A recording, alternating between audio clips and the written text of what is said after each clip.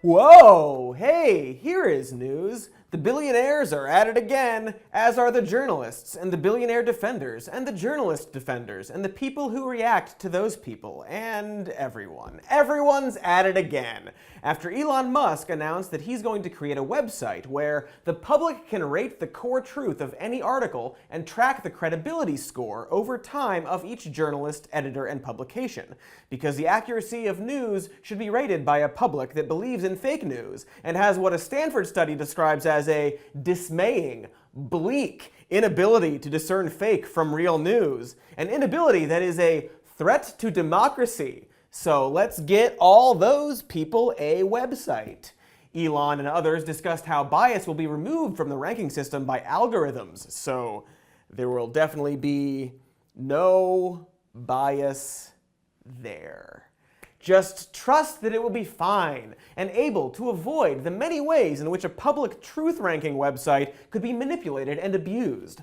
While discussing his solution to fake news, Musk also praised the voting system of Reddit, the famous catchers of not the Boston bomber. Musk, a billionaire, is going to call his website Pravda after the former Soviet Union's propaganda paper Pravda. When it was pointed out how, even though it's not exactly the same thing, maybe that name is illustrative of why it's a bad idea, Musk replied, it's satire, duh, because satire is doing something seriously, but giving it a cute name. But he also recently hired writers from The Onion for a secret comedy project, and he claims that, darn it, he didn't know Pravda was taken, so he has to go with pravda.com, which seems like a joke website. But also, Pravda was incorporated a year ago, so did he just not think to check for the website? The website seems like a joke, but Elon keeps saying he's doing it and it's real, and he thinks it's a good idea, so I guess we'll take him at his word, duh. The announcement of the website was made after months of seemingly increasingly negative press coverage concerning Tesla's working conditions, Musk's resistance to and suppression of unions, false reporting of accidents at factories, safety concerns about Tesla's autopilot feature, and how, while dancing at his wedding, he whispered to his wife, "I'm the alpha in this relationship." There are, of course, legitimate criticisms to be made about the press and ways to hold them accountable and to fight fake news, and some of them probably involve supporting websites like the Pulitzer Prize-winning PolitiFact or Fair.org, who strive for fairness and accuracy in reporting, or ClimateFeedback.org, a worldwide network of scientists who sort fact from fiction in climate change media coverage. But maybe the solution to fake news isn't a sensitive billionaire who, during the process of pitching his journalistic integrity website, shared supportive articles from a website by a Tesla fanboy with writers who own Tesla stock and share promo codes for Tesla, and The Knife, which is linked to a sex cult. According to Musk, sadly, it had better critical analysis than most non-cult media. So, thanks for the critical analysis, cult. Musk also retweeted Stan Lee's support of Musk and attack on The Hollywood Reporter, possibly because of their report on the alleged abuse of Lee by his handlers who run his social media. I'm sure that it was definitely a tweet from Lee and not his handlers, and that Musk did his due diligence, understood the context, was discerning in his sharing of news, and would have given that story an upvote on Pravda. It is unfortunate, though, that the first official media response to Elon's arguably bad idea to challenge journalistic integrity was a New York Times article from Bret Stephens, who said Elon is just a Trump complainer, and electric cars are bad, actually, and fossil fuels are good, actually. Because that's not a fair or honest representation of Musk or what he's doing, Bret Stephens. Let's not simply diminish what Musk is trying to do. Aside from be rich and play spaceboy, he's working towards renewable and sustainable energy, which is admirable. He sent batteries and tech to help Puerto Rico's power grid recover, which, speaking of, here's some news. A Harvard study found that the government's claim that 64 people died in Puerto Rico due to Hurricane Maria was off by 4,581. So, 4,645 deaths Right on, right on. Do we have an old clip of the president grading himself on his and the government's response to the hurricane on a scale of 1 to 10? I give ourselves a 10. Okay, but now how about on a scale of 1 to 4,645? I give ourselves a 10. Dang! Off by 4,635. Anything else to add? Now, I hate to tell you, Puerto Rico, but you've thrown our budget a little out of whack. Well, maybe you should have just thrown some more paper towels. But at least Puerto Rico is not ready for another hurricane season. But my point is, Tesla has helped there, which is good. Musk's batteries have kept power on during continuing blackouts there. And wild thought, it's actually good to strive for renewable, sustainable energy. And fossil fuels aren't good, actually. So maybe, Bret Stephens, shut the f*** up, you're not helping. Though, the comparison of Musk to Trump in regards to his attacks on the press and his inability to receive criticism isn't unfounded.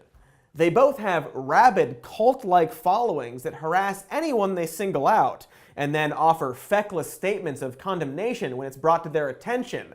They're both the kind of guy who would whisper, "I'm the alpha in this relationship," while dancing with their new bride. They both unreasonably lash out when challenged. They both send out poorly worded polls to get their desired result. For example, let's say Musk wants to prove that his crowdsource the truth website idea is good, actually. He might make a poll that says, "Create a media credibility rating site that also flags propaganda botnets," with the options, "Yes, this would be good," and "No, media are awesome." And media is worthy of criticism, but your bad idea is also bad? Nope. Oh, okay, just the first two? Great, cool. To further prove his point, Musk replied, "Come on, media, you can do it. Get more people to vote for you. You are literally the media." And scientist Upuli Divisekera might respond, "With all due respect, this is pathetic." And Elon might respond, "Ahem, you have nano in your bio? That is 100% synonymous with BS." Of course, she actually has nanotechnologist in her bio, which is a real thing.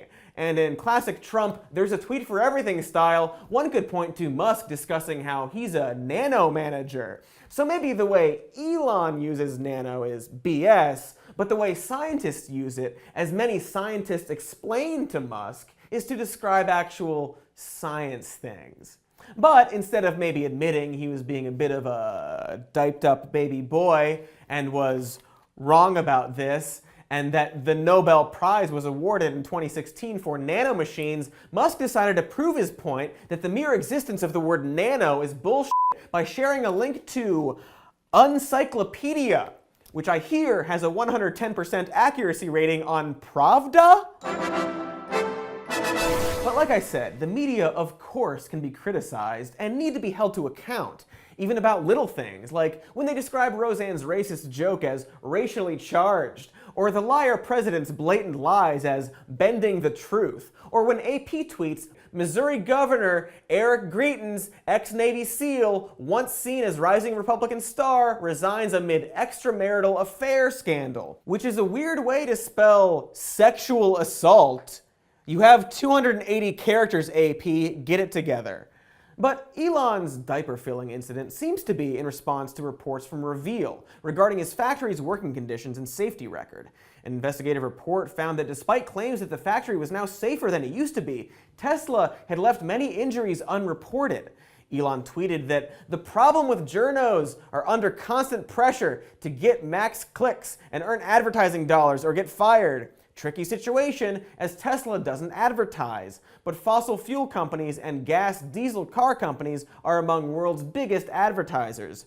When Jessica Huseman of ProPublica, winner of multiple Pulitzer and Peabody Awards, pointed out that Reveal, from the Center for Investigative Reporting, is actually a nonprofit that doesn't have ads, and so they don't have that problem. And then Elon responded by saying, "No, they're just some rich kids in Berkeley who took their political science prof too seriously." This from the actual billionaire who grew up with literal emeralds in his pocket, who once said during an earnings call about the CEO of Daimler who has a doctorate in engineering, "He doesn't know much about physics. I know him. I'd be happy to engage in a physics discussion with him. I actually studied physics in college."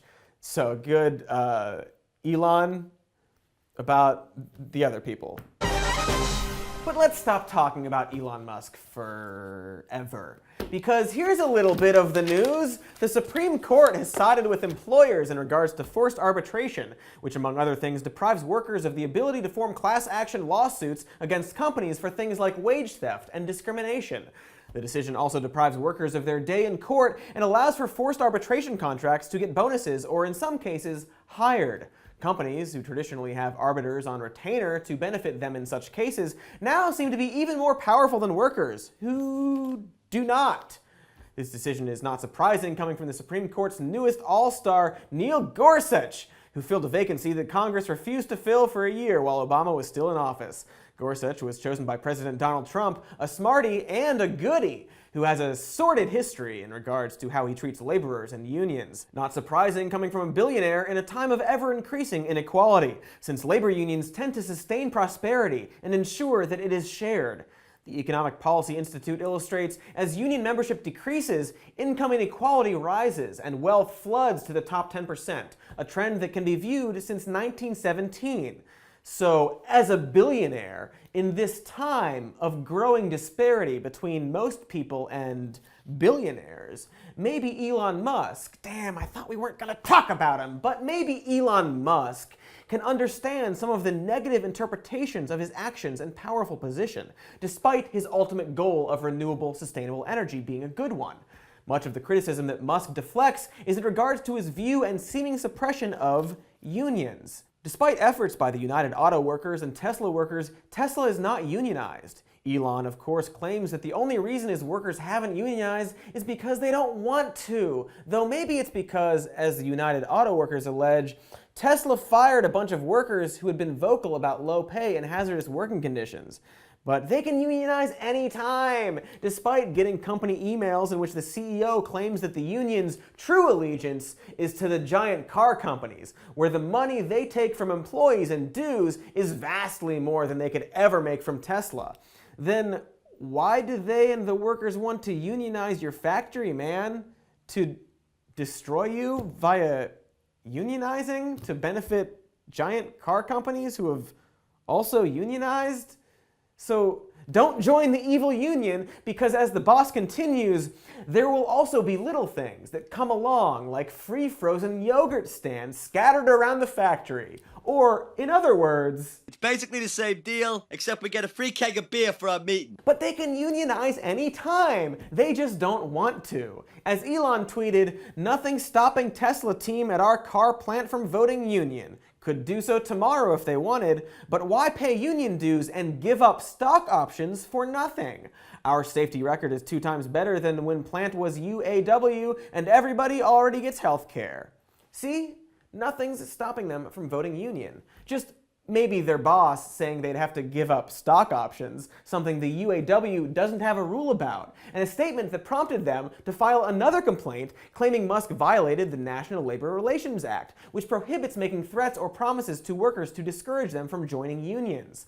Tesla clarified that Musk's comment simply recognized that other automakers whose workers are represented by the UAW do not provide stock options, which doesn't preclude companies from providing stock options, and is a funny way to say, quote, give up stock options for nothing, which they wouldn't have to do if they joined a union unless Elon's statement was indeed a threat. But the workers should be grateful for those stock options. As Tesla put it, the United Auto Workers have consistently dismissed the value of Tesla equity as part of our compensation package.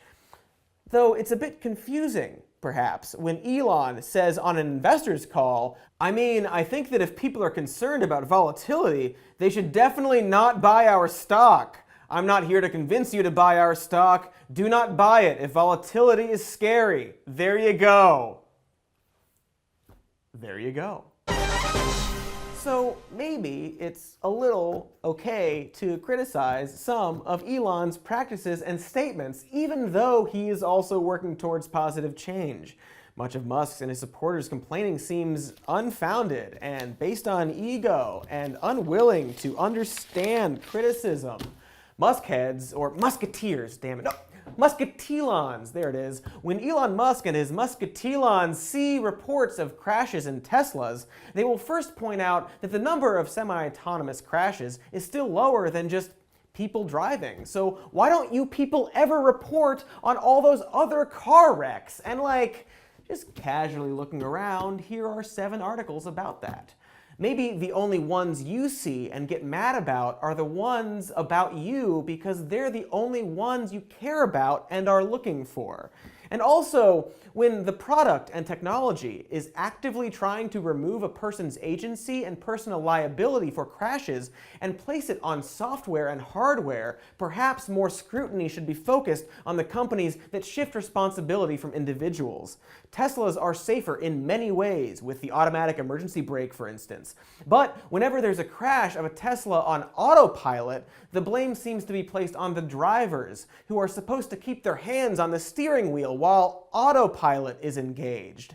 Every 2 minutes, the system reminds the driver to put their hands on the wheel. Of course, there are many videos online of ways to hack this annoyance by nudging the wheel slightly or putting an orange in it.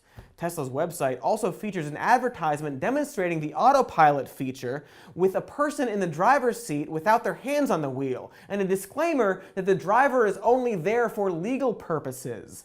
But keep your hands on the wheel, folks, because if your semi-autonomous car with something called autopilot that's advertised as a hands-free feature crashes into an empty parked police vehicle, it's your fault. Yes, autonomous cars will save lives, but that doesn't mean scrutiny shouldn't be directed at those who are creating them. Musk is often just angry that he can't do more, faster, to achieve progress despite safety concerns. He's of the mind that in order to reach his goals for humanity, risks must be taken, rules ideally would be bent, and some lives are going to be lost. In regards to rolling out new autopilot software, he laments, "We look carefully at the regulations and make sure that what we do is in line with those. We can't do anything other than that because it would be against the law." And certainly an argument could be made that some regulations are tied up in bureaucracy and delay progress, but many are for safety and protecting the people. SpaceX is using an experimental fueling technique that NASA says could put lives at risk. In response to Musk's Hyperloop concept, in which a billionaire bores tunnels and creates a near vacuum underground, Adam Conover of Adam Ruins Everything is asked repeatedly, "Hey, what's the evacuation plan for the Hyperloop? Like, if something goes wrong?" Which is not to say the Hyperloop is a bad idea, but consider the safety and lives of people when developing the humanity-saving project of getting people to places faster.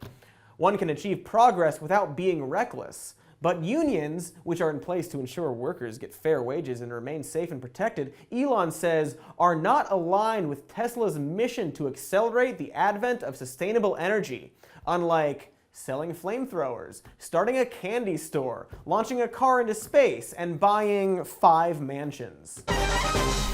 Speaking of regulations, whoa, here's some news. The House of Representatives has passed a bill to loosen regulations on banks, regulations that were put in place to avoid another financial crisis. A financial crisis like the recent Great Recession, the worst financial crisis since the Great Depression, which was also very bad. The legislation affects all but the largest financial institutions, easing restrictions on smaller banks, such as State Street, which manages assets of about $3 trillion. The bill has been signed by the president because of a country. Because the president, you see, hates regulation. Not specific regulation, but any regulation, as evidenced by one of his first executive orders that for every 1 new regulation, 2 must be removed. Just any 2. Because the free market has 0 flaws. And okay, so you know how we invented the idea of money? Literally, we just invented money. And we've sort of just all settled into the idea that if you have money, you can survive and can buy things to live your life. And the goal of this money thing is to make more of it.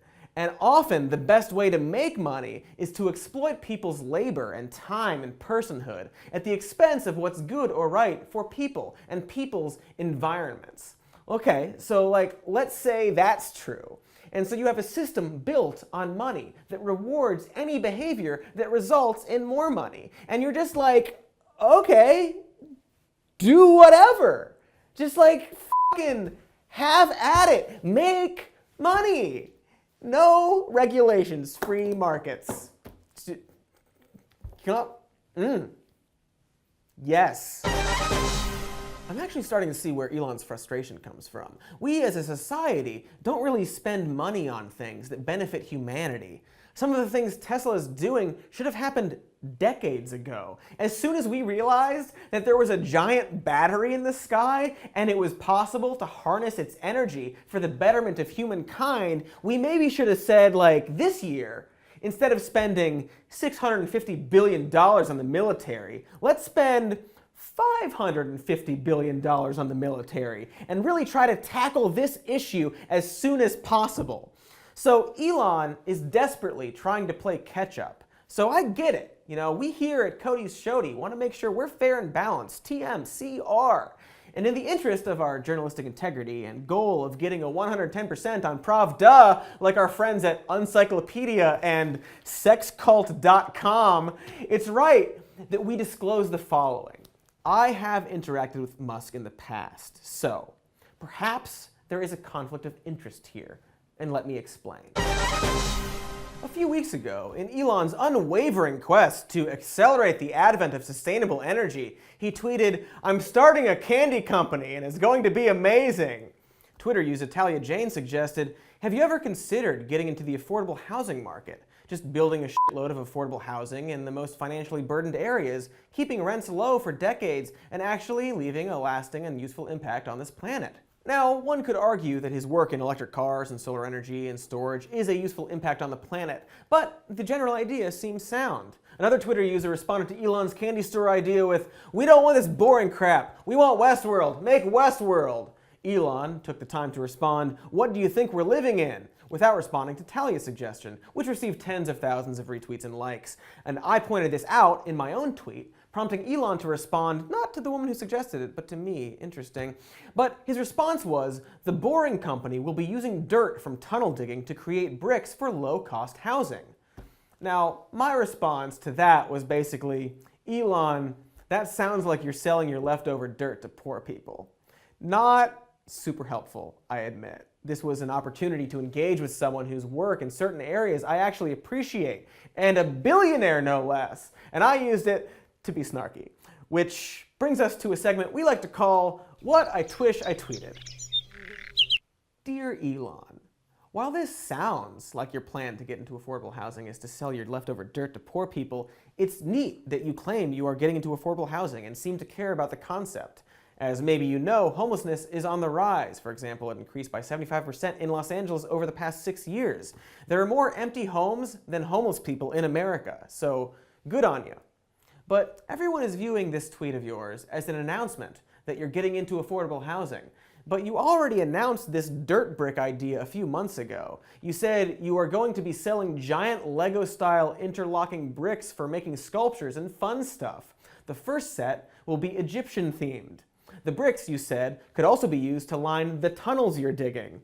When someone asked if these bricks could be used for low-income housing, you said, "Yeah, the boring bricks are interlocking with a precise surface finish, so 2 people could build the outer walls of a small house in a day or so." Cool afterthought, Elon.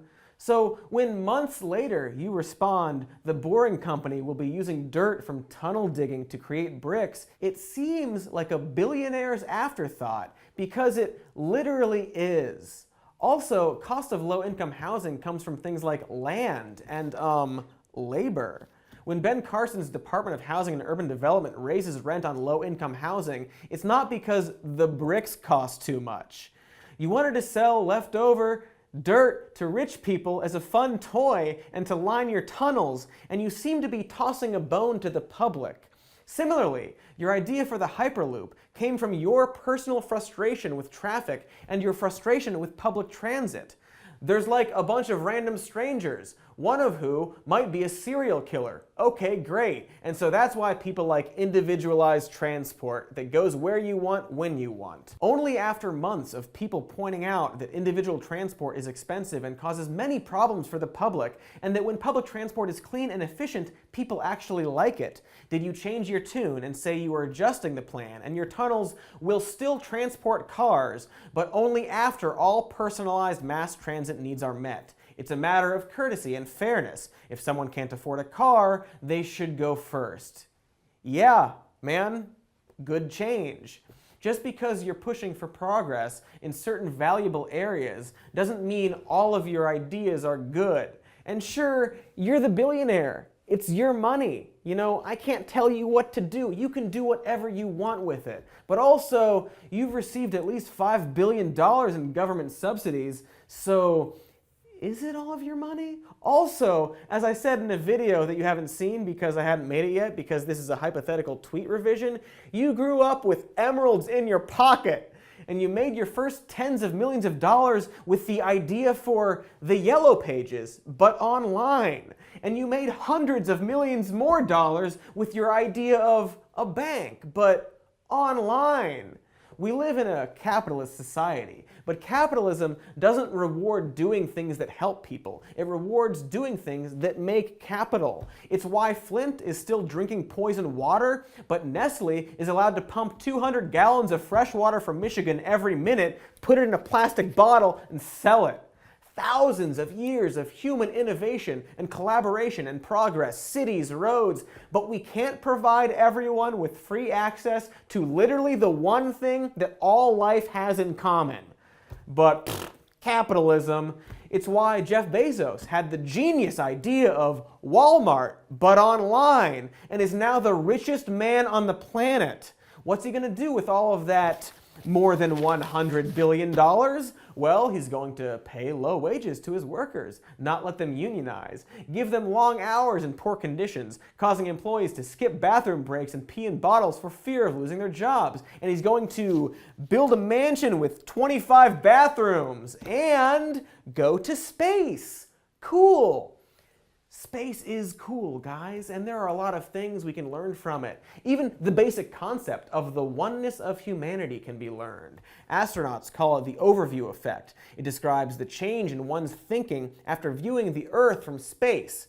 It's a change that doesn't happen from pictures. It can only be experienced when you're literally off of the planet, floating in space, looking at our home, far away, fragile, connected.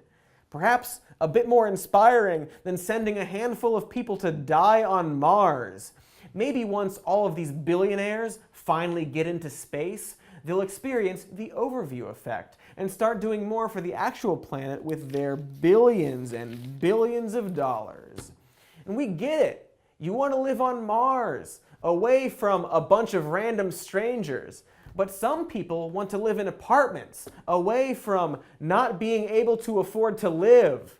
So when you're a powerful billionaire who complains about investigative journalists trying to hold you to account and speaking truth to power, and someone suggests maybe using your billions and access to solar panels and bricks and land and cheap labor and energy storage to build affordable housing in struggling areas to make a real material change in people's lives after saying you're starting a candy company, when your response is, well, my idea of fun giant Legos for rich people made from the waste of making tunnels to get away from people on public transportation could be used for low-income housing, it sounds a lot like you're just selling your leftover dirt to poor people.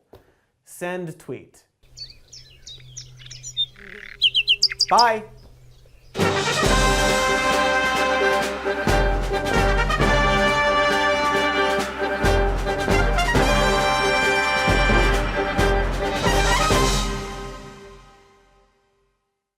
Hey everybody, but mostly Elon Musk. Please donate some of your many dollars to my Patreon so I can make more of these videos, probably not about you anymore. And like, subscribe, share, comment on the video, check out the podcast, even more news, and again, give me your money.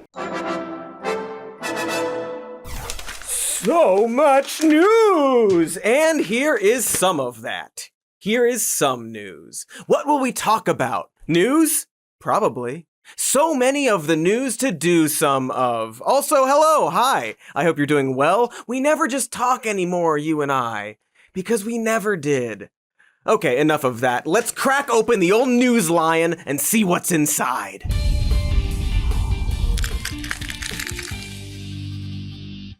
Oh good, it's an Elon Musk episode this time. That should be fun. Should be a real hoot. He's always doing something, that Elon. Hosting Saturday Night Live, that's news. Should be a lot of laughs. Dressing like caveman lawyer, bonking union representatives on the noggin. A sketch where he saves Earth with a rocket dinosaur and becomes king of Mars and everybody thanks him.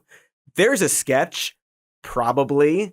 Now, we talk a lot about him on this show, unless we can avoid it, often highlighting his labor practices and worldview instead of his attention-seeking tweets like 69 days after 420 again, haha, or pronouns suck, or take the red pill, or more importantly, the coronavirus panic is dumb, and perhaps most relevantly, there will be close to 0 new cases in the US by the end of April 2020.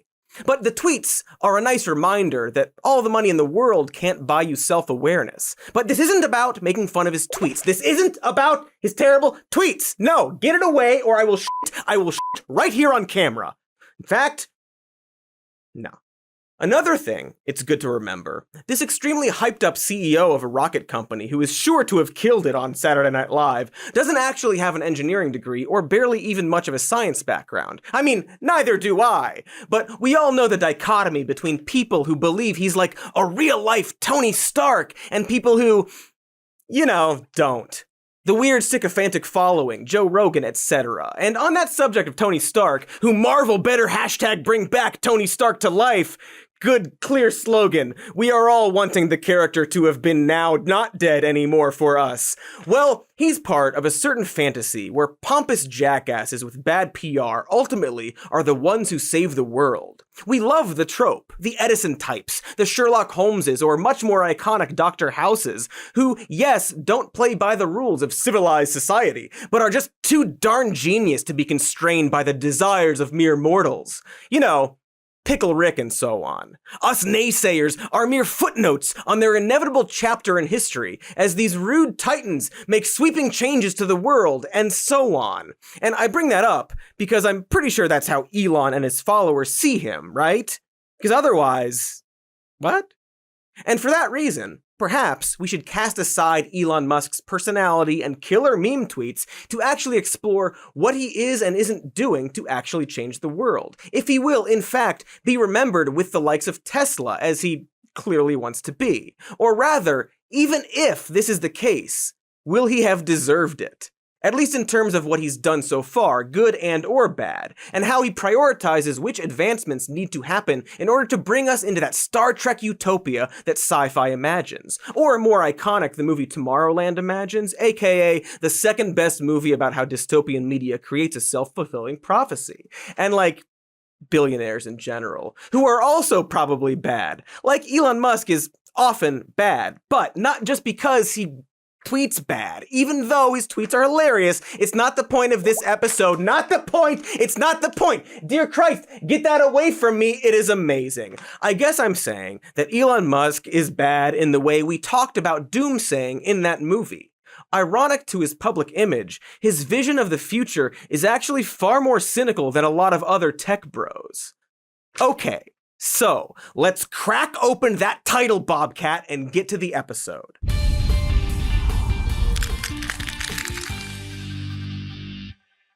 Wow, not your best work, Bobcat. Go make another weird Bigfoot movie. But this is more or less the question, right? Putting aside his personality and sick memes, is Elon Musk helping the world? You see someone like Elon Musk, what the hell do you make of someone like that? What did he do? He made an electric car, which is basically impossible, and it works, which is basically impossible. Well, let's start with the most obvious accomplishments of Elon. He is, after all, the pioneer of commercial electric cars. If you don't count the Chrysler Tivan, Ford Ranger EV, GM EV1, Honda EV Plus, Nissan Ultra EV, and Toyota RAV4 EV that all came out in the 90s before getting discontinued. But hey, he did have the first lithium-ion powered highway legal car, a $100,000 sports vehicle designed for rich wads. But not the first mass-produced and affordable highway legal electric. That's actually the Mitsubishi i-Me EV, which came out just a year after. So yeah, okay, not the Pioneer, and a bunch of companies were already pursuing electric cars. So let's just scratch that out. But he did found Tesla. Wait, no, he didn't do that. That was engineers Martin Eberhard and Mark Tarpenning. But he gave them money, and then they made him a founder, and helped design the aforementioned Roadster. And by help, I mean he suggested they use carbon fiber on the body panels, which is pretty neat, I think. To be fair, I'm probably being reductive about Musk's role within the company, and I'm sure he was an important part, and we should give him that. Probably. But also, no? See, Musk himself only has his name on 3 patents. The first being the design for a car door, the second being the design for the body of a car, and the third and most interesting being the design for Tesla's charging port. Why that's interesting is, as this blog points out, it's not like such large cable ports didn't already exist. Also, his patent is just on the connecting point, and not the cable or really the tech, just the shape and locking mechanism of the charging port, which, to speculate, seems like it might have to do with the fact that you can't charge any electric vehicle at a Tesla station, just Tesla cars, unless you find an adapter. And one of the things Musk definitely did early in Tesla production is push for as many charging stations as they could make, charging stations being one of the biggest missing components for America's switch to electric. Meaning that one of the reasons their cars sell so much is because their charging stations account for about 40% of the stations in the US. But hey, if you're nice, he might let your company use his charges in a low-key capacity. So yeah, potentially solar-powered charging stations that are free and available are very good. Electric cars are good. It's good that Elon Musk's company makes electric cars. But it's easy to imagine that Elon Musk is less concerned with switching America to electric cars so much as he wants to switch America to his electric cars, even if that screws over other, more affordable electric car companies. And that's still okay-ish. It's capitalism, and we love that, don't we, folks? But it also plays into a central theme that not enough people seem to understand about Elon Musk. That he is, in fact, a rich guy who wants to continue to be rich. Possibly more than that, he wants to change the world. But soft pitch, if you want everyone to have an electric car and are a billionaire, develop a cheap way to convert people's existing gas-powered cars into electric vehicles, and then let them all use your charging stations. But essentially, he's just another CEO trying to dominate an industry, not your friend.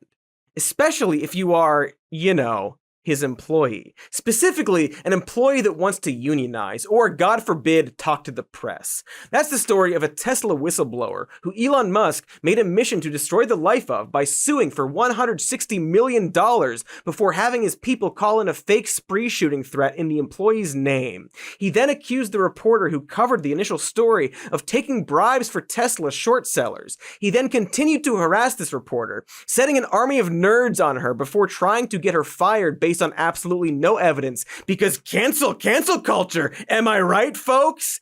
Because yeah, rich people gotta protect that money. Everything's memes and jokes until unions are mentioned. Like Amazon and many other tech companies, Tesla has been really good at squashing down anyone who even utters the word union.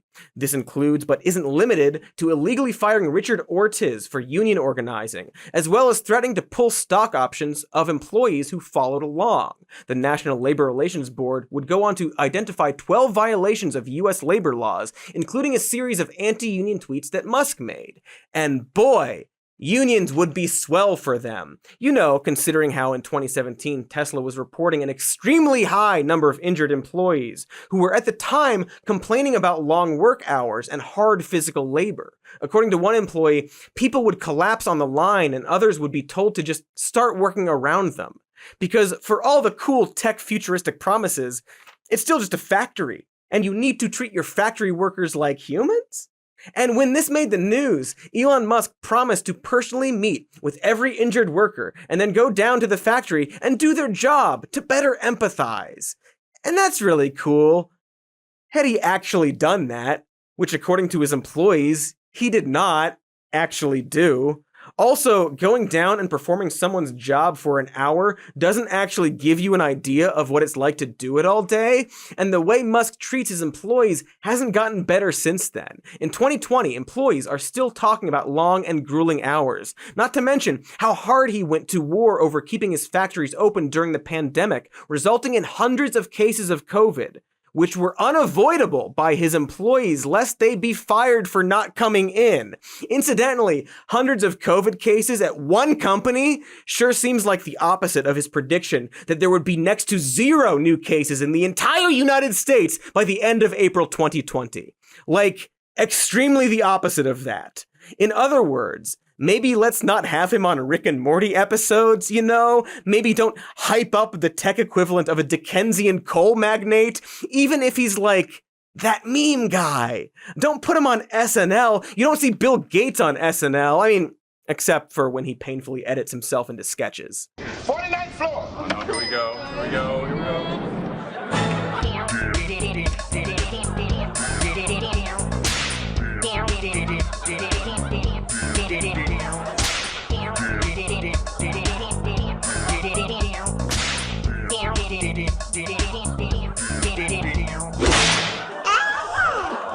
Yeah, and Christmas pumpkins is His own thing. And the snowmen are Part of it.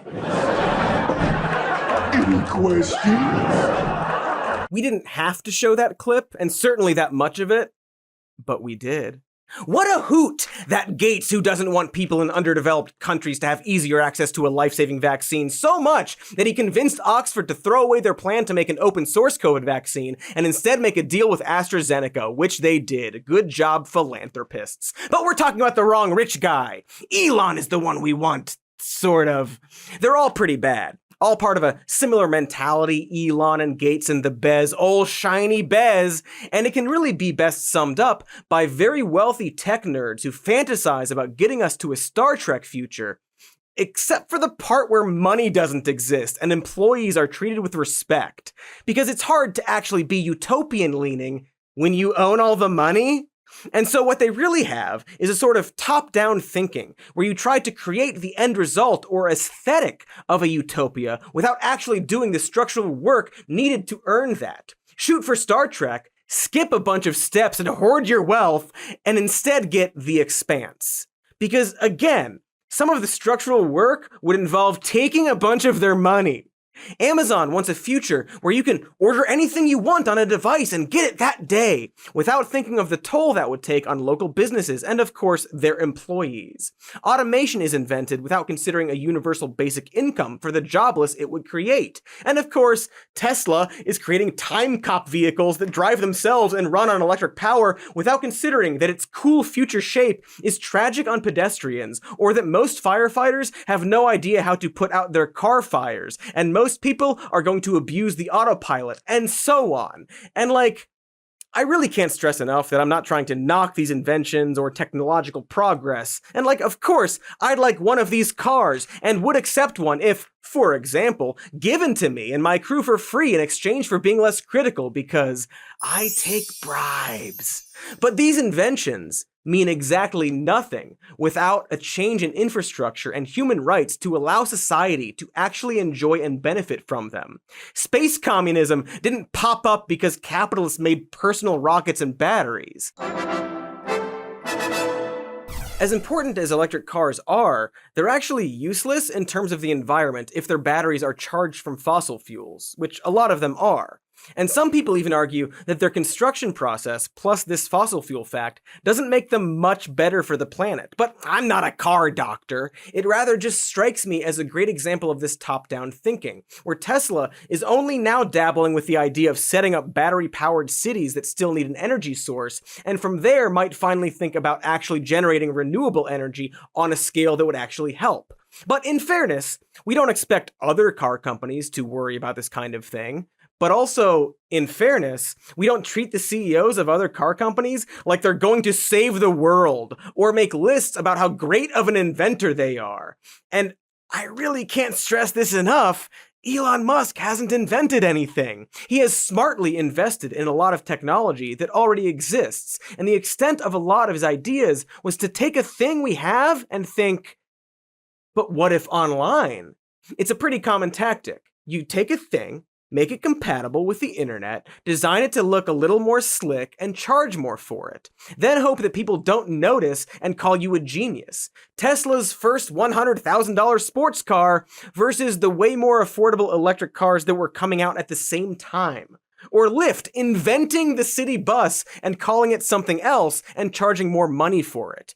Or inventing Slim Fast again. Or Elon Musk coming up with the idea for trees. Although, to be fair, he has donated $1 million to plant trees, which is only $159 million less than that lawsuit I mentioned. And this seems as good a time as any to talk about Musk's boring tunnel. A great example of reinventing a thing that already works fine. What began as a really expensive way for Elon Musk to personally avoid traffic, the idea sold to the public was a futuristic new way for drivers to go long distances without interruptions of traffic. A sort of super fast carpool lane promising to take people from Westwood to LAX in only 5 minutes. The final concept was a system of super fast sleds that your car would descend into and then gleam that cube all the way to your destination. Real Jetsons trash that we love to imagine without really thinking about the logistics of. And did I mention that the Boring Company is actually an offshoot of SpaceX? That's going to be important later. By 2017, Musk was talking about installing these future tunnels in other cities like DC and New York and Texas and so on. In 2019, Musk was able to drive Tesla cars at around 116 miles per hour through this paved tunnel, provided they were controlled by a person and not by their autopilot feature, which despite its name is not an autopilot. But it was about this time that the public started to ask a very relevant question, which was, wait, did you just make a tunnel? Because we have those. But to be fair, again, still, Elon's tunnels aren't like other tunnels in that they are really small and therefore inescapable in an emergency. So, there.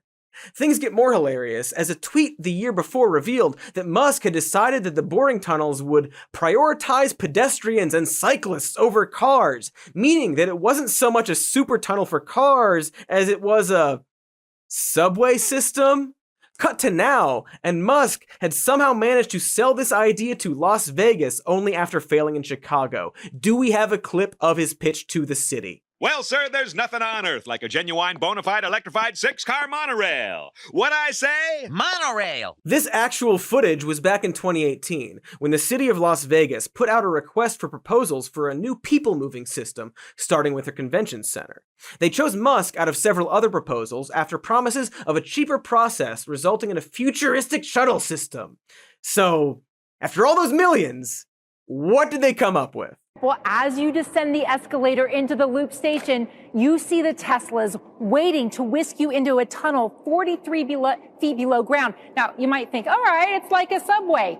But this is more like a highway underground. Great Scott! It's like being regaled by the labyrinthine tales of some Wellesian sorcerer. Stairs that move downward, you say? Highways beneath the earth? Impossible, I tell you! This CNBC clip continues, hilariously, as the people of Las Vegas try extremely hard to pretend like they weren't completely grifted into reinventing Boston's Big Dig. Here's how it works. You enter the station and call for a Tesla. The system operates like an Uber or a Lyft, where you have an app on your phone, you say, I'm here, I want to go there, car comes up, has an identifier on it that matches with what is on the app on your phone. Passengers don't have to make multiple stops because there are multiple exits. You go directly to your station of choice.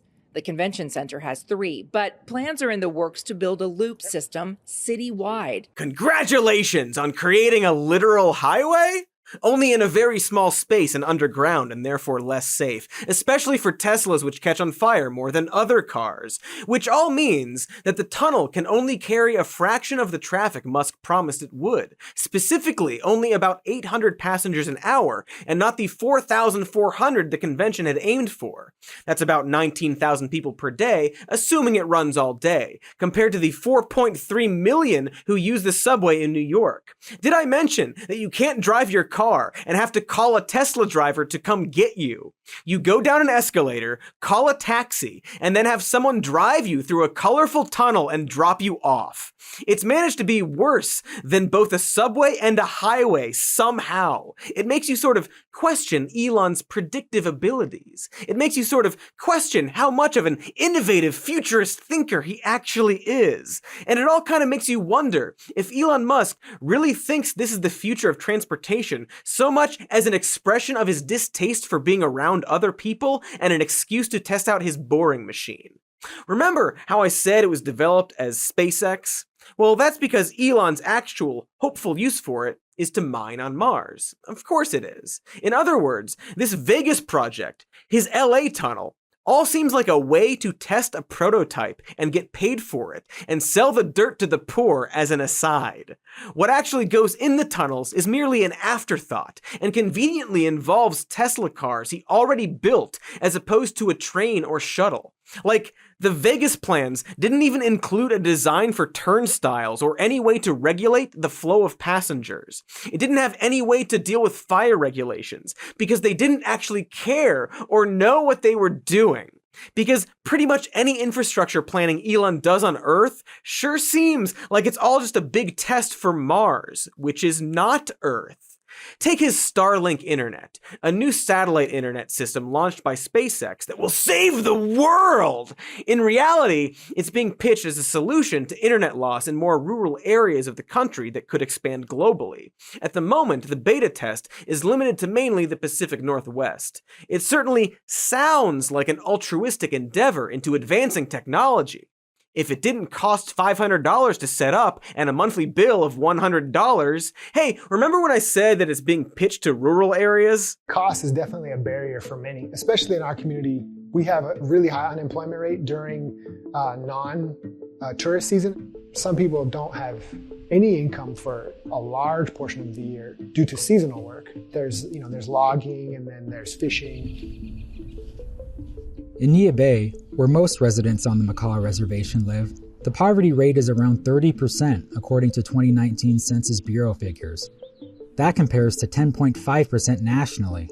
Yeah, sounds actually not very helpful. But at least if you pay the $500 and can afford the additional $100 a month, you'll then get internet speeds that are below the national average. Okay, so that's less good, equally expensive internet that requires rocket launches to make. Maybe we should, I don't know, just expand internet infrastructure and make it freely available to everyone? You know, like a Star Trek might do, but here on Earth. Maybe someone with a lot of money can help with that. I don't know. But hey, it's still a neat idea that could evolve over time, which is why OneWeb, Virgin, Qualcomm, SoftBank, and Hughes Network Systems are also companies doing the same thing.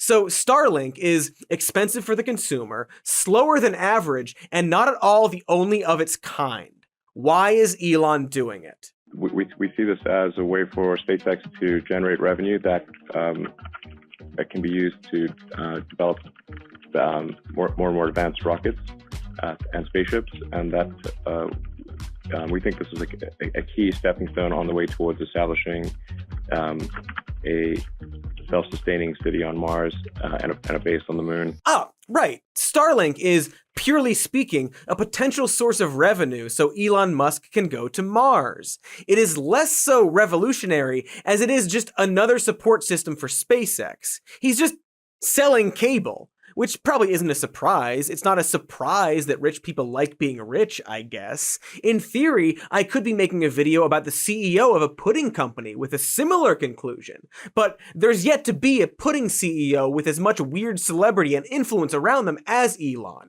There's yet to be a pudding CEO hosting Saturday Night Live with an incredible amount of wealth. At least, not yet. But you never know what advances might happen in pudding. I don't know. Also, there's no pudding CEO who is also openly using his wealth to accumulate resources in order to escape the planet Earth. We really don't talk about that fact enough. That Elon Musk is trying to escape. Because he clearly doesn't think the Earth is going to survive. And while he really tries to frame reaching Mars as this gift he is giving to humanity, he'd probably just settle for saving one person. At the expense of... there it is. And the products he offers, specifically the proposed solutions to infrastructure like Starlink and his tunnels, are actually kind of half-assed and clearly not his top priority. Like, out of all his investments, he's dumped way more money into SpaceX than anything else. It's his top solution to climate change. Doing a contest and leaving the planet, that is. It's his approach to most things. Escaping people. The reason he doesn't want to focus on public transportation, but rather tunnels filled with personalized death pods, is because he personally just doesn't like being around people. Ignore the efficiency and accessibility of trains, because people are gross. Also because it doesn't always take you where to go, and isn't always on time. Two problems apparently far too insurmountable for our space genius here. But like, dude clearly just wants to live alone on Mars. Maybe Grimes can come, maybe. And when you realize that about him, that he sees most of humanity as doomed and icky to begin with, you kind of question how helpful he is, you know? Like, how is assuming the Earth is doomed and that we need to ascend to the stars any different than believing in, say, the biblical rapture, an apocalyptic finale where only the most deserving are saved? But instead of God picking, it's the guy who thinks woke James Bond is a joke. Get away, tweet! Get the f*** away, you tweets! Remember when I talked about top-down thinking? It's kind of like when you watch a Michael Bay film. He clearly wanted to have an explosion every 15 minutes, and so starts there, and then goes backward to justify it within a script. Maybe not always an explosion, sometimes it's boobs, or, amazingly, a very drawn-out explanation of how to f*** a teenager. But you get what I'm saying, in that the fundamental story is secondary to the aesthetic result. Well, Musk is kind of the Michael Bay of technology. He starts where he wants the future to look, and works backwards. He loves the idea of a Star Trek world, but doesn't actually want to do the work that gets us there. He wants to go to Mars, but doesn't want to create or leave behind a society worthy of that. And his excuse is that climate change has made that impossible. But also, even recently, he's talked about how climate change isn't that big a deal, and moving to renewables is just a good idea to do sooner rather than later. Like, he says it's not good, but we'll probably be okay, and if when it gets bad, it'll be because of the current poor countries industrializing. Like, I don't think we're currently doomed. If we keep going and if we're complacent, then I think we could, there's some risk of sort of non-linear climate change. This has to end up with renewable, sustainable energy. It's tautological. It's really just a question of, do we try to get there sooner or later? And we should try to get there sooner. It's obvious. I think at the the sort of 400, possibly even 500 ppm level, I think it's probably okay. But if as the world industrializes and we're sort of at 8 billion people, get to 9 billion people, have a lot more industrial output per person, you could see the at what might be okay at sort of 400 or 500 parts per million of CO2 in the atmosphere might become quite dire at 1,000. Yep. And the trend is certainly in that direction if we don't do anything about it. Also, weird moment at the end where he talks about how you don't want to f*** up the ocean because then the reefs will die. And the host points out that that's already happening. The reefs are dying. But he responds... Yeah, exactly. Yes. Oh, sure. Yeah. I mean, sure.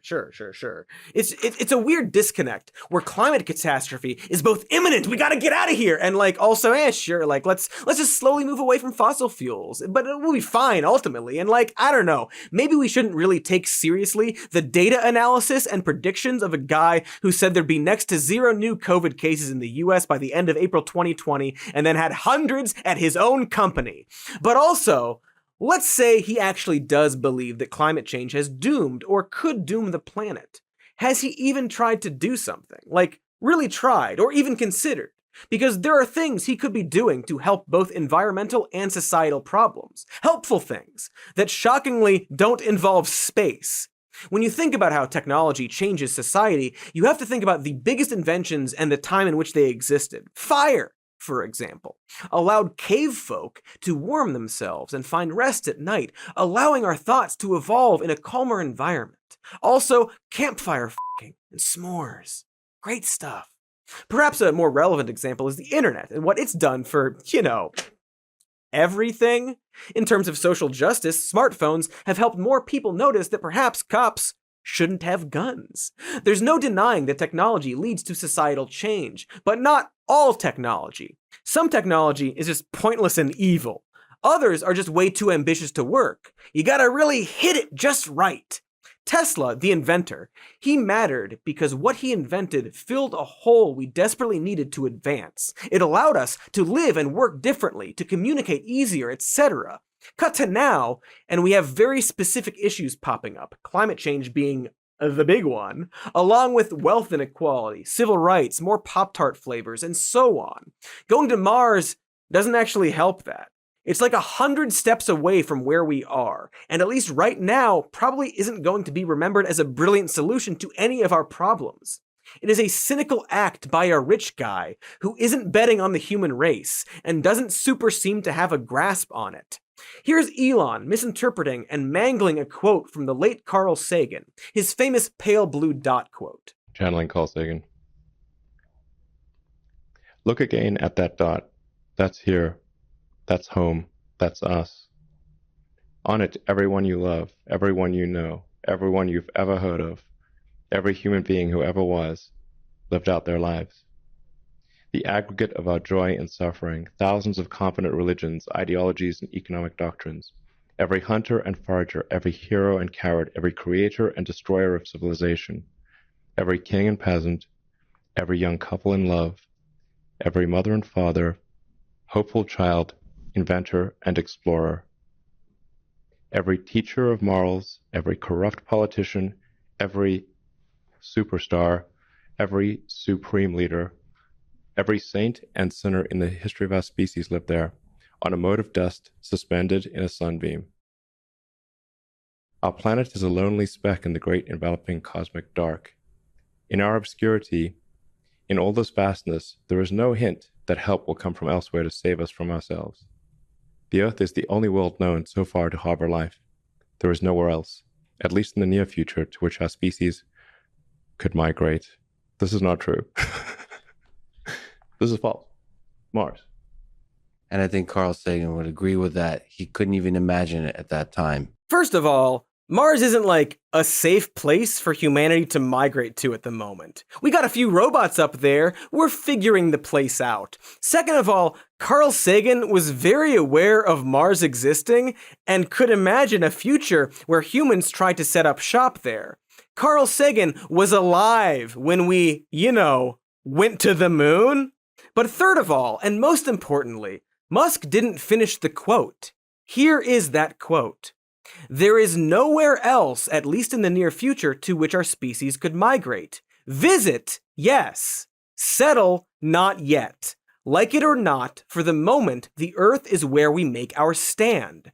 It has been said that astronomy is a humbling and character-building experience. There is perhaps no better demonstration of the folly of human conceits than this distant image of our tiny world. To me, it underscores our responsibility to deal more kindly with one another and to preserve and cherish the pale blue dot, the only home we've ever known. The quote isn't about how we have nowhere to go. It's about how important and precious this place is. Even a successfully terraformed Mars is dog shit compared to Earth. So the point is, let's make this place good. Make it worth saving. It's just weird he didn't finish the quote, is what I'm saying. I don't know. What was I talking about? Elon Musk thinking climate change means we're doomed. But also, sure, I guess it's mostly fine. But also, what are we to do but leave? Now, I certainly don't want to suck off Bill Don't Give Poors the Vaccine Gates, but he actually wrote a whole book on ways we can fix climate change that doesn't include the wealthy bouncing from Earth and recreating the plot of Elysium. He's still a rich weirdo, but at least Gates recognizes that a single dude isn't going to reverse the process so much as a society all pushing toward a singular goal is.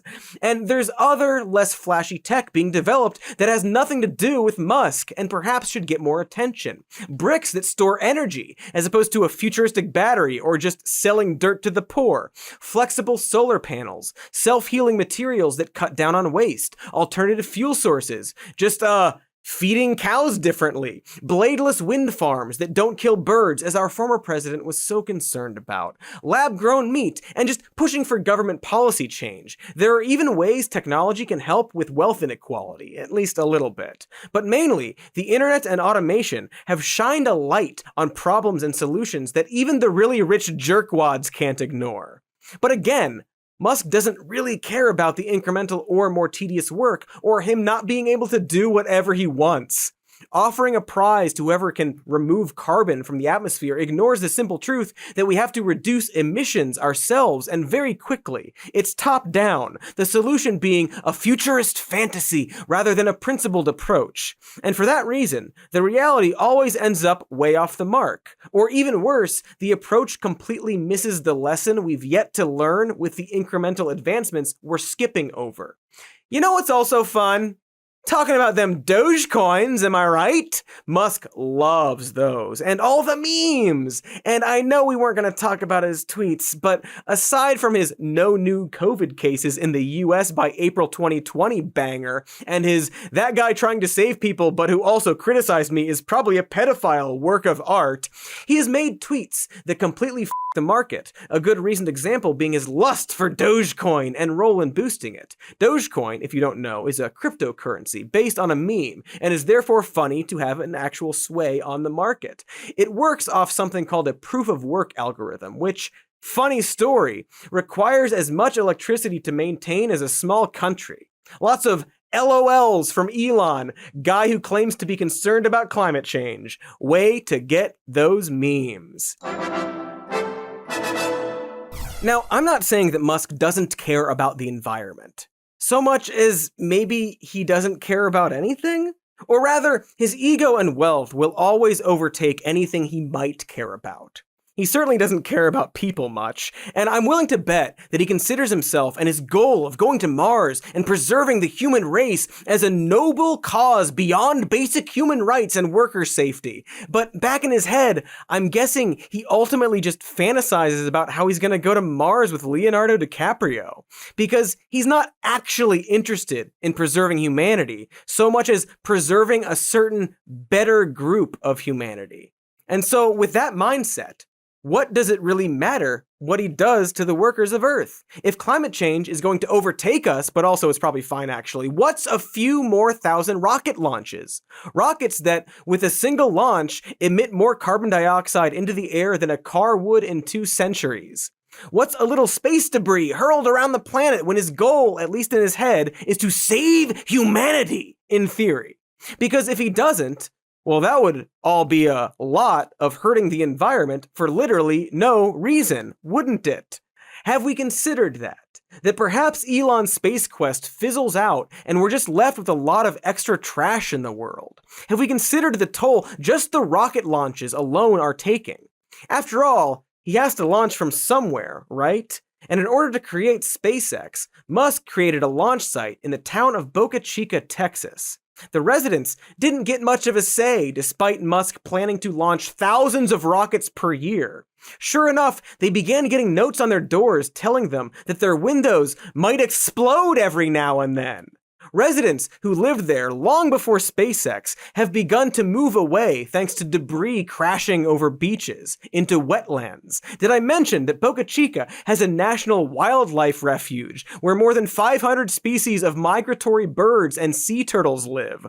SpaceX, in fairness, I guess, would later help out to preserve some of this. But obviously, the best way to help would be to not have these launches there. And it would be very irresponsible to act like SpaceX is doing their best, considering that just back in December, the Federal Aviation Administration flat out denied a rocket launch for SpaceX, citing a tweet from Musk saying the launch had a 1 in 3 chance of complete success, and concerns of how an explosion would affect the surrounding communities.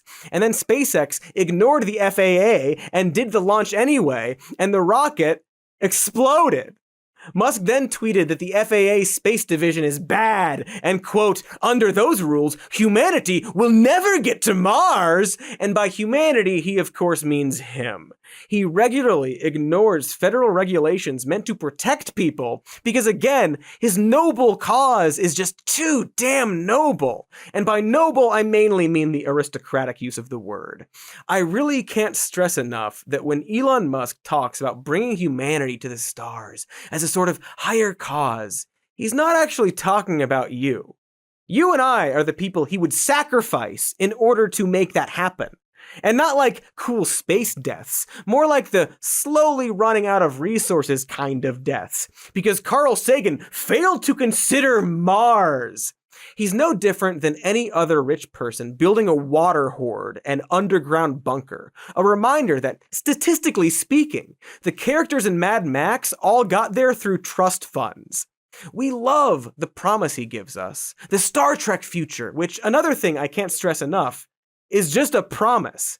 He's just a guy telling us that he's gonna save the world, so long as we give him money and get out of his way. But much like his Vegas tunnel, it's all in a prototype stage and silly. All the articles and books don't say he has saved the world, just that he will, or could, or is trying to. His gigafactories could power the world. SpaceX could colonize Mars. But will he actually do that? He throws out a lot of ideas because it costs him nothing to do that. But at the end of the day, he's just the CEO of an electric car company. And he's not even the first person to do that. He's not the only or first private company working on space or solar or batteries. He's not the first space billionaire weirdo. And even if SpaceX or Tesla changes the world, he's not actually the guy doing the work. You know, less Tesla, more Edison. So maybe, just maybe, until we actually see what influence Elon Musk has, perhaps don't do stuff like this. How do you want to be remembered in history? Alongside the Wright brothers, Elon Musk, Zefram Cochrane? Or as a failed fungus expert? Like, extremely gross.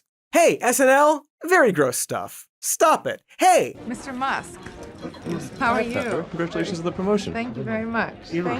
Those Merlin engines are fantastic. Oh, thank you. Yeah, good idea for an electric jet. Stop it. Hey, it's embarrassing. Because the answer is no. Elon Musk isn't Iron Man. Because Iron Man, for all his, fashy faults, did pull through and save the world. With the magic rock glove. And his actual inventions that he actually invented. Also, he's imaginary. Musk isn't that. He's a guy talking up a big game like Iron Man, but not actually doing those things. And might even be doing the opposite. Like some kind of irony man. That's it. Great idea.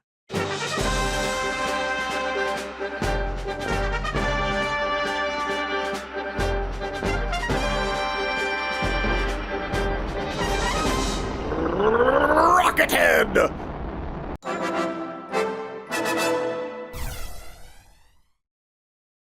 Has it ended? Is it safe? Oh God, there's more! He's super friendsing lawyers now? Sweet Christ, man. Just stop tweeting and go to space like you promised. No! It's actually not so bad. I mean, his build is terrible, but whatever. Also, judging by his level, he's like 60 to 90 hours into that game. But yeah, I'm sure he works very hard as the CEO of 4 companies. Anyway, hey news sleuths! Here's some news clues for news sleuths like yous. News clues news sleuths like yous can use!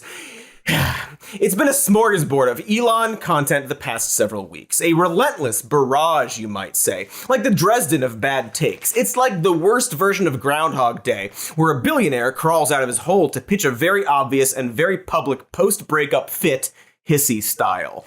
As you all know by now, Elon Musk, the world's most famous person who looks and acts like a Mad Magazine character of himself, made a massive bid to purchase Twitter for $44 billion. With a B, as in bought Tesla from other dudes using money made from a company I started with my dad's apartheid emeralds. Since then, it sure appears that he's desperately trying to get out of the deal for reasons we'll definitely be forced to talk about. Anyway, Musk made the initial announcement the same way he makes every announcement, by blundering onto Twitter like Dean Norris searching for sex gifs. I hope you find them one day, buddy. You got it. All right, let's get this over with.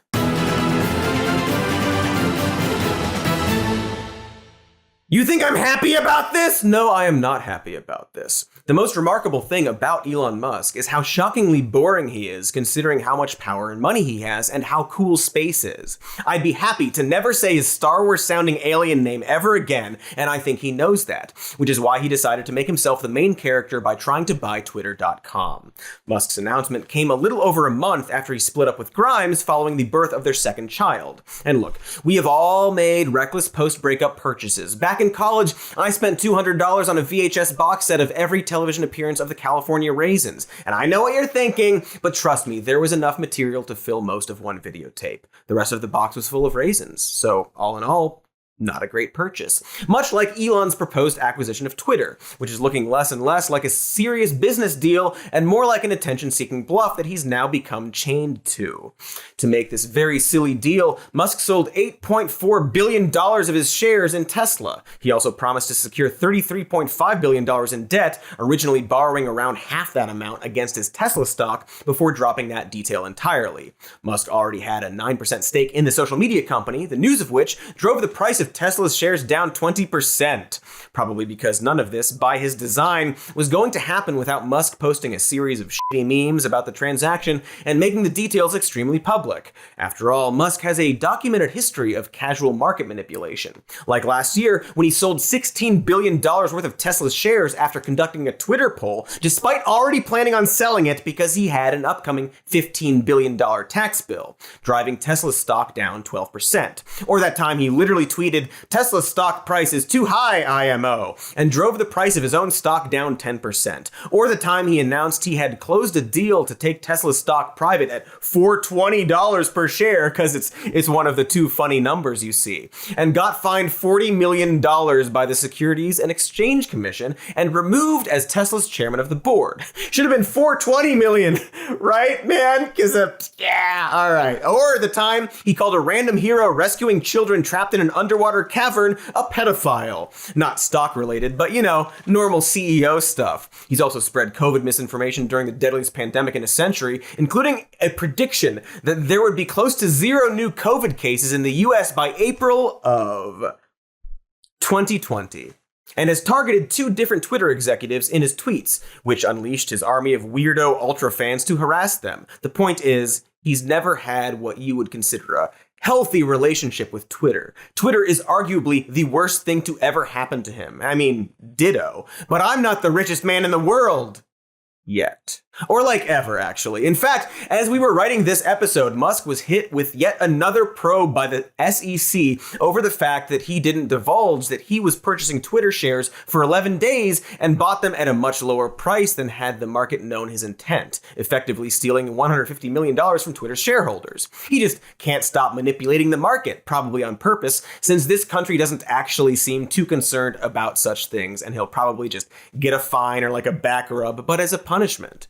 But Musk, and this will be a running theme, isn't a genius either. For example, it sure seems like he is probably trapped in a publicity stunt to buy Twitter. His initial bid was to become a member of the board, but he abruptly turned that down and pulled out of the arrangement, causing some media outlets to speculate that perhaps Musk was nervous about the discovery period that goes along with a billionaire joining the board of another billion-dollar company.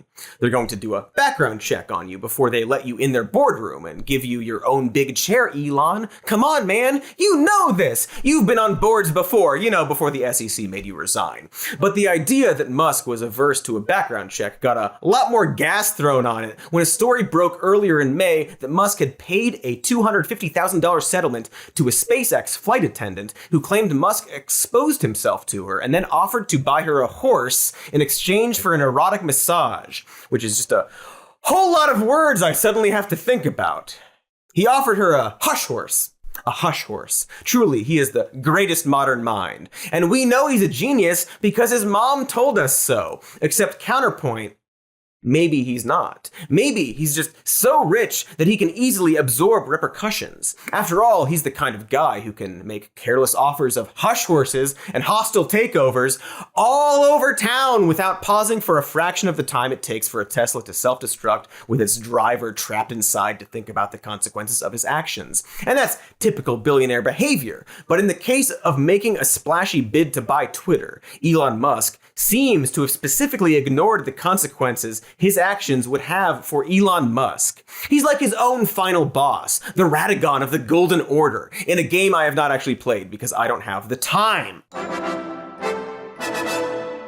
It's worth noting that Musk had a day-long meltdown on Twitter, warning his fans that the political attacks against him from the liberal media would soon begin in earnest because he dared to try and challenge their stranglehold on free speech, which as far as Musk, his weirdo fans, and the entire GOP are concerned, ostensibly means the right to say vile racist shit on Twitter and foment an insurrection. And sure enough, the story about the $250,000 settlement and his alleged sexual harassment and embarrassing horse flex broke later that week. The problem is, Musk made those comments on Twitter after being contacted by a journalist attempting to verify whether the settlement story was true. Musk wasn't predicting some retaliation because of his noble efforts to purchase Twitter and restore it to the hands of the people, or because of the Dem media sphere being furious that he just a few hours earlier tweeted that he was going to vote for Republicans now. He already knew exactly what story was about to come out and was trying to get ahead of it with some bad faith damage control. In fairness, we don't know much about these allegations at the moment, except for the original article saying they have documents and email correspondences to back up that claim. Also, this picture, which is not official evidence, and yeah, people can stand next to people. You know, it happens all the time and has nothing to do with guilt. But for the sake of the meme of it all, some folks like to bring it up and also bring up that multiple sources told Business Insider that Jeffrey Epstein set up Musk's brother with his ex-girlfriend and reportedly got a tour of SpaceX. You know, because that stuff looks kinda, what's the word? Sus, man. That's Elon using hip young teen speak for suspicious to comment on this allegation. Because all Elon wants in this entire world is for teenagers to think he is cool. Because they didn't when he was a teenager, and also don't now. Because billionaires aren't very cool. No matter how many memes they tweet about how Johnny Rotten thinks the left is actually the establishment. Johnny Rotten being the authority on dudes who auditioned to be in a punk band that formed years after way more influential punk bands, who then got old and rich and loves the Queen and Trump now. Real anti-authority stuff. Yeah! And while a serious business ghoul would perhaps just stay quiet about this story and really all his business dealings and simply let his lawyers handle it, Elon can't stop tweeting about this stuff. He's on Twitter even now, as we speak, or as I speak and you listen days, weeks, months, perhaps even years later. I could very well be long dead at the time you are watching this, and Elon would still be tweeting about this stuff. So if that's the case, then RIP me, presumably killed by a gorilla, considering how fast and loose I play it around zoos. Really, at the end of the day, the only thing you need to know about this guy Elon Musk is that he desperately wants to be funny and cool. Dude has enough money to assassinate Santa Claus, but will never be a real boy until the world collectively recognizes that he is the meme king who is definitely hip and beloved. Literally every public move he makes seems based on this, whether or not it tanks his businesses. Dude is incapable of not doubling down on every failure, even on a micro level. You probably saw the story about Elon getting absolutely bodied on Twitter by the satirical site Hard Drive, but I'm still going to talk about it because I love it. In short, Elon shared what he claimed to be a meme that was actually just a Hard Drive article with the credits cropped out. And first of all, not a meme. It's a screenshot of a satirical article headline. It wasn't made to be a meme. I mean, technically, the broad definition of a meme probably includes this, but I'm not going to sit here and explain memes to you. No, that's Elon's job. For when Hard Drive pointed out that he just stole one of their articles, Elon, let's call it fired back with, quote, "Well, if you make something that looks like a meme and someone, not me, crops off your name, so it goes. Also, this is only a 6 out of 10 meme, so maybe step down from that high horse. The selfless art of anonymous meme creators is something to be admired." Of course, I'm pretty sure the selfless art of meme creators would normally refer to people who actually assemble an original meme and not people who just screenshot an article on a satirical website. Maybe that's why this is only a 6 out of 10, I guess, because it's just a screenshot of an article. that he shared because he originally liked it, despite it apparently being only 6 out of 10. Anywho, Hard Drive replied by posting one of their own articles, specifically making fun of Musk for needing to be liked, to which he replied, claiming that it wasn't funny, selflessly explaining comedy by saying another quote, "The reason you're not that funny is because you're woke. Humor relies on an intuitive and often awkward truth being recognized by the audience, but wokeism is a lie, which is why nobody laughs." Now, besides the fact that Hard Drive had already buried him and Elon deleted his original meme tweet, it has to be stressed that the wokeness Elon is referring to here is a joke article about VLC Media Player and the Zodiac Killer, and then one that specifically makes fun of him. And that's actually a pretty important detail, because what Elon is accidentally confessing to there is that he considers woke, and by extension leftist, is actually just anything that criticizes him specifically. Him specifically. This doesn't just expand to his sense of humor, but entire reasoning for his recent claim that he's flipped from a Democrat to a Republican. I might never have voted for a Republican, just to be clear. Right. Now this election, I will. The Democratic Party is overly controlled by the unions and by the trial lawyers, particularly the class action lawyers. And generally, if you'll see something that is not in the interest of the people, on the Democrat side, it's going to come because of the unions, which is just another form of monopoly, and the trial lawyers. That's where actions will be happening from the Democrat side that are not in the interest of the people. If identifying Democrats as the party run by unions and class action lawyers seems oddly specific and inaccurate to you, that's because Elon Musk is literally in the middle of a battle against both unions and class action lawyers, including one lawsuit claiming that Tesla factories are f***ing segregated by race. Hey, just like back home, Elon! Meaning that the moral stance Musk is taking against Democrats is just specific to his own personal experience as a rich guy being bothered by fair workplace efforts toward his terribly run company. And that, in his own words, Republicans are often the party of corporate evil and religious zealotry, which might be worse than unions, but not to Musk, of course. It's the equivalent of someone claiming that all movies are bad because they recently got kicked out of a showing of Top Gun. Or like a dude suddenly becoming right-wing after their ex was seen reading Karl Marx. It is so obviously, transparently, a personal vendetta, as opposed to a serious political viewpoint. He's even just said as much, tweeting that he flipped because the Democrats are mean to him specifically. And again, it's basically how Elon makes all of his decisions. And to be clear, he made this anti-union, anti-class action lawsuit, pro-corporate evil, pro-religious zealotry claim on camera. Then he tweeted that it was actually because of something about kindness and the Dems being the party of hatred and division. And then said these statements would cause a Dem media hit job, despite him knowing the unrelated reporting was already on its way. I won't go further into his claims that the left have gotten more left and the right has stayed the same or whatever, because we actually covered that last week. Except something we didn't point out that I will here is that, first of all, broadly the idea that the right has stayed the same is laughable on its face, as evidenced by the fact that the last Republican president and his entire political movement and the current Republican Party has a clear and open hatred for moderate, Dem-loving rhinos, and specifically Mitt Romney and John McCain, who, an observant viewer might notice, were the last two Republican presidential candidates. But more importantly, Elon Musk is furious at Bill Gates for shorting Tesla because Musk thinks that the company's done the most of any company in regards to climate change.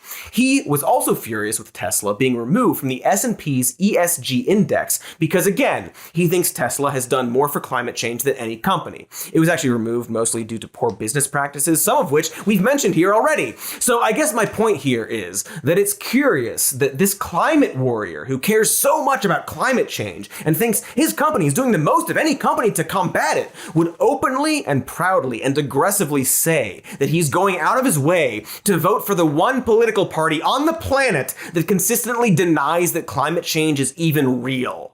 Curious that, indeed. But again, enough about his very obvious lies about his politics. I would much rather focus on the fact that Musk is just so very obviously on tilt about the fact that he's not very cool or funny, and that the actual funny people love to make jokes about him. And in fact, before that hard drive exchange, Musk had a similar falling out with The Onion, a publication he once loved so much he considered purchasing. The problem, however, is that The Onion is funny, and knows that comedy often comes from making fun of powerful people like Elon Musk. And so when they made an apartheid joke at Elon's expense last year, playing off the fact that, according to interviews with Elon's very rich and very f***ed up father, their family co-owned an emerald mine in apartheid South Africa, and little fancy boy Elon literally walked the streets with emeralds in his pockets, and you can basically trace his success with the fact that he was born wealthy and had servants and shit. Well, when they made a joke about that, Elon Musk replied on Twitter with, "Shame on you, Onion! This is why people are switching to Babylon Bee." And you have to notice that in both of these cases, The Onion and Hard Drive are only specifically making fun of Elon, to which Elon makes these broad statements acting like the people are on his side, as if insulting him specifically is like insulting a broad concept or something. And it really needs to be noted that the site he says people are switching to is basically a toothless, let's say, satire site that, when not doing the same trans joke over and over and over and over, basically run articles about how cool and great and a genius Elon Musk is. Here's one about how he saved everyone in Texas with a mech suit. Do you get it?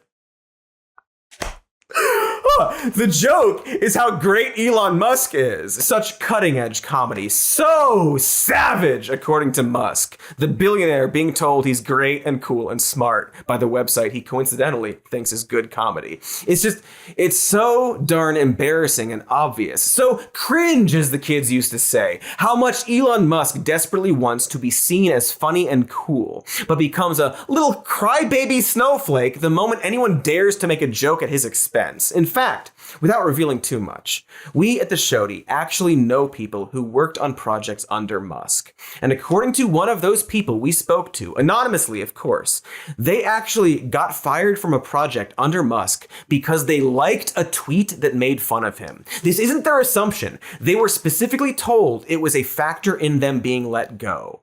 That's how thin his skin actually is. Or, to put it in terms Elon could understand, he's this meme all the time. And probably a terrific example of this is a satirical website called Thud. Thud was a project funded by Elon Musk that back in 2019 hired a bunch of writers from The Onion to make a unique series of comedic stunts. Because of the nature of what they were doing, Thud's business model was simply based on the fact that they were being funded by a billionaire and was not intended to do more than break even. And honestly, I'm sure they did a lot of funny stuff based on who was making it, but Thud didn't last. And the reason why is that Elon Musk almost immediately pulled his funding from the project because, I shit you not, he was afraid that Thud would eventually make fun of Tesla and SpaceX. And so this is all to say that everything Musk does, at least publicly, the decisions he makes, the deals he pulls out of, the stock market turmoil, really appear to boil down to choices based on his personal ego and very little rational business decisions. Despite being the richest man ever, he can't get over being personally attacked, but has to pretend like that's not the problem. That's why he has claimed multiple times that referring to billionaires as a pejorative is bad, as if he's fighting for all the many downtrodden billionaires of the world, when he's actually just mad people don't like him. Like, just say that, Elon. And boy, this situation with Twitter is no different. So we're going to talk more about that after we do some ads, because we don't have a billionaire funding us yet. Bill Gates refuses to return our calls and has told us repeatedly to stay away from his kids, so we're still working on that. Also, Bill, maybe you should stay away from kids, you fucking freak. Anyway, okay, here are some ads. Okay, we're back, and we're big and strong and wet. From all of the ads we've gulped down, we were talking about what a big crybaby Elon Musk really is, and how this purchase of Twitter seems a lot more like an emotional decision than a logical one, and how it sure seems like Elon Musk is his own worst enemy because of this. Like, I'm no big city economics expert like Jim Cramer or the character Jim Cramer plays in the Marvel Cinematic Universe. But it seems like when Musk publicly announced his intention to engage in a hostile takeover of Twitter, he was engaging in market manipulation. When one of the world's most famous billionaires publicly announces his intention to buy one of the most popular and influential social media platforms of the past 5 years, it has an effect on the stock market. Specifically, it has an effect on Twitter's stock and Tesla's stock, but that's less important here. That's not some 4D chess master play, but rather an impulsive guy shooting himself and all of Tesla's investors in the foot so he can get some likes on Twitter. And now he's hemming and hawing over the decision, insisting he wants time to comb through their books and investigate all the bots and shadow banning he has convinced himself are at work behind the scenes. Or at least he wants us all to think that's what he believes. It's genuinely hard to tell. I mean, didn't he want to buy Twitter to get rid of the bots? That's literally what he claimed. Why would more bots be a deal breaker then if it just confirms his claims? But of course, Elon is a man whose opinions change constantly depending on what he thinks will make his weird fandom of extremely online billionaire worshippers happy. Oh, and by weird fandom, I mean the fraction that isn't bots, since roughly 50 to 70% of his followers are bots. Interesting stuff. He'll tweet about how LGBTQ-friendly Tesla is literally days after mocking corporations for pandering to Pride Month, or just making transphobic statements. He mocks support for Ukraine while also showing support for Ukraine. It's almost like he doesn't believe in much, and so he's just doing it all for the dank memes, and to not have to pay many taxes, or allow his workers to unionize. That's all he actually wants. Twitter's board of directors accepted Musk's offer to take the company private, meaning its shares would no longer be publicly traded. Tesla is super unhappy about all of this, and not just because the company's stock has been yo-yoing ever since Musk began his performative bid. By traditional definition, all bidding should have at least an element of performance to it, because that's what makes auctions so fun to watch. You don't want to go to a boring auction. You want to go to an auction where the auctioneer is dressed like a steampunk maitre d' and everyone signals their bids with a t-shirt cannon. But again, in this case, it really seems like his bid for Twitter, and by extension, everyone's attention, isn't some genius tactic. By all accounts, it's the worst thing Musk could be doing right now. First of all, Elon is announcing an ambitiously foolish new venture in the middle of a period of extreme uncertainty for Tesla. In addition to recently reopening its factory in China, the company is continuing to construct gigafactories in Germany and Texas, and is poised to launch a new generation of batteries that will hopefully not explode as much. Fun fact, both of those gigafactories have been challenged by environmental groups on account of them raising forests and contaminating water supplies. Thank you, Elon Musk. There's also the small matter of the Cybertruck, yet another dumb as hell thing that Musk unveiled in a glossily publicized PR event. The Cybertruck was initially announced back in 2019, and it was supposed to enter production this year, but Tesla quietly removed the production date from its website last year, and Musk officially announced that the Cybertruck wouldn't begin production until 2023 in an earnings call back in January. He's claimed to switch focus to self-driving cars and that robot he promised to make, but it should be noted that he's claimed there will be self-driving cars by next year since 2015. It sure seems like the CEO of 4 different companies now trying to buy Twitter can't seem to keep his attention on one thing for very long. Also, I can't mention Musk's promise of a humanoid robot that he coincidentally says will start production next year without pointing out that his presentation was literally just Musk dressing a TikTok dancer in a robot costume and injecting them with MDMA to writhe around on stage while he rattled off a bunch of features and functions the hypothetical robot will eventually one day have.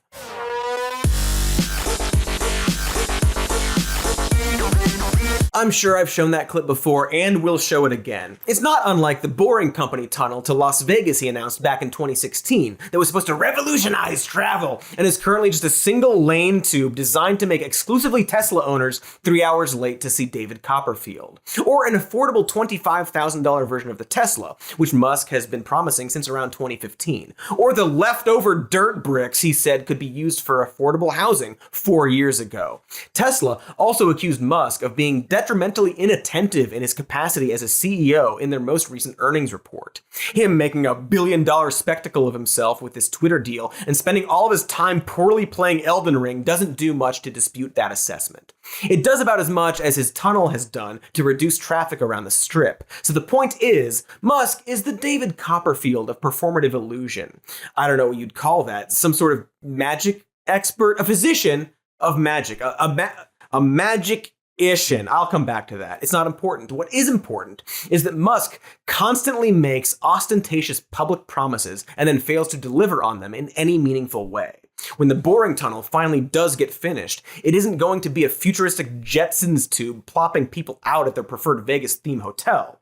At best, it's going to be an underground toll road that only moves in one direction with no room for emergency vehicles. More likely, it'll be one of those abandoned retro future landmarks teenagers will do drugs in. It's like the hit Sylvester Stallone movie Daylight, if it had been seen and subsequently forgotten about by millions of more people. The point is, at the time of this writing, it's extremely uncertain whether or not Musk will actually close the deal to purchase Twitter if you simply consider his track record with these types of projects. And honestly, I think both parties know this. For example, there's a $1 billion fee written into the deal that either party would be responsible for paying if they walk away from the deal. That's a massive amount of money to you and me, worthless normies whose only value is the dust to which our bodies will eventually succumb, which can be harvested and used as biofuel to power the air conditioning in Jeff Bezos' super yacht. But that's an extremely low number for a deal this size, especially for someone like Musk, who can lose $1 billion if he opens his wallet too fast. That amount of money is nothing to him. Hell, the $40 billion he's about to spend on Twitter is also nothing to him. That's walking around money. Those are around bucks. Bucks. The point is, the mere fact that the bailout fee is that low suggests that neither Musk or Twitter are that optimistic about the deal actually going through. Except, here's where it gets kind of definitely hilarious. Because due to the nature of the deal Musk made, he's actually in a situation where he might not be able to back out of this deal at all. You see, despite what he's saying about bots and holding off the sale and all that, Musk actually already signed a deal. This deal right here. That locks Musk into buying Twitter for $54.20 a share, even though that's way higher than what it's worth. And when making that deal, not only did Elon waive due diligence, like buying a house and signing a paper that says, lol, I'm sure it's probably fine, but also Twitter's made it extremely clear that the number of bots could be higher than their estimate. So legally speaking, Elon knew exactly what he was getting into with the bot situation. It's moot to the deal. He's saying it to save face with his weirdo fans. And in fact, Twitter has way more control in this situation than he does. It's right there in section 9.9, page 70. So close to the funny number, Elon, of the deal under specific performance, which is basically a legal agreement that requires Elon to complete the deal if Twitter wants him to, which they very much do. So the business genius has locked himself into a shitty deal because he didn't read the contract, it seems. And now he might be forced to buy Twitter. No matter how many times he pretends he can pull out because of bots, he really has no way to squirm out of this. In fact,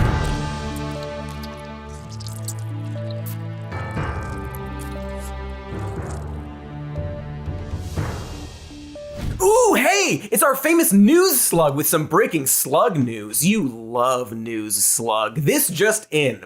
While we were filming this, Twitter has actually given Elon Musk access to their spam data, a thing I'm pretty sure he didn't actually want and was hoping to use as an excuse to leave the deal. Thanks, News Slug! The walls just keep closing in for him. Not News Slug, but for Elon. And it's something I think we can all agree would be the most hilarious outcome. It would become an instant national holiday where we all dress up as the chef's kiss emoji, which we wouldn't be able to tweet about because jokes about Elon will be banned. Since announcing the deal, Tesla's stock has plunged as low as 36%. Twitter's stock is also down, one casualty of a market-wide collapse in tech stock. That's a problem because Musk owns stock in both companies, which accounts for a substantial amount of his personal wealth.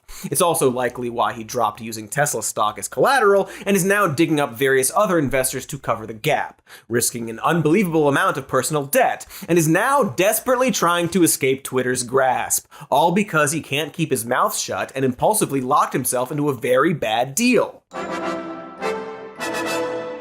It really is a very bad deal for everyone. Besides his own personal debt, the amount of debt he will be foisting onto Twitter should be criminal. According to some estimates, if the deal goes through, Twitter's annual debt interest payments will jump from $51 million to $900 million.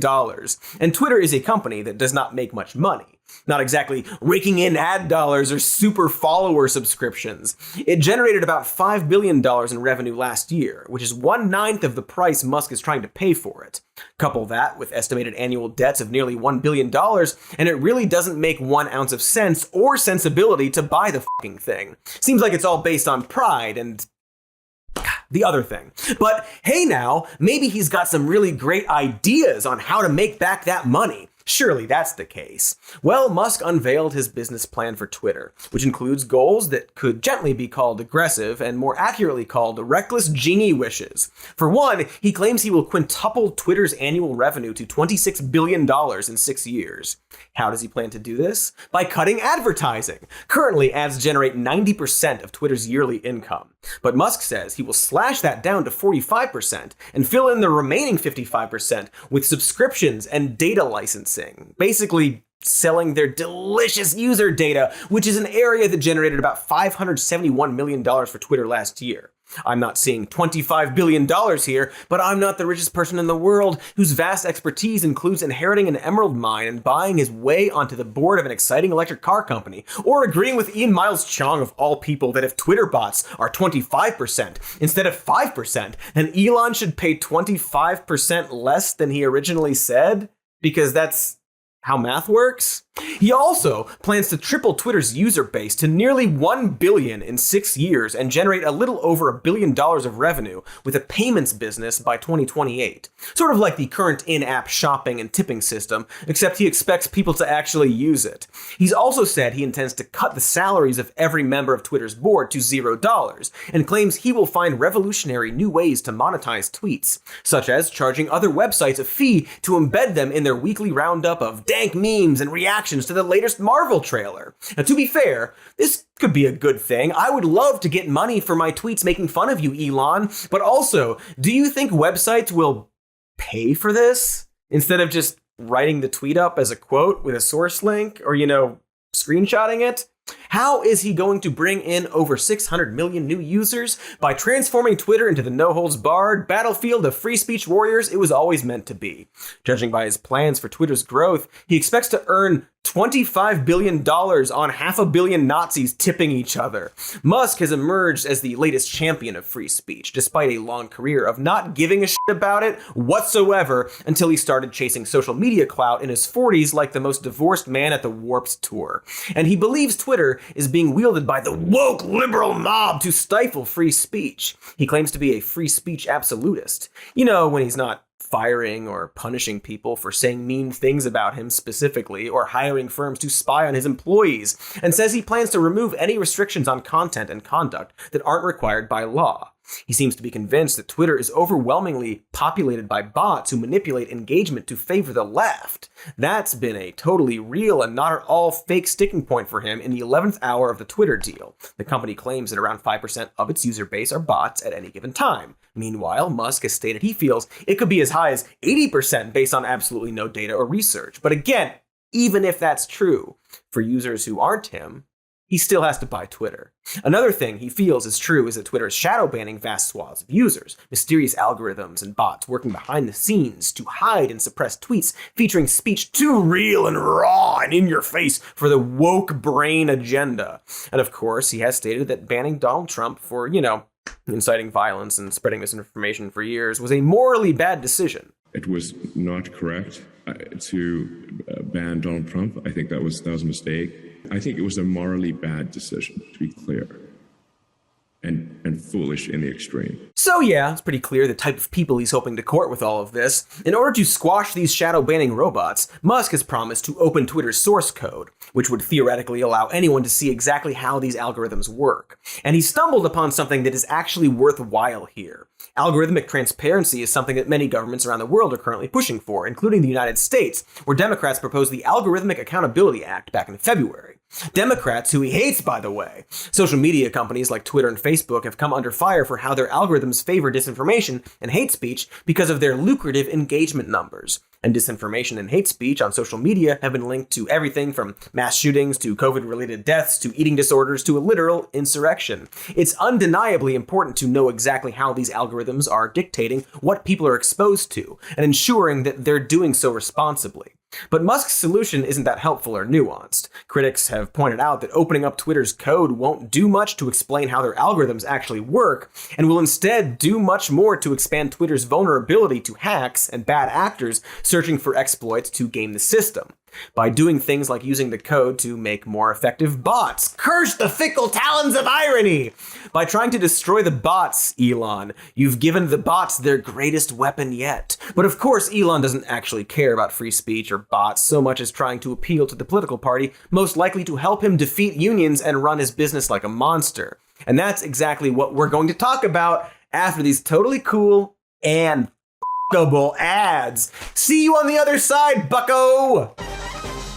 Yeesh! We're back! We were talking about Elon Musk's business plan for Twitter, his free speech warrior views, and how it's all so very selective. Because ultimately, all of Musk's efforts to buy Twitter are performative. More specifically, he's clearly looking to gain support from the Super Smash Bros. Character select screen of ghouls in conservative media. However you feel about the man, he has a terrifyingly impressive ability to inspire large groups of weird little freaks. He's the Dominic Toretto of pseudo-intellectual creeps. No, wait! He's the Xander Cage of pseudo-intellectual creeps. Tucker Carlson, the Oprah of frightened racists, sang Elon's praises as the man who just reclaimed some power for the people, claiming that Musk has freed all of the honest, hard-working conservatives out there from the tyranny of liberal censorship. After today, you'll be able to post your dissent in a place where other people might have a reasonable chance of seeing it. In other words, you will have a chance to change other people's minds, just like the White House does every day. So you just became a little more powerful. The people already in charge just became a little less powerful. It's that simple and it's that profound. But for now, Musk's purchase of Twitter is the single biggest political development since Donald Trump's election in 2016. It is certainly the most threatening challenge to the corrupt and incompetent leadership of this country. People who want a monopoly on speech and thought hate Elon Musk. Not because he's a racist. He's not. But because they can't control him. In the middle of that fog of embarrassing hero worship, Carlson repeated the long-held GOP talking point that Twitter is a tool of the liberal elite, and that Musk's acquisition of Twitter represents the greatest threat to the Democratic Party. In fact, pretty much every available talking head on Fox News parroted this point in the wake of Musk's proposed deal, including the breathtakingly enormous talking head attached to the neck of Charlie Kirk. The ownership might be in the hands of Elon Musk, and I didn't think he'd buy it because he would look too much like an autocrat. But the power is in the hands of every single person on that platform. They don't get it. Free speech is coming to Twitter, and not a moment too soon. Save America. Elon to the rescue. I don't think Elon Musk is a savior for anyone. But at the same time, to allow voices to be heard that people disagree with is what Twitter was started for, to have differences of opinion shared, debated, and those debates have ended and has become one-party rule and effectively a tool for one party to get their message out and ensure that another party is censored and banned. And I'm just thrilled about this. This is the greatest show on earth to see the world's richest man fight for speech in the West. And it doesn't mean you're not going to hear from people on the left. You just want to hear from all sides like it was in maybe 2015. Oh, yeah. And here's the tweet that caused so much consternation about Rachel Levine. You wrote this: Richard Levine spent 54 years of his life as a man. He had a wife and a family. He transitioned to being a woman in 2011. Joe Biden appointed Levine to be a 4-star admiral. And now USA Today has named Rachel Levine as Woman of the Year. Where are the feminists? And that got you suspended? I think it's a question one should contemplate. It's extremely telling that Charlie immediately follows up his praise of Elon Musk's crusade for free speech by defending a transphobic joke. Because that's all these ghouls really care about. They just want to say horrible, dehumanizing slurs and make it illegal for anyone to tell them that they suck. Musk further echoed his new gang of sycophants by dropping just the sickest meme, the sick, dankest meme. A meme so dank, it tore a hole into a dank alternate universe where dicks are still out for Harambe, which is a meme from 2016 that Elon Musk wrote an auto-tuned rap song about in 2019.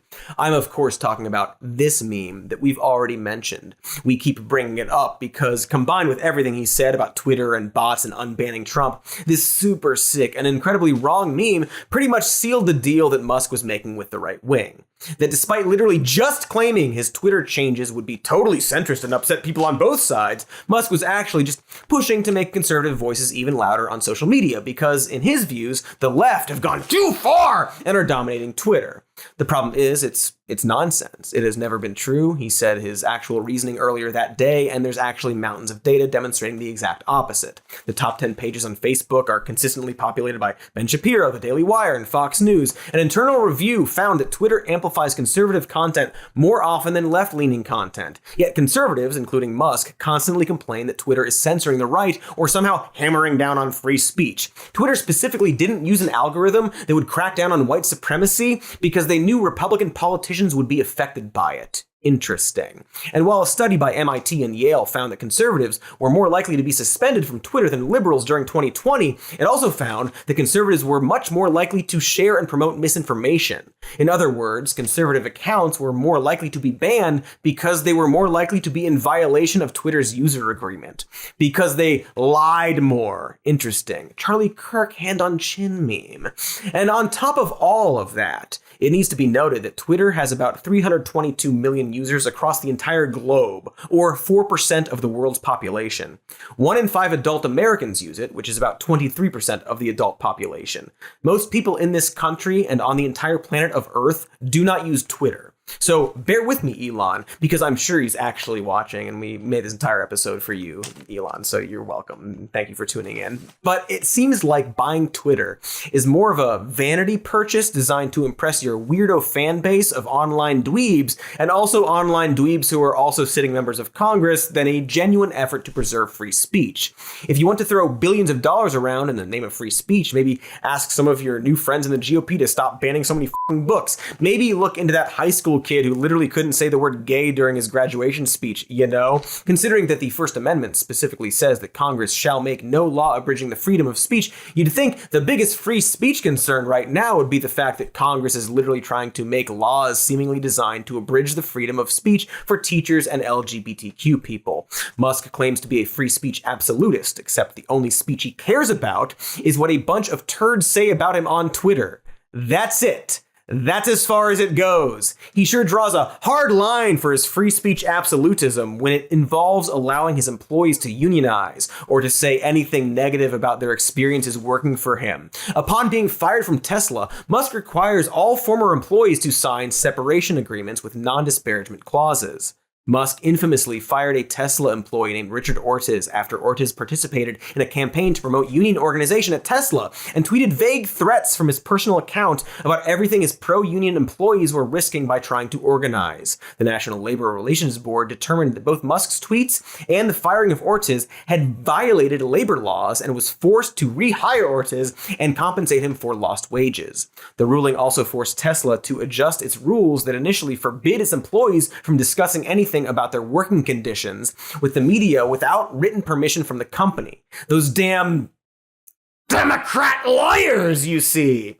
Tesla is also currently the subject of a probe by the Equal Employment Opportunity Commission and a lawsuit by California's Department of Fair Employment and Housing for a litany of complaints of harassment, discrimination, and unsafe working conditions. The department claims that it found evidence of a number of disturbing practices during an extensive 3-year investigation into Tesla, including evidence that the company kept black workers in low-level jobs for less pay, denied black workers training and promotions, assigned black workers more physically demanding work, retaliated against black workers who made formal complaints about the commonplace use of racial slurs by both coworkers and supervisors, and took an unreasonably long time to clean up racist graffiti, including swastikas in common areas of the workplace.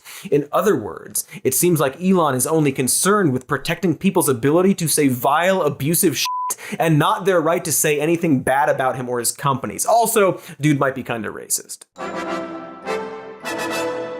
Yeah, like South African and United States of American style racist. But mainly, Elon Musk is a biased, thin-skinned, spiteful little baby man. He is uber divorced and taking it out on everyone by forcing us to watch him break down in real time, making impulsive, emotional decisions, midlife crisis purchases, except because he's so f***ing rich, those purchases and bad choices have to involve all of us. We can't look away. I've muted him and I still have to hear about him all the time. And while it's funny that his slow-motion self-destruction might tank his business and lead to one of the silliest corporate takeovers of all time. Like, imagine going into debt to own a website filled with people dunking on you. That is hilarious. But it's also a pretty good reminder that people like Elon Musk desperately need to be taxed more, because despite being bad at business, he's also so rich that he still won't fail. That's why he thinks he's a genius, when in reality, he's just so privileged that he's protected from consequences. But that doesn't mean there won't be consequences, just not for him. Because following a recent story that Musk was requiring everyone at Tesla to stop working from home, we're now learning that Elon is considering cutting around 100,000 jobs because he, quote, has a bad feeling about the global economy. Now, maybe he really has a bad feeling, or maybe he's trying to find excuses for why he personally tanked his own company's stock. But it's a reminder that Elon's weird little meme games have extreme consequences on real people. And so we can't simply trust the judgment of someone so clueless to do the right things with their money. And honestly, nor should he be expected to. It's a free country, after all. Go America, I guess. So we should really just tax the shit out of his ass. Like, not the literal shit coming out of his ass. Like a shit tax, which would be bad. You know what I mean. 9% of the $120 billion he made last year doesn't quite cut it for me, is what I'm saying. But like, can you imagine if Elon Musk never bothered with Twitter or his stupid tunnel company, or even going to space, and just focused on making sustainable and affordable public transportation, not cars and batteries and solar? Imagine all the effort and money he spent on Twitter redirected into a serious effort to combat climate change, which ironically would actually make him way more cool and hip and funny if he did that. But sadly, this is the Elon we got instead. The richest man in the world posting grandma memes he found on Reddit. And I guess I wouldn't be so annoyed by that if I knew he was paying his fair share of taxes, or like, if he didn't crave attention so much that he has to buy a social media company everyone uses to ensure that we'll never stop hearing about him. He's just so boring, you guys. Go to Mars already, Elon. Okay, back to my fort. I made a fort down here. Ha!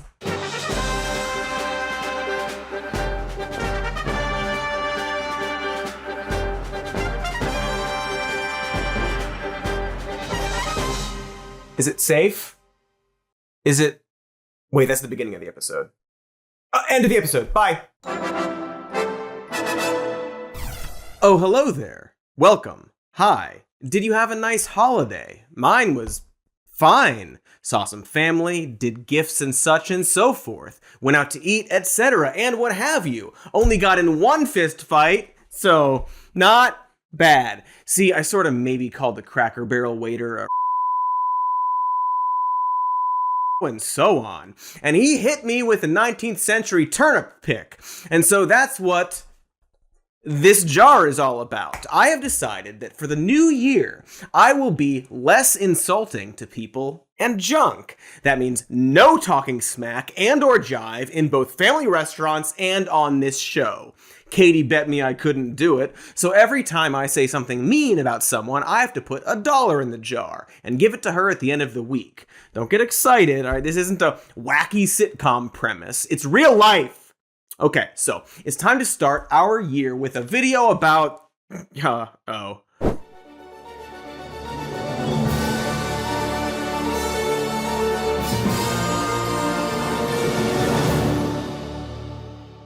Well, so it is a fun sitcom bit after all. I see that now. I'm just gonna put 5 in the jar preemptively, and now we can begin. Does sarcasm count? Like, if I call Musk America's modern Einstein, but put a lot of stink on it, does that... I'm being told that would count. Elon Musk, America's modern Einstein. Okay, 4 insults left, until I have to start adding more dollars. Because, as you already suspected, we're not just talking about Elon Musk broadly as like a rich dipshit. 3 more insults, but specifically about his extremely boneheaded 2 insults, acquisition of Twitter, a website that Musk has famously been, really bad at using on account of having all the charisma of a wet mop, 1 more insult, and the comedic sensibilities of a wet carcass. Okay, getting another 5. Actually, you know what? Hang on. You know what? Can someone just We're just going to keep a tally and we will settle up at the end. Now, you're probably wondering why we gave this video a really complimentary title towards Elon Musk. Well, that's so you can share this freely on Twitter without being banned, assuming sharing YouTube links is still allowed on there when this comes out. If so, you could probably even tweet the video with something like, quote, "Very nice episode about America's modern Einstein, Elon Musk, who single-handedly saved Twitter from pedophiles. Hashtag digital Jesus, hashtag pickle Rick, cry laugh emoji, cry laugh emoji, cry laugh emoji." Also, you probably noticed that this is part 1. That's because we're just trying to get as much as we can out about this guy so that we hopefully don't have to talk about him in the future. Because honestly, I hate that I have to talk about Elon Musk at all so much. He is unremarkable, and I hate that he has stolen our attention. Just a real boring dildo he is, I do say. A stale piece of toast. Dry dildo toast. And every day he tweets another boring, attention-seeking slice of trash that forces us to update our scripts about him. He's exhausting. So hopefully, these 2 videos will cover most of it. Anyway, stay tuned for part 2. Get your watching eyes all lubed up. It's double stuff Musk. Both eyes get stuffed with Musk. So last time we checked in, Elon Musk was in a legal battle where he was being forced to buy Twitter, a site he didn't want to buy despite acting like he really wanted to buy it. It was a $44 billion game of chicken he played with himself. And right at the end of spooky season, the Muskriant reluctantly completed his massive deal to purchase the social media site. It was, to say the least, way too much money to pay for Twitter, which before the deal even closed was losing a lot of their more active users. At that time, Twitter had roughly 238 million daily active users. And sure, that's a lot of numbers. But for reference, Instagram has 500 million daily users, and TikTok is nearing 1 billion. In 2021, Twitter made about 5 billion in annual revenue, while Instagram made 26 billion. Despite what people on Twitter and the guy forced to buy it might think, Twitter is not the center of the universe. That's why stuff like Avatar 2 will kill it in the box office despite what seems like very little online buzz, and why Morbius will not do that despite being memed to death. It's actually kind of small compared to other social media sites.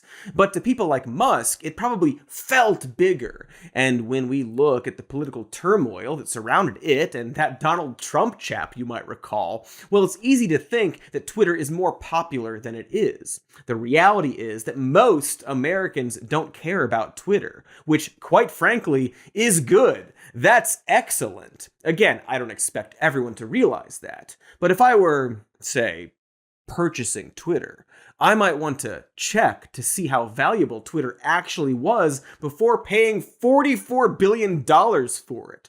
The entire rights to Star Wars was sold for $40 billion less than that. And according to surveys, way more Americans have seen the original Star Wars than go on Twitter. But in fairness, and we're all about fairness, if you ask Musk, it's not about the money at all. The self-described free speech absolutist insists that owning Twitter, which now has 229 million daily users, is not about the cash flow. My strong intuitive sense is that having a public platform that is maximally trusted and broadly inclusive is extremely important to the future of civilization. But you've described yourself. I don't care about the economics at all. Instead, his focus is on what he calls free speech, saying it's the bedrock of a functioning democracy, and Twitter is the digital town square. Well, I think it's very important for there to be an inclusive arena for free speech. See, you can't say Twitter isn't valuable. It holds a lot of value, just not financially speaking. Political discourse on the site gets amplified because it's often relayed by the mainstream media. And if you're an activist or journalist, it was a really important tool to get news directly to the people. And of course, any artist who needs to promote their work or their patreon.com/somemorenews finds a lot of value in Twitter.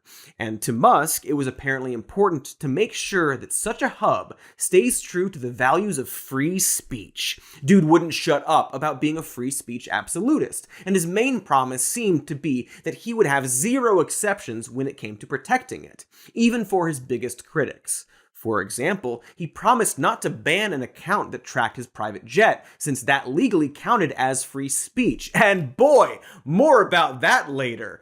Also, he was really obsessed with bots until he was suddenly not obsessed with them right when he took over, and seems to only be concerned with bots when one of his Twitter polls doesn't go his way. So he got rid of the bots, but also there's all these bots. And also he deleted that tweet, so maybe he remembered that he is supposed to have gotten rid of the bots.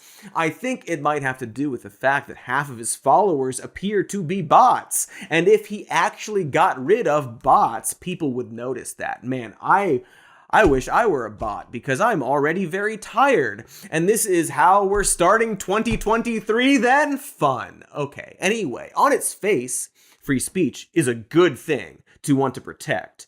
If you didn't know that Musk was an egomaniacal corporate wraith whose presence sucks the life out of any employee while squashing any dissent and criticism and busting unions, you might think his intentions here were noble. He was claiming that his purchase wasn't about making money, which is good because I really can't stress enough how bad of a purchase it is. Of course, if it wasn't about the money and instead about the cause, then it's pretty odd he was fighting the purchase right up until being forced into it. It's also odd that in the immediate aftermath of his forced purchase, Elon seemed mainly concerned with all the money he just lost, to the point that he was willing to charge people money for more free speech and influence, and to destroy the so-called digital town square he claimed to support. Because here's some news, Elon Musk took on $13 billion in debt to purchase Twitter, a site that only makes $5 billion a year. What's worse is that unlike a company with physical assets, Twitter doesn't have much to offer lenders in terms of collateral. You can't exactly sell off James Woods' bad tweets to the bank. Also, it's not exactly like social media sites have a long shelf life to begin with. So it is a huge financial risk even if you bought it for a reasonable price, which Elon did not. This is all to say that it would be wise then, if you were in this position, to ease into the acquisition, lube up a bit, perhaps learn how Twitter functions and why it does the things that it does. Except Musk did not do that, and instead immediately fired the CEO, CFO, and general counsel that worked at Twitter. The first thing he did was carry a sink into the building because of a meme or something. Then he fired all the higher up people who could possibly know how to actually run the company that he didn't want to buy.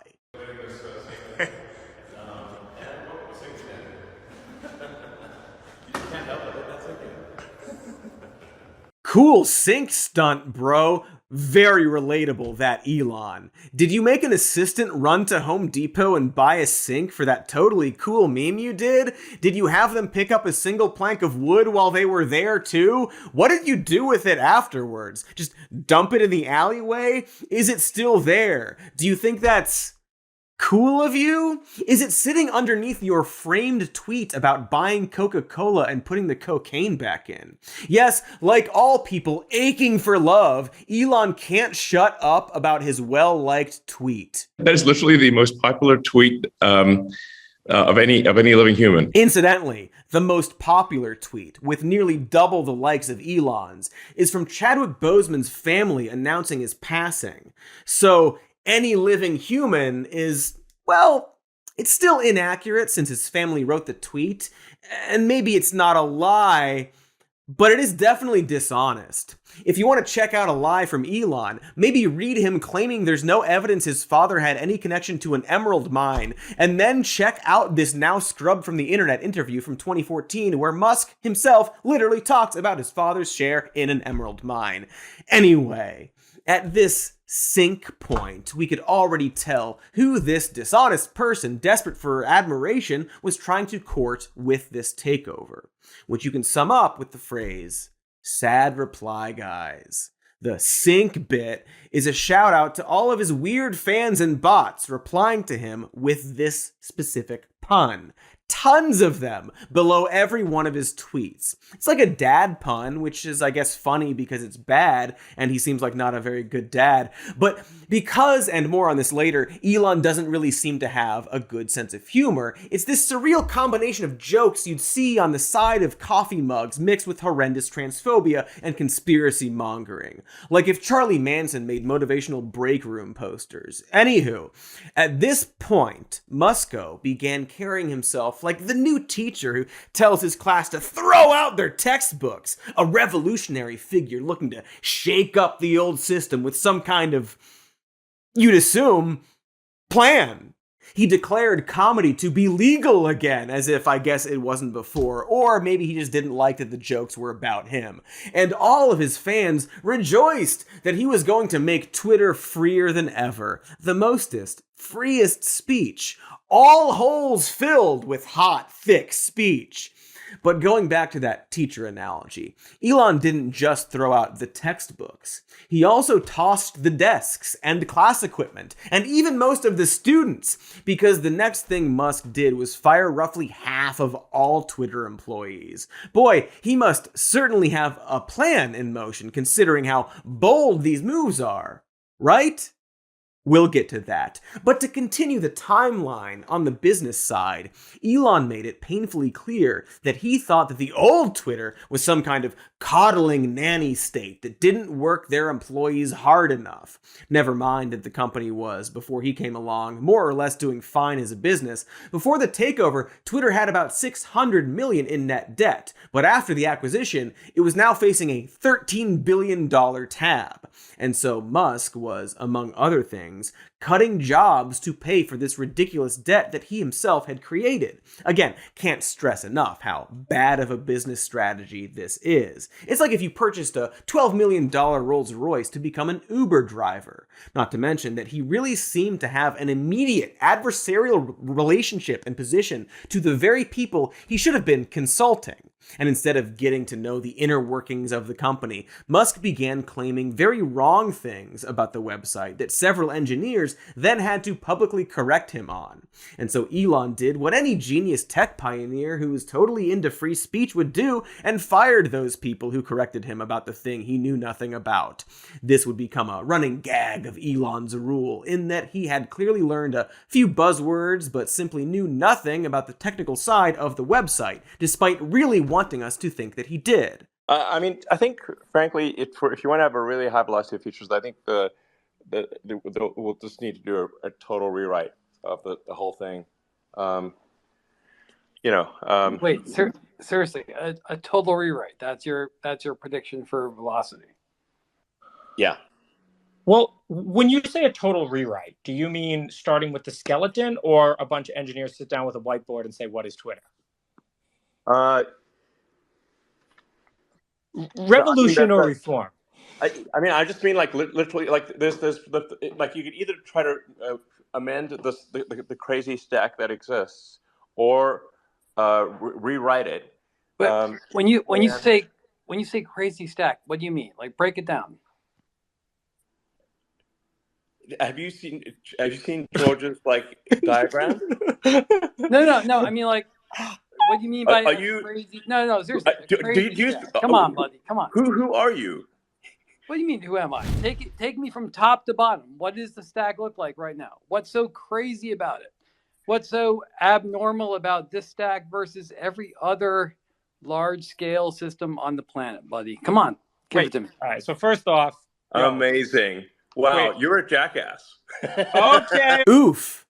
To answer Musk's question, that jackass was a software performance engineer at Netflix who worked for 8 years at, says here, Twitter.com, site that Elon loves. So, having successfully alienated and demoralized everyone working for him, Elon's next big move was to put out a mass email telling the remaining staff that Twitter was shifting to an engineer-driven operation, and he would expect everyone to be, quote, working long hours at high intensity. It was an ultimatum, one where employees could click a button to either agree to these, quote, hardcore conditions, or leave the company with severance pay, which ex-employees have apparently still heard nothing about, litigation pending, one assumes. And boy, people did not click that button that he thought that they would click. After heroically drawing this line in the sand, at least 1,200 employees quit, and Twitter was forced to close its offices in order to get their shit together. Wow. These folks must really be a bunch of lib cucks who hate Elon for no good reason. Or maybe they're a bunch of lazy millennials who don't want to work for a living. Or maybe it's a third thing. But the result of such a decrease of staff, of course, led to some very serious security concerns. Twitter, a website that keeps a lot of personal information, was suddenly very vulnerable. It also created a lot of questions about regulatory compliance. You see, it turns out that all those people that Twitter employed were kind of perhaps, maybe, sort of there for a reason. For the same reason you can't just go around disconnecting servers, you shouldn't just fire people blindly. Fun fact, at the same time when he tweeted about how Twitter could still work if he unplugged stuff, there was a massive spike in Twitter outages. Also, when you dump a lot of your security and compliance people, it opens you up to a bunch of fines and lawsuits. That's on top of the fines and lawsuits Twitter already dealt with when it had its full staff. Not to mention that you can't just fire your top executives without a generous payout, which Twitter is required to pay them. So just to recap, Musk is now billions in debt, has absolutely no idea what he's doing. He has fired and alienated his own employees, and because of his firings and staff cuts, he's opened Twitter up to even more debt and even more lawsuits. Now, what can he do to reverse this situation? Well, we'll find out after these ads. The first ads of 2023. They taste great. Mwah. Those didn't taste great at all. Patooey! Except for whatever edible product we were promoting. Delicious that one is. So if you recall, before we were so rudely interrupted by me, we were asking what Elon Musk's big plan was to save Twitter, a website that wasn't broken until he broke it. Still, there was room for improvement, right? So what was the plan, Muskie? Lay it on us! God, yes, that'll help. Elon held a Twitter poll and used the results as an excuse to reinstate Donald, looking pretty old there, bud, Trump. A thing he probably already planned on doing because it would generate traffic, as well as every other prominently banned figure on the site. People known for everything from anti-Semitism to COVID disinformation were allowed back on. Flat-out Nazis like Richard Spencer and Andrew Anglin had their accounts restored, as did a lot of prominent QAnon freaks and, of course, libs of TikTok, an account run by a fanatic that's solely devoted to harassing LGBTQ people, who she's referred to as poisonous and cockroaches. This sudden change in policy, along with all the firings, created a mass exodus of advertisers. Major brands are now very nervous about associating with a website with such an unsure future. And according to Twitter's own documents from 2021, ads make up about 89% of their revenue. But it wasn't about the money, remember? It's about free speech. Elon should have expected this, right? Except internally, Elon was practically begging these advertisers to stay, promising that Twitter wouldn't devolve into a, quote, free-for-all wasteland. Externally, Musk blamed this on activist groups, pressuring advertisers to leave and threatened to name and shame the advertisers who were backing out. And by name and shame, I guess he means offering advertisers incredible discounts and matching their spending in order to desperately keep them on the site, which again is what was happening behind the scenes. Oh, also, quite hilariously, Trump wasn't coming back. Truth Social has been very, very powerful, very, very strong, and I'll be staying there, but I hear we're getting a big vote to also go back on Twitter. I don't see it because I don't see any reason for it. Seriously, you look tired, man. So at this point, it's worth noting the extreme difference between what Twitter and Musk were claiming and what was actually going on. Because while Elon claimed that this was all about free speech, he suddenly became extremely concerned about making sure that the site was well moderated so it could make a profit. And he did this by making claims that were, as far as anyone can tell, untrue. For example, Twitter Safety recently boasted, using this Mythbusters-ass graph, that child sexual exploitation was down on the site, which, unhelpful graph aside, would be a great thing. Meanwhile, however, people couldn't help but notice that Musk had disbanded Twitter's entire Trust and Safety Council, the group specifically in charge of tracking child exploitation. Musk also tweeted another super scientific graph saying that hate speech was down on the site, but he gave no real data on the matter, just this graph that he super swears is real. This, of course, once again goes directly against the news that the layoffs have basically pulverized Twitter's moderation team, forcing them to lean on automation.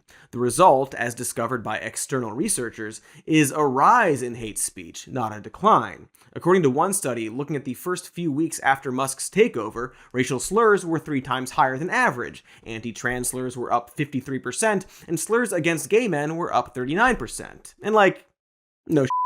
That's what happens when you say you're going to unban everyone who got banned for hate speech and then fire your mods. There's basically no humans to reach out to in terms of moderation or even public relations anymore, aside from Musk himself. You don't even have to trust the liberal news studies to think logically about the outcome of what Musk did. And so, along with advertisers, Twitter is now hemorrhaging users. By one forecast, they are set to lose 32 million users in the next 2 years, along with pretty much all of their revenue.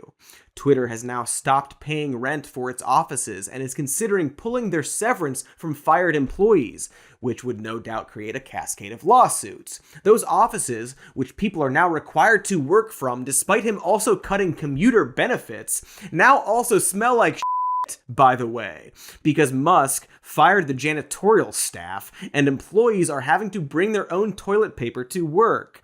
There's a constant outage problem as Musk keeps trying to fix, big quotes, the site. Meanwhile, in order to try and, even bigger quotes, save the site, Elon has sold off a bunch of Tesla stock multiple times. And in fact, because of this weird focus on Twitter, Tesla stock has plummeted. And I mean plummeted. Elon Musk, it seems, is no longer the richest person in the world, and in fact has broken records for the most net worth lost in a short amount of time. All because of this seemingly squirrel shit purchase of a website for way more money than it's worth. It appears that the teacher that told everyone to throw out their textbooks is now desperately digging them out of the trash and living in his car. And of course, this all led to Musk holding a Twitter poll asking people if he should step down, and the poll not going in his favor. And while that seems like a big deal, he was saying he would find a new CEO long before this poll came out. It's a PR tactic he has used in the past.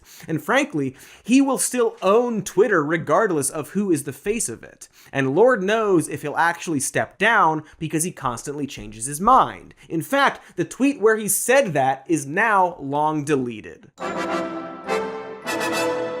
So, at this point, how was Muskie going to save Twitter? What exactly was the next step here? What bold ideas, I assume free speech themed, would he whip out? Remember, the financial failure of Twitter is secondary for Musk, because according to him, this is all about preserving free speech and expanding human consciousness by making people pay for it. Because despite being a vocal advocate for it, he really appeared to have no idea what free speech actually is. And this is where we talk about the $8 blue check mark. Now, for the statistically most of you who don't use Twitter, I want to quickly explain what the old Twitter checkmark verification system was. Basically, if you were a member of a specific industry, you could submit your ID along with other verification requirements in order to get a little blue icon next to your name that would signify that you are, in fact, who you claim to be. That's it. It was a way to distinguish a parody or fake account from a real person, and this was available specifically to anyone in the government, corporate, news, entertainment, sports, or political activism circles. For example, I have a blue check mark because I worked at an internet comedy site for years. I think it was College Humor? It doesn't matter, they're all dead. The point is that the blue check mark was basically just a way to verify your identity as someone who was an expert in your field or had some relevance or notability. Having one meant that people could filter your tweets over others, and so there was an element of preferential treatment.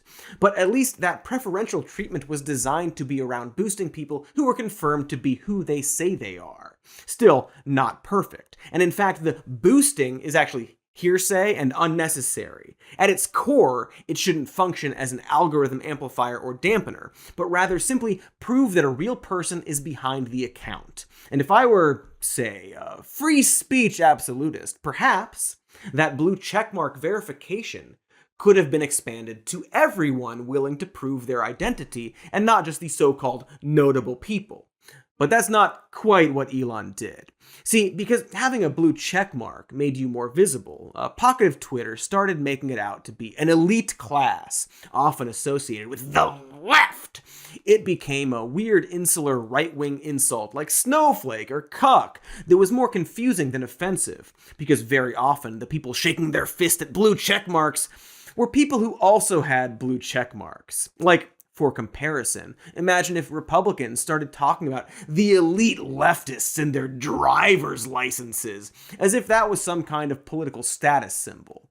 That's what we're dealing with here. It was, for the most part, bizarre and kind of sad. The people whining about this so-called leftist elite seemed to fundamentally misunderstand how Twitter verification worked, because again, the blue check marks were just a utility to prevent legal issues. They weren't that hard to obtain, and while there are rumors/conspiracies that some people who didn't deserve them paid tens of thousands of dollars to secretly obtain a checkmark from Twitter employees, rumors that Elon seems to believe and or confirm, you'd think he'd show an ounce of evidence about that. But the point is, anyone who treated these blue check marks like a special status symbol were generally regarded as silly people.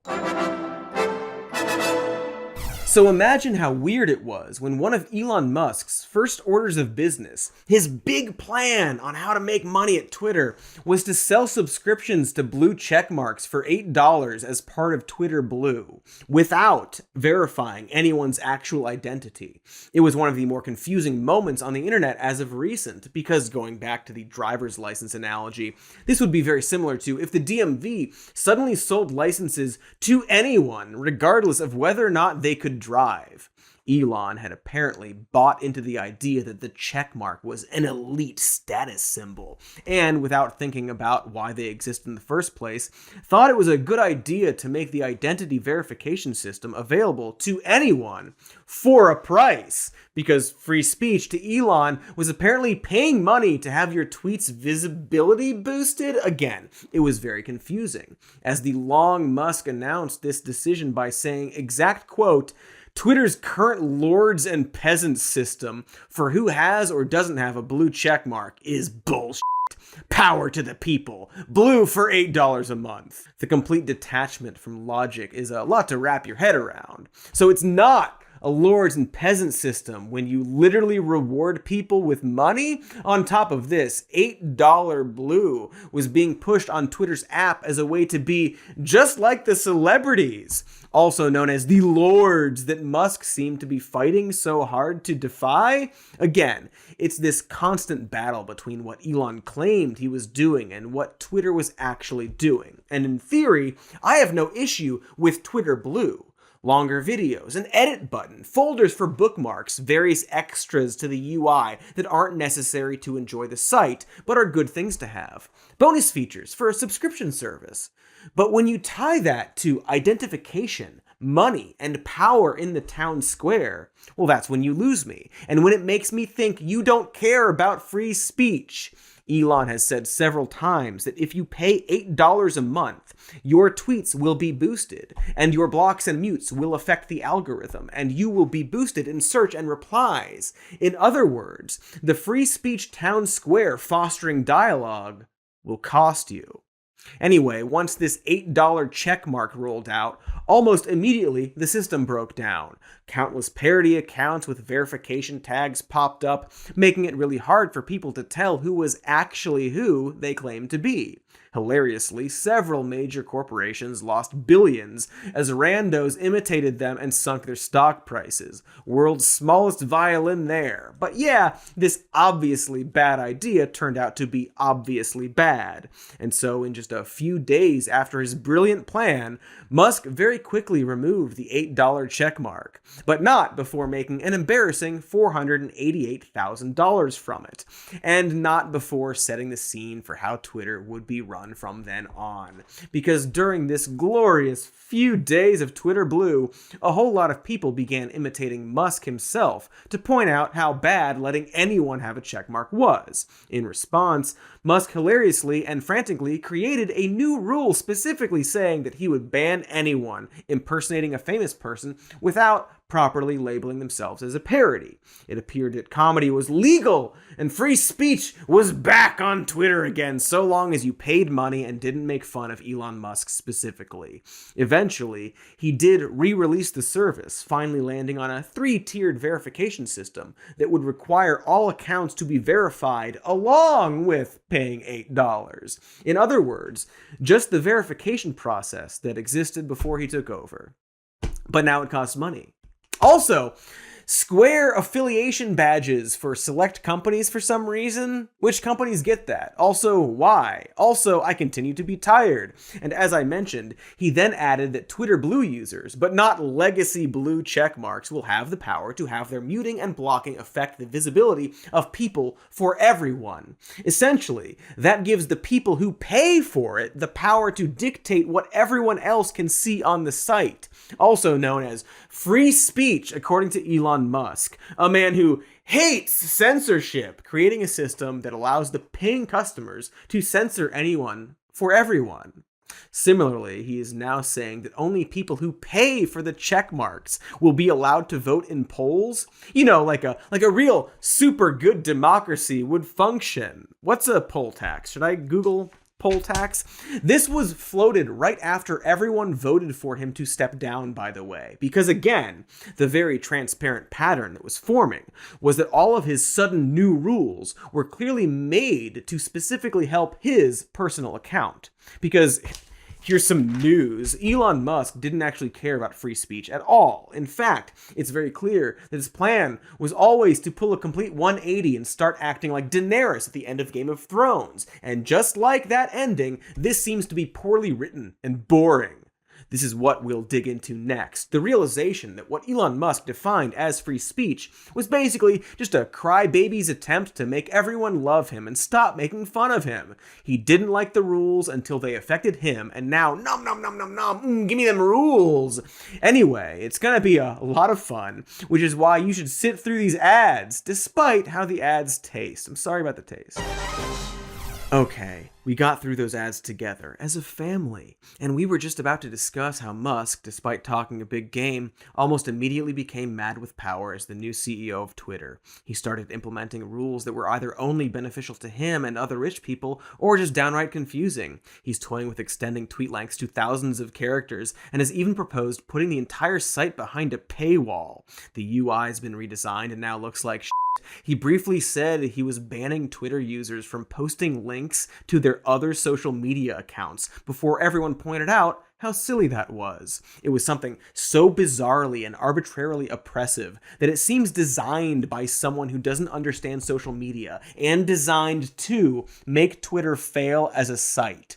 Is he worried about people leaving Twitter and thinks this would somehow stop them? Is this just about how mad he is that Ken Klippenstein keeps linking his Substack? Probably. Is that why he wants to buy Substack? Probably. And of course, like a lot of his new decisions, you can easily find a previous tweet of Musk supporting the exact opposite. Because in terms of free speech, it seems that Musk is not a fan after all, and from the start has decided to moderate Twitter solely based on his own personal feelings. For example, despite unbanning pretty much everyone, Elon refused to unban Alex Jones because he was personally bothered by what Jones represented. He doesn't like people lying and using the death of children for their purposes, as he himself held his dying child and felt their last heartbeat. Incidentally, according to Musk's first wife, this was a lie. Now, while I don't disagree with Musk not letting Jones back on Twitter, it very clearly shows that Musk isn't moderating based on free speech absolutism. As he himself said, in conflict with what he's said other times, freedom of speech does not equal freedom of reach. Hey, remember that account that tracked Elon Musk's jet from before? Well, you probably already know that Musk eventually made up an excuse to ban that account, completely redefining the term doxing in order to justify the suspension that he swore he wouldn't do. For context, in the past, Musk actually offered that account money to stop tracking his jet and carbon emissions. It's extremely obvious that account bothered him for a long time, and I'm almost certain that Musk was looking for a reason to ban him the moment he took over. And Musko got his excuse in mid-December when he tweeted that a stalker had targeted a car with his kid inside of it. He used this event to go full Reddit and post a stranger's face and license plate and decide that any account tracking flight information should be banned. So, sorry to the Santa tracker, you're banned. And sure, even though flight info is public information, I do get why a social media website might ban such a thing as part of a consistent moderation policy. Except for Musk, this only happened because he was personally affected. It's not a consistent policy or an empathetic policy that takes users' experiences into account. It's just his personal preference. And in fact, there was no evidence at the time showing that this car incident had anything to do with the account tweeting his flight information, nor was a police report filed about the incident. It later came out that the event was nowhere near an airport and might have been the fault of one of Musk's security officers who allegedly hit a guy with their car, otherwise known as Teslaing somebody. In other words, he just lied to justify banning an account that he didn't like, and then suspended any reporter who started asking questions about it. Hey, you know what did have a police report filed about it? There will be classes tomorrow at Francis Parker School in Lincoln Park after a bomb threat cut classes short today. Security at the school had already been increased after a right-wing activist group secretly recorded a dean at the school discussing elements of sex education classes taught at the school. That's the story, also from mid-December, of a private school in Chicago receiving bomb threats after Project Veritas released a heavily edited, one could say bullshit, video about their sex education program. If you don't know Project Veritas, I'm not about to explain it here. I'll explain it elsewhere, in the past. In short, they're a very scummy group who constantly post misleading partisan propaganda and as a result have been sued into the ground and were banned from Twitter for releasing private information in the past. But they are now back on Twitter thanks to Elon and drumming up harassment campaigns aimed at LGBTQ people and schools. Does this not count toward Elon Musk's sudden concern toward doxing or endangering people? Does Libs of TikTok, another person that Elon unbanned, not also post real-time assassination coordinates about drag events? How is this tweet of theirs targeting a drag show with the exact date and address different from an account showing where a rich guy's jet is? What about this tweet showing that Elon Musk is at the World Cup in real time? His exact location. This is all public information, mind you. The only difference is that one of them targets a bunch of people, and the other targets Elon Musk specifically, and in a way that he doesn't like.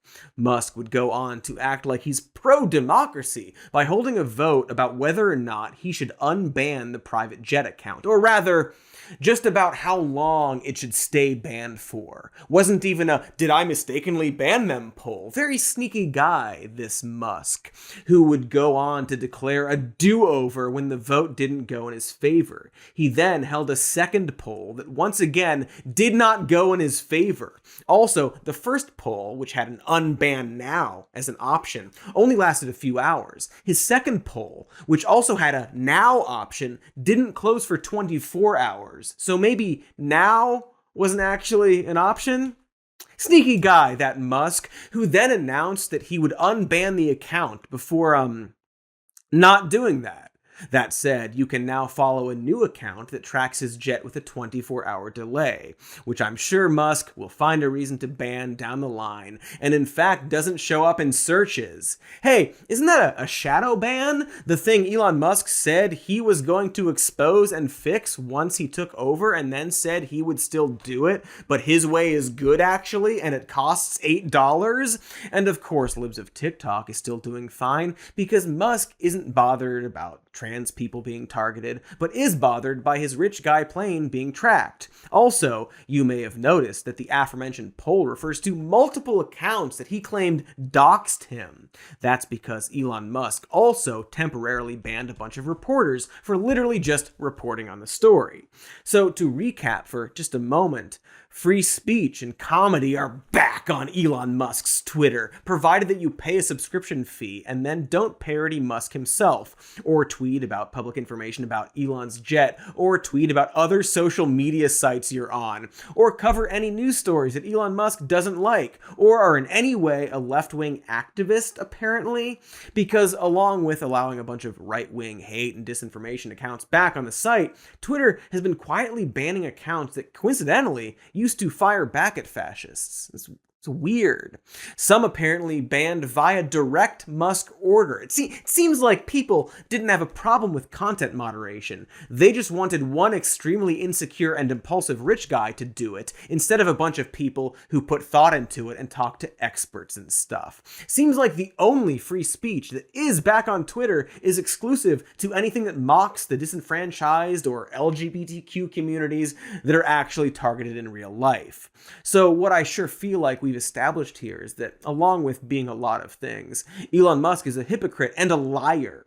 He claims that this was about free speech absolutism, while cracking down on free speech just as much, if not more, than Twitter did before him. And this biggest difference is that new Twitter seems almost designed to favor rich people and bullies. Tracking a rich person's jet, well, that's out. Mocking or targeting trans people, that's totally fine. Want to have your opinion matter? Pay the rich guy. Are you a journalist or expert? Well, that makes you an elitist. And what makes Musk a double hypocrite is that while he was making these changes, it was the same time that he was boosting the so-called Twitter files. And oh boy, we are going to get into those in the second video. Aren't you excited? I will not stop, because neither will Elon. He's like a self-important Cracker Barrel waiter lording over his table section. And to be fair and balanced, there are, I'm sure, some positive things that he will do with Twitter. Encrypting DMs, possible video monetization, just sort of basic stuff that's overshadowed by all of his other worse ideas that seem to come exclusively from other rich dweebs and reactionaries. He's so very obviously a man who just hated that he was made fun of and had to follow a few rules on Twitter and took over under this fake concern for free speech. He couldn't effectively shape the discourse and the direction he thinks things should go, which we will get into next time, so he made a joke about buying the discourse machine and then was forced to do that. And it doesn't matter how much you point this out or show the hypocrisy, because this is what he and his fans actually wanted. Not a free speech absolutist haven, but for Twitter to be reshaped to reward their behavior. And if you've bought into what he's saying about old Twitter being some dystopian anti-free speech regime, you might accidentally think that this is a good thing, that the ends justify the means. After all, according to the Twitter files, it's better to have a single rich man and contractor for the Pentagon moderating free speech than a council of people consulting with the FBI, right? But that's what we're gonna get into for part 2. The idea that before Musk, Twitter was some kind of left-wing favoring 1984 Hitlerberg that silenced poor conservative voices.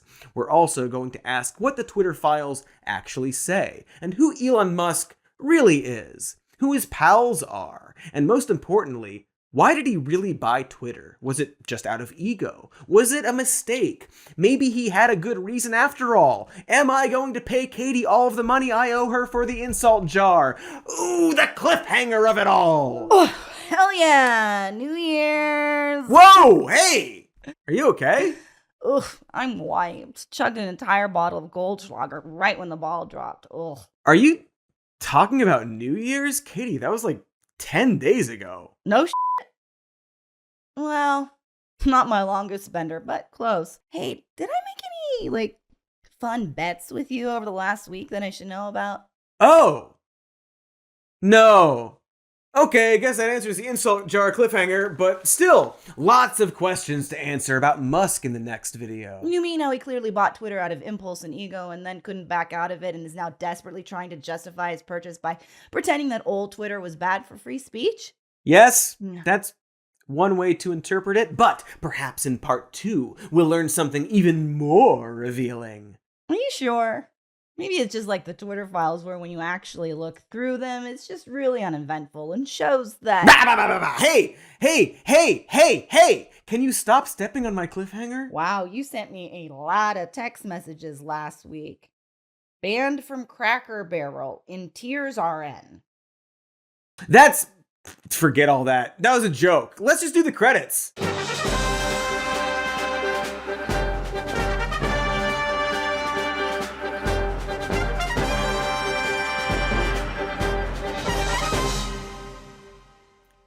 All my texts are jokes.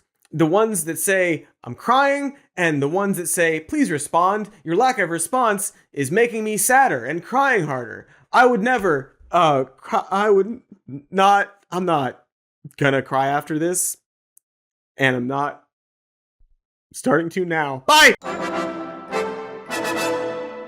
Choo-choo, honka-honka, all aboard the Musk train as it loses control and explodes. Also, it's a car, not a train, because Elon Musk doesn't like public transportation. Or people, it seems. Oh fucking boy, it is time for part 2 of our totally flattering look into Elon Musk's extremely not silly takeover of Twitter, in which he was not a dumb shit. And just to restate from the first video, I hate this. I hate it. I hate that we started the year with this subject. I hate talking about Elon Musk and his tweets and face and bad memes. And with any hope, we won't be talking about him much this year. You know, unless we do a video about wealth or class or transportation or politics. Anyway, you should probably watch that first video so you don't get confused about our intricate plot line. Something about a Cracker Barrel waiter and an insult jar of some kind. I forget, or maybe I don't care. We'll never know. But to recap, in part 1, we explained how Musk had purchased Twitter for way more than it was worth, and as a result, put the company into massive debt. He then fired most of everyone and reduced the value of the site even more before unbanning all of the ghouls and implementing, and in some cases almost immediately retracting, a confusing series of UI and policy changes. He made the blue check mark purchasable for $8, then undid that when people were able to easily imitate notable figures. But now it's fixed. But that's obviously that's the wrong word. It's still not fixed. Also, a bunch of data got leaked. Also, all of the advertisers left, and he's facing a ton of litigation while Tesla's stock plummets every day. But at least child exploitation is down on the site. So he says, which isn't actually true. He did all of this in the name of free speech, except all of his moderation decisions seemed to be based on making sure people don't make fun of him specifically. And, not doing things that he personally doesn't like. Because perhaps this was never about free speech. And so now it's time to discuss what it actually was about. Title, please. Elon Musk, Lord of the Memes. Solid title. Lots of letters, that's good. No wingdings, smart. And so here's some news. Despite being the most transparent baby King Joffrey type, Musk continued to present himself as a cool disruptor and a savior of Twitter.com. Hated in his time, he will surely be vindicated as having some kind of grand plan to save free speech. Then it's off to Mars, where he will save human consciousness with his Neuralink army of robot hybrid Pepe frogs. To his fans, he's like Ronnie Cox, you see. More specifically, Ronnie Cox when he helmed the USS Enterprise NCC 1701D. Not sure you realize this, but with the exception of Patrick Stewart, Ronald Coxer has the honor of being the captain of the TNG-era USS Enterprise for more Star Trek episodes than anyone else. Yes, even more than Riker, who was only in command for the episode The Best of Both Worlds Part 2, and no, you fool, the episode Future Imperfect doesn't count because that was a simulation run by an alien child, you f***ing fool. The point is that Ronnie Cox played Captain Edward Jellicoe in the two-part episode Chain of Command, and boy, the crew did not like the way he did things. Well, now that the ranks are dropped, Captain, I don't like you either. You are arrogant and closed-minded. You need to control everything and everyone.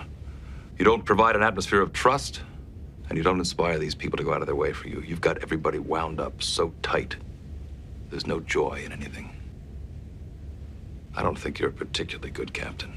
Yeah, you tell him, Riker, you bearded dragon you. Captain Ronald Coxer was a hard ass. He made everyone work long hours and did not coddle his crew to the point of being cold and borderline sociopathic. But the twist of that episode was that, in the end, Captain Ronnie Cox actually averts a war and saves Picard from capture. In his coxy heart, Ron understood what it means to be a starship captain. And despite his unconventional ways, he eventually pulled through. He had a plan. And I think that's probably what Elon Musk wants people to think about the way he's operating things at Twitter. Not a people person asking for long hours, etc. But surely he knows what he's doing. The problem is that, unlike Ronnie Cox, it's become very clear that Elon Musk hasn't the fart of an idea what he's doing with Twitter, short of only slightly possibly buying Twitter to completely change it into his everything app idea, which he didn't want to make himself, thus making Twitter unrecognizable and laughing in the face of the version of Elon who says he hates monopolies. But it's become clear that Elon was less like Ronnie Cox, the starship captain, and more like Ronnie Cox, the megacorporation CEO killed by his own hubris. And so, faced with this reality, Musk's only hope was to convince people that his ineptitude was still better than what the old Twitter was like, even though it really seemed like there was nothing overtly wrong with the site before he purchased it. He needed to justify this wailing clown show, and this is where the Twitter files came into play.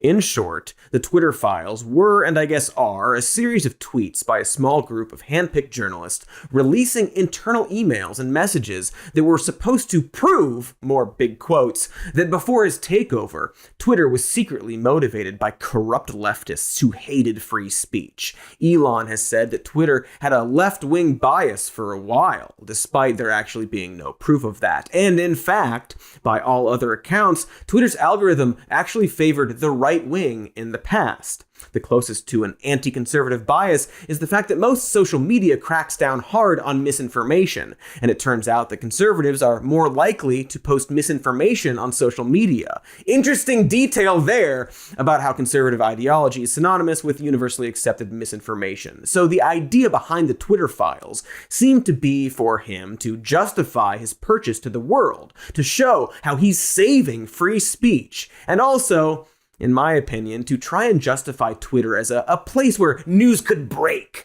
Something that didn't happen until now. Elon's now claiming he invented the idea that news can break and be reported on Twitter.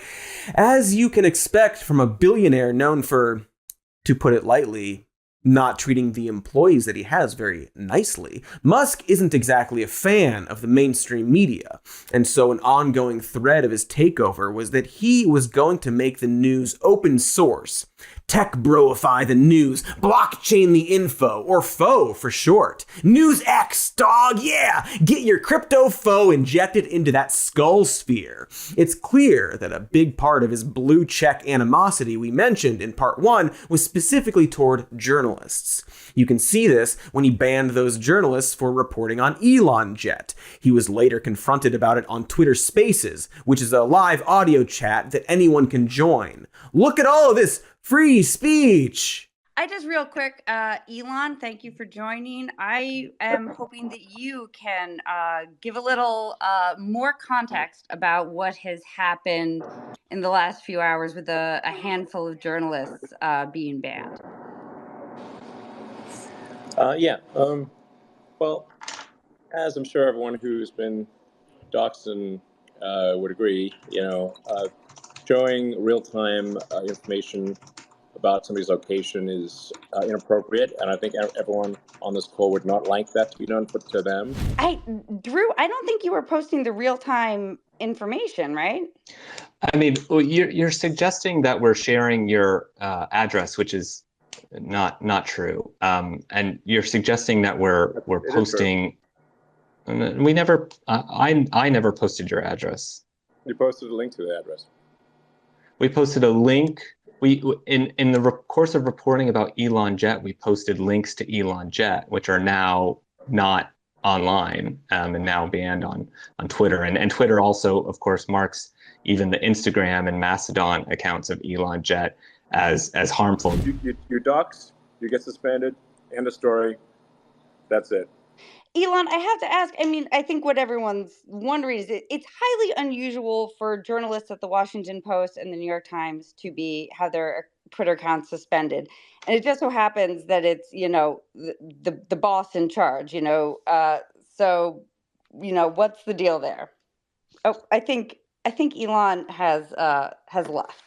Dude just kept repeating, if you dox, you get banned, like some kind of awkward mantra, as these very serious people asked him equally serious questions about the inconsistencies in his banning, to the point that he not only stormed out of the call, but then temporarily removed Twitter Spaces from the platform under the excuse that it was undergoing maintenance. And this is actually nothing unusual, as Musk has never been able to handle it when people ask him tough questions. He's hung up on regulators before, and has a long history of claiming that the media is out to get him. In 2018, when BuzzFeed interviewed 9 people who had previously worked with Musk, they said this is how he's always been. The difference is that the facade he had created was starting to fall apart. So of course, he hates the press, because the press are the people chipping away at this curated facade, revealing him as the transparent man baby that he really is. And transparent is about to become an important word, not just because he's the parent of a trans kid who hates him,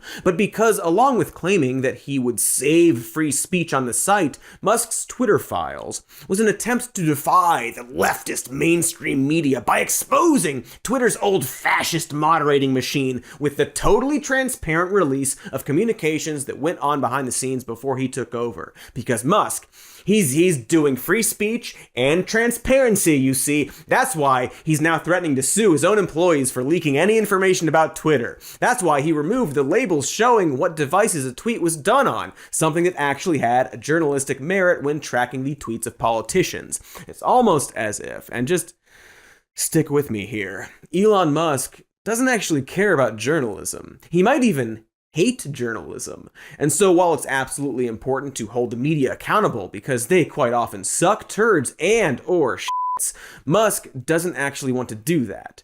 And so the Twitter files really seem to be a disinformation tactic, disguised as a journalistic scoop, one that would feed certain right-wing circles so perfectly that they'd forever join Elon's little online army. It's propaganda that compounds itself the moment any reporter points out that they were a, quote, nothing burger. Not a great word, but we're using it. Because the true believers can dismiss that immediately as yet another leftist media lie. But the reality is that the Twitter files contain very little proof of anything in terms of Twitter. And don't get me wrong, there's actually some pretty interesting shit in there when it comes to the FBI and the government and social media sites generally. But for the most part, it was an illusion of transparency hidden in a highly curated series of threads done by a few misled journalists who themselves admitted to getting the information under specific conditions. And what they revealed, in a nutshell, is that Twitter used to moderate their social media site. That's kind of it. Additionally, they got a lot of government interference in their moderation efforts, which isn't to say that they followed orders from the government. But a pretty key detail is that despite a constant framing that Twitter favorited the left in their moderation, at no point do any of the Twitter files release statistical proof of that. The closest they get is showing that Twitter employees donate more to Democrats, which doesn't prove that they're moderating in favor of the left. Also, Tesla employees also donate more to Democrats. There's Tesla with the long blue bar. Damned Musk and his car's left-wing bias. Instead, the Twitter files cherry-picked specific cases of moderation and then simply assured us they were part of a larger pattern. And in fact, there's evidence that the Twitter files are purposefully misleading. Often, they'll just make a statement without any evidence, as if it's a universal truth. Every single fact in the New York Post Hunter Biden story was accurate, or that instead of chasing child sex predators or terrorists, the FBI was busy flagging social media posts. why couldn't they be doing both, Matt? Was everyone in the FBI on Twitter emailing about tweets in lieu of all the other stuff they normally do, which Elon has said he loves, by the way? Or, for example, the first Twitter file, dropped by this Matt Taibbi fellow, was about how the Biden campaign requested that Twitter pull tweets about Hunter Biden, as well as Twitter moderating the Hunter laptop story. The thread showed an internal email with a series of tweet links that said more to review from the Biden team, with the added context from Taibbi saying, by 2020, requests from connected actors to delete tweets were routine. As if he was describing some really dirty crime syndicate whose misdeeds had become standard practice. What Taibbi didn't include, however, was that the tweet links in that email were nude images of Hunter Biden.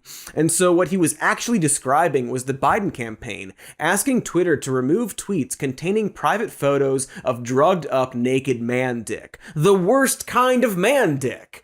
And clearly not something that is allowed on most mainstream social media. And when you realize that, it's a perfectly reasonable request. In fact, at no point does Taibbi link the Biden campaign or a government entity like the FBI with any demand to remove the laptop story as a whole. That central claim that the Biden campaign asked for the New York Post story to be censored is never shown. The Twitter files skips that part and assumes that you will fill in the blank yourself with evidence that exists, even though nobody's seen it.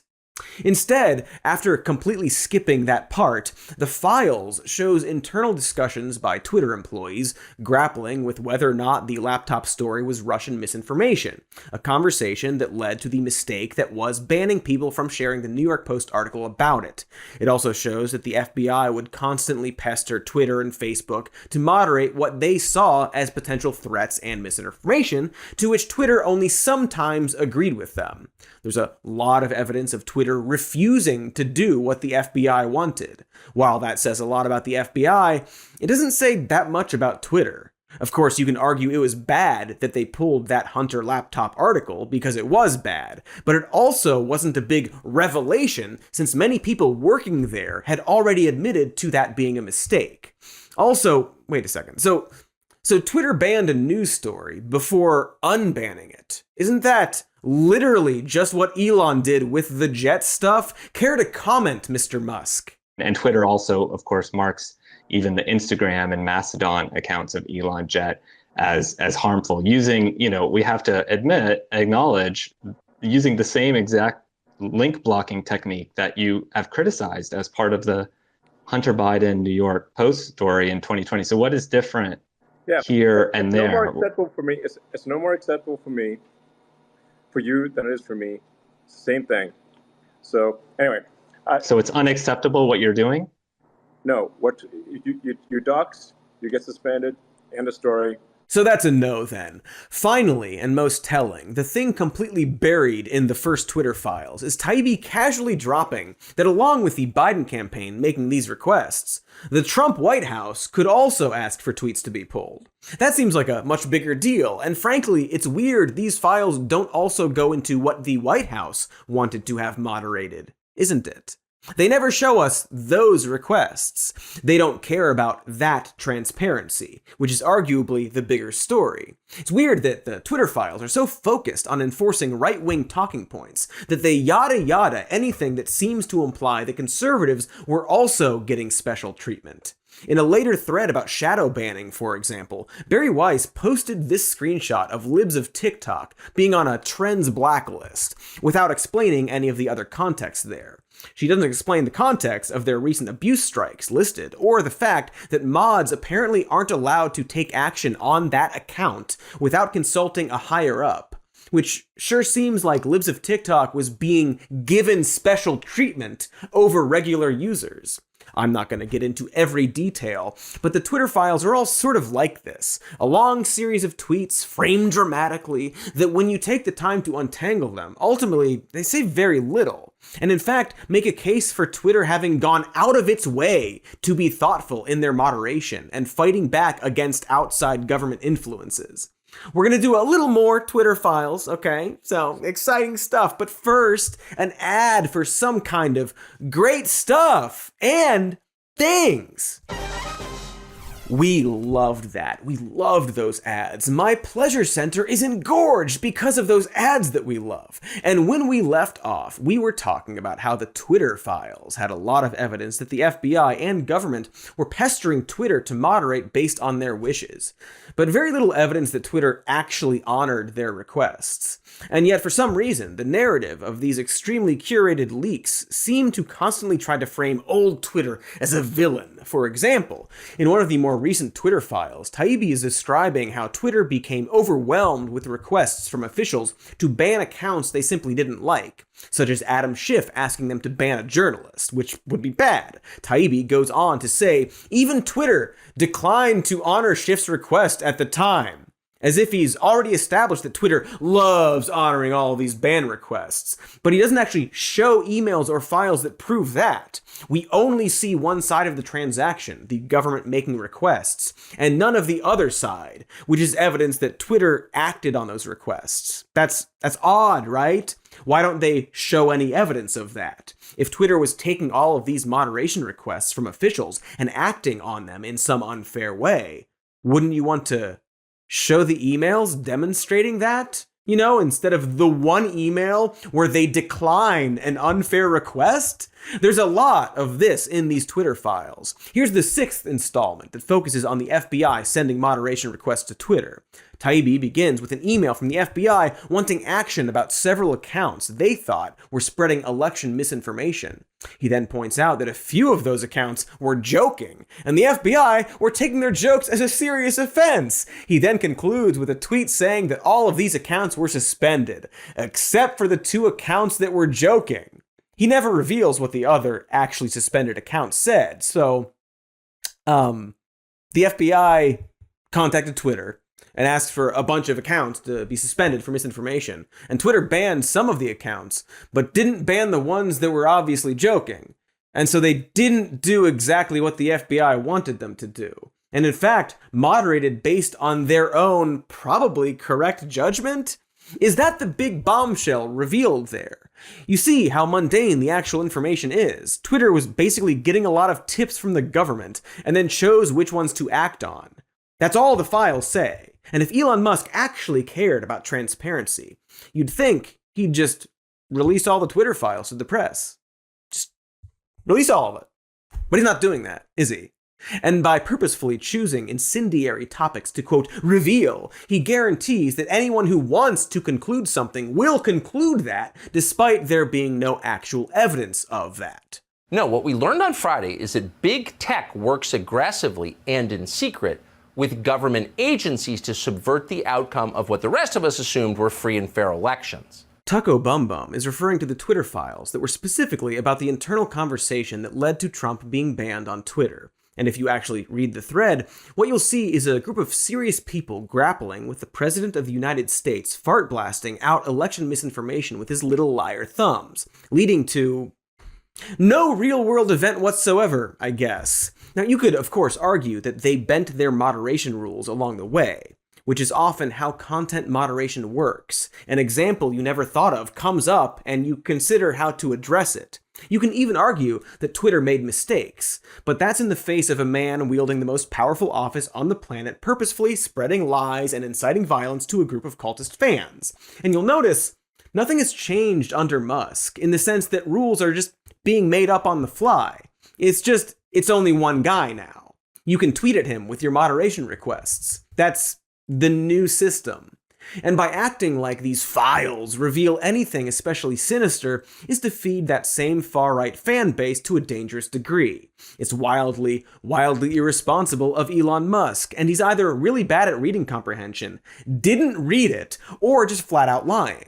Here he is tweeting, and I quote, "Government paid Twitter millions of dollars to censor info from the public." But the evidence he's referring to is the fact that the FBI reimbursed Twitter for processing their moderation requests, something they are legally required to do. And in fact, according to his own Twitter files, they were probably underpaid. So to say they were paid to censor info, like this was a dirty deal, is purposefully misleading. And so Elon is just lying about what the Twitter files say in order to make them seem more important, pretending he's at risk of being assassinated for exposing the extremely boring truth. And that lie is passed on by grifters and or people who don't bother to read the actual details. They just see a lot of important looking text on these half blacked out emails and figure it must be like really serious stuff. But in the end, pretty much all the Twitter files ultimately revealed, at least about Twitter, is that a private social media company was being bombarded by the White House, government, and the Biden campaign, but ultimately moderating based on their own discretion. And again, I'm not sure if you noticed this yet, but that's pretty much what Musk is also doing and says he's doing it. Quote, new Twitter policy is freedom of speech, but not freedom of reach. Negative/hate tweets will be max deboosted and demonetized, so no ads or other revenue to Twitter. The new policy he's describing is just shadow banning and blacklisting certain accounts, also known as the exact same thing old Twitter was doing, as revealed in the Twitter files. So why is the old Twitter moderation some kind of sin, while it's okay when he does it? Especially since he's, quite frankly, way worse about it. There are no group emails debating it anymore, are there? It's just him. One really rich guy. He's pulling news reports and accounts he doesn't like, shadow banning people who upset him, and making snap moderating decisions based around his whims. You could say, well, at least he's not working with the government. Except he is also doing that. Musk works with the government on his projects all the damn time, and also, loves taking their money. Heck, he wants to be a government someday. Dude and the Pentagon are tight. The only difference is that Twitter's old moderation system was run by a larger and more diverse group of people, and was at least aspiring to be as fair as they could. I'm not saying they were fair, but for example, the old blue checkmark system was a lot more friendly to free speech than having to pay money, right? The old system allegedly gave higher visibility to people who were verified as experts in their field. And in the fabled marketplace of ideas or whatever, doesn't that make more sense than definitely giving visibility to anyone who decides to pay a small fee? Isn't it better for free speech to have a group of people debate and discuss what to moderate than a single billionaire taking a bunch of ketamine and consulting his mind colors? No offense to ketamine. I'm sorry. Sorry I lashed out at you. I'm so sorry. Also, sorry, I meant a single billionaire and his gaggle of weird, rich, sycophantic, and right-wing tech bro buddies. Is gaggle the right word there? A gaggle of tech bros? That makes sense. Because one thing we've yet to get into here is who Elon Musk chose to take the place of all of the executives he immediately fired. Not necessarily as official employees of the company, so much as a personal circle of all of his tech dude friends, like David Sachs, a PayPal founder and longtime friend of Musk, as well as his partner Jason Calacanis, another rich computer boy. One of the things we learned early on was that Musk was basically surrounded by the most embarrassing of yes men when he first began his acquisition of Twitter. We know this because, thanks to the litigation involved in the process, a whole bunch of Musk's personal text exchanges were released by the court. And what was discovered in those texts weren't sinister or evil per se, except for the part about explicitly saying they want to purge all the blue check journalists or whatever, so much as they were, what's a way to say this nicely? Dipshitted.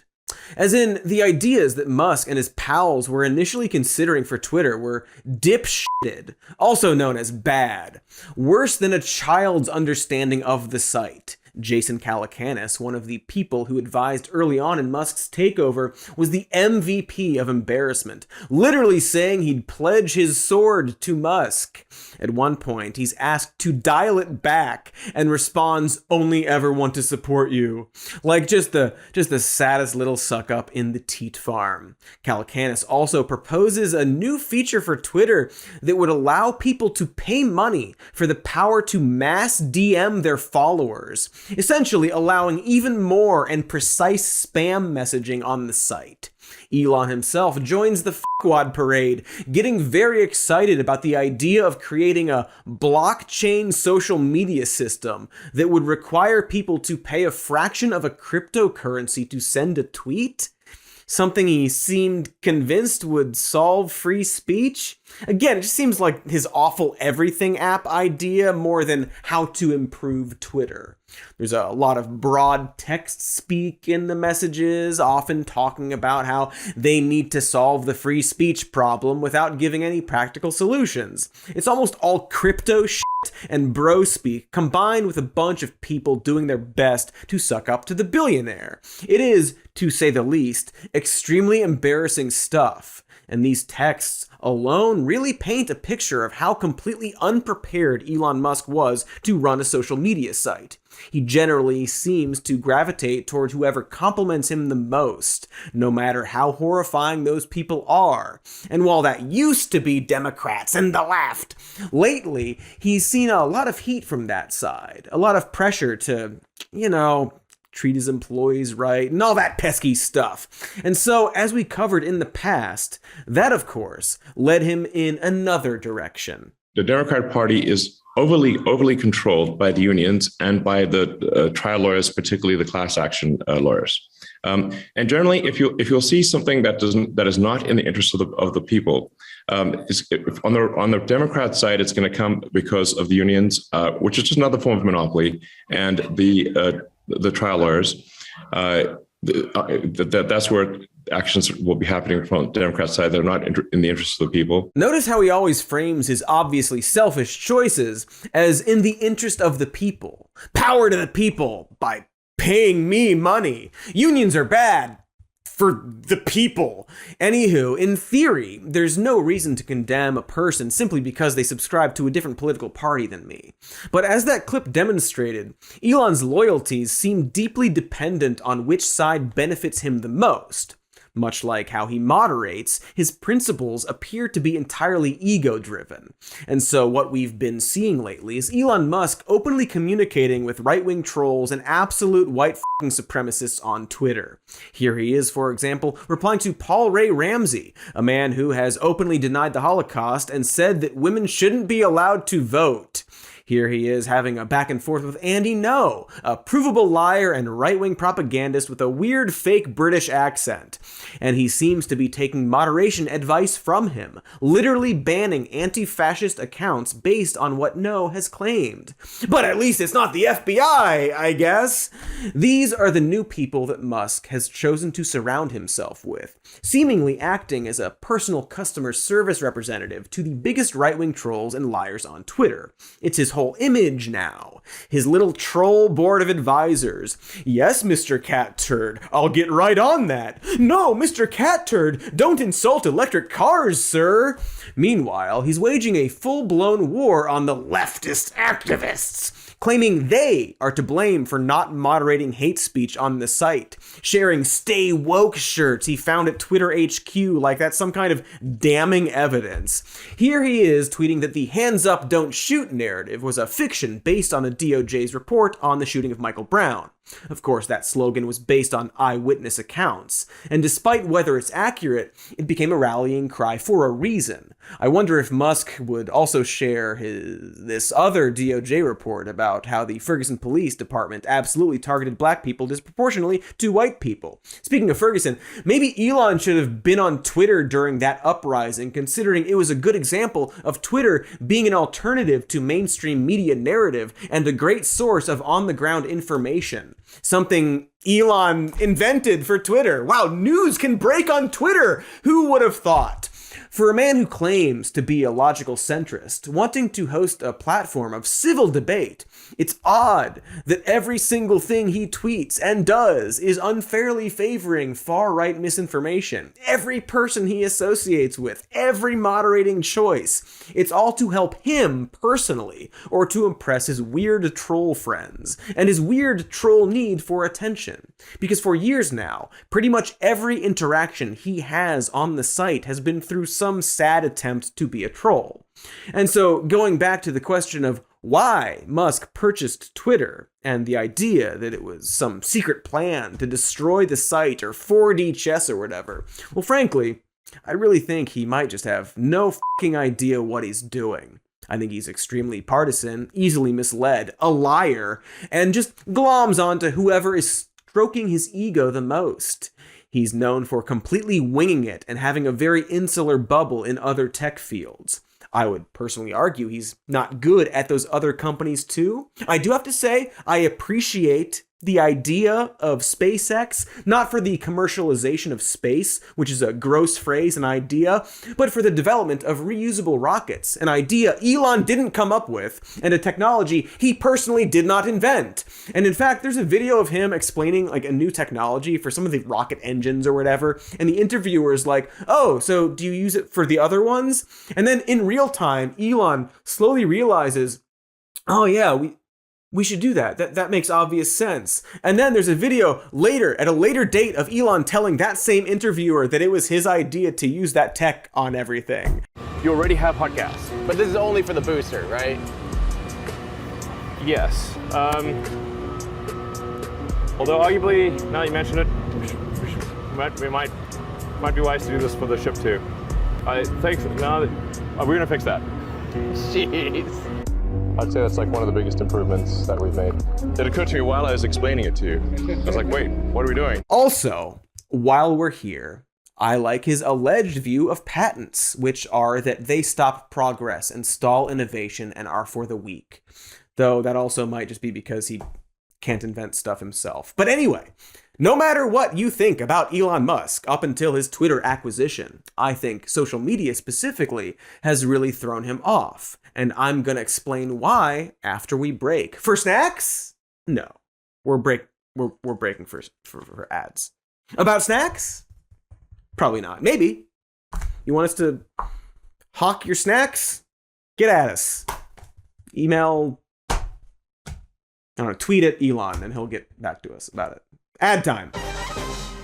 Okay, we're back. Sorry about the ads. So now we've more than established Elon Musk as an emotional, partisan troll who is basing all of his Twitter decisions off of who sucks him off the hardest. We've covered a lot, but I still think there's one very key issue that we need to address. It's the key to why, no matter what the conditions, Elon Musk is fundamentally unable to run a social media site like Twitter. Are you ready? Of course you are. Close your eyes. Now, imagine you're an aspiring stand-up comedian who frequents a weekly open mic night. Now imagine that you're also very rich, or perhaps have famous parents, or were given some other privilege that allows you to get up on stage anytime you want. Now imagine that you're a bad stand-up comedian, but despite that, you're surrounded by yes men assuring you that you're actually really funny. You know, because you fired all the people who might say otherwise. And so even though you keep getting booed by the audience, you're absolutely certain that you're actually funny and cool, no matter how many comedians seem to mock you. I mean, with the exception of Dave Chappelle, of course.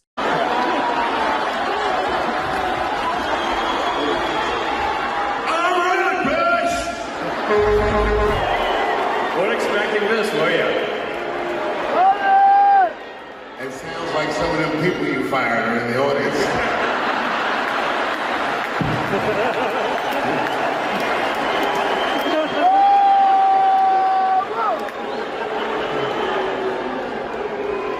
Hey, wait a minute. Those of you booing.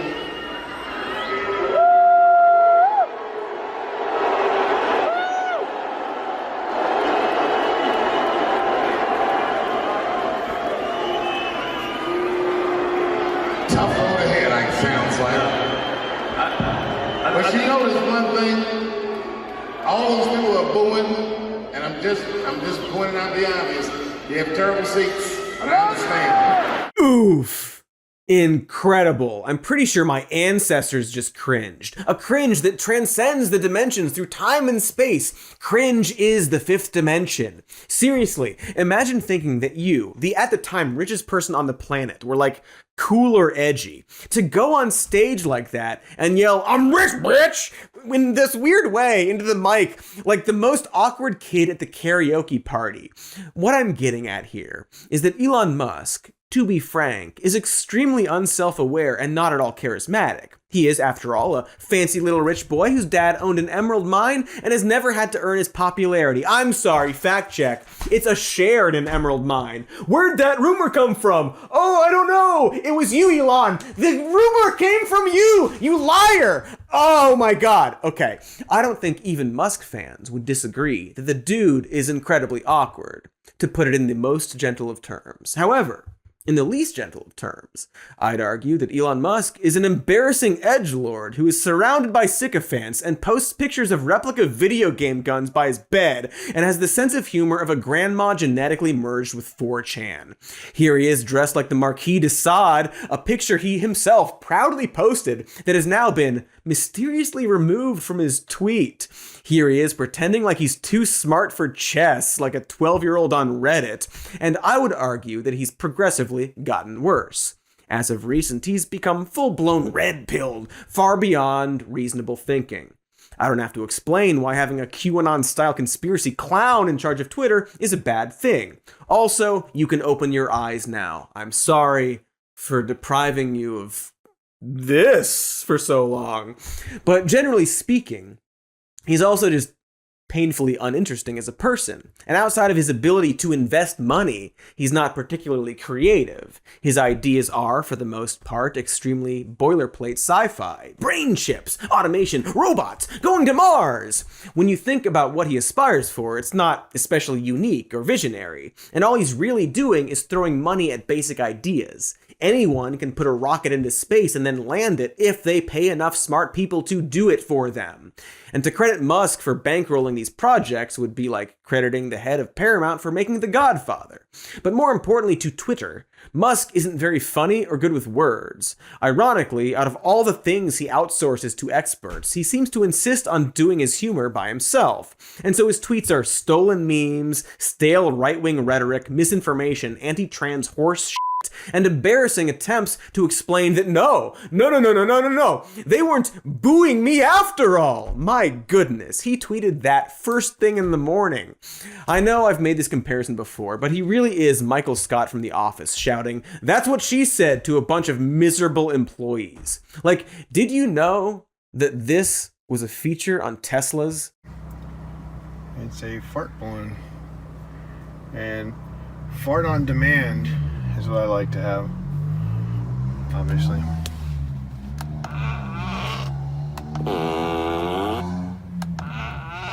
It literally has an "I'm so random" button. That is, no joke, a feature that would blast fart or goat sounds outside of Tesla's that Elon clearly thought was super based or whatever the ungodly It was almost immediately recalled for safety reasons, something he's very familiar with having to do, before no one bothered to check the regulations. And not to be a comedy snob, but goat sounds are the least random way to tell the world how random you are. He's just copying forced random or absurdist ideas from like 8 years ago. And you can just imagine the engineers too afraid to speak up when Musk asked them to work overnight to make the totally cool with the K fart speaker on his Radmobile.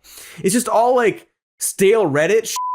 The least creative or visionary attempts, much like his ideas on car design, or a tunnel with lights, or his sci-fi aspirations. You can just see how he's pulling from other sources without a single original idea.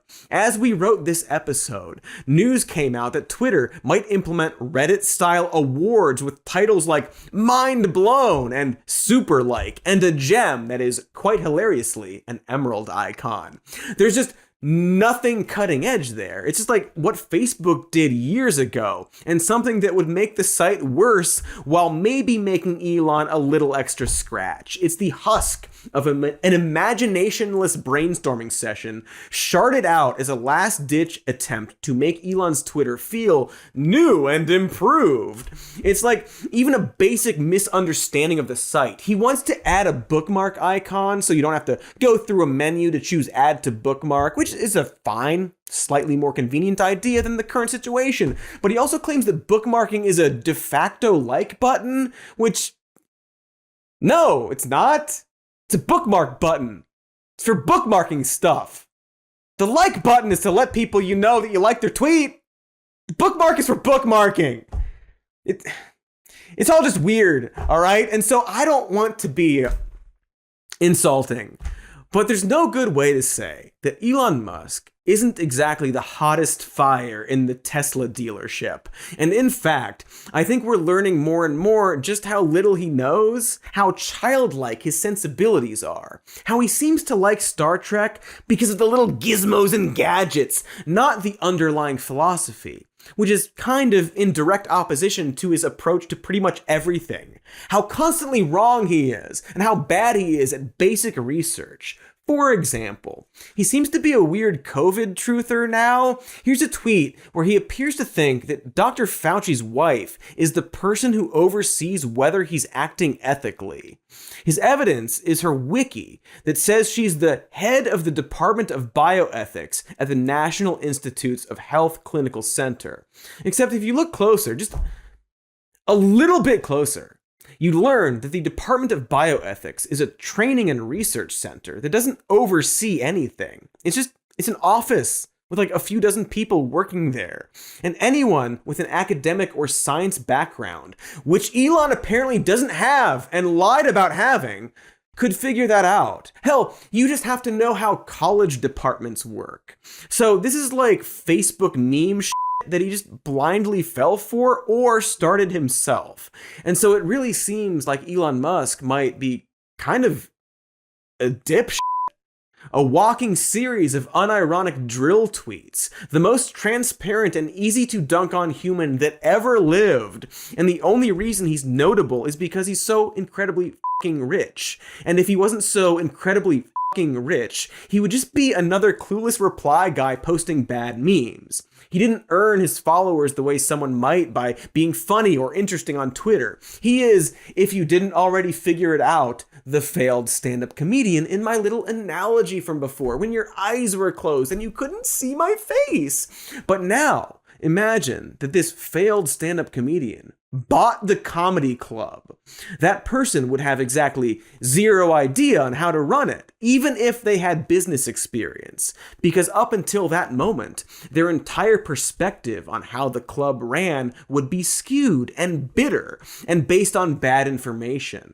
He would have an animosity toward most of the people in the club, along with everyone working behind the scenes. That's why his takeover of Twitter was so weird and hostile, because Elon can't conceive that he might just have bad opinions or shitty humor, so he clearly grew resentful of Twitter, to the point that he impulsively locked himself into buying it for way too much money. And it's not entirely his fault. For starters, Twitter made him buy it. But also, besides the brain disease that comes with having so much money, which we will do a solo video about in the future, we as a society really did a number on his ego. Mr. Musk, how are you? Congratulations on the promotion. Thank you very much. Hey. Those Merlin engines are fantastic. Elon Tusk, listen, we need your help. Rick, Morty, why me? Did something happen to Elon Musk? How do you want to be remembered in history? Alongside the Wright brothers, Elon Musk, Zefram Cochrane? The moon's coming whether we like it or not. What would Elon do? Moonfall? How could you? Remember that night we had together? We made love. See, there was that brief window of time where the general public didn't know that much about Elon Musk, and because he ran these seemingly innovative companies, people naturally assumed that he was also responsible for the actual engineering behind SpaceX and Tesla. We really liked that Iron Man fantasy so much that we put him in Iron Man. On top of that, electric cars were seen as an especially good cause in terms of mitigating climate change, which honestly I don't even know if he even believes in anymore. So Musk was embraced by a lot of the left, but specifically wealthy liberals who could actually afford his products. And Musk ate up that praise and attention. And with all of it, he became more of a public figure. But the more we learned about Elon Musk, the more it became clear that he was not the man that Hollywood made him out to be. And while this is for another video, there's a case to be made that Elon Musk has never been good, and in fact is working to harm human progress. Hey, did you know that in 2021, Tesla made $1.5 billion just by selling regulatory credits to other car companies? You see, governments award car companies these credits when they make efforts to reduce carbon emissions, and the car companies are required to have a certain amount of these credits. But instead of meeting those requirements, they can just buy credits from Tesla instead. And so Tesla is profiting off of these other car companies not reducing their carbon emissions. Also, electric or not, manufacturing and disposing of cars is extremely bad for the environment. Electric is obviously better, but what we should be leaning on is public transportation. Trains, for example, are the most eco-friendly option, far more than cars. And yet Elon Musk has been specifically hijacking any funding that could go to trains for his boring tunnel project, which amounts to people driving fucking Tesla cars through death trap tunnels. They took $48 million from Las Vegas to drive Elon's cars 1.5 miles in a fucking tube. He's had failed tunnel projects in California, in Baltimore, in Chicago, and I would argue the one in Vegas counts as a failure as well. He is quite literally Lyle Lanley, the monorail guy from The Simpsons. And I would argue that much like free speech, Elon Musk only cares about the environment so long as it directly benefits him. As long as his cars are used and not some dirty commoner system. Oh, look, weird. Twitter temporarily banned the DC bus system account for literally no reason. Probably an accident, but still, pretty funny. Anyway, and over time, a lot of people realized what I'm saying and began to turn on him. People that I think Musk was genuinely a fan of, who were now calling him a piece of shit. And so things got a little sad for him. He became very divorced from both women and the comforts of his previous fame, and by extension, divorced from reality. And I think all he's really ever done since is try to find that comfort again, that pocket of praise that he can curl up in like a warm Tesla fire.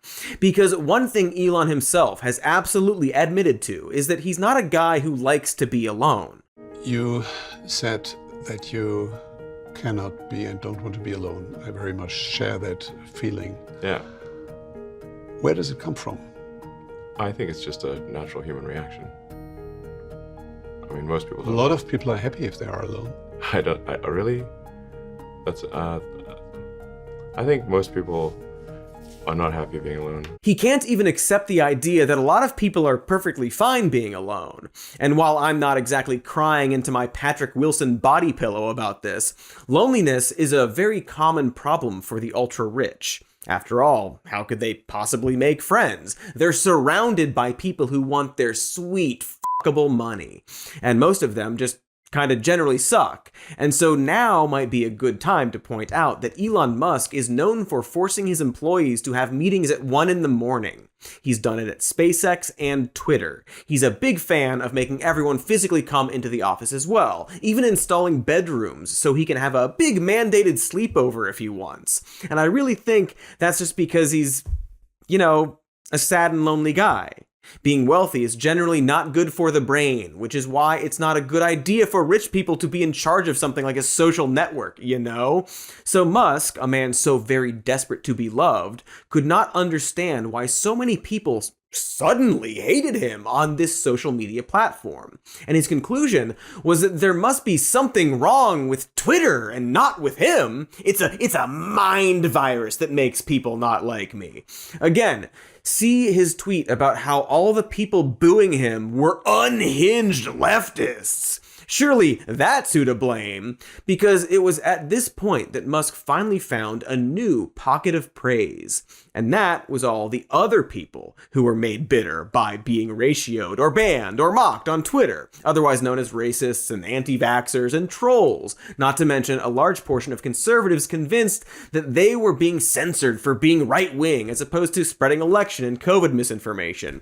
And so all their anger turned toward the so-called blue checkmark left leftists and Twitter mods that surely were the reason. A conspiracy, perhaps, but the reality of how Twitter worked is actually pretty simple. I'll even put it in big words on the screen for the cheap seats. You know, the only ones who booed Elon, according to Dave Chappelle, those poor cheap f***s. Twitter was a popularity contest. That's it.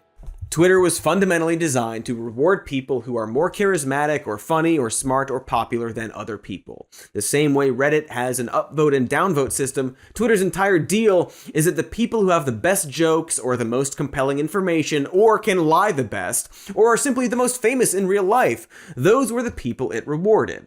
Is that good? Not really. Dare I say, no. It's the same social structure as high school, and high school sucks unless you're high.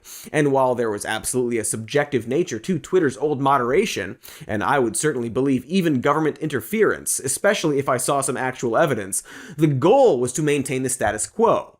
Is that good? Nah. I think that's very important to say. Twitter wasn't good before Elon Musk bought it. It was just kowtowing to mainstream beliefs. But I would argue that it was better than it is now, being run by the world's richest or formerly richest and most sensitive man and his army of bitter fans. Because, again, Elon Musk and his weird fans weren't popular. They aren't very funny and have really bad opinions and lean on the side of being trolls. A troll, of course, being someone who craves attention in any way they can get it, even by acting like a jackass. You know, malarkey dealers, if you'll pardon my harshness. And everything Musk is now doing is designed to reward that behavior as opposed to any kind of other merit.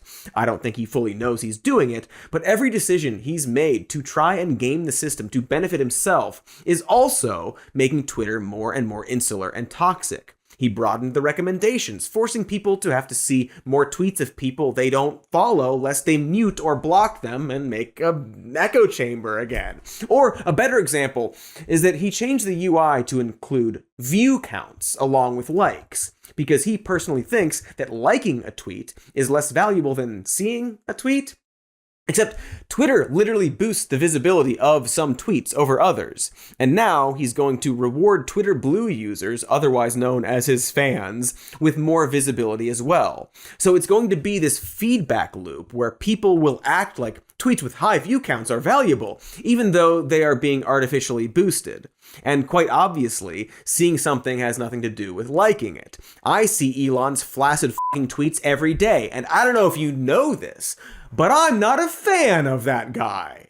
But of course, Elon doesn't understand that, because his entire existence is based on attention, no matter if that attention is good or bad. A car making a fart sound, or just tweeting the word keck. Again, just like Michael Scott, he naturally thinks getting a reaction is the same as being approved of. So of course, he would change Twitter to value attention over likability.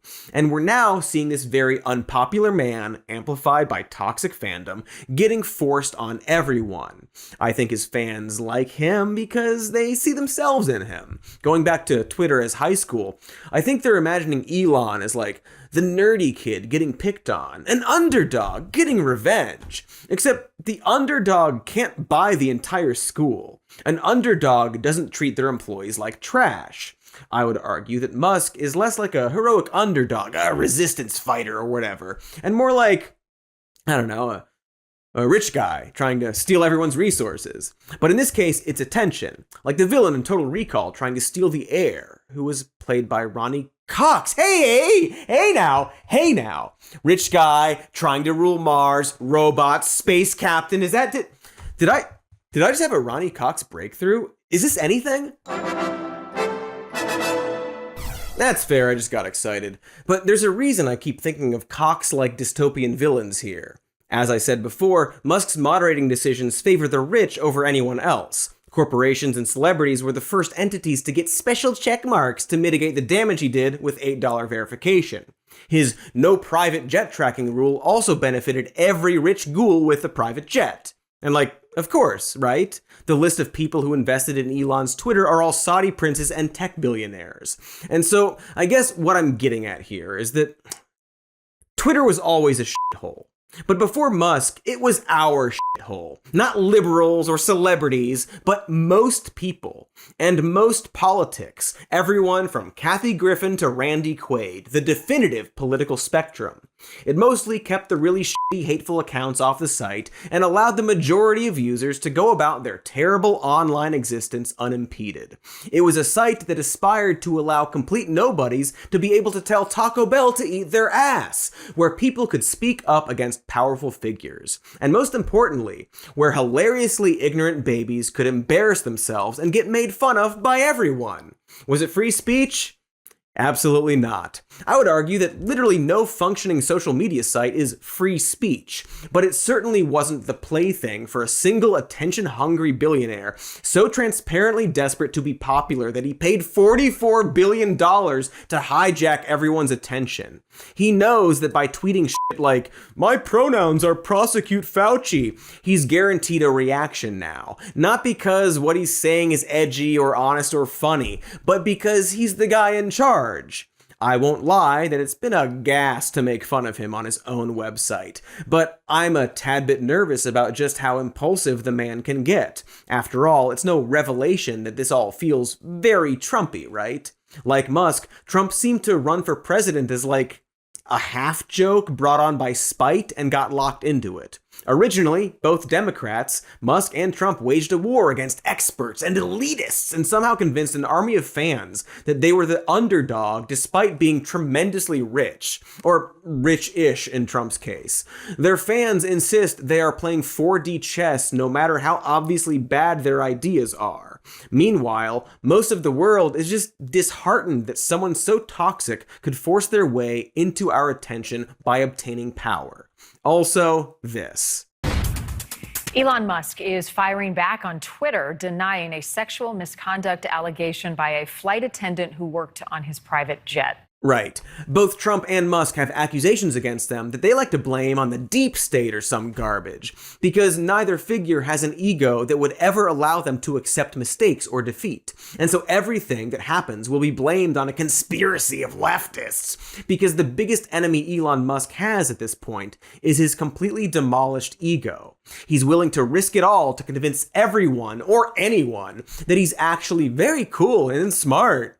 The clearest example has to be when, in the midst of massive Twitter layoffs, Elon tweeted, and I quote, "Did it for the lulz," before deleting the tweet 2 hours later. To repeat, he did it, numeral 4, the lulz with a Z. Because Elon Musk, in that moment, would have rather people thought he purposefully destroyed a company for the lulz than accidentally destroyed a company because of his incompetence and ego, to the point that he would legally implicate himself to save face. You know, because I'm pretty sure purposefully trashing a bunch of jobs would get you sued into oblivion. Again, even the self-destructive path feels very Trumpy. But no matter what's going on in his head, the damage is already done for the rest of us tweet folk. He stole the microphone and is screeching hogwash in it, and now everyone's leaving. And if you're one of the many people who makes their living from social media promotion or worked for Twitter, this is devastating to watch. Believe me, I personally know what it's like to see an industry completely collapse because of a single rich guy making snap decisions. It's just sad. Social media sites come and go, for sure, and there's perhaps some hope in places like Post or Hive or Mastodon or my news site, some more use. Social media for you, and also several investors who reserve the right to viewing your personal information. But there was nothing irreparable about Twitter before Musk took over. It had more time left, more years to watch people get offended about which direction toilet paper goes, or see a celebrity embarrass themselves by admitting they hunt drug addicts for sport. Or this Lena Dunham one, where she tried to joke that Asian men can't be rapists. Jesus fucking Christ, Lena. But now, thanks to a single rich weirdo, the site is most likely tanking. And I think the lesson to be had from all of this is that perhaps, just perhaps, we need to completely rethink the way we use social media. And I don't know, the internet? We're a long ways away from garage geniuses revolutionizing technology and creating a digital anarchy of free thought, you know? The internet is basically just 5 Walmarts competing with each other now. Because while we love the idea of everything being under one roof, this futurist vision of convenience, it also creates a system where too much power is put into the hands of too few people, be that Elon Musk or Jack Dorsey or Mark Zuckerberg or the FBI. There was a time when people's livelihoods weren't at the whim of a single fucking algorithm. And that's what they're pushing for. Zuckerberg and his metaverse, or Elon with his X app idea that might just be what Twitter will turn into. There's this battle to monopolize the entire fucking internet, and we can't let anyone win. Not some rich Saudi prince, not the government, not even me, especially not even me, but especially not this guy.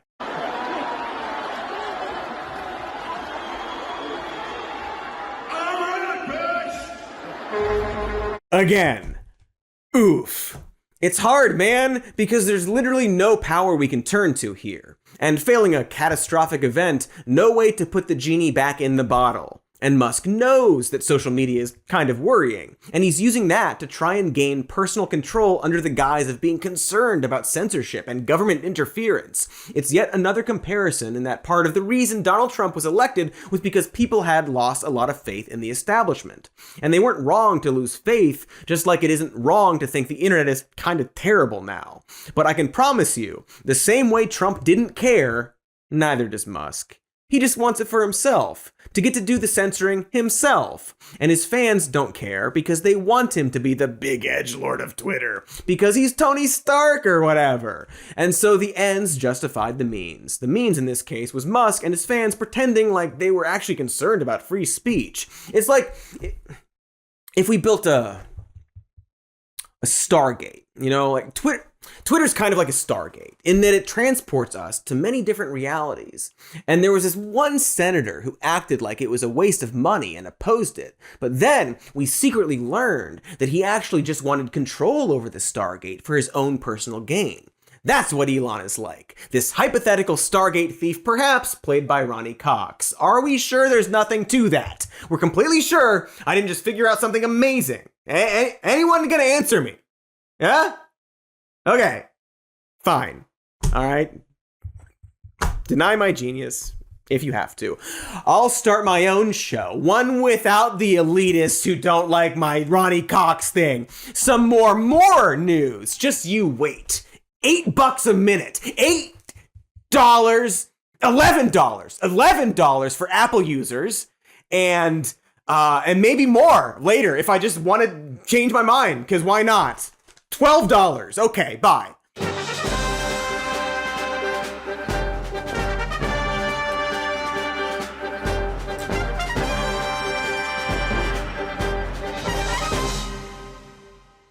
$14.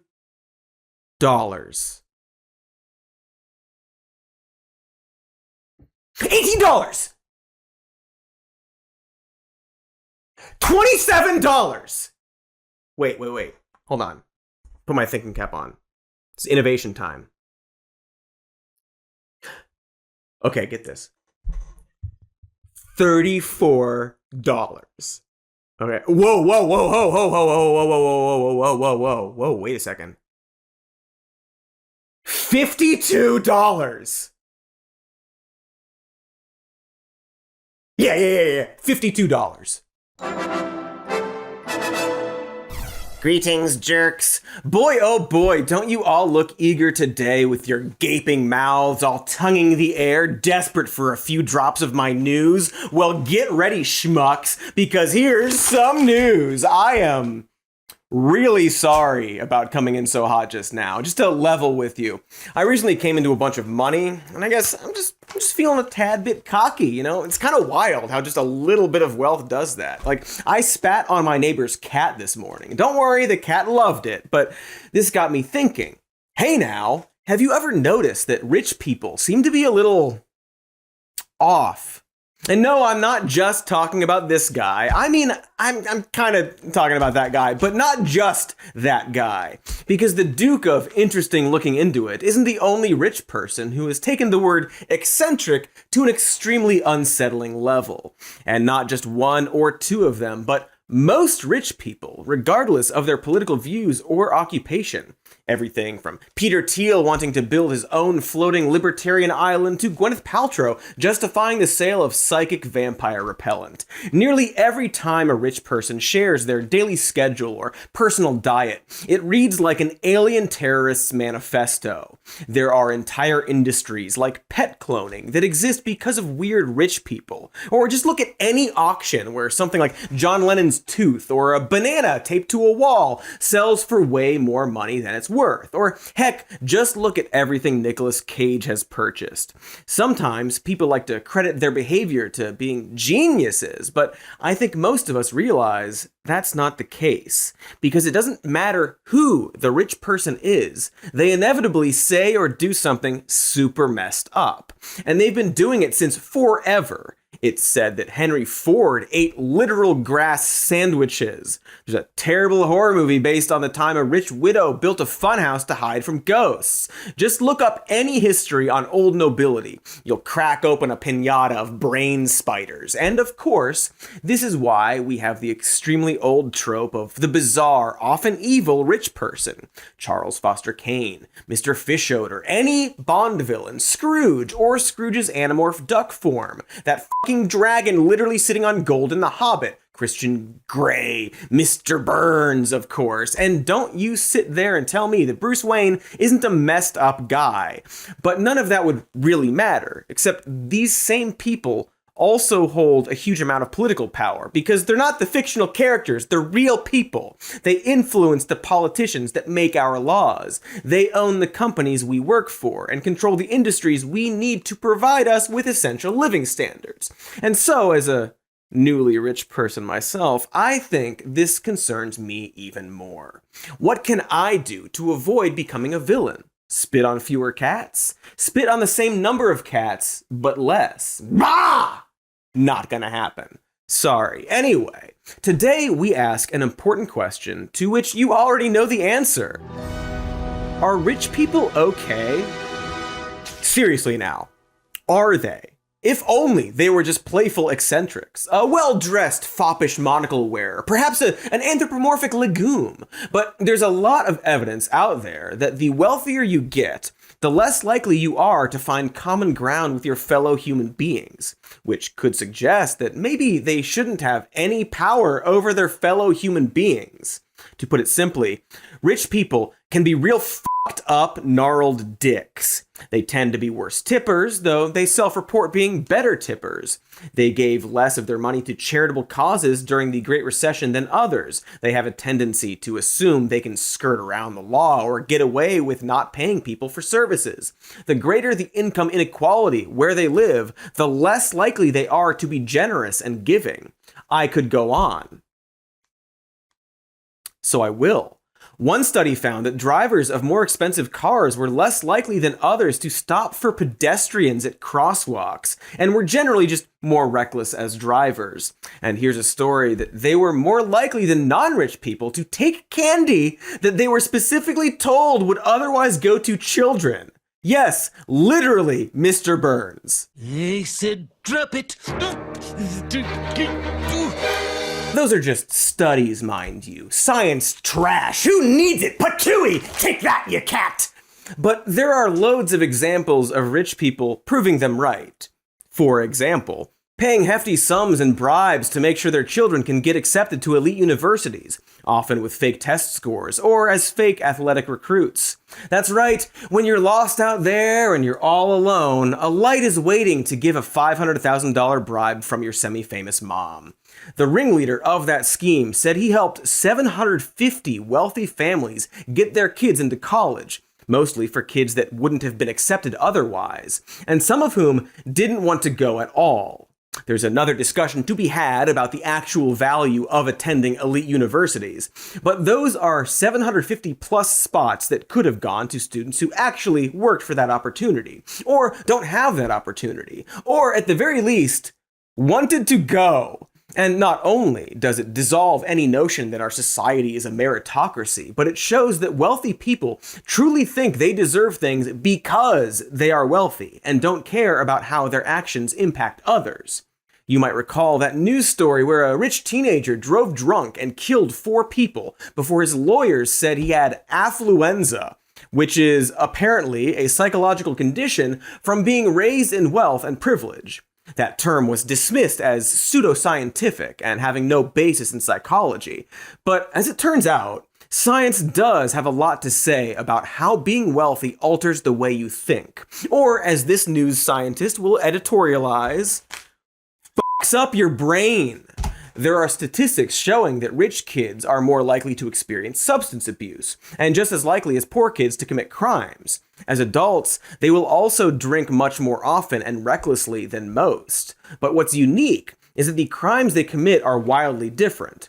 While poorer kids in the inner city tend to get busted for things like carrying weapons, often for self-defense reasons, rich kids mainly get in trouble for stealing from their peers and parents. I'm not saying that poor people can't also steal from their parents, and if you're poor and watching, you have my permission. But the differences are interesting in that rich people seem to commit crimes that they either think they'll get away with or just don't care if they do. Often it shows a disrespect for their immediate surroundings, stealing from the people directly around them, or, of course, massive tax evasion, or the fact that rich people are more likely to say they drive over the speed limit. After all, what do they care if the penalty is a fine? That's probably why there's at least one study showing that rich people actually tend to shoplift more than non-rich folk. There's often an inherent disregard for others on a massive scale. For example, the endless stories of wealthy homeowners who've tried to illegally block access to public beaches near their homes. Because those public beaches are theirs now, I guess. No looky-loos! The owner of this home on Pacific Coast Highway has been fined $4.2 million for intentionally blocking access to the beach. And that was a compounded penalty over many years of not complying. The public on a public beach? Yuckies! Patooey! I wish everything was a cat that I could spit on. And while the homeowners may have legitimate gripes about litter or noise, it's the goddamn motherfucking beach. You decided to buy a house there, my fellow rich person. You can't build yourself a house next to Central Park and then get upset when you go outside and see old men playing chess, even if it's Magneto. California's earliest state laws said the area between the waterline and the mean high tide line is public. So you can't block access to it or keep it all to yourself, even if you own the area surrounding it. Voters enshrined that into the state constitution in 1972. But that hasn't stopped people from putting up phony no trespassing signs or even hiring private security guards to try and kick people out. Here's a story about one rich dip who bought 89 acres of land near San Francisco for $30 million and then locked the public access gate to the local beach.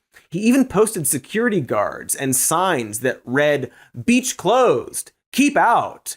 And the fight over that beach has continued for more than a decade, leading the State Coastal Commission to sue in 2020. They're demanding that the rich dip either apply for a permit to change access to that beach or open that road and charge no more than $2 for parking.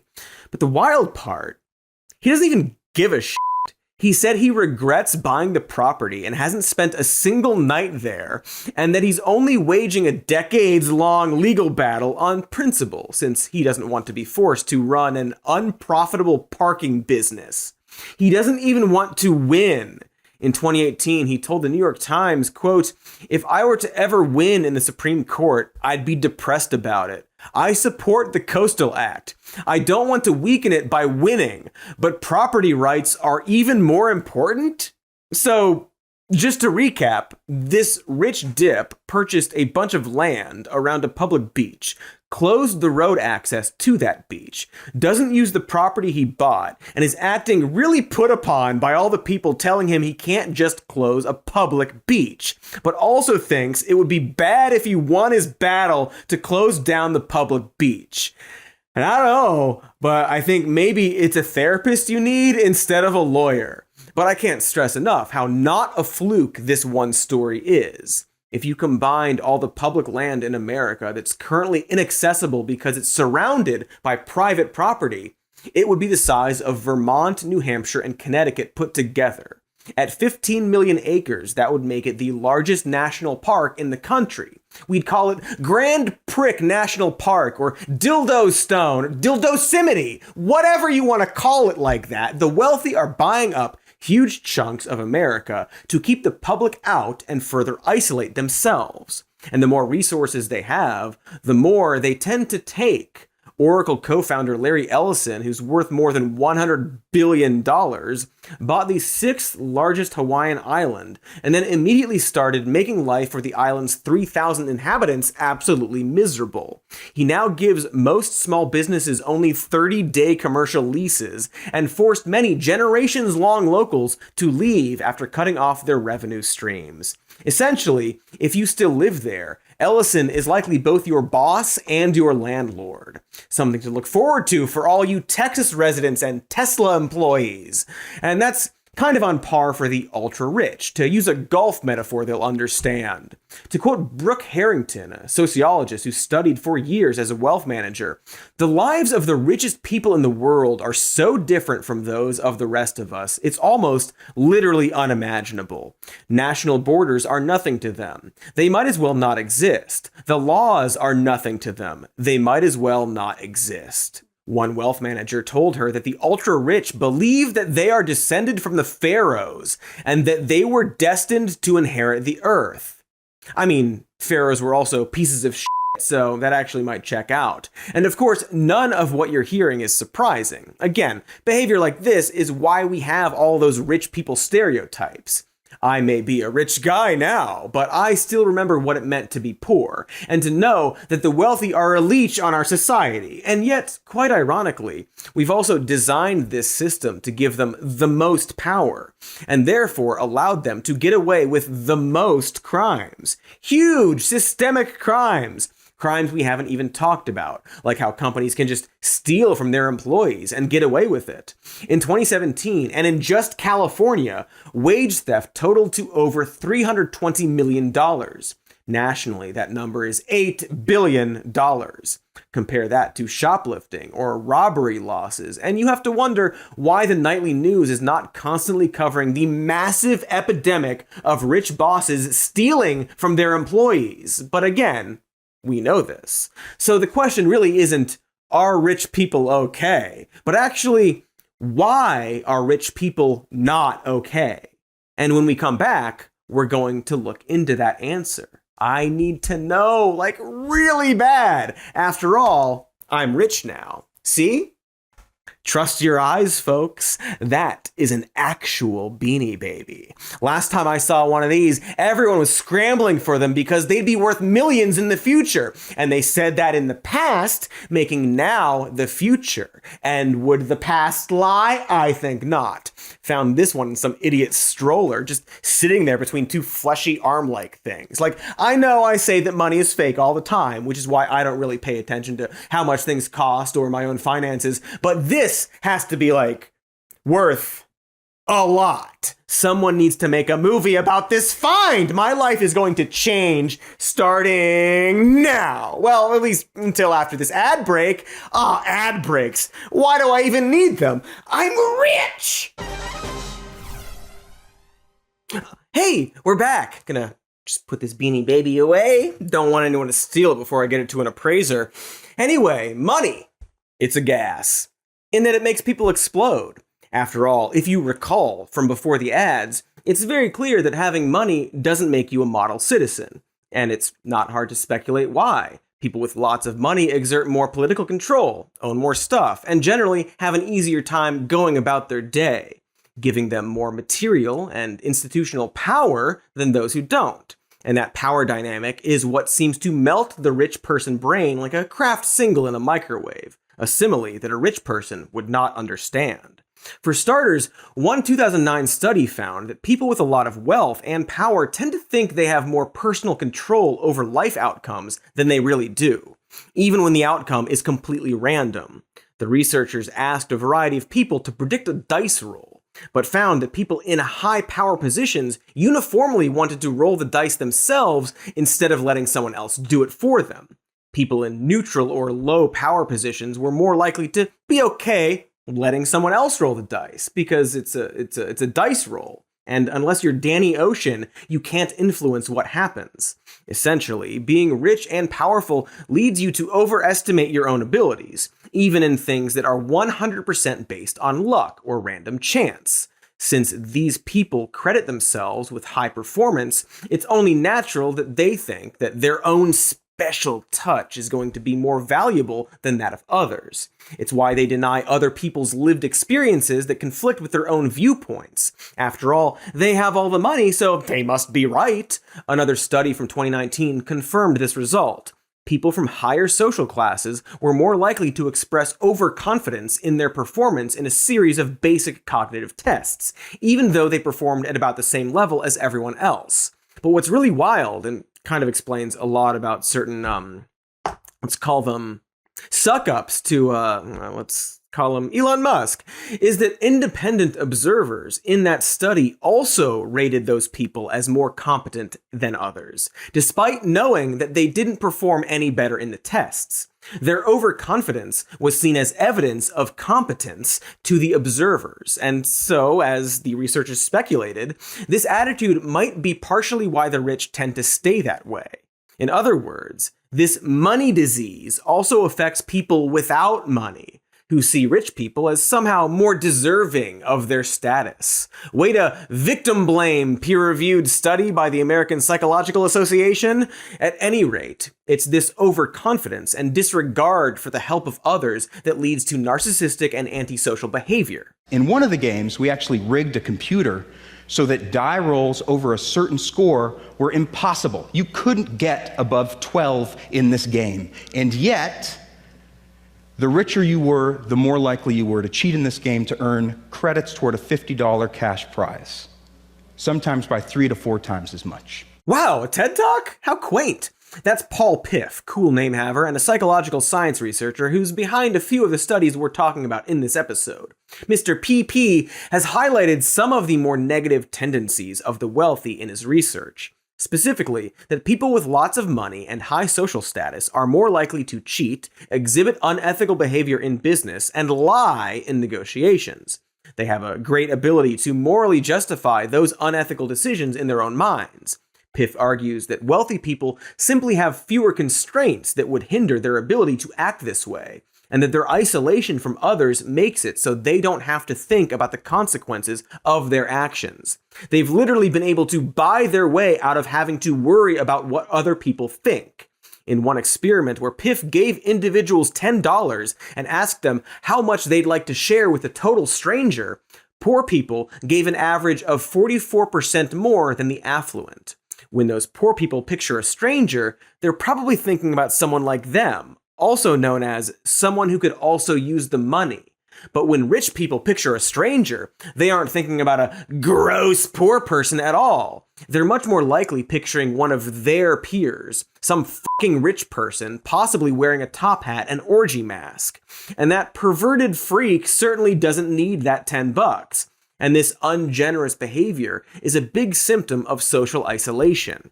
Further research bears this out. A 2016 study found that wealthier people literally look at other people less often while walking down the street and, perhaps as a result, have a harder time identifying changes in facial expressions in photos. The researchers say that the faces of others hold less motivational relevance among the wealthy, which is a nice academic way of saying that you don't fucking matter to them because they don't value you.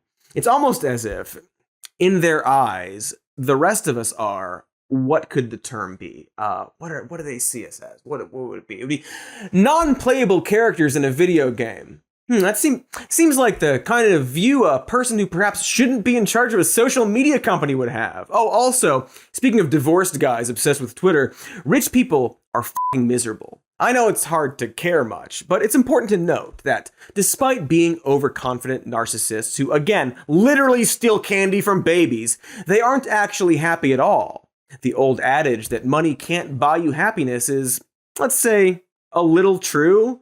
Because if you're poor and don't have your basic needs met, money will absolutely buy happiness. But after a certain point, that money does stop helping. One study from Purdue University estimated this level to be around $95,000 a year. But above that, more money tends to equal less life satisfaction. I'm honestly not sure how accurate that is or if there's a quantifiable number here. But you get the general idea. It's not really that money buys happiness. It's that money removes stressors of survival that cause unhappiness.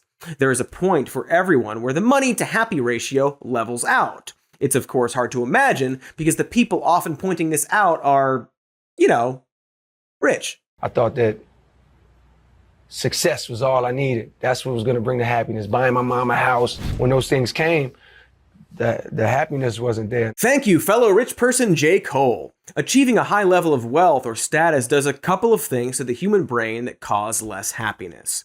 That social isolation we mentioned earlier doesn't just lead to a lack of compassion and empathy for others, but it also isolates them from their own community. Rich people overall spend less time socializing than lower income people, but when they do, they have to hang out with other rich people, which sounds honestly terrible. Like, imagine having to play Codenames with this guy. And just like you and your friends competing over who's better at video games or who can fit the most bottle caps in their mouth, this creates a feedback loop of rich people only comparing themselves to other rich people. It's why some of these depressing assholes have spent the last few decades competing to own the biggest yacht. Or, one imagines, trying to see who can fit the most golden bottle caps in their mouths. It's Warren Buffett, obviously. No better example is the recent article in The Cut about the Fleischman effect, named after the classic DC Comics character the Fleshman. It details the struggle of America's moderately affluent who don't feel quite rich enough. Quote, "Since leaving New York, Beth has found herself in tears at least once a week. She makes $300,000 a year, more than she's ever earned in her life, but she's running out of minutes in the day to squeeze out more dollars. How do I make the $700,000 that I'm going to need to send my daughter to private school or do the renovation in the attic so I can turn it into the master suite so I can have a tub and so I can have one thing I enjoy in my life?" she says. Not surprisingly, Beth isn't her real name. The people interviewed for that article seem to understand that complaining about their lives is like complaining about being given too much free weed at Coachella, or just being given too much free weed, period. But even all that free weed, or I guess an attic tub, won't make her any happier. Once people achieve a certain status, they become terrified of losing it, and will expend way more effort trying to maintain their status. For example, I have already hired an armed guard to watch my Beanie Baby, and I will not sleep until that guard arrives. Don't think I can't feel all your coveting eyes. I feel them. They're pointed at the Beanie Baby. And so this might explain why rich people don't actually feel rich. Like how 35% of millionaires say that retirement is going to take a miracle, or why people who make six figures sometimes say that they're living paycheck to paycheck. Here's a fun eyesore from something called financialsamurai.com, attempting to explain why someone making $400,000 a year isn't actually wealthy. The rationale is that a higher earner in a big city doesn't have that much money left over after they buy all the things that rich people spend their money on. Fancy private schools, a $1.6 million house, one of them Squid Games tickets, and 3 vacations a year. It's hard to feel rich when you constantly have to spend all your money trying to be rich. It's funny how it's always the poor that are blamed for their spending choices, because it sure appears like the wealthy are terrible with their money. So weird and funny, that is. Ha ha ha ha ha. In fact, overall, it seems that rich people can't help but develop these, let's call them symptoms. You overestimate your own abilities, think less about the feelings of others, get increasingly isolated, and yet you still want more. We can even circle back to that Paul Piff TED Talk to see how all these elements come together, quite perfectly, in a game of Monopoly rigged to favor one player over the other. The rich player started to move around the board louder, literally smacking the board with their piece as he went around. You were more likely to see signs of dominance and nonverbal signs of displays of power and celebration among the rich players. P-Dog brought in more than 100 strangers and then paired them off to play one-on-one. But in each group, one of the players was randomly selected to start with double the money, roll 2 dice instead of 1 per turn, and get twice as much every time they passed go. Monopoly, a socialist game intended to demonstrate the ills of capitalism, already makes for an insufferable afternoon under the normal rules. So as you would expect, this very quickly became a bloodbath, and the rich players acted accordingly. They became boastful, disregarding the feelings of the strangers sitting across from them, and even started taking more pretzels from a communal bowl placed on the table. After the game was over, the winners were asked why they thought they won, and incredibly, very few of them mentioned the coin flip. Instead, they talked about their own strategies, the shrewd moves they had made to buy properties and take control of the game. It's almost as if they had a sort of amnesia about the obvious head start they'd been given, maybe because acknowledging that would make them feel bad. We see this in more areas than just money, people getting downright offended at the accusation that they were given special treatment. And of course, one very specific industry comes to mind. There is no prerequisite to be in this business.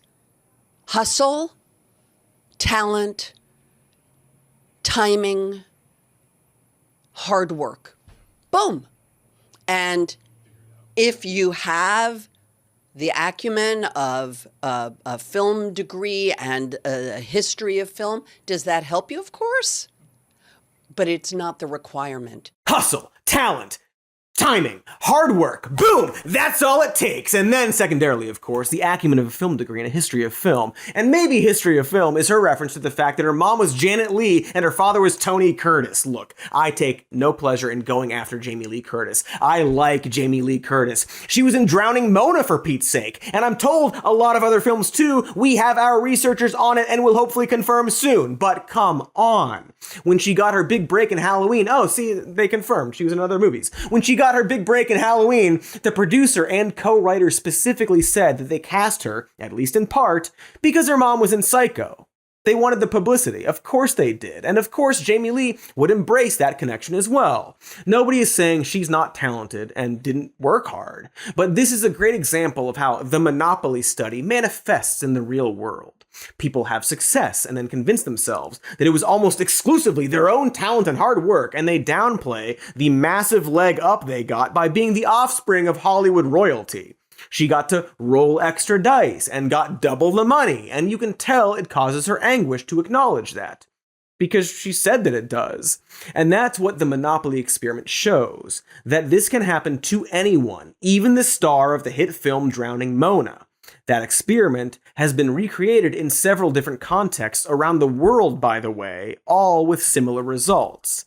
And so, again, this isn't a problem with rich people so much as like with a species. It's not in their blood or anything. It's a problem that can affect anyone under the right conditions. If you get a lot of money and success, your world changes in a certain way that makes you lack empathy, become lonely, grow jealous of others, develop delusions about your own accomplishments, and lose so much impulse control and consequences that you will steal candy from a baby. You literally become Mr. Burns from The Simpsons, or I guess if you're a younger rich person, you become Hank Scorpio, a guy who pretends to care about his employees but really makes things all about himself, exploiting others to further his own diabolical plans, possibly flamethrower themed. Glad you made that connection too, Elon. Maybe it's bad that you are the villain in a TV cartoon. Very self-aware. As an aside, boy, The Simpsons really got rich people's numbers, huh? They really just nailed it. Anyway, we're going to get into the consequences of all of this after the ad break, because as we mentioned at the top of this video, not only are these people very troubled, but they also have a lot of influence over the world. And that seems dangerous. It's dangerous for people who clearly don't like other people to have influence over everybody's lives. And it seems like there's a really unhealthy cycle, perhaps a spiral, that makes it extremely hard to break this pattern. Rich people influence politics and run companies, which makes them richer. Poor people aspire to be rich, perhaps to change the system themselves, and if they actually got rich, they would just succumb to the system as well. I mean, except for me, who will not let my Beanie Baby wealth, which I earned, change me. I earned that, okay? My expert eyes spotted the Beanie Baby and dexterously liberated it from a stroller. You can't teach that in school. You have to learn it in the real world, on the streets, where you take the thing from the stroller. Anyway, ads first, then we'll talk more about my success. Yes. Ooh, yeah, that's good. Yes. So good. Hi! Sorry, I'm just jotting down some notes for my future biography. I know most rich people get there due to a great deal of luck, but as one of the rare cases that actually earned my wealth, I figured it would be good to pass along my knowledge of it. If you hear crying from the stroller, don't worry, that is normal and good. So good. Okay, back to rich people and how their warped sensibilities have incredibly troubling consequences for the rest of us normals. This is most obvious in their political power and how they manipulate our laws to ensure they will stay rich at the expense of others. I know you already know this, and you don't exactly need documentation to back it up, but here is a 2013 report about how the wealthiest 1% are much more politically involved and also much more conservative than most Americans, specifically when it comes to politics around taxes, regulations, and naturally, social welfare programs. Because they're rich, you see, and so they know what's best for the poors. The paper goes on to say that the top 1/10 of Americans are even more conservative than other rich people, and that this appears to be why their opinions tend to be vastly different from what most Americans want their government to do. We could spend the rest of this episode just on that dynamic, that policymakers are heavily influenced by the super wealthy, probably because the policymakers themselves are largely members of that same group. But again, you already know this, because you're very smart and great with a sword, and we have more specific consequences of rich person behavior to dive into, like the fact that they consume way more than the rest of us, because of course they do. As of 2015, the wealthiest 10% were responsible for nearly half of the world's carbon emissions, and the top 1% emit more than twice as much carbon as the poorest half of humanity combined. The next time you feel shame for forgetting to bring your reusable bags to the grocery store, just look at an image of flight trackers after the Super Bowl. That's from 2018, and all those red lines are private jets. It was no different this year, as according to the FAA, more than 4,000 additional takeoffs and landings were expected in the Phoenix area. And of course, there's a pretty good chance that 2 of those jets belong to these guys. Not to give away anyone's assassination coordinates, of course, but this is why it's very frustrating to talk about mitigating climate change, because it is technically about personal responsibility, except some people's responsibility matters way more than others. I think that we need to move away the focus from only individual action to a larger systemic action. Of course, we can't have system change without individual change, but still, as long as we focus on only people, for example, stop flying or becoming vegan, which is, of course, good things. But if we think that this is the way to do, then we forget about those who are actually responsible for the climate crisis, like the multinational companies who are purposely destroying lives and livelihoods and the planet in order to maximize short-term profits.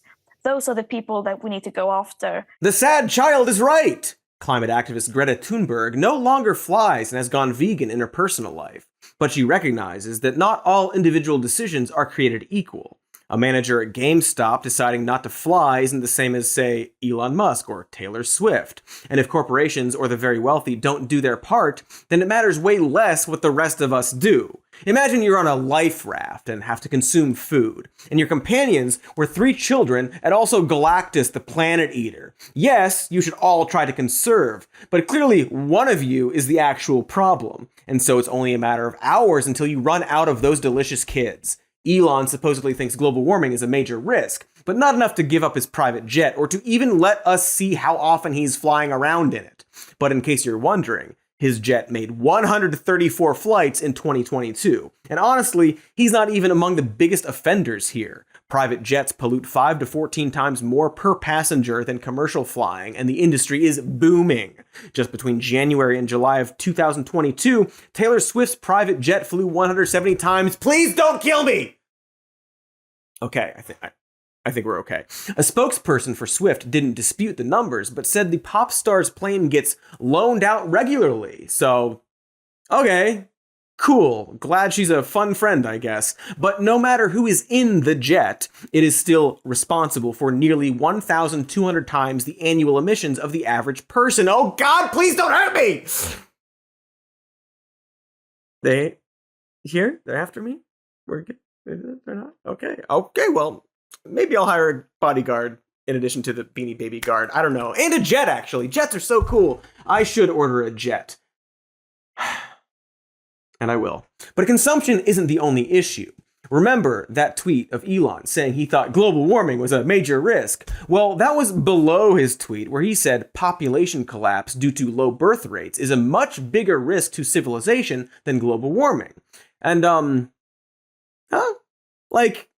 in what way, Musko? He doesn't give any support for this argument or propose a solution, but I certainly wouldn't want to believe that his decision to have so many children is because he thinks the world is underpopulated, except that's literally what he said, and he is absolutely not alone in this thinking. That's right. This is a quiet but growing movement that's kind of taking off in these tech and VC circles, based on the idea that the human population is on the decline, and especially birth rates among certain groups. And it's their job to fix that by having lots and lots of children. Gross! Also incorrect. Just to get this out of the way first, we here at the Shody are not anti-natalist. We may even be anti-natalist, in that we don't think climate change or the state of the world are solid reasons to not have a kid. We're not pro-forced birth, and we're not pro-no birth. It, in fact, would be great if we made it easier and less expensive to raise a child. And if you can afford to raise a child and think you'd make good parents and it would be fulfilling, etc. and so forth, all that good stuff, go for it.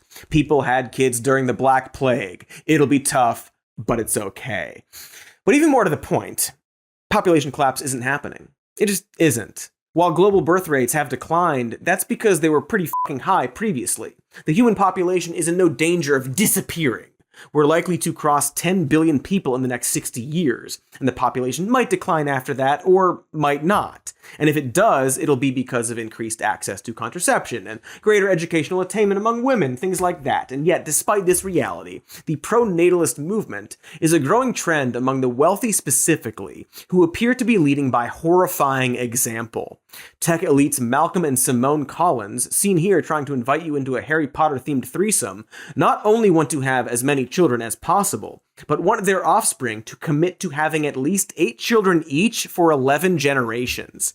If that happens, their bloodlines will eventually outnumber the current human population. And that's really fucking creepy, isn't it? Poor little Octavian, Torsten, and Titan Invictus, which are their fucking names, are too young to understand this, but they're apparently part of a breeding farm. They have no idea their parents have already loaned out their sperm and uteruses, uteri, baby sacks. And Lord help them if they grow up not wanting to fulfill their weird destiny. But of course, while their stated motivation is this myth of a declining population, it's important to note that these pro-natalists are only pro-reproduction for people like them. They might not explicitly say that, but for example, here's Elon Musk praising the opening of Idiocracy that, if you recall, imagines a world where evolution is, quote, dumbed down because only poor, non-intelligent people have kids. Musk had said in interviews that the 3 biggest indicators for having lots of children are poverty, lack of education, and religion. So if you're a powerful capitalist who treats his workers poorly and views anyone who disagrees with you as a non-person and who bought an information-sharing website and who has out loud said he supports the party of religious zealotry and corporate greed, one can kind of see a pretty clear picture that he seems to want to have a bunch of secret, wealthy, super smart babies to lead the army of poor, religious, misinformed masses to shape the future as he sees fit. Just a little theory, based on his words and actions. Anyway, here's another much more bizarre example of tech billionaire Mark Andreessen, who's blocked me on Twitter for some reason, I don't know why, warning that chatbots and VR waifus will mean that only the most aggressive men and women will breed and send us back to the Bronze Age. Because you know how the best and smartest people are the ones susceptible to fucking virtual waifus? Powerful insight, Mr. Andreessen. Only a truly great mind could be the co-founder of Netscape, the absolutely not the first web browser ever made. Funny how these people seem to think every invention before the internet was natural selection, and somehow only now are we screwing that up. And of course, there's another word for what these weird freaks are describing, isn't there? Yeah, I mean, based on the very simple definition of eugenics, which is manipulating the gene pool to promote superior characteristics, and I put that in quotation marks, that is their belief. That's what this is. And in fact, some of the people involved in these movements don't even deny that. They'll freely use the word eugenics. Right. They may not say it publicly in so many words, but eugenics is absolutely what we're circling here. Musk and others like him are very dedicated to the idea that wealth is directly linked to IQ, and that it's more important than ever for rich people like him to have a lot of children. So weird how an IQ test developed by a bunch of racist and wealthy eugenicists would constantly result in a bunch of pro-eugenics conclusions. So darn weird. Why? Oh. But even if IQ tests were accurate, which they aren't, it's still not true that wealthy people have higher IQs. And so none of this aligns with Elon Musk's claim that he cares about the future of humanity so much as it shows that he cares about the future of humanity. And the future of certain other people. I'm not going to call him a white nationalist, for legal reasons, but there's a simple through line from Musk encouraging rich people to procreate, to Viktor Orban's policies aimed at promoting growth of traditional families, to the Christchurch, New Zealand mass shooter starting his manifesto with, "It's the birth rates, it's the birth rates, it's the birth rates." Again, not saying that all rich people are Nazis. Seriously not saying that. But you see how easy it could be for a person with little consideration for others and overconfidence in their own value to conclude that their DNA must be superior and then get wrapped up in this kind of thinking, like Nazi thinking. Also, it helps if you grew up in an apartheid. But I'm not naming any names, all right? I'm absolutely not naming any stupid, insecure, overwhelmingly divorced names.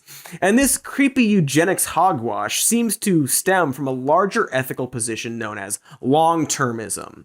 As the name implies, long-termism emphasizes that society should make decisions based on the long-term consequences for humanity, focusing on the lives of people generations from now, or even thousands or millions of years in the future. Okay, sure. So I assume that they think we need to prioritize the mitigation of climate change, avert nuclear war, and ensure an adequate social safety net for the long haul, right? Except it turns out that's not what they care about at all. We've talked about this before on a smaller scale because it comes up a lot when talking about tech people like Elon Musk. Invention is, as you might know, the mother of needing stuff. When Wordy McWordsmaker invented the first printing press, they weren't thinking about how to create the internet several thousands of years from then. Why would they? They were solving an immediate problem in their society.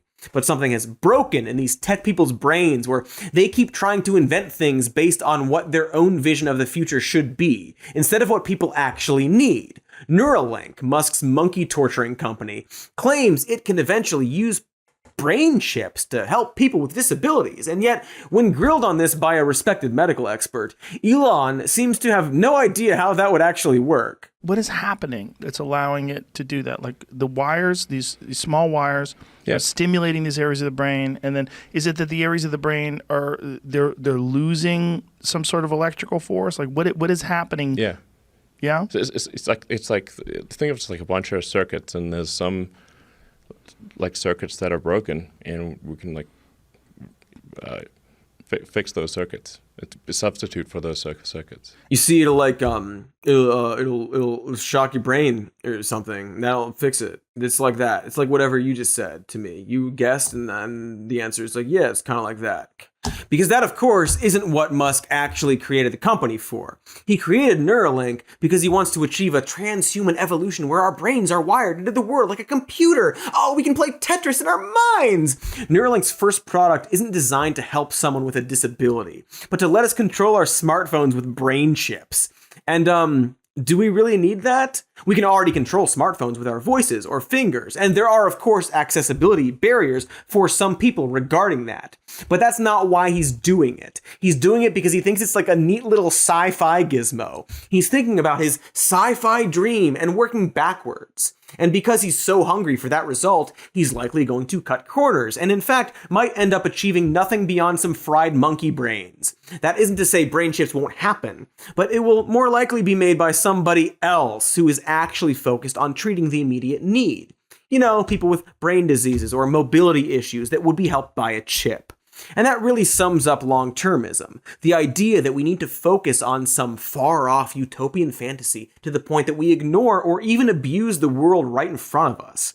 After all, what's a few dead monkeys or 1,500 other dead animals, or massive worker layoffs, or even a climate catastrophe, when the goal is to have space colonies and immortalize the human race? And they really do fantasize about living in space. They even have a spot picked out in the form of the collection of galaxies called the Virgo supercluster. As former long-termism adherent Emil P. Torres writes, the suffering of those living today would be minuscule compared to the potential benefit, as they see it, of having 10 to the 23rd biological humans living pleasure-filled lives throughout the Virgo supercluster. So we're clear, 10 to the 23rd is a 1 followed by 23 zeros. And so, of course, this all ties into the breeding fantasy. Because to them, one of the best ways to reach that utter sci-fi nonsense is to pump out a bunch of rich kids. Swedish philosopher Nick Bostrom, a major influence on the long-termists, writes of dysgenic pressures in the current world, as in undesirable characteristics that should be bred out. Quote, it is possible that advanced civilized society is dependent on there being a sufficiently large fraction of intellectually talented individuals. Currently, it seems that there is a negative correlation in some places between intellectual achievement and fertility. He goes on to say that genetic engineering is rapidly approaching the point where it will become possible to give parents the choice of endowing their offspring with genes that correlate with intellectual capacity, physical health, longevity, and other desirable traits. Always great when someone talks about desirables and undesirables. In short, these are people who watched Gattaca and completely misunderstood the message of it. I'm not editorializing. I'm not saying this just so we can show you that sick poster. Quote from that pronatalist couple, the Collinses.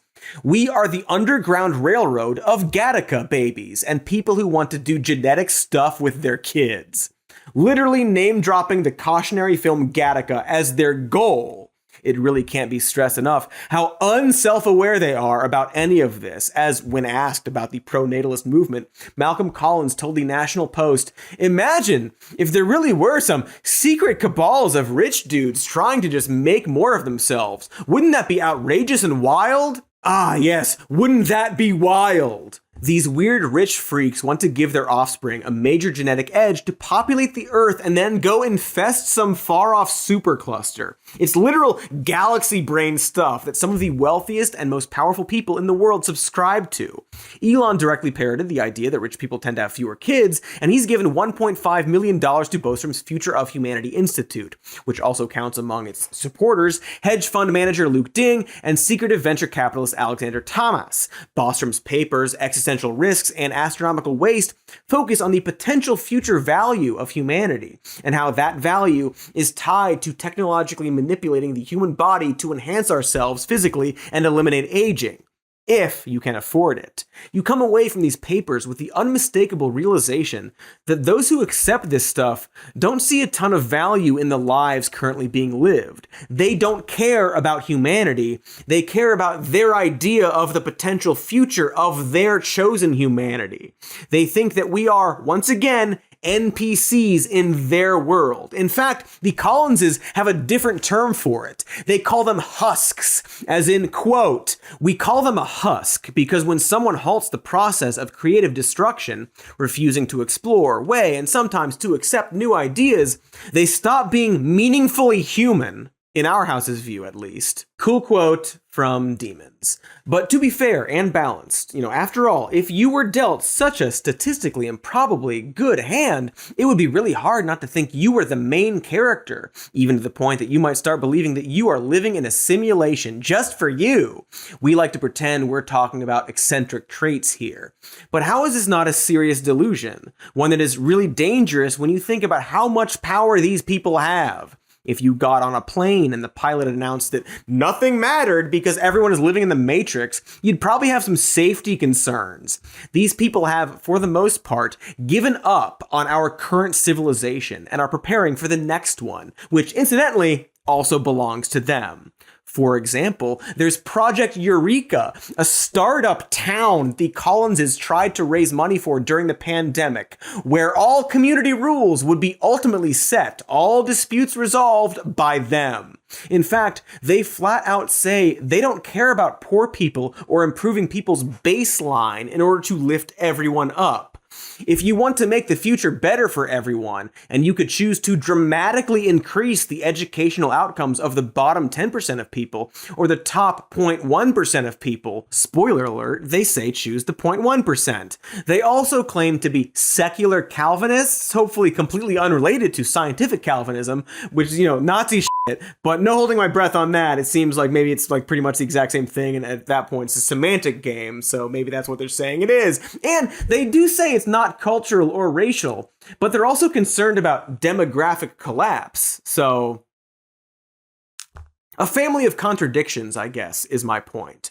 It's this self-fulfilling prophecy where they think society is doomed, and in turn, they do nothing to help society, often even hurting it and showing contempt for those who make up society. And after doing their best to ruin civilization, many among the super rich are hoping to escape its collapse, preparing for doomsday scenarios by purchasing private islands or securing an underground bunker with a fully gassed-up helicopter ready to go.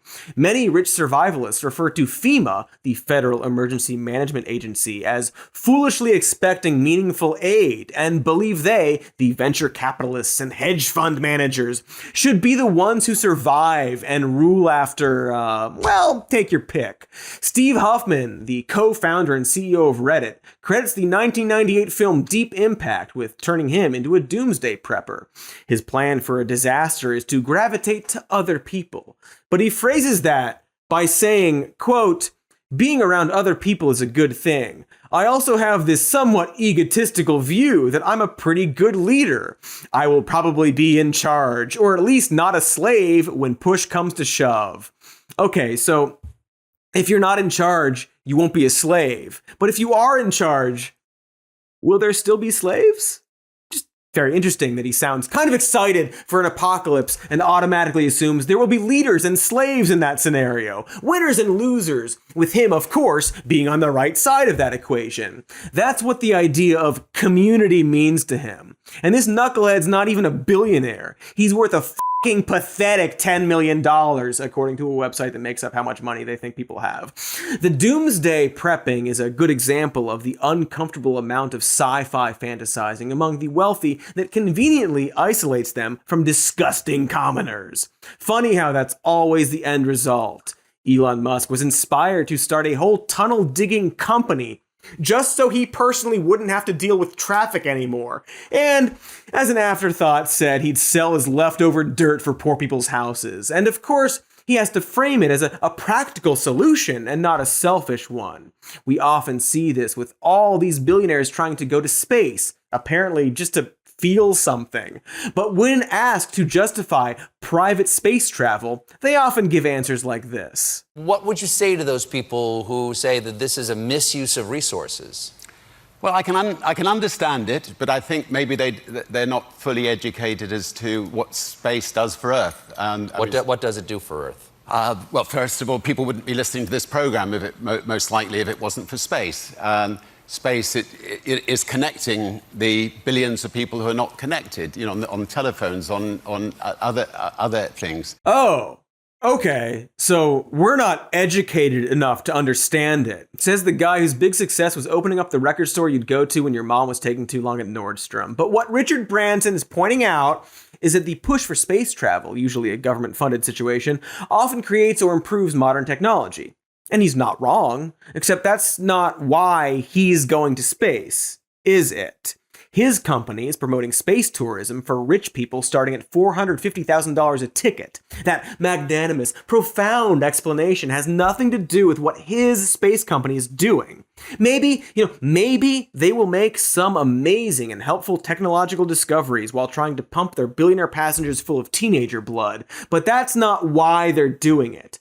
Guys like Jeff Bezos try to justify this, saying that while critics of billionaire space travel are mostly right, he still thinks it's important to look to the future as a species and as a civilization. Again, they don't really know how their specific space projects will help our immediate needs in a practical way. It's just like vibes for them. In Star Trek, they're in space. Therefore, to get to a Star Trek future, we need to be in space. It doesn't matter if there are a million steps to do first or problems we have that we shouldn't be bringing to space. And of course, what that really means is that they want to be in space. They can't just say that, so they have to pretend like there's a selfless reason they're doing this. And look, I know that we're talking about the extremes here. Not all rich people are this far gone.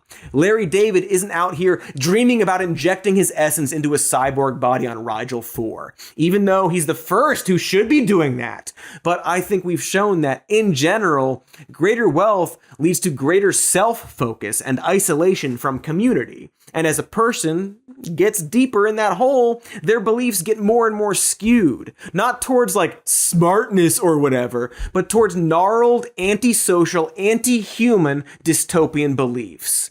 As wealth inequality widens, this is only going to get worse. And as we've already mentioned, this could happen to anyone. It's almost as if, and just stick with me on this, it's almost as if this is a health problem. It's almost as if being ridiculously wealthy does something to your brain that is bad, the same way any addiction could be bad. And while I'm not exactly saying we need to feel sorry for rich people, we do kind of need to feel some compassion for this, because that's the only way to fix it. And we do need to fix it, because this health problem affects everybody. These people are controlling our lives. These people.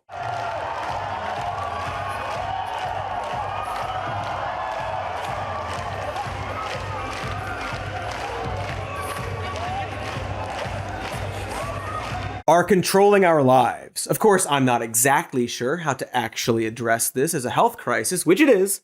The GOP loves to say they're concerned about people with mental health problems having access to guns, even though they don't actually care about that. But perhaps we should do the same with rich people's access to lawmakers.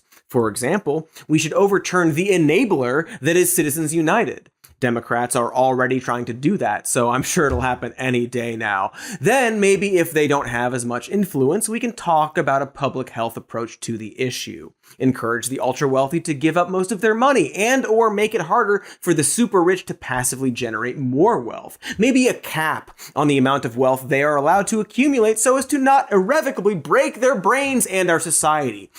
Cut them off. Maybe they've had enough. The Institute for Policy Studies says that many billionaires who pledged to give away the majority of their money were unable to do so because their assets simply grew too fast. Even Mackenzie Scott, Jeff Bezos' ex-wife, isn't able to give her money away fast enough, and she's donated $14 billion to more than 1,600 nonprofits in just a span of 4 years. They literally can't cure themselves of this if they try, and so they clearly need help. Right? I know I'm being a little cheeky here, but considering that the other proposed alternative is that we eat the rich, this is actually quite compassionate. Like in a zombie film, you try to find a cure first, and we could still try to find a cure. for the money disease that all rich people have, except for me, the only good rich person, Cody Johnston. And who knows, maybe I can really turn things around for rich people everywhere by setting a good example. So what's important then is that I stay rich, obviously, as one of the good rich people. That's very important. And I owe it all to hard work, a superior brain, the beard, obviously, and of course, this Beanie Baby that I earned through, what is going on? Beanie Booze? This isn't a Beanie Baby at all. It's a worthless plush garbage doll. Oh my God, I'm ruined. Oh my God, I already bought 6 boats on my credit card. What am I gonna do? That stroller toddler tricked me. That I'm gonna sue. I'm gonna sue the toddler. I'm gonna sue the parents. I'm gonna sue the president of the United States. I'm gonna sue all of you. Then I'm gonna get a federal bailout and be fine because I'm rich and I've earned it and I'm a job creator. Okay. Crisis averted. Phew. That was close. I almost lost control there. Okay. Time to celebrate with a new boat.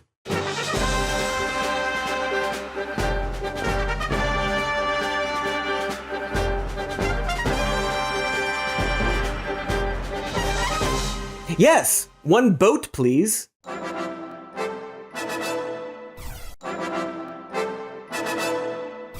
And then the sentence ended.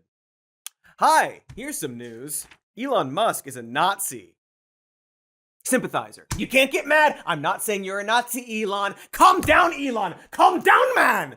All right, it's time to see if he's Xing about this already.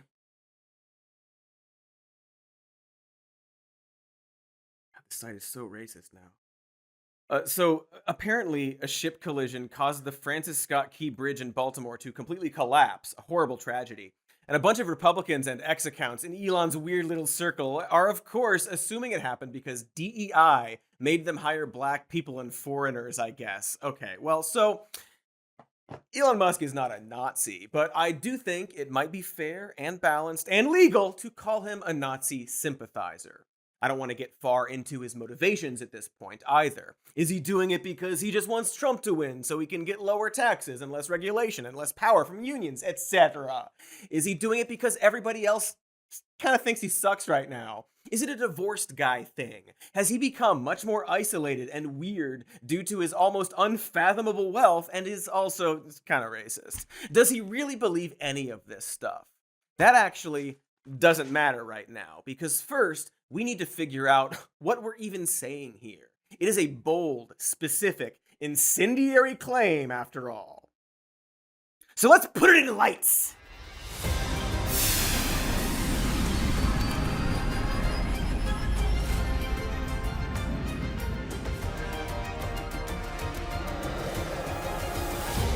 Nazi sympathizer Elon Musk's Hitler problem. I loved it when movies weren't woke. So, yeah, we're doing another Musker. It's been Elon enough time. He just refuses to stop posting. So here we are. And we're going to talk about all the terrible things he's been saying and Xing and even tweeting. But first, we're going to take a minute or 6 or 10 to ask the question, what is a Nazi sympathizer? What did the Nazis believe? Are they right-wing or are they left-wing? That was multiple questions, actually. What does anything mean? Some people might think, were the Nazis left-wing or right-wing is a stupid question for morons. Or, if you feel insulted by that but are still watching, a good and smart question for, please hear me out, like and subscribe. And don't even listen to me. Let's listen with our eyes at Elon Musk's answer to this question. You like him, right? According to Elon, the Nazis were extremely far right regarding nationalism, but very far left regarding socialism, to which a bunch of wormy little guys responded, National Socialism, because it's in the name, you see. But maybe we need a little more information than just the name of it. So let's consult Vice Admiral Wormy Little Guy and most correct person in the world according to that person, Dr. Jordan B. Peterson. Well, I also think it's an open question still to what degree Hitler's policies were right-wing versus left-wing, and no one's done the analysis properly yet to determine that. Well, see, that's not true. That's a weird thing for a guy to say. Historians and political scientists and social scientists and just people who have studied this topic for years have studied this topic for years. Many have studied it for decades, and in just a few decades, we will have collectively studied and analyzed it for a century. But Peterson's on the case. Extract out a random sample of Nazi policies and strip them of markers of their origin and present them to a set of people with conservative or leftist beliefs and see who agreed with them more. And that analysis has never been done as far as I know, so we actually don't know, and we could know. Yes, the two political categories, conservatives and leftists. Be more precise in your speech, Jordan. You were a political science major, for crying out loud. So obviously this idea is weird and silly. Stripping Nazi policies of Nazism and then seeing what random partisans think of them doesn't tell you if that policy is right or left wing. Because right and left are already definable terms able to be used for analyzing policy. So it would just tell you if right-leaning people are more left than they think, or vice versa. But actually, don't worry, because JP's got an even better idea. We could probably use the AI systems we have now, the large language models, to determine to what degree left and right beliefs intermingled in the rise of National Socialism. So that's all technically possible. Interesting choice of imprecise words again. His original claim was that we don't know, quote, to what degree Hitler's policies were right-wing versus left-wing, which we actually do know. And that's not the same as to what degree left and right beliefs intermingled in the rise of National Socialism, which we also know. As we will see, Hitler's policies and the beliefs that intermingled during the rise of National Socialism are distinct from each other. He simply doesn't really know what he's talking about, which is fine, I guess, or he's muddying the waters for some reason. See, the people who say, well, the Nazis were socialist actually, are few and unserious. They're Elon Musk apparently, former husband Steven Crowder, this one article from right-wing libertarian anarcho-capitalist think tank the Mises Institute from more than 20 years ago, and then a few from them again like the last several years, and a book from an editor for conservative magazine National Review. And that last guy actually has regrets about his book and admits he was wrong specifically about thinking that the American right was immune to falling into fascism because Donald Trump was elected. Bad, good job, I guess. Now, this might seem like a difficult question. As historian Robert Paxton writes in The Anatomy of Fascism, the ultimate fascist response to the right-left political map was to claim that they had made it obsolete by being neither right nor left, transcending such outdated divisions and uniting the nation. And maybe Elon is extra confused because he also conveniently describes himself as neither conventionally right nor left. But I don't think we need Grok to look up what other AI would say about fascism and then say the opposite. The Nazis weren't woke, actually. Though, I guess I can't believe we're going to do this, but maybe Wikipedia can help us out here. Left-wing politics describes the range of political ideologies that support and seek to achieve social equality and egalitarianism, often in opposition to social hierarchy as a whole or certain social hierarchies. Wow, interesting. So interesting. I'm so glad we have to do this. Great. Thank you so much. Let's go to a different Wikipedia page. I hope you're listening, Elon. Right-wing politics is the range of political ideologies that view certain social orders and hierarchies as inevitable, natural, normal, or desirable, typically supporting this position based on natural law, economics, authority, property, religion, or tradition. Hierarchy and inequality may be seen as natural results of traditional social differences or competition in market economies. It's quite simple. So now maybe we can turn to smart guys like Elon Musk and Jordan Peterson to, I assume, give literally a single example of what could be interpreted as left-wing policy. After all, the claim he's making, that we don't actually know if the Nazis were right-wing or left-wing, well, that's a claim that challenges most people and books. So the onus is actually on him to provide, again, literally a single example of a policy up for debate so that we may explore this hypothesis. Let's see if he does. Because it was a national socialist movement for a reason. And the socialist part of it wasn't accidental. Well, but there was no, cooperatively formed businesses that were owned by all of the people for the people and distributed to the people. And I don't think redistribution was high on Hitler's list of things to do. That's true. It was a strange mix of totalitarian policy. I don't think it was a strange mix. I think it was a bid to appeal to mid-left and center-left, the KPD and the German Socialist Party by calling themselves National Socialists. Okay, so he doesn't do that. But he does listen to a few really solid counterexamples from the gamer he's talking to, and immediately agree with that gamer about those two really solid counterexamples that don't seem to jive with Peterson's terrible argument. In fact, those two examples are like the top ones. Where else do you go for left-wing policy? If you were to have to describe socialism to a totally not mad cutie pie like Jordan Peterson, you would probably talk about workers' rights and collective ownership of the means of production, unionization, maybe welfare programs for the poor and disadvantaged, or wealth redistribution. Those are the big ones. And Peterson seems to agree, actually, on account of the Nazis didn't do those things, and as we will get into, they did the opposite. They literally privatized industries because it enriches and entrenches business and political elites without benefiting consumers or taxpayers. So what else is there? Well, the Weimar Republic already had pretty strict gun laws, and the Nazis actually loosened those laws when they came to power for non-Jews. Abortion laws were becoming less severe leading up to the Nazis' rise. And when they took power, they heavily punished it for Aryans and encouraged it for undesirables. As far as healthcare goes, unified Germany and eventually Weimar already had a form of social health system since 1883. The Nazis made the system more exclusionary. Obviously, they were Nazis.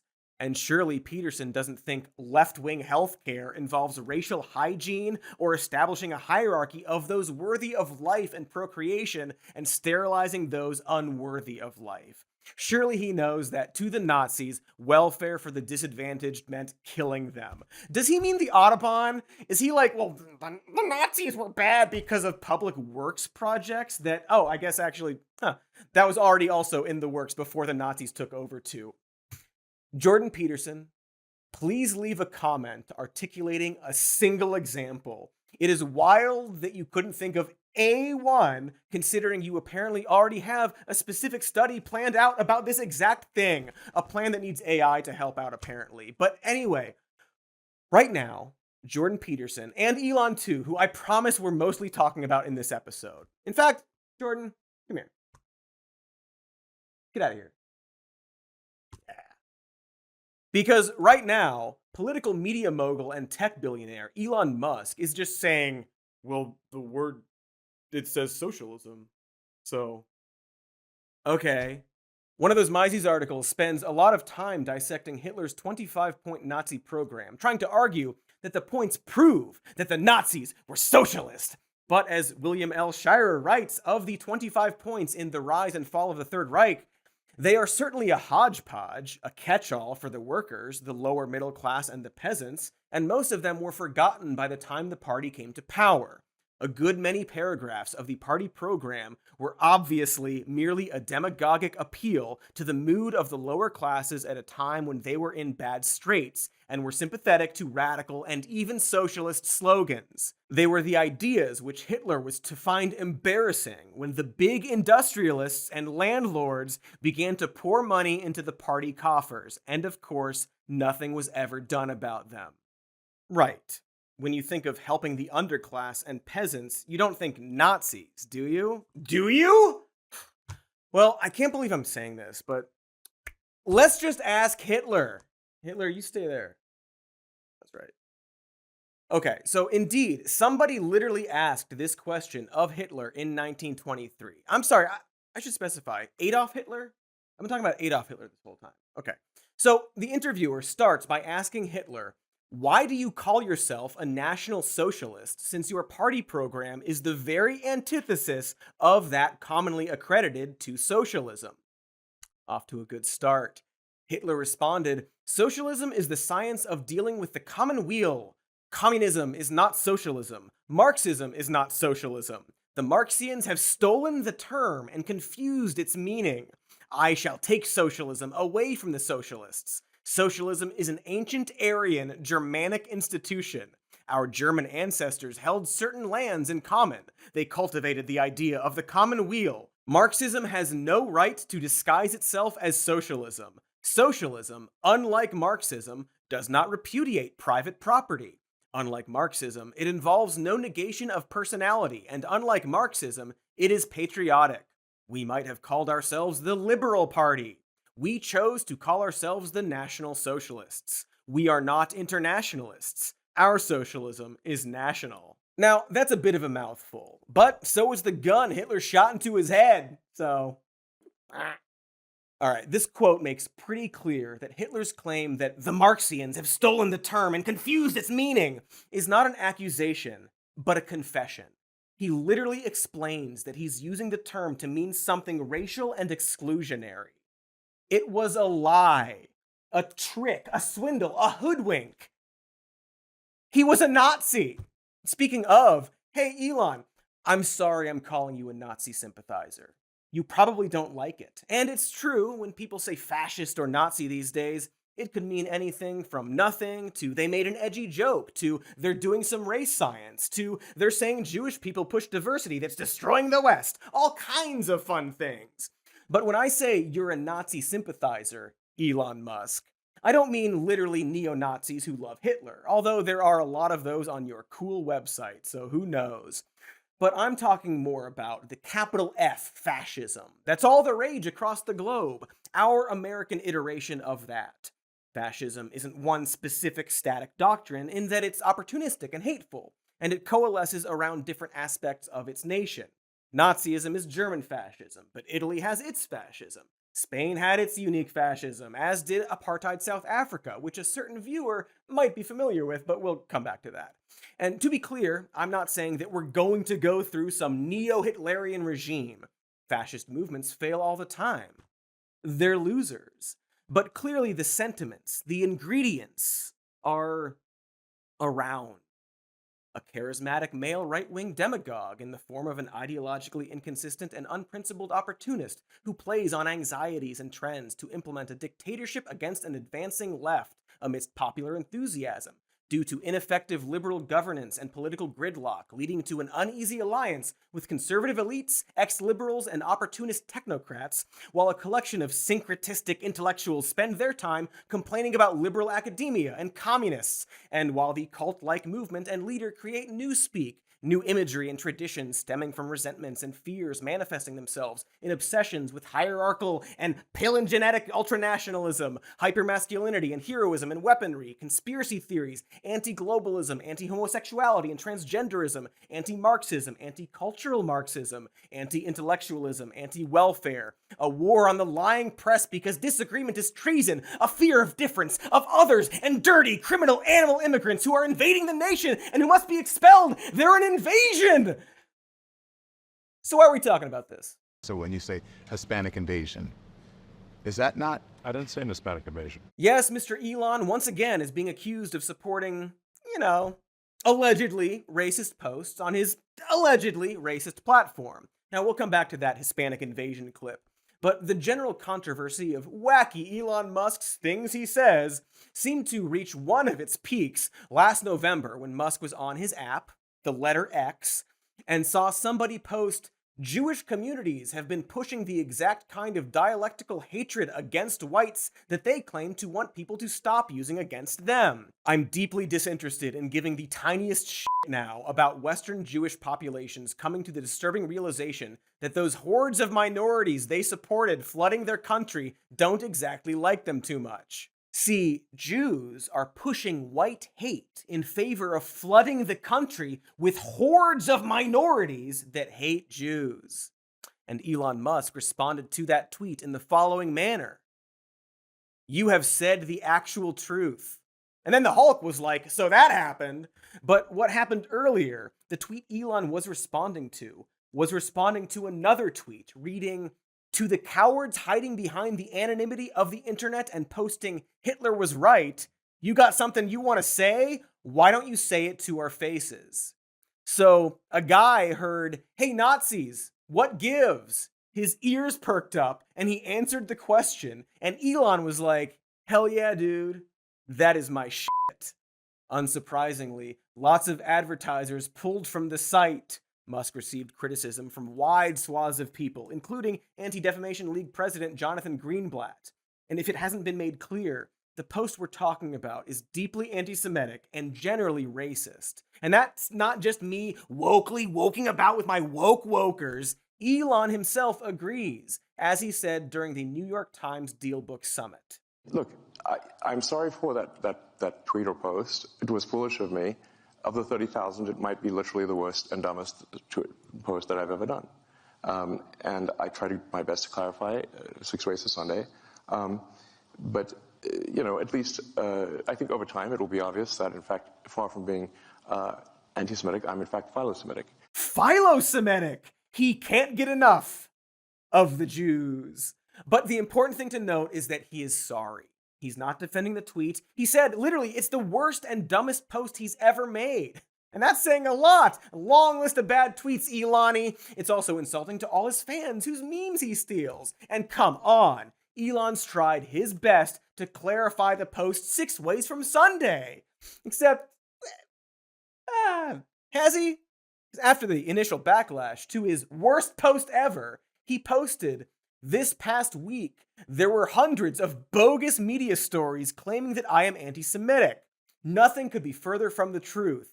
I wish only the best for humanity and a prosperous and exciting future for all. And then he explained why he posted it. He said what the actual truth about the Jewish community is that he thought he was agreeing with.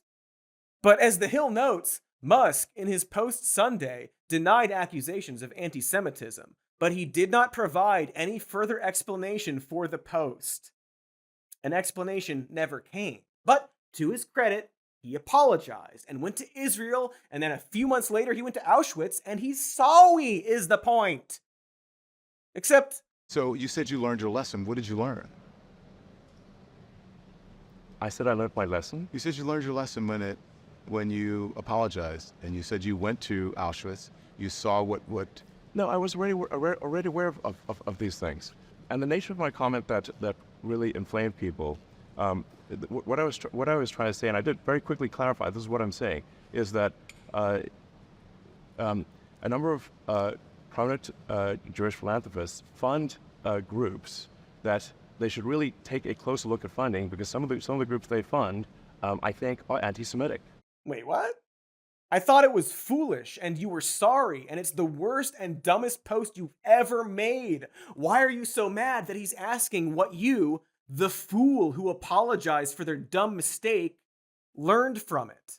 But all right, no lesson learned. And the explanation is that you saw someone say that Jewish communities have been pushing white hate and supporting hordes of incoming minorities who are all anti-Semitic. And you thought, responding, this is the actual truth, communicated that some Jewish philanthropists fund groups that are anti-Semitic.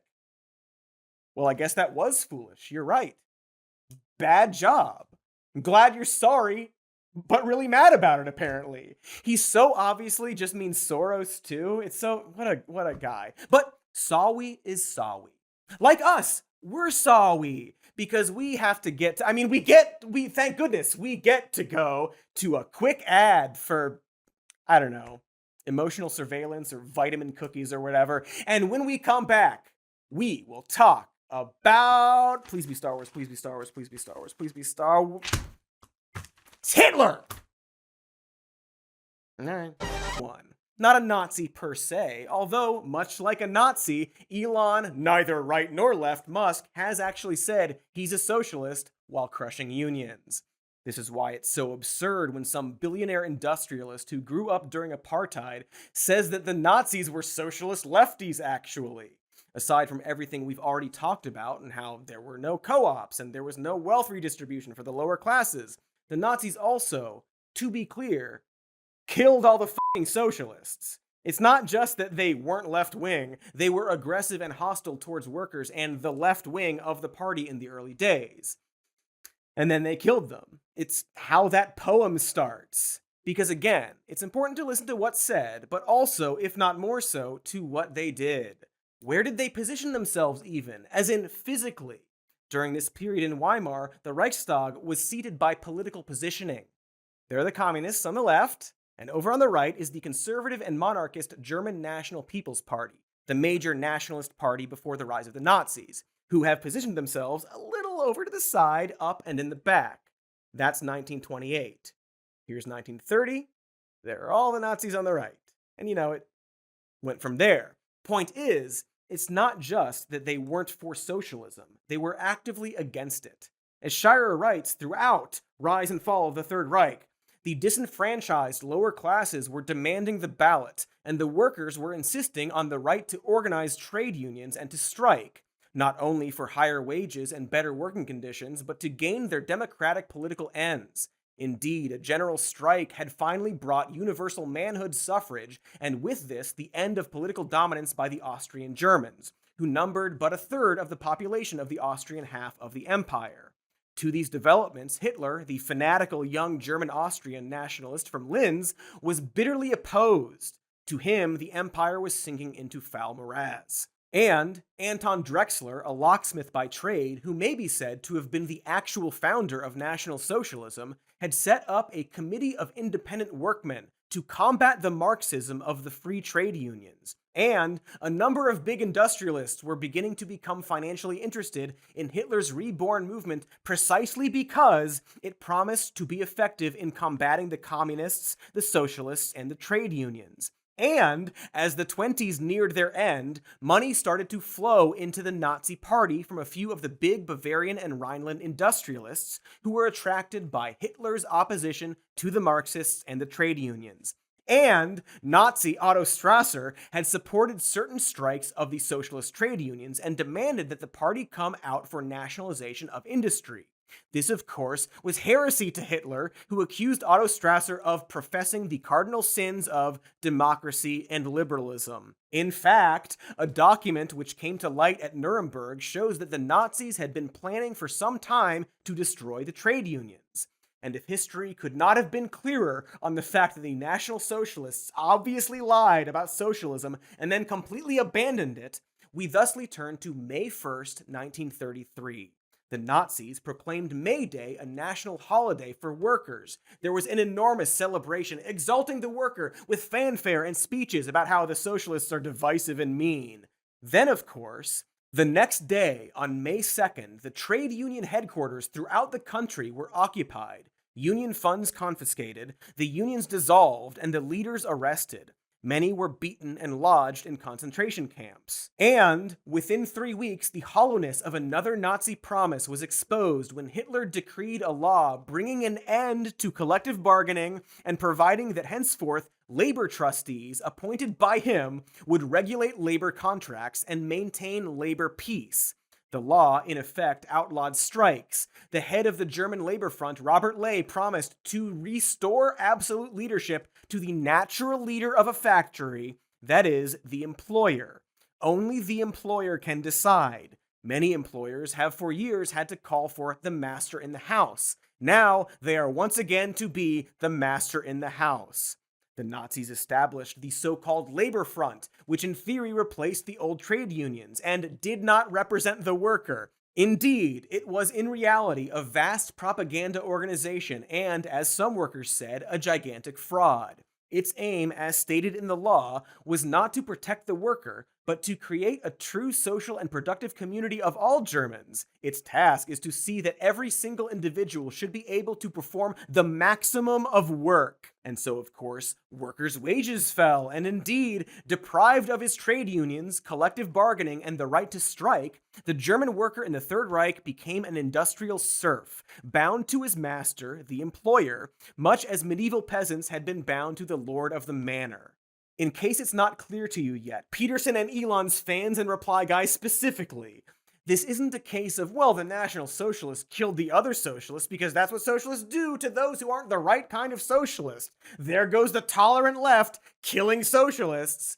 No, this is a case of Hitler and his Nazis being against basic foundations and mechanisms of socialism. So why am I hammering this point so hard? Do we have a clip of the hammer?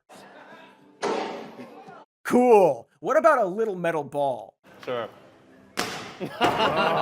Yeah, so we're talking about this because it's important to recognize that a billionaire industrialist saying that the Nazis were socialist actually, and one of the bad things about the Nazis is that they were so far left socialist, is just Nazi propaganda.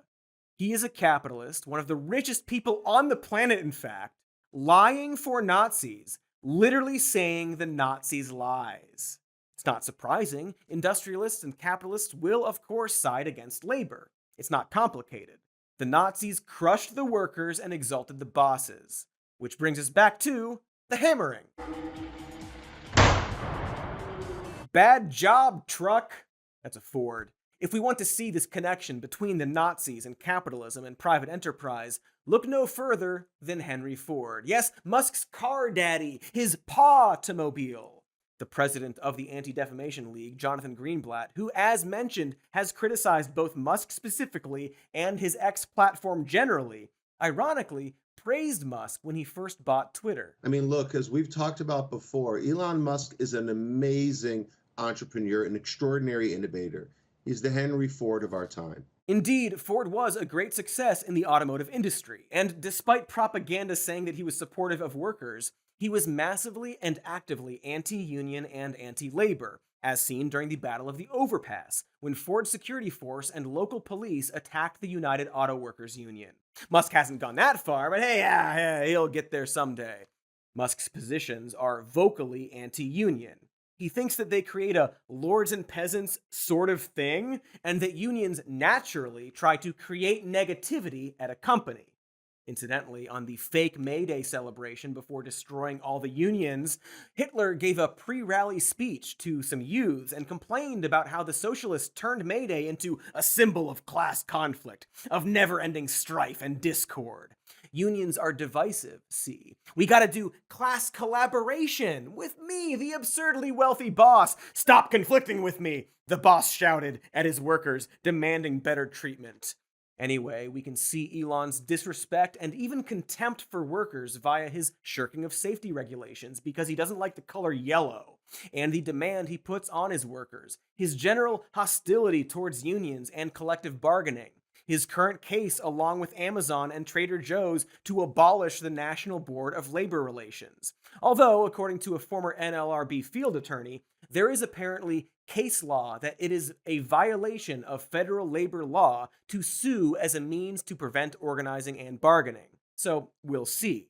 Maybe they'll just sue him back for being such a bad boss, because as a boss, the experience under Elon Musk is an endless scroll of impulse firings, retribution, tone deafness on race, and the impregnation of a subordinate. Further, Tesla investigators hired by Musk allegedly hacked an employee's phone and spied on his messages, and the stridently anti-union Musk reportedly hired a public relations firm to investigate an employee Facebook group just as Tesla workers were trying to unionize. Odd paranoia and anti-worker sounds just like Ford, who, in addition to being deeply anti-union, created a network of company spies who surveilled his employees and tried to control their lives. They've both bought and owned propaganda platforms that they used to engage in conspiracy mongering and racism. They have both had conflict with the ADL, though Ford's anti-Semitism was much more overt and deliberate than Musk's, as Ford was distributing publications like The International Jew, The World's Problem. While the ADL at the time published articles debunking these claims, eventually Ford was sued for defamation by a Jewish lawyer named Aaron Sapiro. That ordeal ended in a mistrial and embarrassed Ford to the point that he shut down his publication. Musk, too, has an issue with and history of defaming people and making baseless accusations. More than a few. Literally, he was being deposed in one of these cases the week we filmed this. Ironically, he's being sued for falsely accusing some random guy of being a neo-Nazi. Unfortunately, this defamation has so far not led Elon to follow in Ford's embarrassed footsteps and shut down the whole operation. Shut it down, Lonnie! Shut it down! Like Musk, after his anti-Semitic Xing scandal, Ford too went on a bit of a quarter-baked apology tour, although, to be fair, Elon claims his wasn't an apology tour. And to be balanced, Ford's apology tour didn't take. But now, am I saying that Elon Musk is as pro-Nazi as Henry Ford was? Not necessarily. I mean, Ford was literally friends with and a collaborator with Hitler, the Adolf one. There's no way to know, but probably not. Perhaps Elon is more of a sympathetic, wormy guy who just needs his cookies, as American conservative patriot and proto-fascist Donald J. Trump pointed out on competing website Truth Social. When Elon Musk came to the White House asking me for help on all of his many subsidized projects, whether it's electric cars that don't drive long enough, driverless cars that crash, or rocket ships to nowhere, without which subsidies he'd be worthless, and telling me how he was a big Trump fan and Republican, I could have said, drop to your knees and beg, and he would have done it.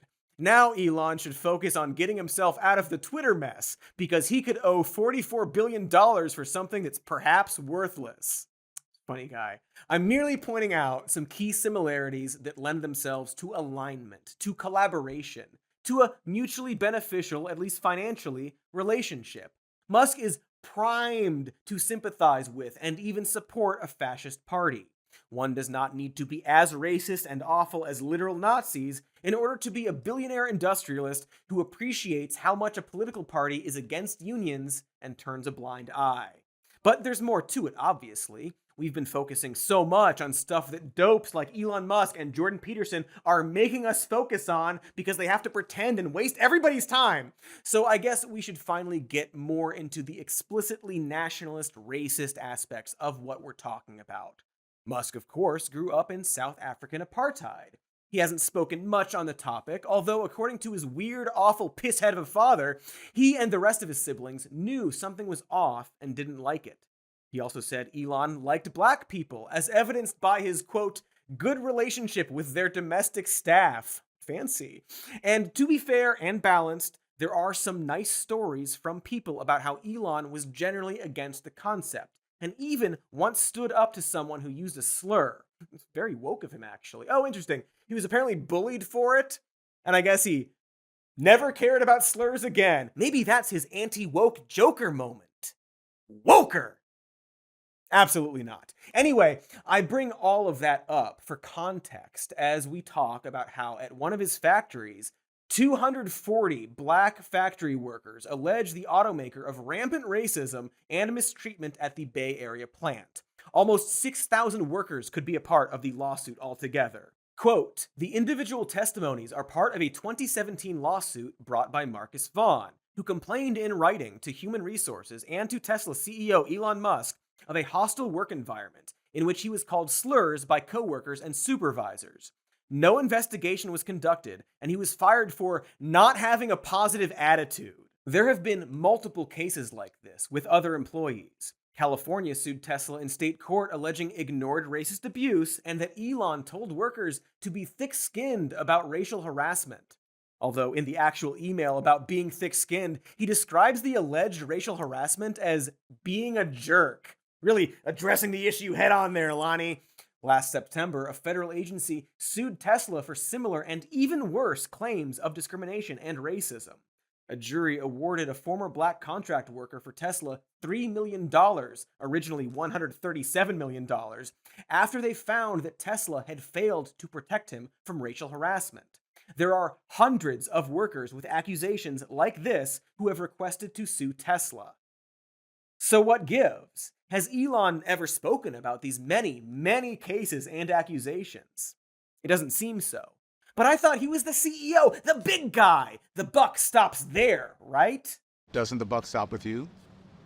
I mean, you're John, I have to say, choose your question carefully. There's 5 minutes left. Okay, but so is this the question you want to ask? The same question is you said that they are killing the company, but you're the head of the company. The buck doesn't stop with you. And I'm not trying to upset you. Well, you are upsetting me because the way you're phrasing questions, I think, is not cogent. It's not what? Not cogent. Cogent. Yes. Whoa, damn! You okay, bud? Now, that's actually a question about him blaming advertisers for the potential demise of his terrible website after he made that anti-Semitic tweet that he admitted was bad. It's just Funny that the most basic ass interview 101 question to ask a controversial or scandal adjacent leader in business or politics or media is, doesn't the buck stop with you? What a mild, even expected question to snap at. Now, it would have been interesting if Don asked about this documented history of racism at his factories so Musk could finally speak on it. Are all of these hundreds of people and those other hundreds of people and the juries and court officials simply too woke? Maybe. Are they lying? Is Elon lying? He's lied before about his family having no relation to an emerald mine when he was growing up, and he's acted baffled about the very idea, despite mentioning it in several past interviews, even talking in an interview about when he and his father rode in a plane full of guns to the emerald mine. He can be found spouting misinformation and taking credit for other people's ideas. Maybe he's secretly too woke. Maybe the Nazi left is forcing him to be woke. Maybe Elon is a victim of dastardly diversity, equity, and inclusion policies that force his factories to engage in, allow, and ignore allegedly pretty severe racism. It does seem like it runs in the family, as his brother Kimball's company was also dealing with racism, then disbanded their DEI council, then illegally fired workers who were trying to unionize. Are we still talking about Nazis and stuff? What's going on? All right, okay, when we get back, we can all finally enjoy a segment I'm provocatively calling Elon Musk's Hitler Problem. Until then, enjoy this ad for ourselves. Welcome to this ad. Also, do you hate ads? Do you just want to throw your computer in a rage every time you see one and now you're going broke buying all those new computers? Well, buddy, I have a solution for you. And that's patreon.com/somemorenews. For just $5 human a month, you get early access to both Some More News and Even More News completely ad-free. No more breaking computers for you, unless that's your hobby. And for a little bit more, you can get a producer credit in our episodes or even join a monthly hangout with me and the rest of the crew. But mostly me. Come talk with us about your computer smashing fetish, you pervert. Well, we love you, but you're a pervert. Get over yourself. Once again, that's patreon.com/somemorenews. For ad-free episodes of this show you are currently experiencing. One more time for the people in the back. Patreon.com/somemorenews. Check it out. Hey, welcome back. We were just talking about the dangers of diversity, equity, and inclusion programs, I guess. By doing anti-racism, you're actually doing reverse racism against the whites, and it collapses bridges because of incompetent minorities and all that. The leftist racism of the radical Biden administration, etc. You know the story. Also, Elon Musk has a Hitler problem. But before we get to that, DEI. If the test for a doctor is lowered, then the probability of them making a mistake and killing someone is obviously going to be higher. Wait, say that again. I'm not sure I understand what you said. If the standards for passing medical exams and becoming a doctor, or especially something like a surgeon, if the standards are lowered, then the probability that the surgeon will make a mistake is higher. They're making mistakes in their exam. They may make mistakes with people, and that may result in people dying. What evidence do you have, though, that they're lowering the standards? There's no evidence of that. I believe there is. There's no evidence of that, Elon. What is the evidence? I believe they have literally lowered the standards at Duke University, and that is what the article was referring to. There's no evidence. Are you saying they have not lowered the standards? There's no evidence about lowering standards, and I think that there is. I believe that is a false statement you're making. Okay, well, we'll figure it out. Yeah. I think the interesting thing is, when this is posted on the X platform, there will be a whole bunch of things that rebut what you said and what I said. The X platform that people will reply to it with evidence. Okay. And maybe I'm wrong. Let's see. Okay. So, but that's my whole thing about moderation. If we lower the standards for what it takes to become a doctor. You're saying if we lower the standards, yes. But do you believe people are dying because the standards are being lowered? I don't think that is yet an issue, but it could become an issue. Okay. If the standards, like let's say, I think that particular thing was referring to surgeons. Let's say a surgeon is asked to, a surgeon in training is asked to do a series of operations under the supervision of a senior surgeon, and they get a bunch of those operations wrong. If that happens, and yet they are still approved to be a surgeon, the probability that someone will die, I think, at some point is high. Okay, I understand that, but that's a hypothetical. That doesn't mean it's happening. I didn't say it's happening. You didn't say it was happening. I said it will. But I said if we lower standards, people will die. You think they're lowering the standards for minority doctors or women doctors, or? That's what that article suggested. Yes. You might notice that Elon is concerned about the lowering of hiring standards to accommodate black people and women, an on its face bigoted statement and assumption. He says that it is happening, but then also that it's not happening. But imagine if it was. Well, that would be bad to do, which Don Lemon agrees with. Lemon tries to explain that he's implying that in order to hire more qualified minorities and women, standards of intelligence and competence need to be lowered. Upon pushback, instead of giving a single example, just one example of it happening, he says, check the comments. During a live interview about a topic that this allegedly brilliant thought genius thinks and posts about all fucking day. What is it with these guys who talk and care so much about shit they cannot talk about? He does this same vague but aggressive wish-wash elsewhere in the interview about how the Democrats are purposely bringing in tens of thousands of illegal immigrants so that they can get more seats in the House of Representatives via the census and also get them to illegally vote for them, thus eventually forming a one-party state, the Democrat states of Hellmerica. This conspiracy... I didn't call it a conspiracy. I just said that there's a simple matter of incentives. You don't need a conspiracy when you have basic incentives. In my view, there's a basic incentive that is fundamental for the Democrat Party to foster and usher in a large number of illegals. Yeah. And you don't need a conspiracy in that case because you have a very basic incentive. You could say I'm wrong about that incentive, but that's my view. I'm not buying into some great replacement theory. I'm simply saying there appears to be a very clear incentive for Democrats to maximize the number of illegals. Because it helps them win elections. So an incentive is what leads to a motivation to do something. In this case, something that is illegal, his word, and secretly coordinated between multiple parties. Do we have a clip of that? Conspiracy. Anyway, I wonder if there's an incentive to gin up fear about immigrants too. I wonder if that helps anyone in an election. Interesting point from Elon about incentive that maybe applies to everything in this episode. But getting on with it, to be clear, standards aren't being lowered in order to hire black people and women. In fact, one example our bandmate Ben Shapiro tried to bring up about Duke Medical School was refuted by pointing out that as diversity went up at the school, so did GPAs. Diversity is good, but when these people are talking about DEI, to be clear, the narrative on the right and from Elon was that forced diversity in hiring at airlines was causing poor performance and more mistakes and accidents because they had to lower standards in order to hire black people and women. And they were obviously unqualified. It's not the cutbacks and lax quality control at Boeing's plants. No, it's the whatever race you want to think is inferior's fault, actually. Because racism is just so convenient. In fact, all of this DEI stuff allegedly stems, of course, from what you have been waiting for. Wokeness. Some clownish jackanapes call it the woke mind virus, but we all know what I'm talking about when I say woke, right? Or do we? That's actually the claim, right? That nobody can define woke.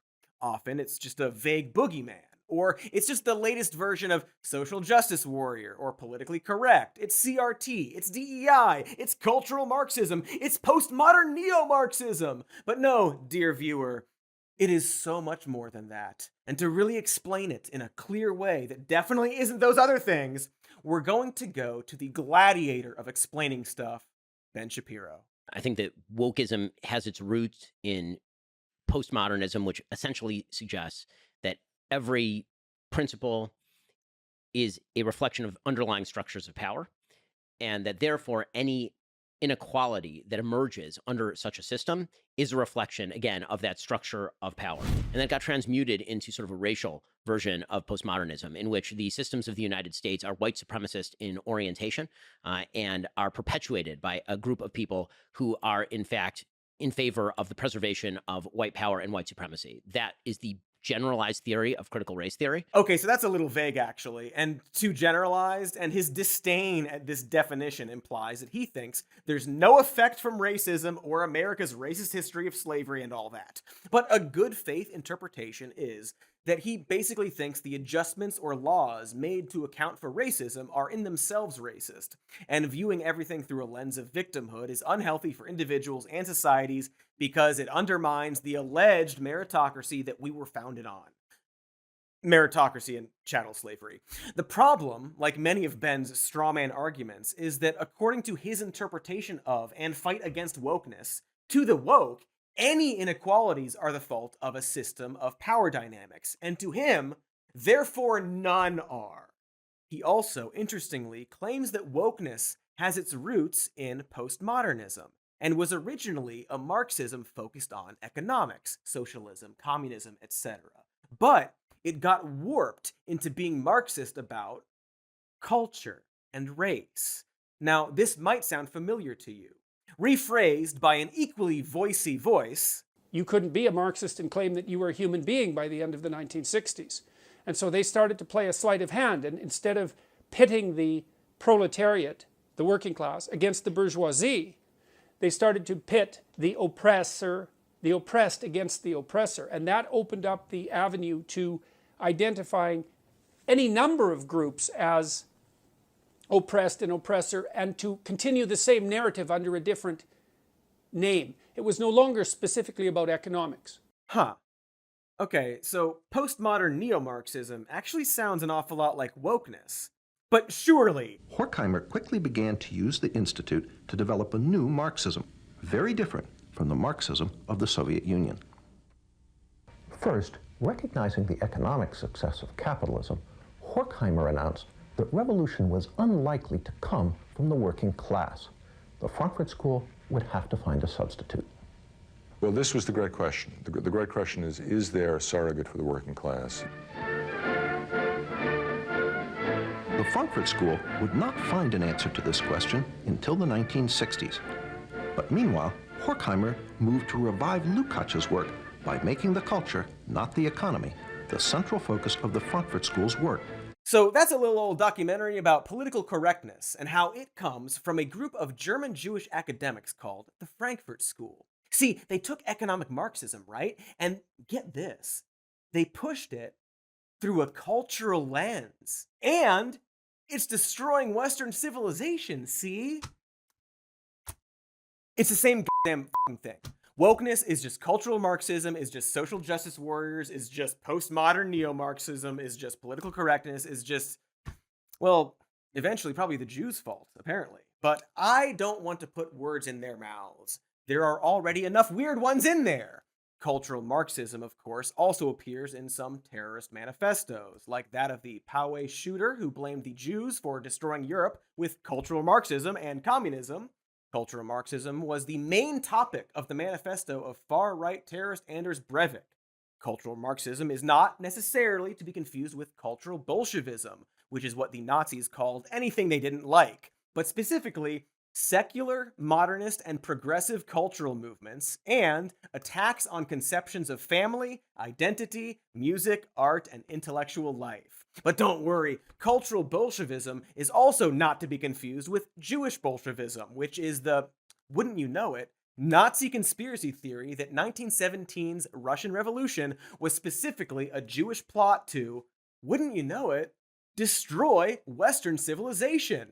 Here's Elon saying the Bolsheviks killed a lot of Russians, and here are the scores of Elon's little wiener Nazi accounts, some of which he's interacted with, really urging him to make that last step to saying who the Bolsheviks were.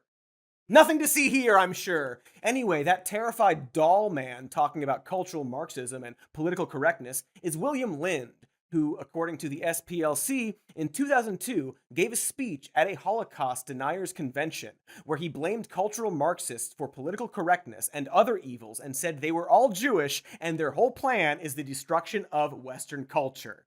I'm not saying Musk or Peterson or whomever mean the exact same thing when they use the term, but, maybe consider a rebrand. Oh, right, they did. It's woke now. I forgot why we were talking about this. Let's see if Elon can describe wokeness. I'm interested in your opinions too, but generally, I think we should be aiming for like a positive society, and that it should be okay to be humorous. We should wokeness basically wants to make comedy illegal, which is not cool. So political correctness, that's just political correctness. Here's some more. At its heart, wokeness is divisive, exclusionary, and hateful. It basically gives mean people a reason. It gives them a shield to be mean and cruel, armored in false virtue. Well, that's just social justice warrior, the meanies. If you were to want specifics, maybe a more detailed or nuanced definition, you're not going to get it from Elon Musk. He talks about wokeness vaguely to a fault, to the detriment of any clarity or usefulness. But the emotions are clear. These woke people with the woke mind virus are evil and out to get you and your precious society. The woke mind virus via entertainment is leading civilization to suicide? But how? I thought wokeness in entertainment was like Snow White being only half white and a Pixar character's mom's showing romantic affection in the background for 2 seconds. Suicide? Of the civilization? Because of wokeness in Hollywood? I mean, benefit of the doubt, maybe there's an explanation there, but he doesn't offer one. You might notice that I mentioned the woke mind virus specifically, and not just wokeness. Yes, you've heard of it. You love hearing about it. You can't stop not shutting up about loving hearing about it. It's the woke mind virus. Clap, clap, clap, clap, clap, clap, clap. But what is WMV? I've heard woke on its own before, as well as the word mind and virus and the phrase mind virus. But what means them when their powers combined? I mean, you have talked about this woke mind virus. Yes. In really apocalyptic terms. Yeah. You should explain why you don't think it's hyperbole to say things like it's pushing civilization towards suicide. First of all, what is the woke mind virus? And if we don't deal with this, nothing else can get done. Tell me why you think that. I think we need to be very cautious about anything that is anti-meritocratic, and anything that is that results in the suppression of free speech. Those are two of the aspects of the woke mind virus that I think are very dangerous. Is that it's often anti-meritocratic. You can't question things. Even the questioning is bad. Another way to almost synonymous would be cancel culture. And obviously people have tried to cancel you many times. Many times. Yeah, I mean, every week. Yeah. From left and right. I've had it from both sides. Okay, so I'm just gonna cut him off there. Good lord. All that happens next is they jerk each other off for being able to complain about how the world is changing around them. And then Musk tries to say that he's clearly not far right because his multi-billion-dollar company makes electric cars. Great point about politics, Elon. But regarding that clip, first of all, I like how cancel culture is apparently a huge problem because Bill Maher gets canceled every week by the left and the right, but they say it on HBO to millions of people every week, despite getting canceled every week, except we're watching it right now. You're on it right now. How boring. But more to the point, we got a little bit of a definition there from Elon. That's great. Again, it's this idea of being anti-meritocratic. I wonder why the richest guy on the planet needs to think that everything is based on merit. So surely wokeness is bad. Those two annoying pricks say so. But to what end? When confronted about the dangers of DEI, he seems to flounder quite a bit and rely on the eventual comments that will prove black people and women are less qualified for stuff or whatever. But he did clarify later about the potential dangers of woke AI pushing diversity, so maybe that will help elucidate. A friend of mine suggested that I clarify the nature of the danger of woke AI, especially forced diversity. If an AI is programmed to push for diversity at all costs, as Google Gemini was, then it will do whatever it can to cause that outcome, potentially even killing people. Okay, see, that actually doesn't clarify anything. One of the dangers of any AI is that it will do whatever it can to cause an outcome, potentially even killing people. You didn't explain how the people would die, Elon. Do you think everyone's fucking stupid? Fuck you for thinking you said anything there. Well, just to clarify, the nature of the danger of blank. If an AI is programmed to do blank at all costs, then it will do whatever it can to cause that blank outcome, potentially even killing people. Amazing insight. When Elon says woke, he admittedly knows what he means way less than the people who talk their way into defining it as cultural Marxism. But it's all kind of the same shade. We've been circling around this idea since the beginning, when we, for some reason, had to decide whether the Nazis were left or right wing, and I do hope I've established what a silly question that was, and what silly people these are, spreading their little lies that the Nazis told. But also, I hope it's clear that yes, it wasn't left wing, but in fact it was, in almost all sense of the word, anti-left wing. It's what Robert Paxton vaguely called a dictatorship against the left before defining it in more detail. That's the word fascism that he was trying to describe. Pro-rigid hierarchies, anti-democracy, anti-socialism, anti-liberalism, anti-welfare, anti-multiculturalism. Some of the first books the Nazis burned were the literature on homosexuality and transgenderism at the Institute for Sexual Science. They just hated woke shit and commies, and they blamed the Jews for all of it. A degenerate cabal is infecting the world with Marxist ideas, and we need a strong man to burn it out and restore order. You can see this sentiment a lot these days on X, the Everything app. For example, this X user tweeting sympathy for the rise of Nazis as a response to the alleged liberal hotbed of homo and transsexuality in the Weimar Republic. You can see another X premium user on X, the Everything app, reply with, "We're in Weimar too." That X user's tweet doesn't mean that there's a noticeable and alarming bubbling rise of fascism. They mean that there's a bubbling rise of liberalism and socialism and degeneracy that needs to be stamped out by fascism. That's what they're saying. It's a sentiment that can be found from conservative pundits and also random Twitter blue accounts posting Hitler's speeches and expressing support for them. It's not an unpopular sentiment on X these days, is the point. To these people, the rise of the Nazis was understandable, if not also justifiable.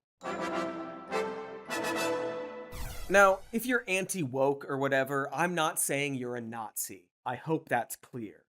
But I am saying that you might one day look around and find yourself agreeing with Nazis and fascists. And you may find yourself just calling everything you don't like woke, amidst calling everything woke evil, and even making clear that wokeness and the woke mind virus are anti-human.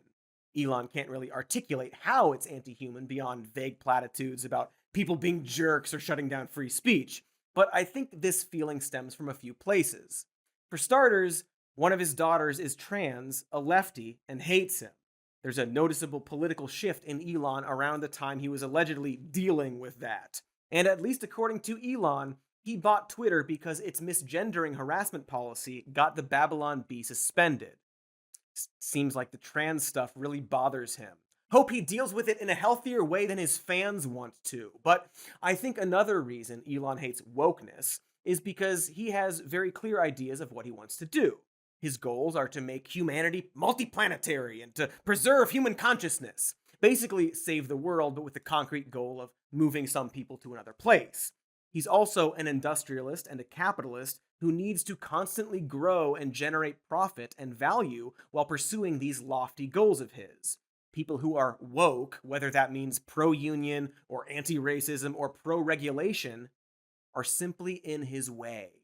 and he has no problem crushing people who are in his way. Indeed, you can have lofty pro-human goals and still do bad things and have bad ideas. Even he knows this. You can have pro-human aims with anti-human practices. Often his pro-humanity and sympathies seem really tacked on, like lip service. When asked 6 years ago if he would do anything for the homeless or the housing crisis, he said that his boring company that gets in the way of public transportation projects and has built one sludgy tunnel in Vegas would be selling their leftover dirt as bricks for affordable housing. Now, if you find that useless and insulting from the richest man in the world, just wait until every tech blog writes about it. The Boring Company sells dirt bricks as toys instead, and then they literally never do anything about it ever again. What a fake little afterthought from a liar. Literally, under oath, Musk doesn't even know that he's still in charge of that company.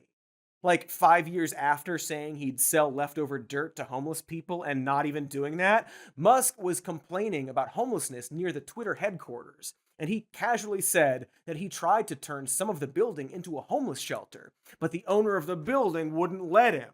Now, there's no confirmation that he actually tried to do this. Publications haven't received confirmation. And Business Insider's article just says, the building's owners didn't immediately respond to Insider's request for comment made outside of regular working hours. So great work to them on that. We here at the Shoddy also reached out to the owners of the building during working hours, and it's been a couple of weeks and there's been no response. So we can't say if it's true or not. But in terms of afterthoughts, let's let Musk explain it. You've also talked about how potentially, I think you might have been joking, but you could turn this into a homeless shelter. So Yes. I guess the reason I'm asking is, you've We tried to turn it into a homeless shelter in the building management, the building owner rejected it. You tried to... Yeah, they won't let us. Which bits have you tried to turn into a homeless shelter? We're only using one of the buildings, and so the other building could be a homeless shelter. And you've tried to... Yeah, we would like to do it right now. Really? Yes. And no, you're being stopped by who? By the building owner. They won't let you? No. In fact, they wouldn't even let us take the W off the sign. They wouldn't even let them take the W off the sign to make it say titter. I don't know, man. It seems like maybe that's what you're actually mad at, and the homeless shelter thing is an afterthought to make a statement about work from home and to bother the building owner. Especially considering he was angry tweeting about the titter sign on the same night of his homeless shelter idea poll, which he has since deleted. But I don't want to assume. Maybe he really cares about this and has thought about it a lot. So how were you going to do that? They're really quite What was your plan for the shelter? I don't know. We could just let people stay there. It's nice. Right. Okay. I didn't know that. They can bring their stuff, bring the tent and whatever. Right. And it's a roof over their head. Yeah. If the building owner lets us, we'll do it. Yeah. So if the building owner lets you, you would happily do that. Yes. Okay, so never mind, I guess. He seems to actually not have any thoughts about it. When asked about his plans for a homeless shelter, the richest man on the planet said, I don't know, we could just let people stay there. They could bring their stuff, bring their tent, whatever. Ah, the compassion. If not for that dastardly building owner, yeah! Hey, Elon, come here. Come closer. Buy another building. Just go do that. Go do it. You're the richest person on the planet. You are not powerless in this situation. Amazon's Seattle headquarters is part homeless shelter. You're being cucked by Bezos, Elon. Where'd the tweet go that he's responding to, Elon? Doesn't seem like you care or thought about it, is my point. Doesn't seem like you think much on smaller aspects of the population at all. But hey, you're a big picture guy. You're worried about birth rates and such. Cool. We're actually not going to spend much time on birth rates, as we've already done an episode that touches on that and him. Also, experts disagree that this is an issue. Also, Musk isn't really good at analyzing trends, and we don't have time to dwell on the implications of Musk's obsession with declining birth rates and how he views genetics and the abilities of certain races. Or him recently begging his gay friends to have children while he constantly supports libs of TikTok and the political party that would ban IVF and probably his gay friend's ability to get married or adopt. IVF that he used to conceive like half of his kids. But sure, he is pro-human in that he wants human consciousness to survive. Okay. You can have noble goals and still do ignoble things. You can accomplish those goals by doing terrible things. Just ask Tim Pool about Thanos. He loves talking about it. So for instance, like Thanos was utilitarian and Captain America was deontological. I didn't. So Thanos willing to reduce the suffering by killing, hundreds of trillions versus the, thousands of trillions, which would be living better off. And I admit I'll call it dickish. Utilitarianism is typically the villain in most movies. I don't care. As nobody should. Or look at the philosophy that Elon and many of his tech cohorts subscribe to, long-termism, which prioritizes humanity's long-term survival over any short-term element or need. Or think about how Musk views the world. He seems to quite seriously think we're living in a simulation. And if we are, he thinks the goal of the game lines up with his goals.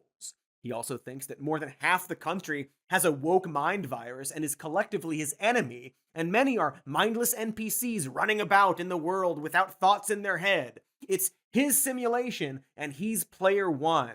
So to him, sacrifices can be made as long as it's for the cause. The number can go down now as long as the number goes up later. Except the sacrifices he's going to make now are other people's livelihoods and health and lives. One of the most popular movies out right now is about this. One of the mothers of one of his kids literally thinks that her son, the real-life baby, will walk a similar path to Dune's Paul Atreides. And spoilers, it's fucked up to think that. Musk can be pretty anti-human, actually. He's constantly dehumanizing people, othering them, generalizing entire groups of people based on single events or people. Especially if you disagree with him, but not exclusively that. You just have to be woke-coded. Here, in response to some boring dumb hag's post about a drag queen being accused of sexual assault, Elon replied, "The woke hide their evil in a moral cloak." So, the woke are evil. They have evil. They hide that evil with a moral cloak. Because of this one person's sexual assault allegations, I'm sure he's got some very harsh things to say about the entire Republican Party. Oh, he loves them? Oh, he thinks that it's the fucking end of the world if they lose? And his enemies, the Democratic Party, the party of unions and class action lawyers, the left, the socialists, the media, all have this cultural Marxist woke mind virus. They're all literally evil and insidious and deceptive. In fact, here's what he thinks of the wokes. Here's what they look like to him. A fucked up, mostly dead fly corpse covered in cordyceps. Hundreds of millions of humans, his daughter, are that to him. The mind virus havers, the NPCs, evil, unthinking non-humans. That's what he sees. Gross! Kill that! Is what I would say if I didn't know he was talking about millions of human beings. That's what the impulse is supposed to be, right? The desired reaction. Ah! Kill that! It's literally dehumanizing. It's anti-human. And I know it's just a tweet, and I'm sorry for harping on this, but it's also the topic of the video, so this is kind of Nazi shit. It's gross, him talking like this, not the adorable little fly corpse. Hey, little buddy. Yes, despite his goals, Elon is often anti-human. This dehumanization, of course, also takes the form of boosting anything about immigrants invading, hyper-focusing on isolated instances of immigrant crime, often being wrong about the information, like this example Elon obsessed over, even though it was later reported the police started it. Ho-hum, shucks. Oh, always so wrong. Elon tries to hide his fear-mongering by saying he supports legal immigration, just not illegal immigration. Except, in fact, when they did fund us, they realized that we were illegal immigrants. Well, I mean, yes, we were. I'd say it's a gray area. Yeah, yes, we were. Well, that's weird. Elon frequently claims that if 1% of the rest of the planet immigrated to the United States, so about 75,560,000 people, then we would be crushed, swamped, flooded. Sound the alarm bells! He also thinks that we should have 1 billion Americans? Hey, Elon, what's 332 million plus 75 million? Less than 500 million? Sounds like you want to flood the country, Elon. Stupid racist. We can also see Elon complain about immigrant crime, of course, even though immigrants commit less crime than native-born citizens. In fact, Second generation, as in children of immigrants, commit crime at about the same rate as native-born citizens. So immigrants are actually assimilating well into American culture by becoming more criminal. Yet, in Elon's mind, when Mexico sends its people, they're not sending their best. They're not sending you.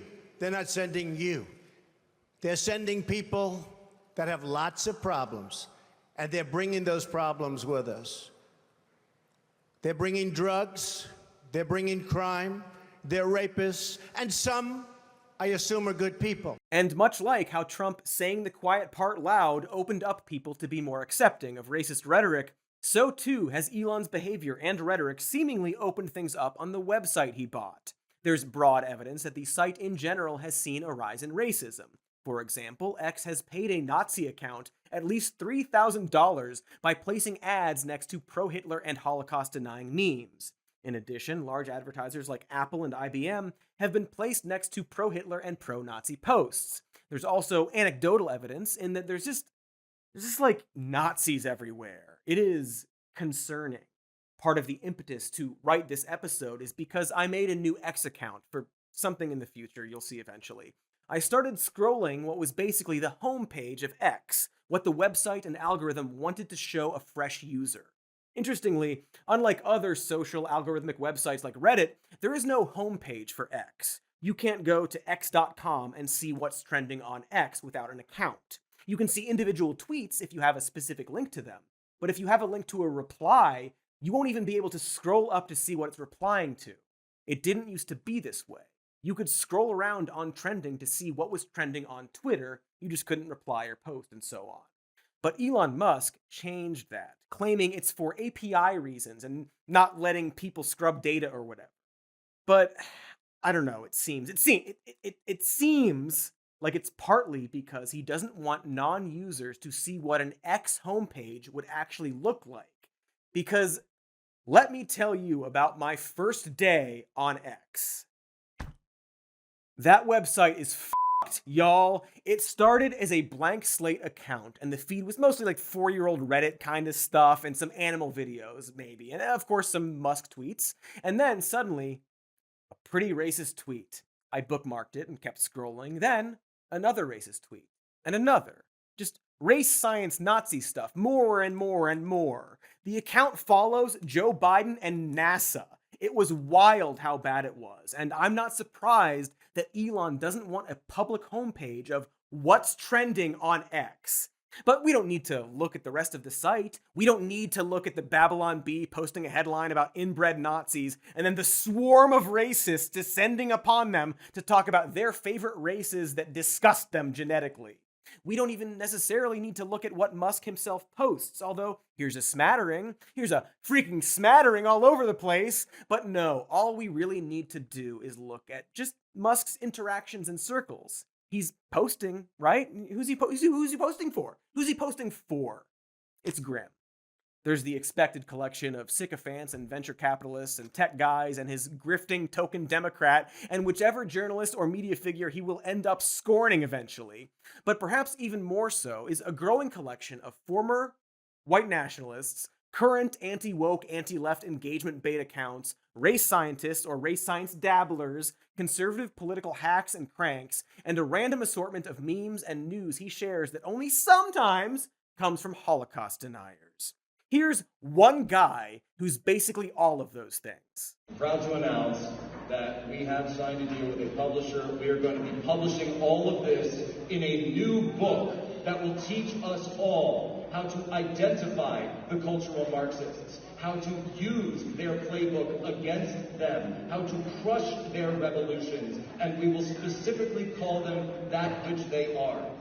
Because they reject the human rights of others, they reject the humanity of their oppressed classes, I submit to you that they themselves have become the unhumans. So that's Jack piece of shit Obick. Sorry, that's Jack P.O.S. Obick. Wait, Jack Posobiec, a real piece of shit.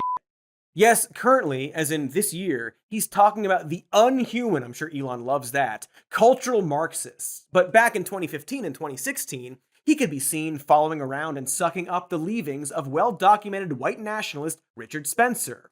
Here are a bunch of now deleted then tweets of the neo-Nazi 1488 meme, 14 being the 14 words, 88 being corresponding alphabet HH as in Heil Hitler. Here's him doing some other code about the Jews. His mentor is political operative and convicted felon and Steve Bannon confidant and Richard Nixon helper and Batman hunter Roger Stone. He is a trained rat fucker and misinformation peddler who has been published by a different white supremacist from Richard Spencer, has worked with 2 other neo-Nazis at least twice. He helped organize the original Stop the Steal campaign, and here he is recently saying things extremely plainly. Welcome, I just wanted to say, welcome to the end of democracy. We're here to overthrow it completely. We didn't get all the way there on January 6th, but we will endeavor to get rid of it and replace it with this right here. We'll replace it with this right here. Amen. That's right, because all glory is not to government, all glory to God. Explicitly anti-democracy, implicitly violent, dehumanizing hatred, hangs out and works with actual neo-Nazis. At best, he is a Nazi collaborator. And Elon is often like, wowee, Jack, the left has gone too far. These immigrant crimes are getting out of hand. The evil wokes are scumbugs waiting for our wrath, Jack. And again, this is just one of many of these serious race scientists or former white nationalists or normal general racists. Elon doesn't discern with whom he expresses concern for black-on-black crime or immigrant crime or how Jews push race-based Marxism and are importing hordes of minorities that hate those very Jews because of the very race Marxism those Jews have pushed. You know, cool outer space stuff. Rockets are awesome. But if you find yourself sympathizing and boosting the concerns and plights of a well-documented racist and liar and neo-Nazi collaborator, Elon, you're a bit of a Nazi sympathizer. Let's say there's a Nazi cartoonist whose name was revealed, and anyone sharing that Nazi's name was suspended from Twitter or X or whatever, even though, according to the site's terms of service, sharing the name of someone wasn't against the terms of service at the time, and they literally updated the policy to address what happened to the Nazi cartoonist. And amidst all of that, Elon also starts following someone with a history of doxing people and buddying up to literal fascists and white supremacists and posting the names of anonymous accounts and, I can't stress this enough, randomly and suddenly developing a British accent. Let's say all that happened, because it did, and it just seems like he's consistently hostile to, broadly, the left, and most often gives a sympathetic ear to fascists and fascist propagandists. Interesting. Concerning? A little. Maybe it's time to address the segment I alluded to earlier, and maybe the title of the whole episode, who knows, we'll see.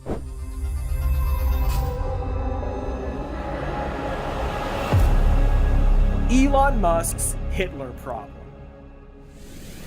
In the past, Elon Musk has talked about the 5 and sometimes 6 industries necessary to push humanity forward, to preserve and excel humanity and human consciousness. 5 and sometimes 6 areas that will change the world, that he wants to be involved in. He thought this from an early age. The internet, multiplanetary life, changing human genetics, sustainable energy, AI, and high bandwidth interface with the human brain. You might notice that he actually has companies that deal with almost all of those. The only one he doesn't have is something related to genetics.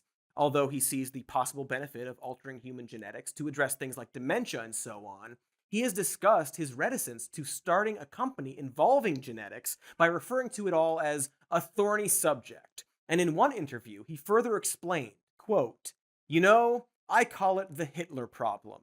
Hitler was all about creating the Übermensch and genetic purity, and it's like, how do you avoid the Hitler problem? I don't know." You don't know? Just don't do that. Like, I don't want to oversimplify things here, but the easy way to avoid the Hitler problem is to think the Hitler stuff was bad. You avoid trying to create genetic purity because you think the idea of genetic purity is stupid. This sounds less like the Hitler problem and more like your Hitler problem, Elon. Please just don't make it our Hitler problem eventually. Please, that would be awesome. The interviewer responds, "I think there's a way, but the suggested way is just that Elon will think of something eventually because, as the interviewer points out, much like Henry Ford, Elon always finds a way around obstacles." It's interesting phrasing, to find a way around moral issues. Now, I bring this up because clearly Elon is apparently aware of potential dangers in the realm of genetics, even if he's vague on how much he does or doesn't agree with them actually being bad. But he doesn't seem to extend this thought to a realm he has recently entered, one that wasn't on his original list: speech. Maybe file this one under internet, I guess. This is especially important for Musk, who is a free speech warrior. It's why he bought Twitter and never censors anybody. He's free speeching all over the place. Wait, that freezing speech, as in the examples currently on screen, but also the Center for Countering Digital Hate recently reported how, hate and misinformation was high on X, formerly Twitter, so Elon sued them. The judge just ruled that the case was unabashedly and vociferously about one thing, that there can be no mistaking that purpose. And that purpose was punishing the defendants for their speech. Concerning. Unless the judge was woke, in which case, concerning. Musk is a free speech absolutist in that he says he believes in free speech while adhering to all of any individual nation's laws regarding speech. He also seems to bend rules according to his whims and make new rules seemingly for himself. He clearly understands the value of speech and the value of dominating the marketplace of ideas. He can say the platform is non-political, but his speech and behavior don't line up with that. He is linked to the website no matter what. His ownership of it makes it political. And it's been reported multiple times that he uses the website to boost his tweets. President Johnny Brandon did a more popular Super Bowl tweet than him, and he got mad and made everybody work at the job of making sure people see his tweets. He spends the majority of the day, throughout the day, pretending to work at 6 companies and liking and replying to and quoting tweets that he wants you to see. That's why he does it. He wants you to see it. He knows how powerful speech is. But also, I didn't say an Hispanic invasion. And you quoted a tweet that called it a Hispanic invasion. If I quote something, it doesn't mean I agree with everything in it. It's just something that I think this is something worth people should consider. Why would you quote something that you didn't believe? Because anything I quote is going to have a whole range of statements. Doesn't mean I agree with everything in it. Very convenient that he doesn't have to be at all discerning or precise with the speech that he thinks is very important and that he wants people to see. Convenient that he can wash his hands of consequences or accountability or any probing. A man who claims to value speech doesn't seem to see the value and power of the speech of the richest man on the planet, who regularly exercises that speech on the popular platform that he bought with other people's borrowed money. It's very convenient that he so often only posts something vague like 2 exclamation points, so the post can be put into people's feeds, but he doesn't have to express an actual opinion on or endorsement of any or all parts of it. It is interesting, though, that in that Don Lemon clip, Elon noticeably distances himself from the Hispanic invasion rhetoric. When asked about that specific phrase, he rejects it as not something he endorses. So he knows that certain rhetoric is unsavory, or maybe, dare I say, right-wing fasci speak. Like when you talk about immigration in terms of a race or people invading your country. Or like his anti-Semitic worst post he's ever done. It's actually a pattern. It's not always him specifically, but it's consistently the people he sympathizes with and supports and boosts, who, when you get down to it, all just sound like this. And some of the things I see in this country of ours make my blood boil. I see people with foreign accents making all the money. I see Negroes holding jobs that belong to me and you. Now I ask you, if we allow this thing to go on, what's going to become of us real Americans? I've heard this kind of talk before, but I never expected to hear it in America. That's a short film from the 1940s, several years into World War II. It's simple, it's clear, it's about the Nazis and fascists in Europe. Ever heard of them? It's about how they talk, what they talk about, and so on. I don't know if it could be more clear. Feels like it was filmed for babies. Interestingly, they did a study that found that it was actually effective in making people think something like that couldn't happen in the United States. Imagine that. Elon, hey Elon. The whole point here is, you can want immigration reform or more help at the border without saying that people with a mind virus are encouraging hordes of violent, untrustworthy minorities to invade the country and take over your homes and kill your neighbors. It makes you sound like a Nazi. Elon and his platform have what he might call the Hitler problem. He says that speech and free speech are fundamentally important and that X is the only place to find the truth. It's not a cult at all. So what he concerningly chooses to amplify is important to note. And a lot of it is just racist garbage from a bunch of Nazis and weirdos. And like I said at the beginning of this, it doesn't really matter how much Elon believes any of it. And I'm not saying he's a Nazi, but much like a lot of right-wing figures these days, he's finding himself, oddly, amongst them. Their concerns align with each other. He sympathizes with them. If you were to, say, strip Nazi propaganda and ideas and fears and targets of their place of origin, he'd probably respond to it all with 2 exclamation points. Concerning. And since you're watching Elon, just like, playing with fire, man. I'm not even gonna make a joke about the fires that your cars start. Just, cool it, buddy. I don't know. You might regret it. Allegedly, Henry Ford saw a documentary about the horrors of the Holocaust, and it literally gave him a stroke, and he died the next year. As one of his close colleagues, Josephine Goman, wrote in her unpublished memoir, Ford saw the ravages of a plague he had helped to spread. The virus had come full circle. Interesting word, virus. Anyway, when he was on his Not an Apology tour, Elon talked with my bandmate Ben Shapiro about what a useful tool X.com is, and how if X was around back then, maybe the Holocaust wouldn't have happened. No, I'm not kidding. They even showed a video. The video that EJ put up a moment ago suggesting that the Holocaust would have been somewhat mitigated, or people may have had more information, certainly been able to escape earlier.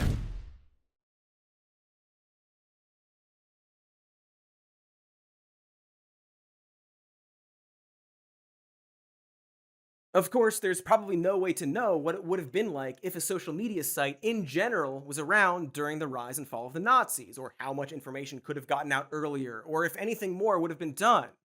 It is much easier, however, to imagine what it would be like if, say, Henry Ford owned a social media site. Some paranoid, hyper-online little guy liking his little memes, well, right-clicking on other people's memes and saving them to his device and then posting those saved memes on his own timeline and being thanked by the people he steals the memes from. But yeah, he's scrolling through Ford.com on his Ford phone all day, spreading conspiracies from grifters and hangers-on, fear-mongering about instances of minority crime, implying that those minorities need standards lowered to accommodate them and their low IQs. Low IQs because certain races are simply genetically inferior to others, engaging with allegedly former white supremacists and known neo-Nazi collaborators, and white nationalist publications, agreeing with and boosting misinformation and anti-Semitic conspiracy theories from random meme accounts. On the non-political website where the owner said that the world is toast if everybody doesn't vote for the political party that ironically doesn't believe in climate change, and if they lose, it's because certain people with a mind virus stole the election by importing hordes of violent minorities into the country. Terrible website. Just awful. Oh, cool, a racist meme account that Elon likes just posted the mayor of Baltimore speaking after the bridge collapse and called him a DEI mayor. Racist, useless, garbage website. God, so bad. Bad website. That I will stop using. I will. I will.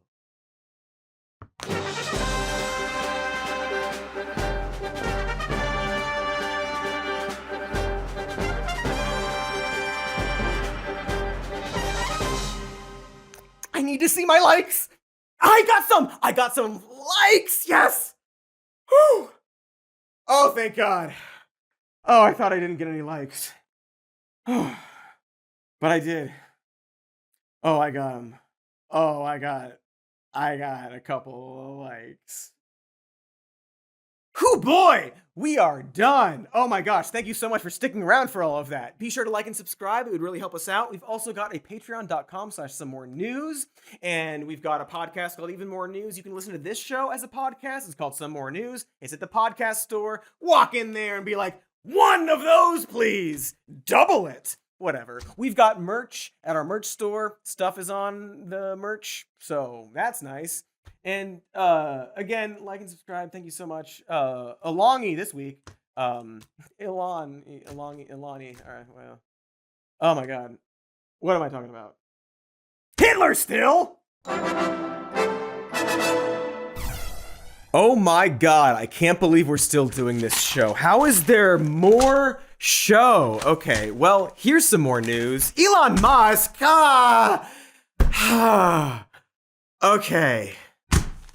Okay. Well, Elon Musk is a weird little Nazi dude who went all in for Trump. That can't be right. It says next president. Okay. Something or someone must have really messed up for that to be true, but here we are. You know what? I bet it's that Hawk Twa's fault, actually. Get her! Listen, we're gonna have a whole episode or 1,000 about the election after Thanksgiving. For now, you can listen to our podcast to get more up-to-the-minute coverage. Like and subscribe! Anyway, remember Elon Musk. Congratulations to President Elon Musk, the greatest capitalist in the history of the United States. For the greatest capitalist in the history of the United States of America, Elon Musk!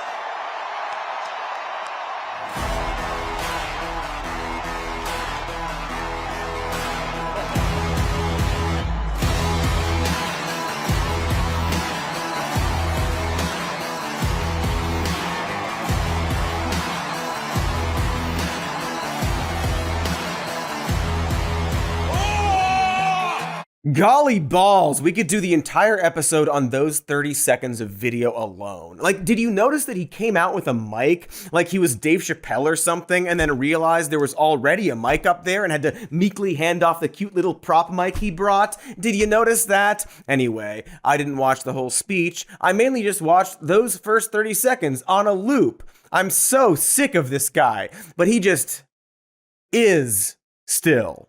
But listen, look, hey now, champ, we're not here to talk about Elon Musk and his terrible, terrible, sad, terrible politics. Or are we? We're not. Perhaps. What I want to talk about is Elon Musk, the space pervert. The guy who apparently wants to make Starfleet real, presumably because he hasn't watched a single episode of Star Trek. But man, I agree, Elon. We should get rid of billionaires. We're already running late on the Bell riots. Because, yeah, we wrote a lot of this episode before the election, but some of it after. It's going to be a real wacky episode. Point is, we're all hoping to not live on this planet anymore. So let's talk about the future of space and perhaps some other things too. But here's some bad news. It turns out that the Nazis will be up there too. Boo! Boo space! Everyone! Boo space! Look up and boo! Boo!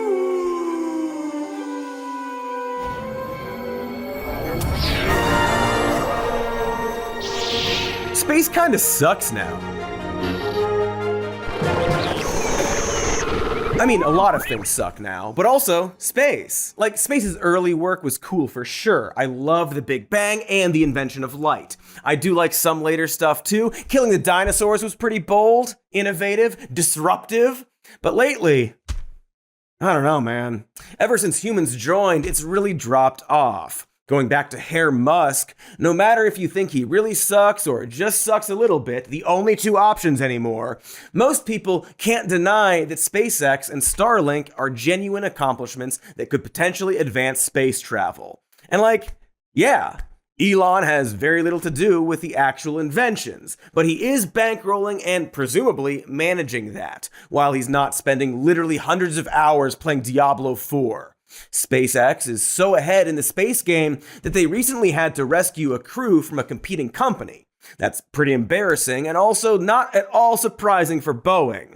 They are also genuinely making efforts to cut down on space debris, something we'll talk more about later. such as catching their own rocket booster instead of leaving it up there like a condom wrapper on the boardwalk. See, you gotta collect that used condom to offer to your friends. They've even deorbited their Starlink satellites in order to keep their method sustainable. I mean, don't get me wrong, we've talked about the many unsustainable things SpaceX does before on this show. I simply want to point out that for the general public, it's understandable to be impressed with SpaceX. They caught the damn rocket! Landing burn has been ignited. We're now down to 3 Raptor engines. Very neat, very dick-like. We love when space is dicks. And while space has always been this broad, dick-shaped goal for humanity, it's starting to also affect us directly with Starlink and the advancement of satellite internet. If you're watching this episode from somewhere in rural America, you may be familiar with companies like HughesNet, which until fairly recently were the only way people living in remote places could get online. Barely. But Starlink, while still sucking compared to land-based internet, seems to suck way less than its predecessors. That's because these next-generation internet satellites aren't way out in space like the old ones were, but instead operate in what's called low Earth orbit. You can even see them in the sky! Gross, actually. Still, the idea behind Starlink is that anyone, no matter where they are, will be able to get online with an inexpensive kit and an unobstructed view of the sky. That may sound silly for a lot of us internet already havers, but there are 2.6 billion-ish people who could benefit from this, including remote tribes. I mean, if you're from a tribe and are now getting to watch this show, my suggestion is to destroy your internet before it's too late. Smash it now! Like, that story about the tribe being addicted to online porn was fake. But it's only a matter of time. Porn is the fire in which we all burn. Also, I don't think an isolated tribe will really benefit from isolating from each other. Stuck to their screens, dunking on each other. Destroyed. It's bad stuff. Point is, this is likely where the internet is heading.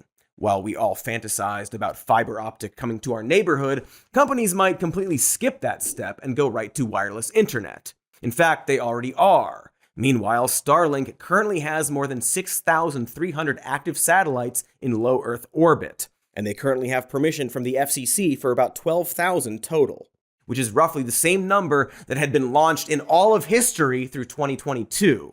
There are other companies trying to do this as well, but Starlink is way ahead of all of them. That includes Amazon's Project Kuiper, which to date has only launched a couple prototypes. Come on, Amazon, catch up. You'll never have space slaves at that rate. Astronauts already pee in tubes. You're so close to your dream. So just to recap, SpaceX is making huge leaps in exploring the stars, while Starlink is connecting the world like never before. So what's the problem? How could this possibly go wrong? Well, unfortunately, I'm sorry to say that both of these companies are owned by Elon Musk, who's a weird little Nazi guy who really sucks. See, in the age of learning that every celebrity and corporation is awful in some new and exciting way, I think a lot of us have come to terms with separating the owner from the product. Be that having an Amazon subscription or buying every copy of Morbius to be the coolest kid on your block. But with Starlink, we simply can't do that. The fact that it's run by a right-wing weirdo slinging his sperm at people like that guy in Silence of the Lambs absolutely has consequences that will change the course of history in, dare I say, really bad ways. Because you know where else Starlink is heavily used? War zones. Orbiting hundreds of kilometers above the Earth, these satellites are playing a role in the Ukraine war. The Starlink satellite network, owned by billionaire Elon Musk, has been providing the country with internet service. It all started with a tweet at the end of February by the Ukrainian Vice Prime Minister asking Musk to help. And this is where the story of Starlink goes from a wholesome tale about helping people in the Amazon discover their kinks to a terrifying saga of one very stupid man playing a key role in international politics. Starlink's dabbles in war games started in February 2022, when Russia invaded Ukraine and knocked out its internet. At the request of Ukraine's government, Elon activated Starlink satellites so the country could get back online, and it's been using them ever since. In theory, the idea of simply and objectively allowing internet access to whoever needs it is fine. But this became problematic when Elon refused to turn on satellites over Crimea, a region that Russia took from Ukraine back in 2014. This threw off the Ukrainian military's plans to launch an attack on Russian ships that were stationed there. Why did Elon do this after seemingly being so eager to help the Ukrainians with their cause? Well, according to Walter Isaacson's biography of Musk, he'd had a conversation with a Russian official who told him that activating Starlink over Crimea risked starting a nuclear war. Elon later defended his decision by saying that he didn't want SpaceX to be explicitly complicit in a major act of war and conflict escalation. He loves pretending that his little space dildos won't be used for war, despite them absolutely being used for that. When asked about his decision, he later added this gem. I should say that, although I'm not President Biden's biggest fan, if I had received a presidential directive to turn it on, I would have done so, because I do regard the president as the chief executive officer of the country. Whether I want that person to be the president or not, I still respect the office. And so if I gotten a request from the president type of thing, from the American president, to be clear, then I would have turned it on. Ha ha ha ha ha ha ha ha ha. The American president, he specifies in a totally non-foreshadowing way. Because as we're now learning, Musk is reportedly in regular conversations with Vladimir Putin, the not American president. Hey, that sounds like a treason. And before you say, whoa, Cody, treason is a serious accusation with serious consequences, don't be so irresponsible with your words. Elon Musk called for the death penalty of anyone, Democrats, who vote against a bill he likes. The death penalty for all Democrats. Anyway, I don't know. Maybe when the treason doer said the American president, he was talking about the Sorkin movie. Of course, that still doesn't make sense, and frankly, I just wanted to mention that film. Point is, he should go to jail. Not Sorkin, Musk. But I also wouldn't cry if Sorkin was arrested. We'll figure out the charges later. Coincidentally, we're now learning that Ukraine is finding Starlink equipment on Iranian-designed Russian drones, which feels like something that would be in a Sorkin-esque political thriller, or more fittingly, a Jack Ryan film. Except instead of the villain being some shadowy mastermind, it's just a rich guy who thinks that chess is a dumb game. Probably because he himself is stupid. He's a stupid man. I want to stress that. Elon Musk is a stupid person who can be easily manipulated and or bought by anyone. And he is now a key deciding factor in multiple wars and genocides. Did somebody say genocide? Because Israel has been using Starlink as well, including in Gaza, and plans on using the satellites to stay online in the event that it winds up in a broader war. And speaking of the Middle East, Elon also tried to get Starlink involved in the Masa Amini protests in Iran in 2022, starting with a tweet that he was activating Starlink after the US government cut back restrictions on tech companies operating there. This grand gesture was supposed to help civilians stay online after the government shut down their internet access. But apparently it wound up being basically useless, and ultimately might have enabled government-backed hackers to run phishing scams that helped them track down protesters. Oh well. Now, I obviously just blew through a lot of international politics, and I'm losing my voice and maybe not pronouncing things right. I don't know, and I don't know how you land on any of that. This isn't all going to be good or bad, which is actually kind of exactly the point. Putting aside who Elon Musk is, an annoying dumb guy who sucks, no private, unelected citizen should have this much power over wars, right? Like, if you, watching this, actually like Elon Musk, you should still be terrified, or dare I say, concerned. But also, it's Musk, a racist, sad little man who changes his whims depending on his need to be liked. His decision to help Ukraine, for example, seems to fluctuate based on what Twitter thinks. He's literally just tweeting out what he plans to do and then checking how his weird following reacts. And while you might be hoping that the government would step in, of fucking course, Musk is also doing work with them and developing spy satellites as we speak. He is now a major player in defense contractors, no different than Lockheed Martin or Northrop Grumman. He is fulfilling his weird little wish to become Iron Man, zooming around and deciding the fate of the world. Because unlike those other companies I just mentioned, Elon Musk is explicitly a supporter of certain political movements. Like, I'm not saying that the CEO of Lockheed Martin doesn't have a political lean, but he's not out there at rallies, right? He's not tweeting about birth rates and how trans people are bad, nor is he buying social media sites specifically to push political propaganda. Musk has a personal agenda beyond greed, on top of his personal agenda of greed. He has both. Like, Tesla is heavily entwined with the Chinese government, and coincidentally, Musk has said this about Taiwan. Their policy has been to sort of reunite Taiwan with China. From this standpoint, it maybe it's analogous to like Hawaii or something like that, like an integral part of China that is arbitrarily not part of China. Yes, arbitrarily not part of China. So random. Oh, hey, look, SpaceX might be withholding internet from Taiwan. Also, so random. But speaking of the totally random Taiwan stuff, the good news is that other countries like Taiwan are beginning to build their own Starlink-like networks. China is also doing this, specifically asking Musk not to send Starlink there, not for good reasons, mind you, and making their own massive satellite internet network through state-run businesses, with plans to add thousands of new satellites in low Earth orbit. This will, eventually, thankfully, keep Musk from being the one-man global superpower he currently is, at least in this one aspect and in some places. But this foreshadows a larger problem. While space might be infinite, the parts of it that are good for doing satellite internet are not.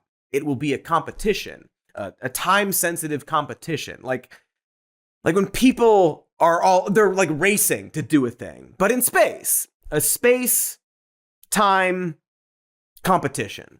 One that will see multiple companies and corporations tossing so much garbage up there. In the words of astrophysicist Jonathan McDowell, it's going to be like an interstate highway at rush hour in a snowstorm with everyone driving much too fast, except that there are multiple interstate highways crossing each other with no stoplights. Boy, that doesn't sound safe at all. And so after the break, we're going to step away from Musk and talk about this larger space-time competition that will be happening very soon and is in fact already happening right now. Will it be a good thing? No, but it will distract us from everything else currently happening right now. So yes, good thing, but also bad thing. Boo the sky! Keep booing! Boo! Ooh, good booing, everyone. Oh, we are back and we are sassy and we are talking about space, the great beyond, God's forever butthole. We all want to get inside of it, but not everyone can fit. Before the break, we were foreshadowing the next space race and how everyone is just jamming more and more stuff up there. We haven't talked about it much, but they are gonna trash space. Not just with politics, but literal trash. Like, remember the movie Gravity? That film was a very dramatic take on a very real phenomenon known as the Kessler syndrome, a theoretical concept first described in 1978 by former NASA physicist Donald Kessler. Basically, it's what happens when so much space junk collects around Earth that it starts slamming into other space junk, creating exponentially more space junk until it's like a space junk tornado. And while what happens in Gravity is the absolute worst case scenario, there are plenty of cases where orbital debris has already done serious damage to Earth. Look at the damage it caused. A hole from the roof straight through the floor. It's either space junk or space meteorite. It's 50-50. So what was it? Turns out it was space junk from the International Space Station. What are the odds? What are the odds? Well, good, actually. The odds are good. In fact, because we're putting more and more rockets into the sky, researchers are now saying there's a non-zero probability that someone will die because of this. The team analyzed the last 30 years of launches and came up with odds that someone will eventually be killed. They say there's about a 10% chance it will happen in the next 10 years. Okay, so every country and corporation is racing to launch their gizmos into space, potentially crashing into each other and doing who knows what to Earth. Is there anyone who can help with this? Anyone at all?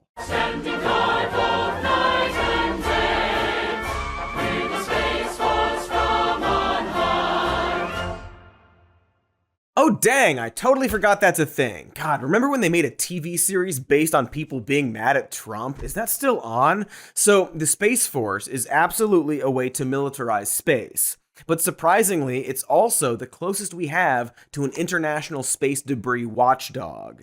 It monitors and tracks all the man-made objects in Earth's orbit. And while it doesn't clean up orbital debris itself at this point, it is running programs like Orbital Prime to incentivize private companies to build technologies that can repair or remove defunct satellites. But that's pretty much where its power ends. It doesn't, say, sign off on commercial satellites from companies like Starlink or hold them accountable for their space trash. That responsibility falls on the Federal Communications Commission, which, as you can assume, is extremely underprepared for dealing with space debris or really anything happening up there at all. They've taken baby steps, but we're talking about a literal global issue and beyond. Other countries have their own satellite regulations, just like the US does, but as you'd probably expect, they vary widely in terms of how they're applied and enforced. There is some attempt to control this at a global level. All countries that are members of the UN-affiliated International Telecommunications Union are supposed to register their satellites years ahead of launch so it can coordinate their radio frequencies and keep them from interfering with each other, or, depending on what orbit they want to be in, snag one of a finite number of so-called orbital slots. This system should work, in theory, except that it's pretty easy to game. And that's exactly what countries are doing. For example, SpaceX has registered thousands of satellites with the ITU through 4 different countries, likely in an attempt to circumvent FCC regulations and associated fees, as well as to gain access to in-demand radio frequencies while they're still available. Another satellite internet company, OneWeb, has registered its satellites through 3 countries, probably because it's trying to do the same thing. Ultimately, if SpaceX or whoever wants to throw satellites or whatever up there or wherever, how can we really stop them? They are running our freaking satellites now. They have more power than some governments. And in fact, here's a very important question. Who owns space? Well, sure, yes, it's Xenu, but can anyone actually own space? Like, legally?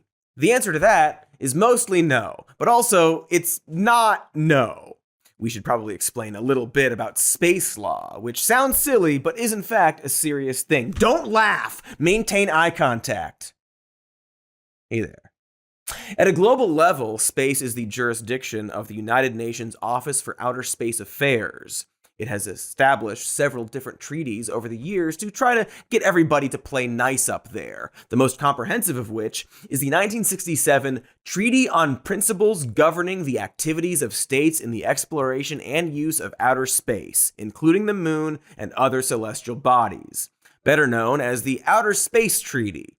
It explicitly states that space doesn't belong to any nation and, quote, is not subject to national appropriation by claim of sovereignty, by means of use or occupation, or by any other means. It also says countries can't use space to host nuclear warheads or other weapons of mass destruction, and that nations are liable to each other if they break each other's stuff while they're up there. Oh, and the moon and other celestial bodies can only be used for peaceful purposes. So you can't use an asteroid to test out your nukes or set up a lunar military base. Shameful, cowardly stuff. Nuke the moon, I always say. Ask anyone. I always say that. Ask me. Ask me. I'll tell you straight. Ask me. Yes. Nuke the moon. So in short, according to the Outer Space Treaty, countries are free to explore the cosmos as they wish, but they can't own space, or the moon, or Mars, or the asteroids, or anything else up there. Also, before you start building your own space nuke, corporations or individuals are considered entities of the countries they come from and are treated the same way. That freaking space treaty, always one step ahead. But here's the thing, space treaty. The authors of the space treaty didn't count on one sneaky thing. And that thing is the people like money. A lot, it turns out. Too much, one might say. And so we're beginning to see legislation designed to chip away at this treaty. In 2015, Congress passed the Commercial Space Launch Competitiveness Act, which gives commercial space companies the right to keep any resources they find in space. Luxembourg adopted similar legislation soon after and is now in the early stages of planning asteroid mining operations, which include investments in a U.S. startup backed by Google co-founder Larry Page. And speaking of creepy Silicon Valley billionaires, J.D. Vance Frankenstein Peter Thiel is also backing a space mining company. This one with the goal of mining the moon. Oh, maybe he'll build his libertarian city on the moon, like Pluto Nash, but somehow worse. If this all sounds to you like it conflicts with the Outer Space Treaty, well, you're not the only one. The thing about the Outer Space Treaty, though, is that it's basically impossible to enforce. According to the UN, Israel is an apartheid state engaging in an illegal occupation, but we don't seem to care about that.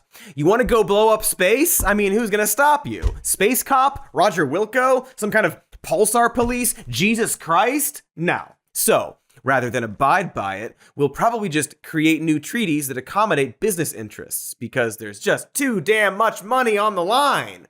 And also, the US government is in love with space companies, and really every corporation at this point. It's just one big polycule, because of course, like every government agency, NASA has slowly eroded over time. We went to the moon, saw that there were no commies or oil up there, and we were done with it. No, really, NASA's budget plummeted as we were landing on the moon. So, naturally, NASA has, for decades, relied on Boeing and Lockheed Martin to launch its satellites under a joint venture called the United Launch Alliance, or ULA, which has received billions of dollars in government subsidies over the years. Then SpaceX came along with a snazzy, partly reusable rocket called the Falcon 9, and claimed it could do exactly what ULA was doing for about 2/3 the price. So these days, ULA and SpaceX compete for contracts to launch not just satellites, but also crew members and supplies to the International Space Station. There are other names in the game too, like a company called Relativity Space and Jeff Bezos' Blue Origin. But compared to SpaceX and ULA, these guys are basically NPCs, which according to Elon, we all are. SpaceX locked down more than $3.1 billion in federal contracts in 2023. Almost as much as the total that the government committed to all its competitors combined. Of the 108 attempted US rocket launches that happened in 2023, SpaceX accounted for 98 of them. And yes, those numbers include launches of its own Starlink satellites, but even if you don't count those, it's still unquestionably ahead of the competition. All its rivals combined successfully sent up 7 rockets last year. How many of those were the United Launch Alliance? Just 3. So that's all to say that SpaceX has a de facto monopoly on US space travel. They've even been hired to crash the International Space Station. Oh yeah! Did you know they're crashing the ISS? Because they are. The current station will remain busy for the better part of the next decade, until 2030. Then it will be taken out of orbit and sent plunging towards Earth, landing in the Pacific Ocean.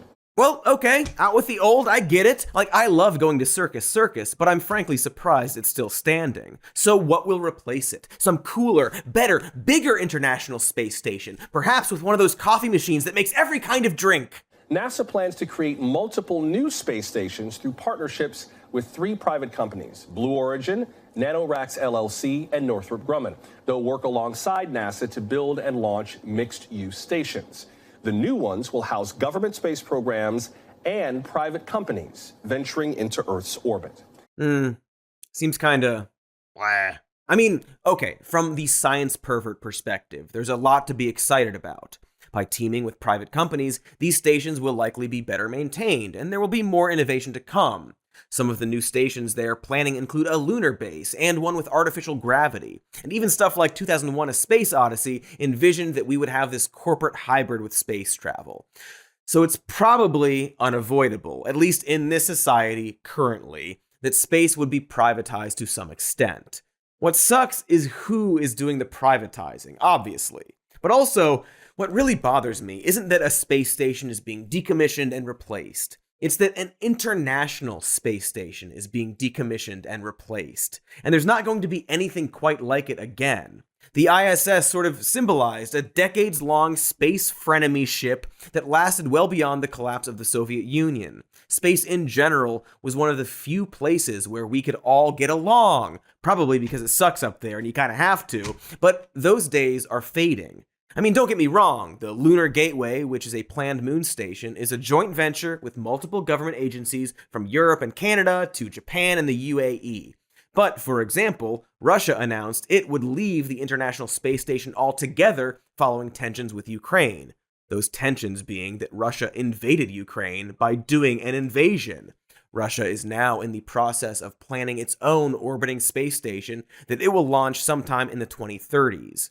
They've also reportedly teamed up with China to build a nuclear reactor on the moon, which sounds kind of terrifying. China has made their own advances, and we are now very openly in a space race with them, at least according to the administrator of NASA. So I think we are in a space race with China. They are aggressive. They are good. Right. China is on Mars, but more pressing, they're on the moon as well. And in fact, the moon is once again becoming an object of desire. Not for science, obviously, but because we can mine the shit out of it. It's got a lot of water and precious metals that will come in handy for building long-term colonies there. But also, going back to that NASA weirdo, there's also this. The Chinese space program is also a military space program. War? In stars?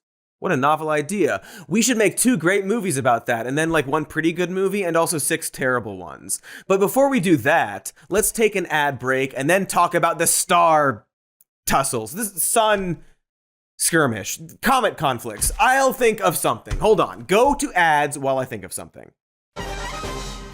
Moon fracas! We did it! We're back! We are still sassy. We're talking about space and space struggles. Because, of course, we're now looking at the moon for military bases. But wait! That's not allowed! Except, oh yeah, the Outer Space Treaty is basically unenforceable. So why not? Who gives a shit? Everyone is doing it now. In fact, there's a whole CCP Death Star thing. Well, not literally, but according to a report published by a congressional advisory group last November, China is likely trying to build a space-based nuclear weapon, ground-launched missiles that can hit satellites in low Earth orbit, and a laser capable of paralyzing US satellites, as Politico put it. Fun! I'm of course sure that the USA isn't doing anything similar and has no interest or motive in pushing fear of other countries' evil secret weapons that we're not doing. It's everybody else is doing the evil secret weapons. Not that those secret evil weapons don't exist, of course. This is all on top of a nuclear-capable hypersonic missile that circles the world before hitting its target, which China allegedly tested in low Earth orbit in August 2021.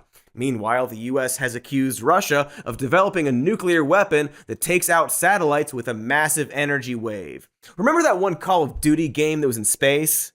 No? Like, you'd float around in space shooting guns? You really don't remember. Jon Snow was there. Anyway, this is that. There is a very real possibility that the next big war, be that a Cold War or literal pew-pew-pew war, will be a space war. And yes, on paper, this sounds very cool. On the silver screen, it is cool. But now I want you all to remember where we started this episode. Because in that event, once again, a very crucial player in that war would be SpaceX, owned by Elon Musk, the guy who thought COVID would be over by April of 2020, and called a guy rescuing children a pedophile for not using his metal tube that wouldn't have worked, and regularly boosts Nazis on Twitter, a site he bought because he was forced to because he's stupid. The guy who built this. Oh my God. Well, Maybe that was a little too hard. Even if he wasn't a Nazi with questionable international ties, would you really want to trust him with a space war? Dude didn't even know how to play Elden Ring. For the record, I'm not the only one worried about that. And in fact, that same NASA administrator we showed earlier has specifically asked SpaceX's president if Elon is closely involved with the company, and was assured that he is not. Quote, "I hugged her with a smile on my face because I know she is running that thing. She's running SpaceX." This isn't a video exclusively on Elon Musk sucking and not actually being an inventor, but I just want to stress that he sucks so much that the head of NASA was so overjoyed to hear that Musk wasn't running SpaceX that he hugged the actual person in charge. And so, for now, SpaceX has been good for NASA and America's future space war. He's making those spy satellites, and there's this general hope that we can keep him on a leash when it comes to Starlink's international conflicts. But at some point, he's going to start getting involved in SpaceX, right? He's currently in charge of deregulation and gutting government programs. He's meeting with the president-elect every day. He's elbow deep in the government and his private companies. He will get bored with Twitter and his stupid Department of Government Efficiency that he has to run with a second guy. It's very efficient stuff. Maybe he'll try to play Starfield for a little bit, but then he'll remember that he has a space company he can terrorize. And if the US keeps giving more and more power to SpaceX and Starlink becomes more and more vital in international politics, he could have a terrifying amount of power. More than he already has. Not just over space, but over all the stuff below space. And boy, I don't know what that would look like, but I do know what it wouldn't look like. It wouldn't look like Star Trek. I'm wearing this jacket that was given to me by the Space Force. You know, it's got Star Trek Enterprise on it. You know, it's like Starfleet Academy. We want to make Starfleet Academy real. So there is just no fucking way that Musk has actually watched, or rather absorbed, an episode of Star Trek. And to hear him talk about Star Trek and Star Wars, it's very clear what he actually got from them. You know, I grew up watching Star Trek, and Star Wars was the first movie that I ever saw in a theater. And it obviously affected me a lot. And we just want to have these sort of glorious, amazing, I don't know, space future real, you know, and have exciting, inspiring things that make you glad to wake up. When you wake up in the morning, you're glad to be alive. Right. He wants to make a glorious, amazing, I don't know, space future real, and have exciting and inspiring things to make you glad to be alive. But he doesn't actually know what those things are, does he? The same way he wanted to make the Cybertruck something Mr. Blade Runner would drive, but also hates Blade Runner, it turns out. He's just looking for the general vibes of sci-fi without understanding what these stories mean. To a person who understands stuff better than him, it's very ironic that his vision for land vehicles is out of a dystopian series where the world is crumbling, and yet his vision for space is from a utopian series where money doesn't exist and Earth is a paradise. Those visions do not mesh. I guess unless you think the Earth is doomed like he does. My theory is that because he does space stuff, he has to pretend he likes Star Trek. And not just him, all these guys. Remember when Jeff Bezos put Captain Kirk into space? What did that look like again? Is you shooting up? Oh my God. Give me a champagne bottle. Come here. I want one. I want to hear this. Here. You want a little of this? Okay.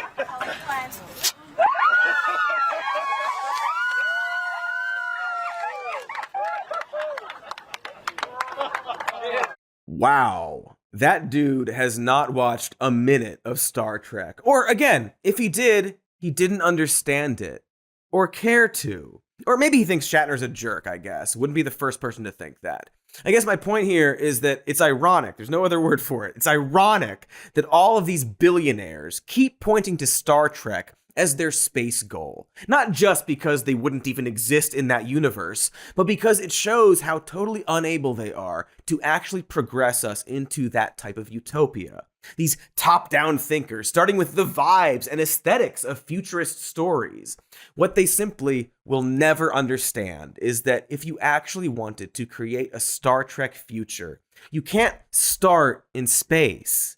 He says he wants Starfleet, but really he wants a fleet in the stars, and he doesn't understand why those things are different. You start with the boring work, like raising the minimum wage and creating social safety nets and universal basic income, eliminating poverty and regulating pollution, improving nutrition and education and advancing medical technology and making that medical technology free and uniting the entire world. I'm sorry, I know that all sounds like commie woke bullshit, but that's literally what they did in Star Trek. They certainly didn't elect a failed hotel crime rapist twice. At least to become Starfleet and not, the Ferengi or whatever. It is a process they don't want to do.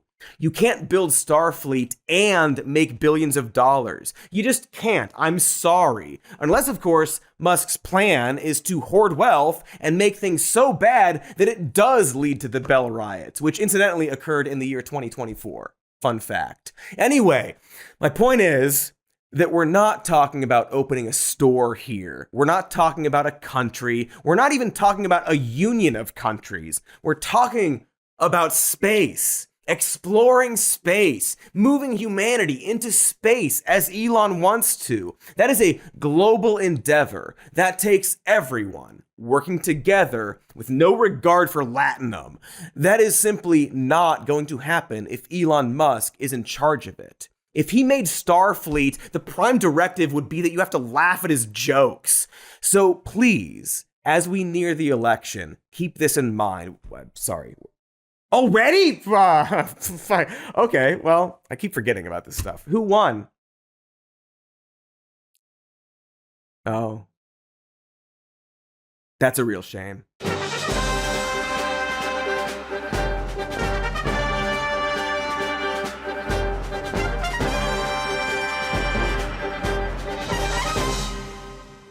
Did they count them again?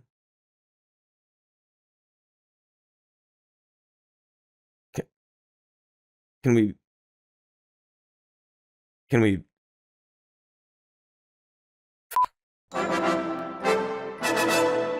When a fire starts to burn, there's a lesson you must learn. Something, and you'll see you'll avoid catastrophe. Ha! Remember that from when life was better and we didn't have to evacuate our homes? Like literally pack up our pets and look around our space and have to assess which of our belongings we absolutely need and which we have to possibly let burn in a fire.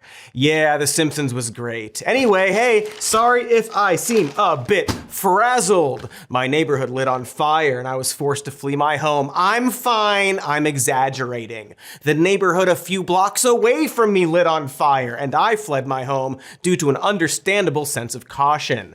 Many of my friends and the people who work on this show and their friends and family also had to evacuate, and some of them even lost their homes. The words I am saying were written while surrounded by fire. Again, exaggerating. And now countless people are displaced from their homes and have had their lives completely devastated. People have died because of that damn DEI. Anyway, happy inauguration week. This is fine. 2025. Feeling fine. I'm Cody, by the way. Hi. Oh, how are you? I forgot to ask. If you're in Los Angeles, I sincerely hope you are doing all right. Also, same to people who are not in Los Angeles, I guess. Things are moving very fast these days. We'll be talking about the multiple fires some more, but also, here's some news. As of the release of this episode, Donald Trump has, presumably, officially, become the President of the United States. Again. Thought we were done with him, but we weren't. So retro. We're making America great again. He's back, kids. Like the R word, apparently. At least for that one guy. Also, for this sad anonymous person referred to as Top Banker, who's grateful he can say ableist slurs and pussy without getting canceled. Thanks, Banks.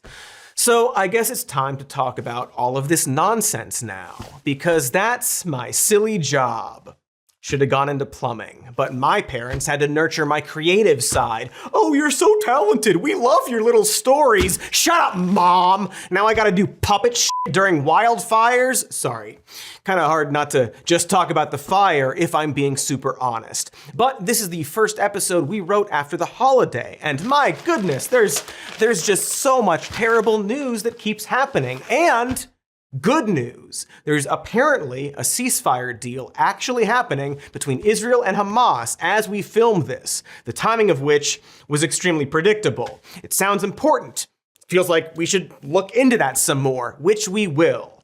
But my goodness, the news refuses to stop. Like, oh hey, like wildfire. Did you hear about that fire? Anyway, this is all to say that we had to revamp the show a bit and find a way to keep up with all the news. Get with the time, you know? All the other news perverts have live reporting and those cool wraparound screens. So why not us?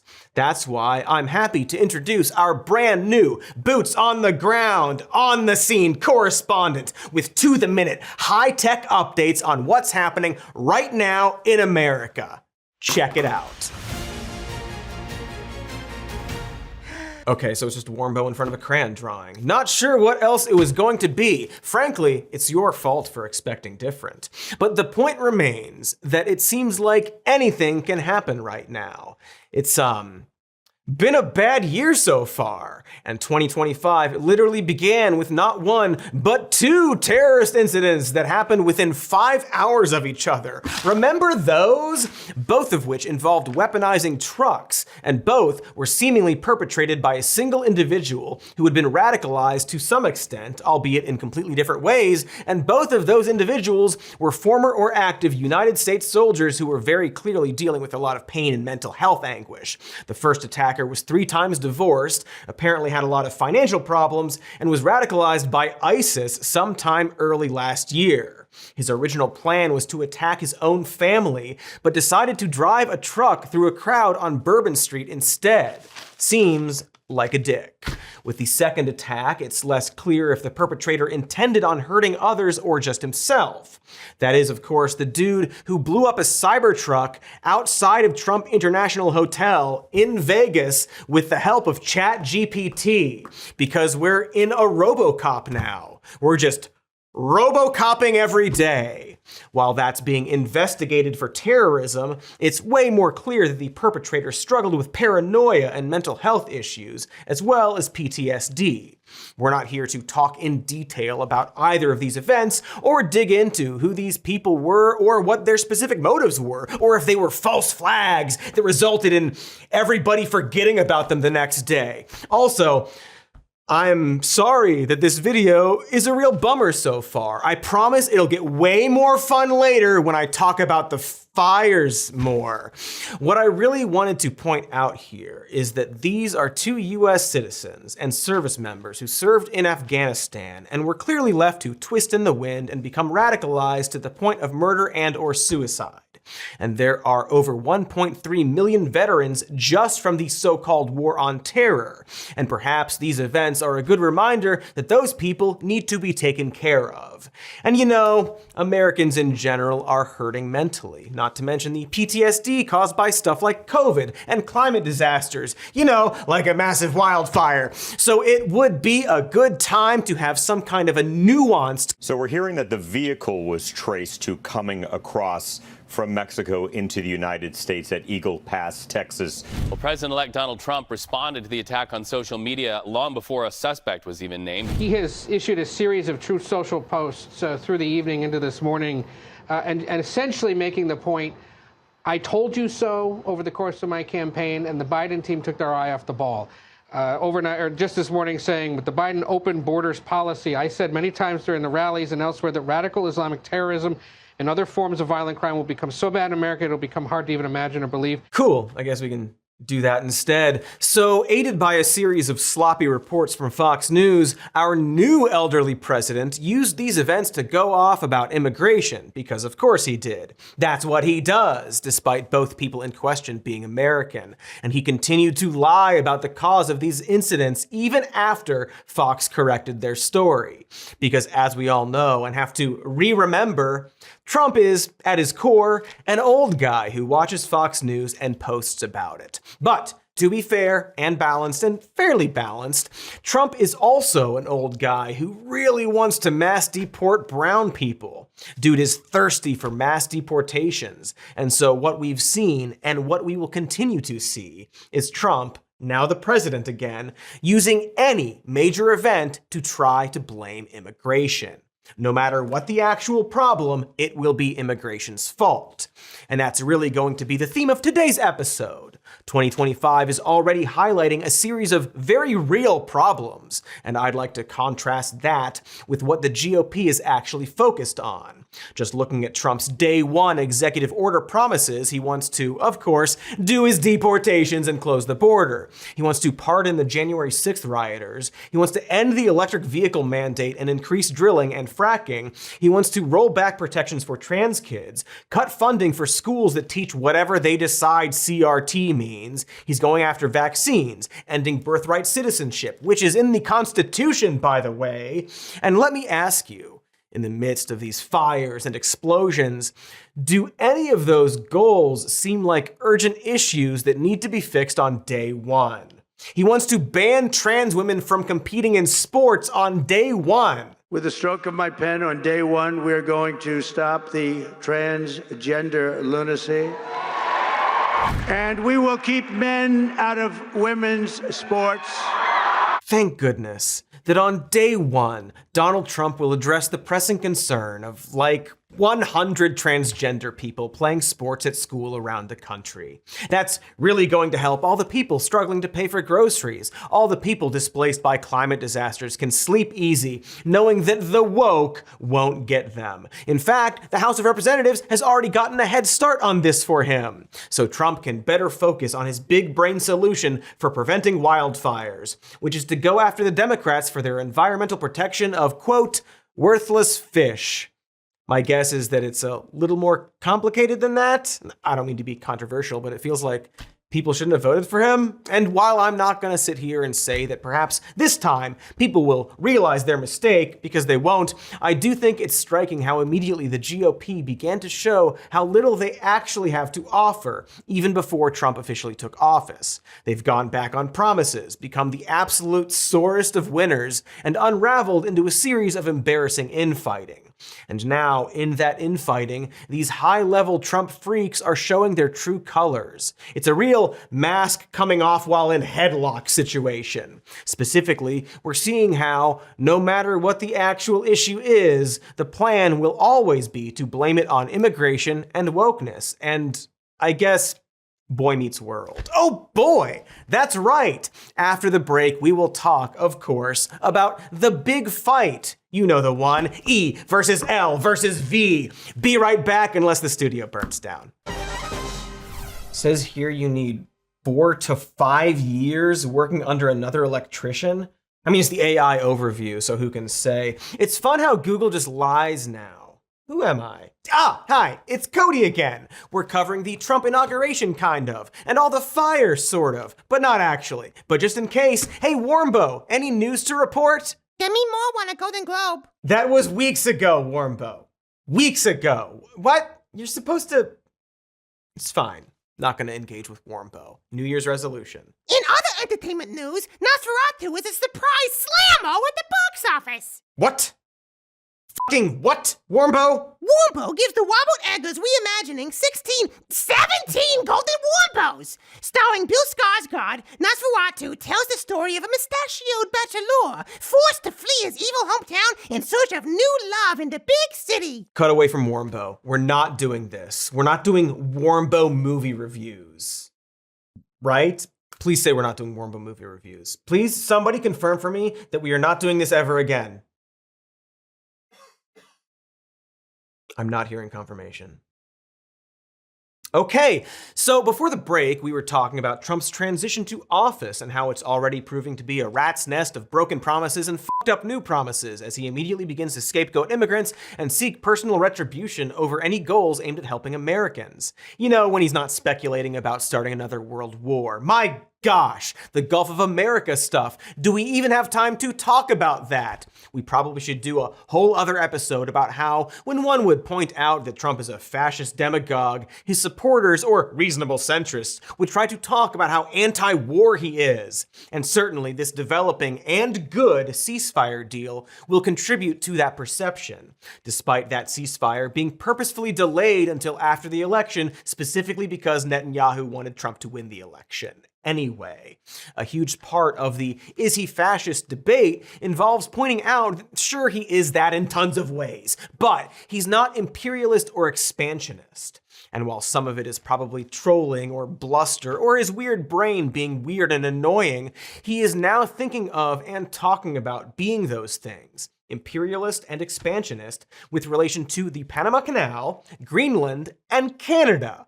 Geez, who would have thunk? Really weird he was allowed to run again, and that people voted for him, and that he won! The felon won. And now Trump is using the highest office in America as a legal loophole to get out of jail. Because, as was just revealed, if he didn't win the election, he absolutely would have been convicted for January 6th. Hey, maybe they should have started that process a little earlier. Like, maybe even immediately. But no, he succeeded at the most elaborate low-level grift ever pulled. And everyone is just trying to navigate this huge and weird problem that never should have been allowed in the first place. Never before has this court been presented with such a unique and remarkable set of circumstances. This court has determined that the only lawful sentence that permits entry of a judgment of conviction without encroaching upon the highest office in the land is an unconditional discharge. Unconditional discharge? I think I had a few of those when I went through puberty. Honka honka, we're all gonna die. Anyway, as we've previously talked about, Trump has already begun loading up his administration with the most overtly scummy and corrupt people imaginable. Because why not? When the Democrats or government completely refuse to punish acts of insurrection or any crime, and the unelected world's richest man can just openly threaten to use his wealth to bend the will of our government, what's a few sex pests and oligarchs in key cabinet roles? There are no rules. I spit directly on the floor wherever I go now. Helps fight fires. I'm sorry, wait, actually scratch that. There are rules, but not for them. You're quite sure that every general who serves should not go directly into the defense industry for 10 years. You're not willing to make that same pledge? I'm not a general, Senator. You'll be the one, let us just be clear, in charge of the generals. That's Fox News personality and alleged sexual assaulter Pete Hegseth, who, at his confirmation hearing for Secretary of Defense, was asked about his proposal that after retirement, generals should be banned from working in the defense industry for 10 years. Not Pete, though, because Pete will be in charge of the generals. See, the generals might take advantage of their role to enrich themselves or be motivated by the potential of enriching themselves. But if you're in charge of those people, you can't be influenced by the decisions you make, right? I mean, those are certainly words. Hegseth also wouldn't commit to not violating the Geneva Convention and left open the possibility of using force to take over Greenland. Good luck to Pete on his future money via the death machine, I guess, is my point. But to the actual point, another such money sack is Sriram Krishnan, now named Trump's senior policy advisor for AI. Krishnan has, as far as we can tell, almost no actual background in AI. He wrote a single op-ed that sort of mentioned AI, I guess. He's mainly an ad guy, so it's weird to pick him. I mean, it would be weird to pick him if he wasn't a friend of Elon Musk. Aha! Yes, not weird at all, it turns out. Also, considering all the bizarre and f***ed up applications of AI for marketing and advertisement and for lying, it actually makes a whole lot of sense. So here we maybe see the problem. The world's richest man has purchased the president's ear and is using his position to enrich his wealthy friends. That's the actual issue this story presents. But it's not the issue that everyone talked about thanks to Laura Loomer, who X'd out a rambling chart about how Krishnan was in favor of skilled immigration and went against Trump's America First agenda. This sparked an online debate around the H-1B visa program, which allows American companies to outsource labor to other countries specifically for skilled jobs. So basically, Loomer, a racist, thinks that there should be no exceptions for allowing immigrants into this country, even through the H-1B program, which, first of all, is not an immigration program. It's often used by people like Elon Musk or Trump as a shield for their anti-immigrant stances because it's an example of the legal immigration that they actually support for reasons we will get into. But it's not an immigration program. Literally, it's described as a non-immigrant program. It's a temporary guest worker program. Meanwhile, Elon Musk, a different kind of racist, is a big fan of the program because he can exploit it to hold overseas employees hostage by threatening their legal status in the United States. The H-1B visa program is absolutely a corrupt system used to exploit workers. But of course, no one is talking about that. I mean, aside from Bernie Sanders, who perhaps should be president. But no. The debate became Loomer accusing Musk of being a fake MAGA poser and Musk calling Loomer a racist, and then temporarily and also hilariously pulling her blue check mark, thus demonstrating everything we keep saying about who he is. And ultimately, they were both right and both wrong, like an MC Escher illusion of a swastika. But then, as a rainbow in the storm, something beautiful happened. Vivek Ramaswamy entered the chat, weighing in on what he thought was the real issue with the H-1B visa program. Quote, "The reason top tech companies often hire foreign-born and first-generation engineers over native Americans isn't because of an innate American IQ deficit, a lazy and wrong explanation. A key part of it comes down to the C word, culture. Our American culture has venerated mediocrity over excellence for way too long, at least since the 90s, and likely longer. That doesn't start in college, it starts young. A culture that celebrates the prom queen over the math Olympiad champ, or the jock over the valedictorian, will not produce the best engineers. A culture that venerates Corey from Boy Meets World, or Zack and Slater over Screech in Saved by the Bell, or Stefan over Steve Urkel in Family Matters, will not produce the best engineers." His name rhymes with cake, you know. We're the only ones who pronounce it right. Okay, so spoilers, I am going to talk about this tweet for longer than I should. And by doing so, I will be demonstrating the exact issue with how off the mark the Republicans are when discussing any serious problems in this country. First, and most importantly, Corey from Boy Meets World becomes a history teacher, Vivek. The show's premise is that he learns about the world and improves himself. Zach Morris scored a 1502 on the SATs, which incidentally is not possible because the test wasn't scored in multiples of 2. But in the show, Zach Morris ended up going to Yale. Vivek. And importantly, aside from Steve Urkel being one of the most popular sitcom characters of all time, with one of the most popular catchphrases of all time, in the final few episodes of Family Matters, Stefan Urkel proposes to Laura Winslow, and she rejects him for Steve Urkel, who then goes to space and comes back and they get engaged. Urkel won. Vivek, what the f*** are you talking about, sir? It is so damn funny how these squares will try to slum it by pretending they know anything about pop culture or understand art in general. Like, he goes on to say, more movies like Whiplash, fewer reruns of Friends, as if Whiplash is a film about the merits of hard work. Really giving me those Democrats didn't understand Parasite vibes, you know? Also, my goodness, Vivek, you know they make new TV shows, right? Like, just to bang around a theory real quick, maybe there's an inexplicably popular and award-winning sitcom that ran for 12 years about a bunch of geniuses.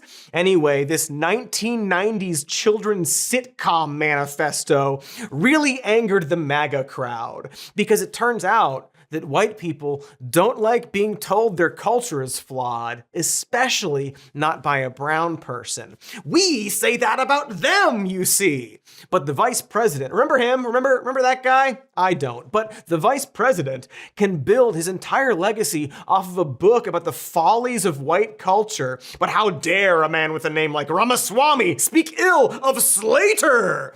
And just like that, I've completely forgotten what we were even talking about. You see what I mean? You see how stupid they made the debate around the H-1B visas. At no point in their online opining did these thought leaders address the corruption around the visa program. Nor did they really address the problems they are circling, did they? Like, the problem with the H-1B visa program, aside from the fact that maybe it should be an actual immigration program, is that employers are abusing it to hire overseas labor, pay them less, thus also bringing wages down for potential American workers, and force those people to stay in jobs under threat of deportation, instead of putting money into training workers. The problem is actually a lack of training, right? Because all labor is skilled labor. And if employers aren't going to retrain American employees, then the conversation should be around education. If there's actually a lack of skilled American workers, then that means we need to put more money into our education system in order to update curriculum to prepare young people for the modern job market. Of course, that would require funding the education system, and as Elon Musk points out, funding education is hard. Aren't you a rich genius? God, what a dumb piece of shit. Anyway, unfortunately, the guy that Elon and Loomer and Vivek are all sucking up to is Trump, who treats books like evil urns that trap woke spirits inside, and is specifically trying to eliminate the Department of Education. And so instead of talking about this like a normal human being, you gotta talk about the misguided and destructive veneration of Corey from Boy Meets World, because you can't actually talk about the real problems and causes. So what's left is two sides having this heated debate, and neither of them are even close to being correct. Racists versus racist oligarchs. It's like watching 1700s doctors discuss whether typhoid is caused by evil spirits or lustful wombs. And these are some of the top minds the president will be reaching out to, moving into the White House apparently. And I sure hope that the American people are watching and noticing this. Specifically, I hope they were watching when Papa Trump finally came home to settle the H-1B visa debate. Of course, considering that in his first term, he suspended new H-1B visas, I think we all know what side he'll take. He said, I've always liked the visas. I've always been in favor of the visas. That's why we have them. I have many H-1B visas on my properties. I've been a believer in H-1B. I've used it many times. It's a great program. Right, the billionaire. Obviously, he sided with the billionaire. I can't stress enough how much I'm not on Laura Loomer's side about this, or anything. But you gotta wonder if his America First MAGA base is paying attention. Most likely, they'll just pivot and say how good and smart it is that Trump is siding with the South African billionaire who wants to cut out American jobs and make everybody poor and uneducated so they have more babies. Just like they'll probably justify why the guy who claimed to be hard on China is suddenly fighting to keep TikTok unbanned until he can pursue a political resolution to the situation. That resolution, no doubt, involving his hotel property. Because remember, He's still a hotel guy, folks. Under all the fascism, Trump is still just a money guy. It is not complicated. And so he's going to throw anyone under the Cybertruck right before it explodes if it means siding with the people bankrolling him. And sometimes that'll be the racists, and we won't care. Other times, it'll be the racists plus everyone else. And it's not going to be subtle or surprising. The logical evolution of the Trump movement is allying with a racist industrialist and media mogul who is now promoting a far-right party in Germany and happily and stupidly spreading Nazi propaganda and Holocaust denial. But maybe some people will start to notice that it seems a bit weird that, for example, Elon Musk can secure a $1.5 billion SpaceX deal with Italy within days of their prime minister meeting with Trump at Mar-a-Lago, the place that Elon Musk is crashing. That doesn't seem like a thing that should be allowed. That a very stupid and very rich guy has just purchased his way into this semi-official position, circumventing the entire democratic process, and is now using his ambiguous authority to personally enrich himself. That's the kind of thing we used to tar and feather people for. And what's worse is that Musk isn't just protecting his wealth, but actively butting into the actual governing of the American people. It comes after 38 Republicans last night voted against a new funding bill that was backed by Trump. The bill is not passed. Lawmakers had been set to vote on a funding bill with bipartisan support earlier this week. Then Elon Musk, one of Trump's most influential and vocal allies, started criticizing what he called wasteful spending. So on the verge of a vote on a spending deal designed to avoid a government shutdown, this greased dildo blasted out over 100 tweets filled with misinformation about how the deal was bloated with unnecessary spending. And by misinformation, I mean lies. He said the bill contained a 40% pay raise for Congress when it was actually less than 4%. He claimed it would use tax dollars to fund a stadium, but it flat out didn't. Dude posted a screenshot of the bill saying it was going to fund bioweapons, and even the screenshot he posted proved him wrong. That's how lazy the lies are getting. Because, as we'll probably get into in another episode, Elon Musk thinks you're stupid. Every one of you, especially those of you who aren't watching this and who are now gassing him up in his replies on his website. He thinks you're so fucking stupid because he knows that he can literally just post an image of something and say it's something different. We can see the image, Elon. And yet, as a result of all of these obvious lies, he completely threw a wrench into the process. You know, you can buy feathers in bulk. Unrelated fact. But once again, the point will be missed. And instead of being concerned about the rich guy lying and bending the will of Congress, right-wing pundits just took his side, compiling cracked-style lists of the craziest things Congress snuck into its pork-packed spending spree. Stuff like a wool trust fund and a sheep marketing grant program. Whatever could that mean? Wacky words. Pork-packed? More like lamb-packed. I mean, sure, those two things are designed to fund a wool industry in order to maintain a bunch of American jobs, but it's such crazy, weird-sounding words. It must be weird and bad. Molasses inspection? Geez, what a waste. It's not like there was an outbreak of botulism in molasses the same year they are proposing this. It's just so purposefully obtuse and incurious of them to find these slightly weirdly worded items on this list and just... Hold up.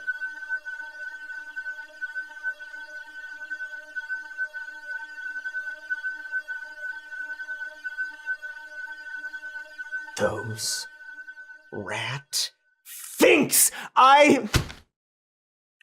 Not today. Not today. Not doing this today, okay? Can't do this today. One thing at a time. My point here is that Elon Musk, who I can't stress enough is unelected. Do they want the Boers to win? Is that what they want? Fox News? More like Boer News. I always knew they were secret Boers over there, trying to act innocent, but I see you! Oh, it's so cute. We're talking about pork, so we put the pig stuff on the graphic. So unnecessary to spend money on stopping the blanket of swine smothering our values like a giant hoggy flesh pillow. F*** this country. Burn it all down. Wait. No more fires. Keep it together. I hear HVAC is a good job. Always gonna need cooling and heating. Because the world is dying. We should cut to an ad. Let's cut to an ad, and when we come back, we'll cut to an ad. And so John Cleese, he's actually talking to the animals in the room, but because they all have lady names, Jamie Lee Curtis and Kevin Kline on that phone. So John Cleese is talking to the animals with lady names, but Jamie Lee Curtis and Kevin Kline think he's talking to human ladies because see the phone. Warmbo, I keep saying it. I've seen the movie. How many times do I... Were you not talking to me last year? Whatever happened to that? Wombo has solidarity with Mr. Cody because of the fires that Wombo had nothing to do with. Did you know that Michael Palin's character was created as a nod to his character from another movie? Cut away from Warmbo. We're done with Warmbo. I'm so sorry, everyone. The breaking news desk is not working out. We tried. We tried so hard.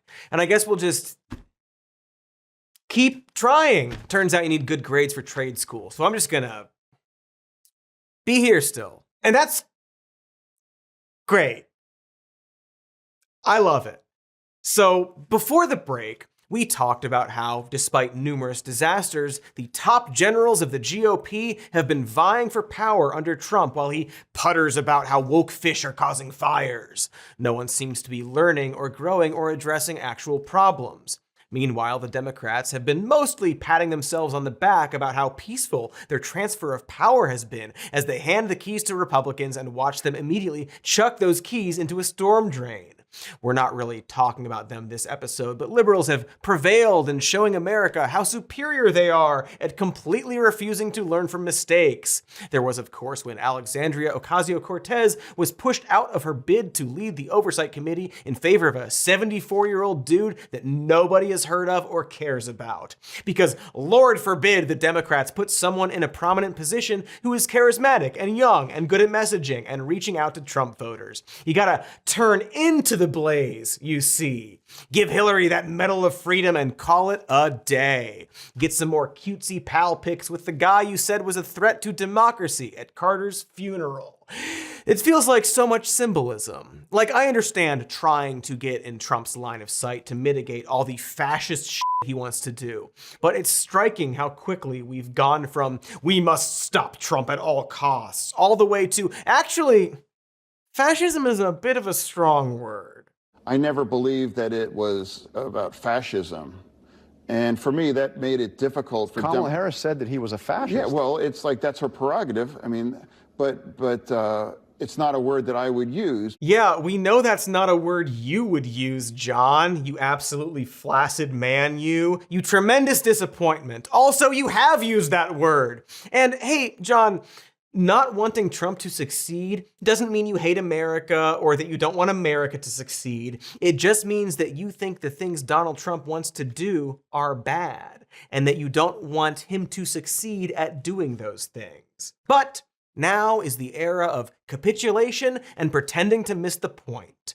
The most obvious and fun and funny example of this intense, pathetic, embarrassing capitulation is our buddy Mark Zuckerberg. We here at Cody's Shody first talked about Mark Zuckerberg when we didn't call this that, and when he was traveling across the country, talking to real families, getting his hands in the dirt, eating corn bupkis and fried potato snouts with real America, because he wanted to run for president. But it turned out he was too off-putting and Facebooky. We urged him to run for president because it would have been funny, but he never did. Strike one, Zuckerberg. Then, of course, Facebook lied about their video metrics, leading certain websites and media companies to overinvest in their platform, which led to a bunch of layoffs and the random emergence of this new and legally distinct show. So, strike two there, buddy. Many years passed and more scandals emerged, and the one good thing Zuckerberg had to offer us was to publicly beat the shit out of Elon Musk. A thing he didn't do. We begged him to do it. Begged him. But he didn't. Strike three. Luckily, he's a billionaire, so he's got about 500 million free strikes left. Anyway, instead of beating up Elon, Zuckerberg announced that he's just gonna be more like him. Facebook has loudly and proudly said they're going to allow more slurs and hate speech, and they loudly and proudly announced that they're taking tampons out of the men's bathrooms because there's no war but the culture war. He also lamented that the workplace has become too feminized and there's no more masculine energy. He of course said he loves women. You know, he grew up with sisters and he has only daughters. Admittedly, this rings a bit hollow when the website you're famous for was originally created to publicly rate the attractiveness of the women in your life. So, looking forward to more of your masculine energy in the workplace. Facebook is, of course, also getting rid of its fact checkers and implementing a Twitter-esque community notes type system. So watch out, misinformation. You're gonna have an unpublished note on you in 4 days. To celebrate this new era of one of the worst social media sites available, Zuckerberg went on Joe Rogan, and now he wears chains, you see. Because of that masculine energy, I guess.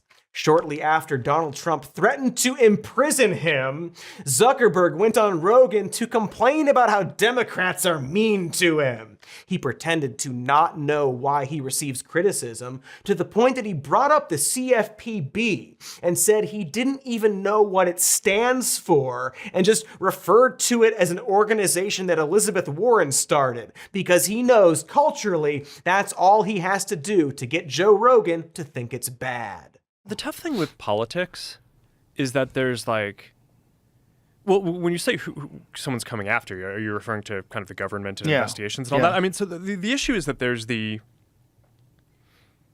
there's what specific thing an agency might be looking into you for, and then there's like the underlying political motivation, which is like, why do the people who are running this thing hate you? And we had organizations that were looking into us that were like not really involved with social media. Like I think like the CFPB, like this financial, I don't even know what it stands for. It's the financial organization that Elizabeth Warren had set up. Oh, great. And it's basically, it's like, we're not a bank. The right? debanking section. Yeah, no, so I mean, like, we're not a bank, right? It's like what does Meta have to do with this? Rogan, like the little billionaire lapdog he is now, immediately said, oh, the debanking thing, which is how it was incorrectly described to him in a previous interview with a different lying billionaire. The debanking thing is such a laughably incorrect description because they literally do the opposite of debank people. They protect people from being debanked. Because the letters CFPB, Mark, stand for the Consumer Financial Protection Bureau. Zuckerberg surely knows that and is pretending to not know it, or he's bad at his job, because they are going after Facebook because they want to protect consumers from having their financial data used in advertising. That is publicly available information that, again, Mark should know. So I guess count this as the useless community note on Mark Zuckerberg's purposeful misinformation that he said in order to ingratiate himself with right-wing culture and media so that Donald Trump isn't mean to him. So this is where we are now. We have billionaires lying to other billionaires and capitulating to other billionaires. We have the Democrats who are just defeated and ineffective, and the Republicans who are victorious but angry about it and ineffective. And it's easy to feel really helpless, especially for anyone here in Los Angeles dealing with an immediate disaster. And to be clear, LA isn't the only place in America dealing with immediate disasters, but rather the latest and most high profile at the moment, and one that I just happen to be personally affected by right now. And for me, it highlights the reality of how useless our politicians are on a national level. I think it's easy to think of a lot of impending problems as being abstract. So when you hear the GOP talk about how they're gonna drill more and cut out green energy, in some cases outright banning it, it's been frustrating, but not often directly impactful on our lives. When they talk about mass deportations or cutting out trans healthcare, we know intellectually how bad that is. But now we're going to start actually seeing it with our eyes. These LA fires, for example, are a product of the climate crisis. While these Santa Ana winds that spread them are a natural occurrence, serious and smart people have explained that the rapid fluctuation between wet and dry seasons caused by the heating planet is why these fires in particular were able to get so big and fast and devastating. While there are things that could have been done to mitigate some of the damage, and local and state governments have much to improve on, this was always going to be a devastating disaster. An extra $17 million or one more reservoir wasn't going to stop those winds. This is just facts. It's undeniable. And it's literally creeping at my doorstep. It's a very real problem with very real causes, including, yes, infrastructural issues we'll no doubt learn more about. And so to see Elon Musk, an unelected man who is somehow running the country now, tweet about how these wildfires were caused by fucking DEI, brainstorming with fucking libs of TikTok about lesbian firefighters, and sharing false stories about funding being given to migrants. These dipshits are miles away, unaffected by this. As of filming this, Elon Musk, world's richest man, isn't even offering any help. I mean, beyond the Cybertrucks, I guess. This morning, Elon Musk announced on X that Tesla Cybertrucks will be positioned in Malibu areas. So communication is something that he wants to work on. They're equipped with Starlink internet and free Wi-Fi to support wildfire response. 2 Cybertrucks were spotted here at the Palisades Fire Incident Command Post. They're already in use by first responders. Musk says the vehicles will create a grid to help connect communities in the hardest hit areas. Please, take my Cybertrucks. Richest man on the planet. When he's not lying about playing Path of Exile 2, he's just tweeting. Thanks, Elon! And to have the next president take an active climate disaster and use it to lob attacks at Democrats and just lie about water policy in order to push an agenda specifically designed to make climate disasters worse, it's just beyond infuriating and exhausting, because we no longer have the time to explain every lie. We're too busy dealing with the literal fires that are here, that we said were going to come. The people who are supposed to be in charge are just rambling about wokeness and fish and immigrants, while the actual serious people under them have to deal with the problems themselves, and while his party threatens to make disaster relief conditional. Unreal. And also a perfect metaphor for what everything is about to be like for the next however many years. We're on our own, folks. It's just gonna be regular people helping each other. And the good news there is that regular people are, it turns out, extraordinary. But what's happening that's really cool here is a lot of people, friends and neighbors, are coming with garden hoses, with buckets. You can see in the background here. And they're just pitching in and helping out. And they saved the home right over here, this yellow home. Don't pick and choose who's wealthy or who's poor. We all need water to put these fires out. Yeah, that's right. But we still praise them. We praise the firefighters because they're working hard. They're doing the best they can.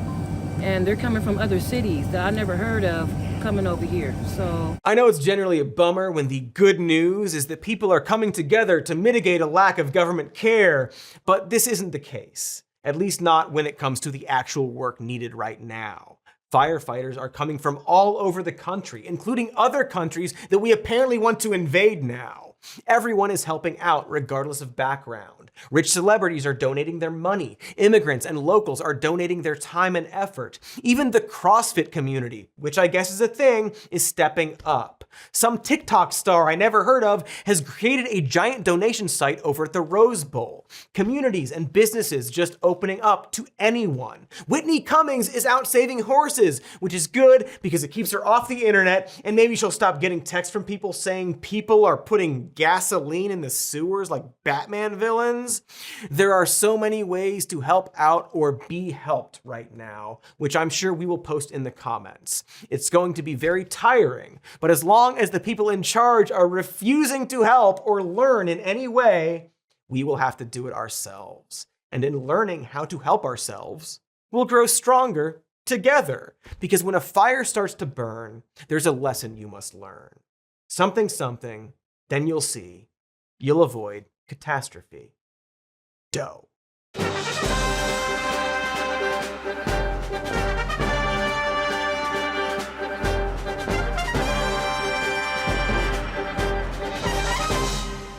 correction.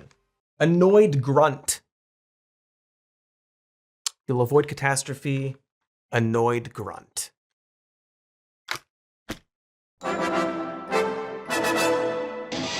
What's up, gamers of the world? It's another episode of Some More Noobs, the only gaming channel that erases your memory of its existence every time you finish an episode. I'm Cody Noobmaster Johnston, and here's some more noobs. Today we're talking about epic gamer Elon Musk. On top of being a genius and the world's richest genius, somehow this real-life Tony Stark genius hero has the time to be the #1 Diablo 4 player in the world and is so good at Path of Exile 2 that they're too scared to let him play. All of this on top of being a space and car engineer, master of government efficiency, and the best meme lord who ever lived. His memes are so sick that the woke media is trying to cancel him for making a random gesture at a Trump rally. Jeez, you can make anyone look like anything if you just freeze frame a video of them. Let's see the truth.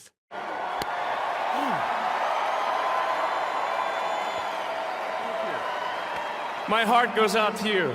Oh, wow. He just did it, huh? He just did the Nazi Sieg Heil salute. Twice. Oh, okay. Maybe it's a misunderstanding. Let's watch the rest of the clip. It is thanks to you that the future of civilization is assured. Thanks to you. See, in context, it's totally innocent. He was just saying that thanks to the people at the Trump rally, they have secured the existence of their people and showed them his heartfelt gratitude by aggressively doing the hand gesture that is universally known as a salute of the Nazi Party. It's probably fine. It's probably fine. But maybe that's just how Elon gestures, that his heart goes out to people. If only we had any other clip of his heart going out to people for comparison. Oh, we do. And it's different. Like, completely different. Seems pretty definitive that he did the Nazi salute. But you know, the ADL said it wasn't Nazi stuff, and those guys are always on the ball. Musk's Nazi puns? Anti-Semitism. Must be condemned. The obvious Nazi salute? Everybody calm down, please. My goodness, everyone is a coward. And a liar. Ben Shapiro also defended Musk by pointing out that Elon visited Auschwitz with him a while back. Hey Ben, do you remember why he did that? This was immediately punctuated with a post by the wife of a Holocaust survivor who was there during Musk's visit, saying that the billionaire seemed largely unmoved by the visit and was clearly only there for the photo opportunity. But sure, let's trust Ben instead. Way to do damage control for the Nazi guy, Ben. Ultimately, it took the gosh darn Hollywood Reporter to state the obvious, which is that, accidental or not, he objectively gave a Nazi salute, and a normal, non-Nazi person would immediately recognize that and apologize for it. They wouldn't deny the basic reality or try to be coy with it, because it sure didn't look accidental. He could have even said, well, it was a bad joke to trigger the libs, which is the most likely explanation because he loves pretending he's a 15-year-old edgelord with the best sense of humor in the world. And that explanation is, of course, still bad, because he still did a Nazi salute in front of millions of people at a political rally, thus normalizing and softening Nazi salutes. But he didn't even say that. So if he isn't apologizing or explaining it, like literally anyone else would be required to do, I guess we have to just assume he's into it, right? That he's kind of a Nazi, and it's okay to just call him a Nazi now. Anyway, we're not talking about the world's richest Nazi openly believing in Nazi stuff and then doing a Nazi salute during a political rally. I mean, we should talk about that, and have. Elon keeps doing it. He keeps ingratiating himself with the far, far right. But this isn't about Elon Musk, the Nazi. It's about Elon Musk, the gamer, you see. Also, I think we were doing a bit where this was a gaming show praising Musk, or was that a dream? It's only February, guys. Epic Elon Musk, best gamer in the world.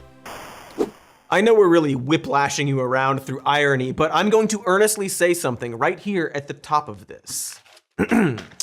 Elon Musk is an epic gamer. No, really. By the end of this episode, I'm going to prove that Elon Musk is good at gaming. How's that for a twist? Whoa! After all, at this point, it's safe to say that most people don't like Elon Musk. So the only way to make a hip and subversive video about him is to flip the narrative. Also, I hear it's really lucrative to pander to the X crowd now. Anyway, so in case you have a life and a family and or people who love you, let me explain what's going on with Elon Musk and the gaming community. And I promise this will all eventually be relevant to people who have no interest in gaming. But in short, Elon Musk, whose accounts are ranked in the very top for the games Path of Exile 2 and Diablo 4, streamed himself playing Path of Exile on Twitter a little while back.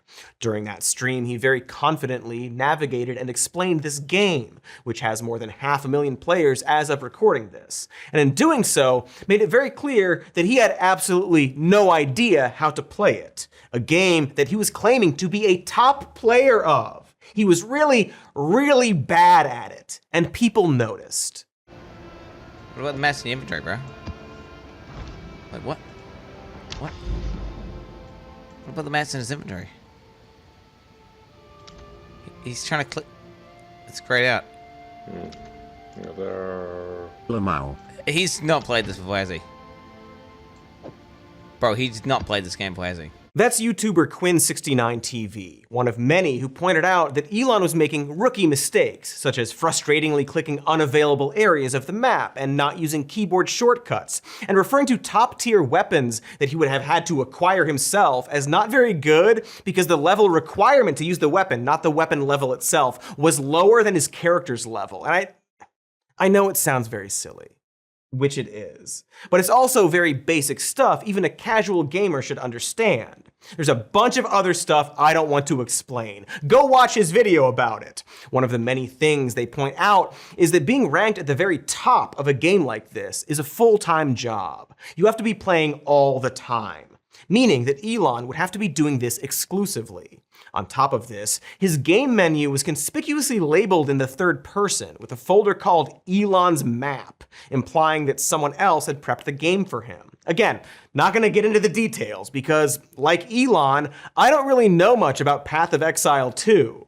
But for all you noobs out there, imagine if someone claimed to be the best driver in the world, but when they got in their car, it was filled with sticky notes labeling where everything was. And then they couldn't figure out how to start the car. And then when they finally did start it, they didn't know what the gear shift was. And then they seemed to be baffled by the concept of a steering wheel. That is the equivalent of what we're talking about here. This sparked an entire controversy where gamers rightfully called out Musk for being a cheater and for likely paying people to boost his ranks in the game. This is not at all an uncommon thing for people to do if they are weird cheaters. But Elon, being the cool meme lord that he is, totally took it all in stride by freaking out at one of the accusers, removing his Twitter checkmark, and violating the terms of service on his own platform by posting private DMs. He also, and this is unrelated but also kind of related, he seemed to fundamentally misunderstand what an editor is, accusing this gamer dude of having secret bosses, his proof being that in his DMs, the guy referred to his editors, as in video editors, who run his YouTube page. They edit together his streams and post it to YouTube. They're not his editorial board. It's weird that the richest, smartest, modern Tony Stark was mystified by the concept of an editor and thought this was some big gotcha. This is like stuff a child thinks. Why would he openly refer to his editors if they were a dirty secret, Elon? Did you not, for a moment, think this through? But anyway, this led to Elon's ex and mother of his favorite human shield, Grimes, hopping on his website to proudly verify that actually Elon is great at video games, to which Elon replied, "Thanks." I assume he asked her to post that and offered her better visitation time with her son that he is keeping from her, but whatever. Very cool post and reply. This all came to a climax when Elon Musk mockingly and ironically admitted to cheating, followed by him unironically and earnestly admitting to cheating, saying that while it 100% is him when he streams the game, he has had others play his accounts to boost his levels. Quote, "It's impossible to beat the players in Asia if you don't, as they do." Everybody's doing it, you see? Everybody's doing it! Seems like it goes deeper than that, and I would argue that based on that video of him playing the game, he pretty much exclusively has someone else play his account for him. But it's nice to hear him admit it, even if it's possibly to distract everyone from him doing the Hitler thing at the rally. Hey, let's see that again.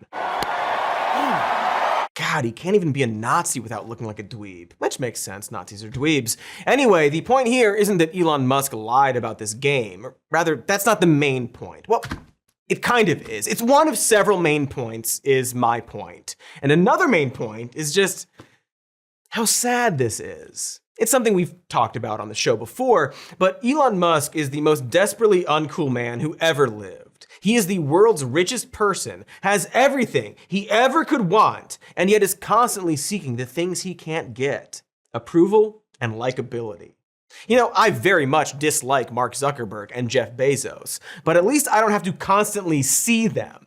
They know enough to, for the most part, just quietly stay out of the spotlight. Because, like most of us, if we ever got so much money that we'd never worry again, the last thing we would do is constantly be on social media. But with Elon, he's like a walking parable, this flesh-formed Aesop fable about the downfalls of greed and loneliness, wandering the earth, perpetually on tilt. Although, oddly enough, he's not on tilt when he's playing poker poorly, which we'll of course get to. But what makes it so hard to ever feel bad for him, besides the fact that he's a fucking Nazi and has more money than God, is that so far his only method for gaining that likability is to cheat. He will try any underhanded method so long as he doesn't have to be a nice and good person. Over on Twitter, he was one of the worst posters who ever memed. Literally anyone could dunk on him, and did. But instead of reflecting on that, he purchased the website and changed the algorithm to boost his posts. He really did that. We didn't make that up. He is the little rich boy that no one wanted to play with, that purchased the skate park to force everyone to be his friend. That is what he did. And now we've learned that he also paid to make himself look like the best gamer ever? Why? Elon, why? You are the richest man in the world. You won capitalism. Why do you also have to be the best gamer? How insecure are you? And that actually brings me to the most interesting takeaway to all of this, which is that Elon Musk didn't just lie about being the best gamer in the world. He lied badly about it while acting extremely confident. He went on a stream and very boldly sucked at the game, a game that a lot of people play and could see he sucked at. Like, slightly unrelated, but have you ever heard John Benjamin's jazz album where he put together a full ensemble just so he could suck at the piano? I don't play piano at all. Amazing work from Coach McGurk. This is exactly what Elon Musk did. Unironically, he went on a stream and talked confidently about something he very clearly didn't know how to do, despite claiming to be the best at it. And you have to wonder, what gives a man that level of blind confidence that they think they can get away with that? I know, superficially, video games don't seem like a big deal to lie about. But after the break, we're gonna explain why that is a big deal to lie about. Because here's maybe an obvious question. What else has Elon Musk blatantly lied about? He's clearly a man who wants to seem like the best at everything and is willing to cheat to do that. So what else is he pretending to be the best at? The man doesn't even seem to know what editors are. That's weird, right? So if you're a gamer watching this who maybe hasn't thought too much about Elon's politics or his career, stick around perhaps, please. I swear I won't do any more bits like that some more noobs thing, okay? I swear it. Get away! I said no bits! Sorry, folks. We're back. It's a normal show, all right? We're not doing any bits. Great news, Mr. Cody! Wumbo learned close-up magic! I said no bits! No bits! We're doing it normal. Missionary position episode about Elon Musk, the Nazi, and how he lies about cheating at video games. Hey, idiot! Great news! I just learned close-up magic. That's the same bit! Why would we do the same bit? Damn it. The bit is that we said we didn't want to do a bit, and then we did a bit. Fucking piss. My brain is on fire. Okay, so Before the break, we laid out how Elon Musk, a Nazi guy, cheated at video games and then lied about video games before confessing to cheating at video games. Because, according to him, it's the only way to be the best. He has to be the best, you see, even if he's not literally the best. And it maybe makes you wonder, what else is he cheating at and lying about? I think at this point, a lot of people, regardless of political beliefs, are starting to notice that Musk is maybe kind of a stupid guy, or at least extremely unhinged and dishonest and unpredictable and not super knowledgeable about the many things he claims to be super knowledgeable about. And you might be wondering how he got that way. How did Elon Musk go from doing a cameo in Iron Man 2 and getting praise for being this god alien who's good at everything, to this seemingly dim weirdo sharing bad stolen memes and doing Nazi stuff? You probably already know what I'm gonna say, because you probably already suspect the answer. And yes, much of it is simply because unfathomable amounts of wealth has broken his brain, and the website he bought has radicalized that broken brain into Nazi soup. No brain for you!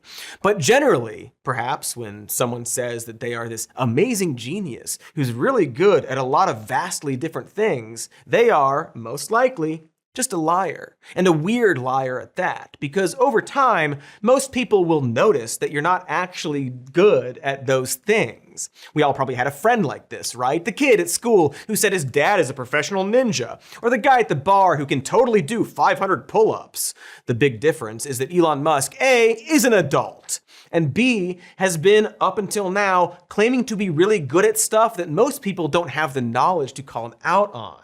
And his entire persona and career have been based around this confidence. People would listen to him talk about engineering or space and just assume, well, since he's rich and important and played pretend with an actor pretending to be Iron Man in a movie, that he must know what he's talking about.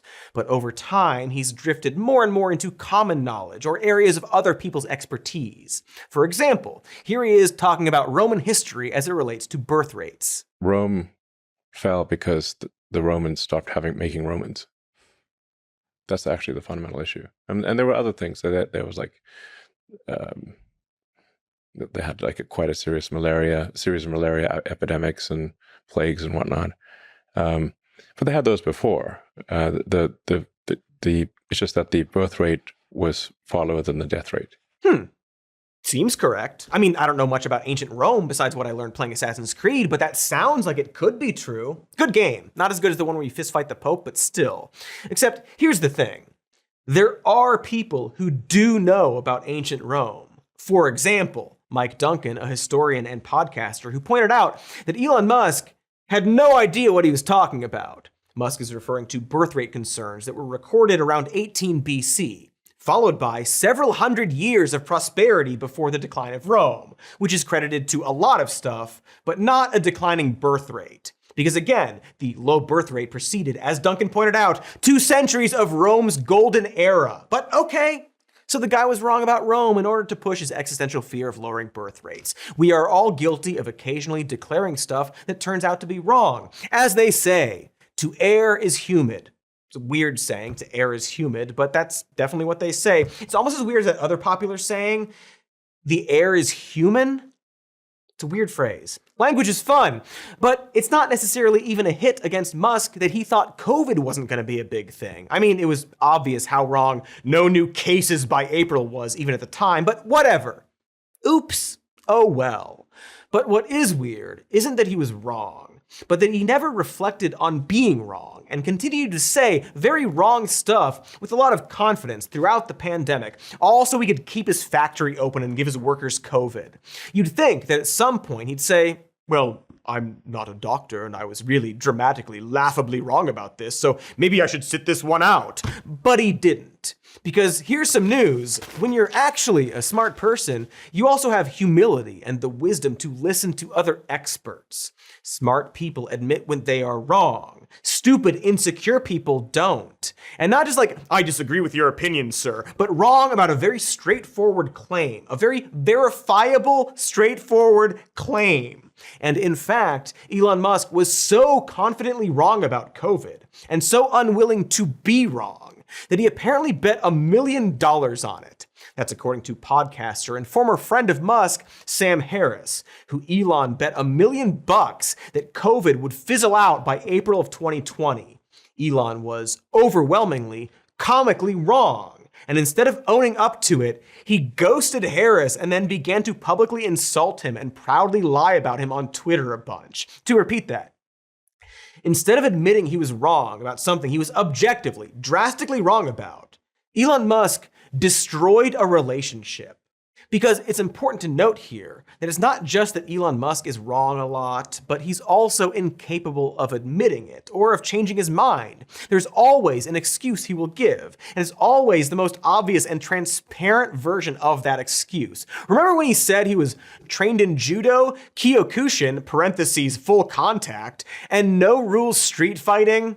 How can you be trained in no rules street fighting? That's like something Napoleon Dynamite would say. I went to my no rules class and learned all the rules. And sure enough, when Elon challenged Mark, also terrible Zuckerberg, to a cage match, Zuck called his bluff. To which Elon said he'd totally do it before putting out a series of excuses for why he couldn't do that, until Zuckerberg got disinterested.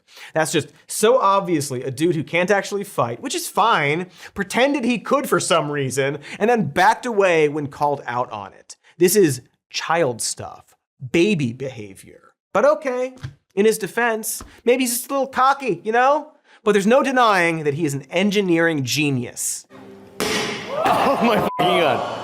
Well, right, okay, so let's explore that. Is Elon Musk an inventor or expert engineer? People talk about him like that all the time. He's Edison, he's Tesla, he's Tony Stark, etc. Here's somebody weirdly calling him Albert Einstein. I mean, you got to look at Elon. I mean, SpaceX. I mean, Tesla.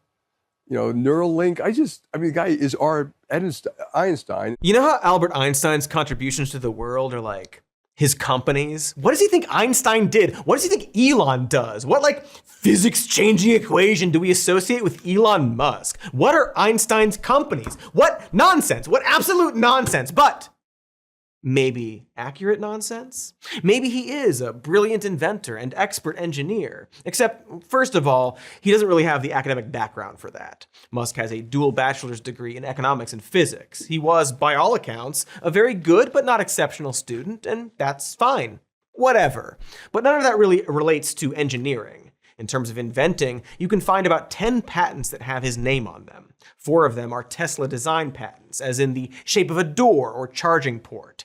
He's got one for an autonomous vehicle processor, which he shares with 17 other people, so good job to the team. 3 patents are from his work at Zip2 and MyWay, doing map and directory programming. 1 is vaguely related to Neuralink and pending, and the last one was filed but abandoned. It should be noted that Tesla itself has filed a little over 3,000 patents, and Musk is on just a few of the design ones. That might explain why, according to people who worked there, Elon Musk wasn't really involved with Tesla's rise, and in fact became more of a liability than a guiding light. He pushed out several important engineers for very silly reasons. He was seen more like an oblivious money guy or a salesman, and if you have any background in engineering, you might already have known that. We've seen him make these bold claims about what Tesla can do without having the evidence to back it up. For example, saying that Tesla was nearing level 5 self-driving autonomy back in 2020, level 5 being complete automation. He's been predicting that since 2015, mind you. But okay, he's not like an engineer. He still had to start from somewhere, right? In order to invest in Tesla, he had to have the money for that. And yes, he grew up rich. And yes, despite him continually denying the existence of an emerald mine, he did literally brag about it himself years ago in an interview. But it would be inaccurate to pretend like he didn't accumulate wealth between his childhood and his years at Tesla. What about PayPal and Elon Musk as a programmer? This is how he got his start, co-founding a software company called Zip2. You can't take Zip2 away from him. It was a genius idea to take a business directory and put it online, while also providing maps. Kind of like the Yellow Pages, but online. But okay, he was one of the first people to say, what if we put the phone book online? And he did program the site, which was then sold to Compaq and made Musk around $20 million. And that's kind of it. It's not nothing, mind you, but Zip2 is pretty much the only thing he built from the ground up himself. He programmed an online directory and sold it off. Cool! He would then form, and this is true, a banking website called X.com. Yes, he really thinks that's a super cool letter. X would go on to merge with a company called Confinity, with Musk named as the CEO. Confinity would be renamed to PayPal, but Elon then tried to rename PayPal back to X because that's just what he does. And just like people had pointed out with Twitter, back then people also pointed out that making your banking website the letter X just made people think it was porn. But Elon Musk stuck to his guns, rolled up his sleeves, and did a third cliche before being ousted as the CEO and replaced with Peter Thiel. PayPal would go on to drag Elon, kicking and screaming, into financial success. In other words, nothing about Elon Musk's business history suggests he was smart or good at business or even coding. He programmed a single website and has been in the right place at the right time ever since. I'm sure he has some talents, possibly. Not video games or jokes or truck design, obviously, but surely something. Offering his friends vials of his semen. Is that a talent? Whatever. Point is, at best, he's a mediocre guy. At worst, he's like if Forrest Gump got rich off of the tech boom. Oh right, he did do that. This is all to say that Musk doesn't seem to know much about coding. When he purchased Twitter, he was called out multiple times for not understanding how to run that site. And again, if you're not a coder, you might not realize it. But this was the first time a large enough number of people suspected he had no idea what he was talking about. He asked to see screenshots of employees' code commits as proof of their worth. But as real coders have pointed out, that's like a snippet of out-of-context code that doesn't really show the full picture. It's a weird thing to ask for. He also tweeted out a coding joke that was apparently nonsense, and I know that sounds pedantic, but this is who he is supposed to be, right? He's regarded as this awkward Sheldon Cooper type who makes bad jokes and gets bogged down with the little nerdy details. But there's no actual evidence that he's actually like that. Everything he pretends to be has been either stolen from others or built upon something that was already there. Even his memes are stolen memes. He claims to be this big meme lord posting fire content, but all he does is repost other people's stuff. That's it. That's all he does, to the point that even the New York Times reported on it. And you know it's accurate because they used expert sources. Thanks, New York Times, for recognizing our journalistic integrity. Weird ass world. Not a fan. Twitter really shined a light on how dim Elon Musk is. It might be the worst thing that happened to him, which is funny because he purports to love the website. But anybody on the website at the time could tell him that one of Twitter's best superpowers is exposing rich celebrities and politicians as being insecure, spiteful morons. And we've already done a few episodes specifically about this, so I won't dig into it, but he's so stupid on there. Like racist grandpa levels of stupid. Like falling for Photoshop stupid. Slopping out so much disinformation that it's hard to fact check it all. Possibly he's doing that on purpose now, but who can say? But you see this escalation, right? Elon Musk is a guy who came from wealth and was okay at programming at one point. That seems to be literally it. But he spoke confidently, knew the right people, and was lucky enough to slowly make money due to his position in life. Then he invested that money in a car company that blew up, not in the Cybertruck sense, but in the sense that it became wildly successful. And to his credit, a lot of that was because Elon was able to successfully sell the company. Because that's what he's good at. He's a huckster, a flim-flam man. His biggest talent, at least for a while, was to bullshit with authority about things that most people didn't have casual knowledge about. And he rode that all the way to the top in an electric car he made popular, even though now he cares nothing about climate change and supports the party that doesn't believe in it either and wants to get rid of electric cars.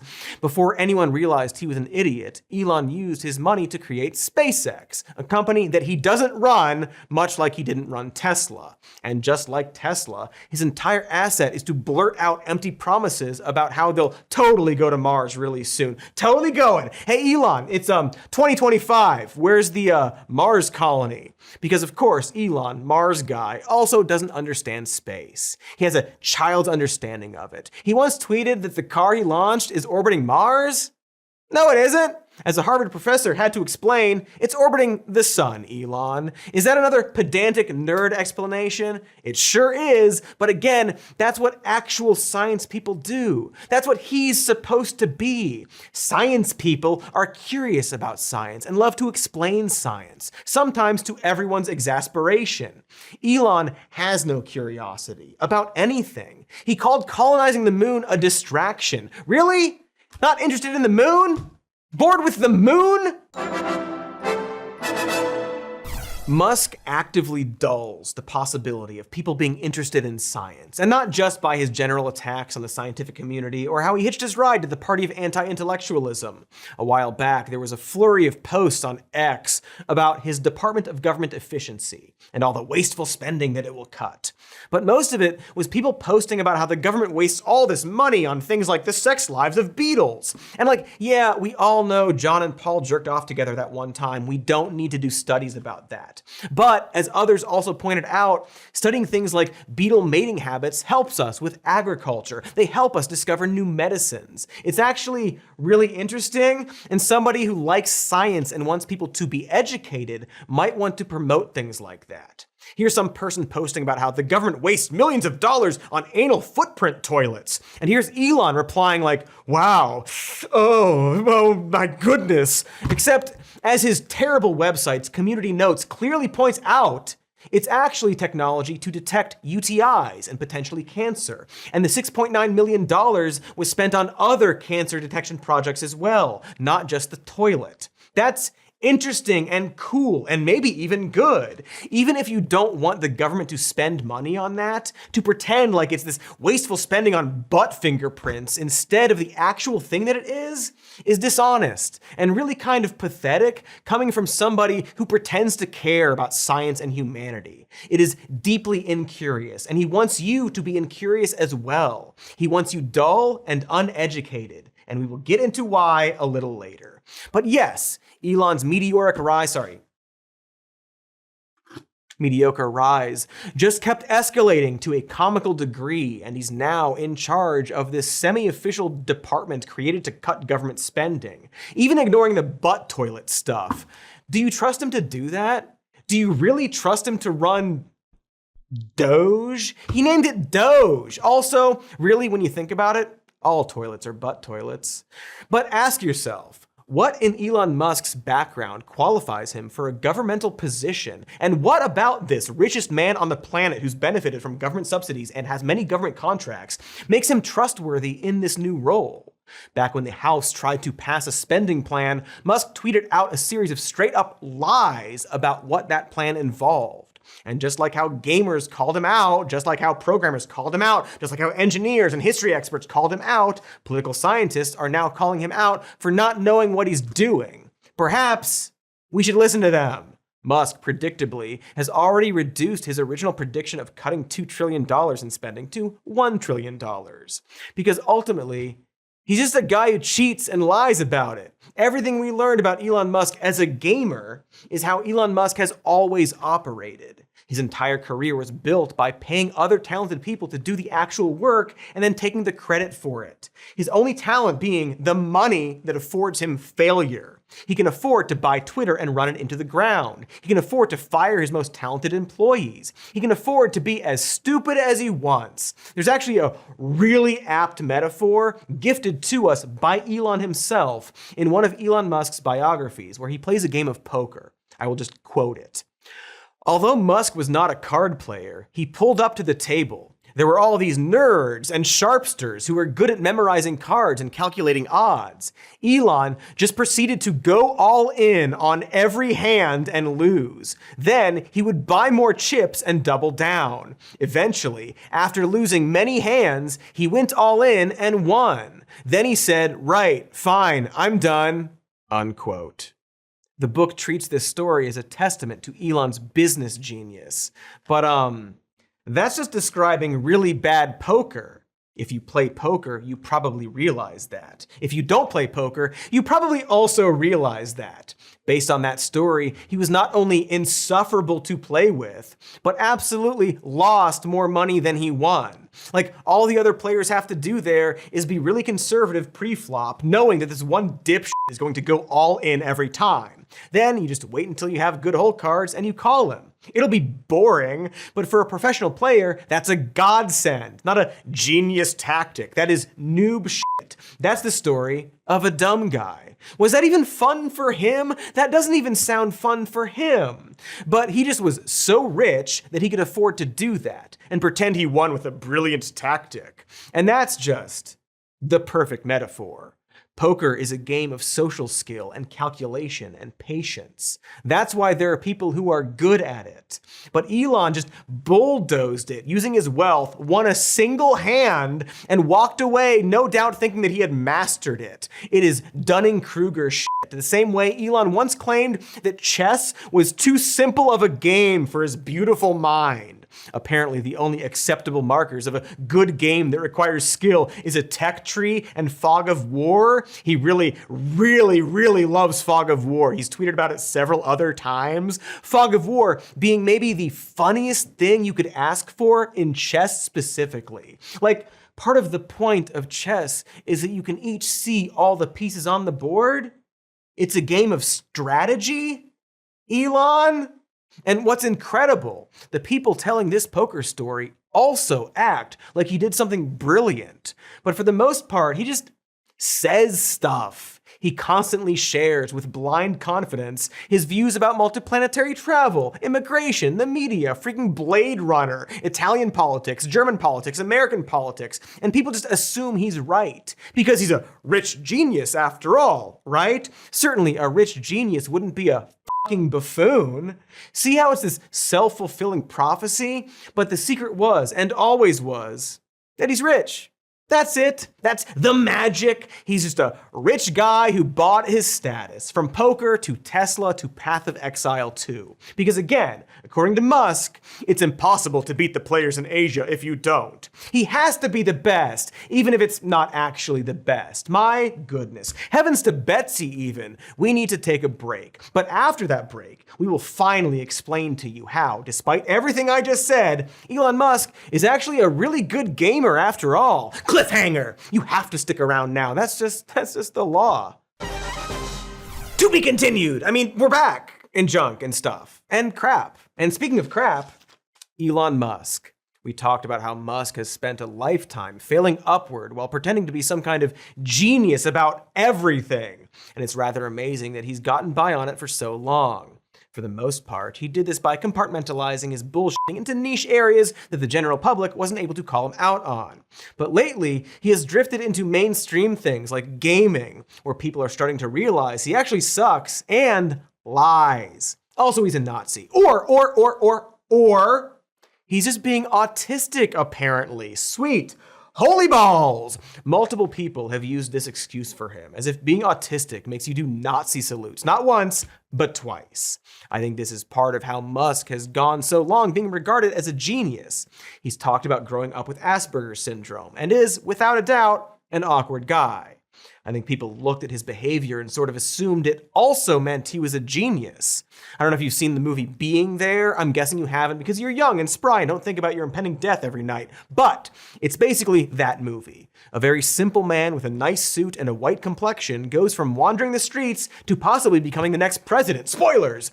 All because the people around him misinterpret his weird behavior for some kind of quiet genius. I'm not saying that having Asperger's makes Elon Musk stupid or an asshole or something, but you have to assume that a person can have autism and be a prick, right? Two things can be true. Musk is an awkward guy who might not understand social cues and can also be a Nazi and a fraud. Oh, and possibly a sociopath, according to his biographer. And not just a fraud, but an obvious fraud. And this brings me to another big piece of the puzzle. More evidence that Elon Musk has spent his entire life talking out of his ass, which is that he very openly thinks you're stupid. This is very important to remember. Elon Musk thinks you're stupid. Not just you, but you, and also you, and you, and you, and me, which is the you of you, for you, all of us, everybody. And because he thinks you're stupid, he's gotten sloppier and sloppier at lying. The Path of Exile 2 stuff is a great example. He badly played this game that thousands of people know while talking down about how the game works because he thought that he could bullshit his way into seeming good at the game because he thinks people are stupid enough to fall for that. He's done this with a lot of things, but for the sake of this video, I'm gonna focus on the time he did that whole Nazi salute thing. You know the time. Let's see it again for fun. Thank you. Oh, that's weird. Boo! What happened to the Nazi part? I wanted the Nazi part. See, that's the version that a few media outlets ran with. We should probably do a whole other episode about the media apparently doing damage control for fascists. But that also happens to be the version of the speech that Elon Musk shared on Twitter, as if hiding it would make it go away. And it begins this campaign of extremely sweaty excuses for why he did a clear Sieg Heil salute. Twice. Like, he could have just apologized. Remember that. Remember that Elon Musk could have just said, oops, I was trying to do a wave and f***ed it up. That is extremely embarrassing, and I'm sorry. Fuck Nazis. But he didn't. Instead, he just pretended it didn't happen and that people were overreacting. He whined that the "everyone is Hitler" accusation is so tired. So last year, folks, oh my gosh, geez, you do one little Nazi salute. Twice, and the left thinks you're Hitler. A bunch of other freaks tried to run point for him by comparing it to times where other politicians raised their hands in a way that, if freeze-framed, could look like a Nazi salute. But that's such a disingenuous and childish argument the moment you watch the actual video of him doing it. In fact, let's watch it again.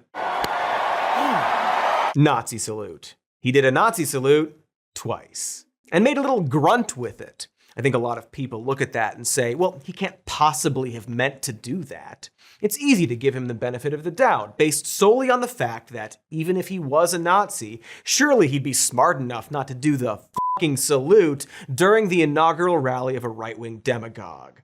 It's hard to imagine what's going through his mind there, but I have a theory. Legally speaking, I'm just speculating, but I think Elon wanted to do the Laura Ingraham thing, where she more subtly made the Nazi salute and then turned it into a little wave, and had this plausible deniability where she could say, oh, the left are so nuts, thinking everyone's a Nazi.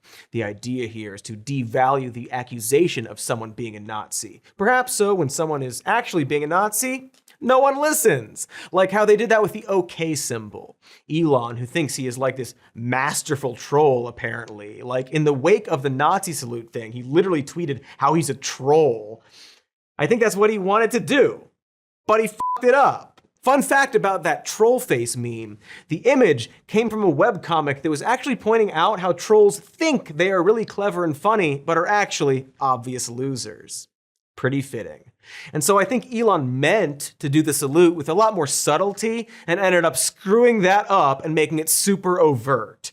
And a lot of people on the right super want it to be just like that OK symbol and trigger the libs with their fun little new salute. We're already seeing that. And you can sort of see this in his reactions to it. All of his tweets about it feel like this pre-planned response to something he thought was going to look more subtle, but is not. His little lame Nazi puns he got out of a joke book somewhere, as if the left was going to be the laughingstock of this moment, because he thinks everyone is stupid. He thinks his fans are stupid, and that he can just lie to our faces about obvious reality.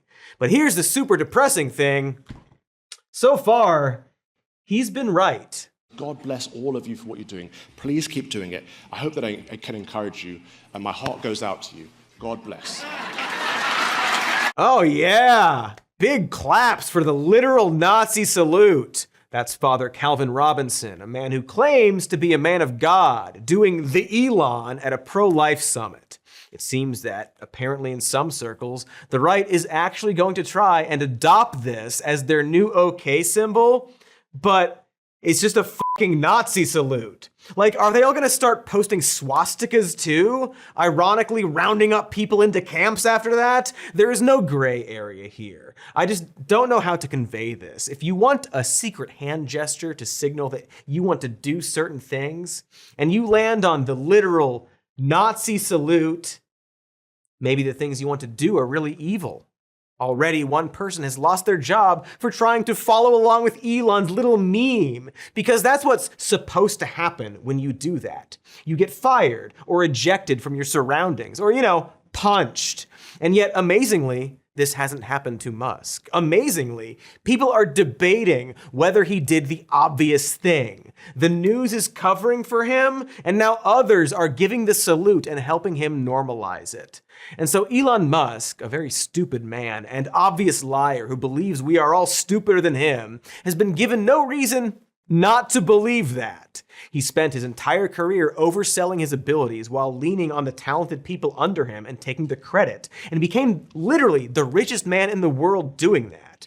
He's made predictions and promises for a decade now, and every one of them ended up being wrong. And his weird army of sycophants just keep moving the goalposts for him. Remember when he bought Twitter and said his goal was to be politically neutral and upset the far left and far right? Many people pointed out that he was absolutely full of shit. Now, cut to 3 years later, and he's doing a fucking Nazi salute at the Trump rally he paid hundreds of millions of dollars to make happen.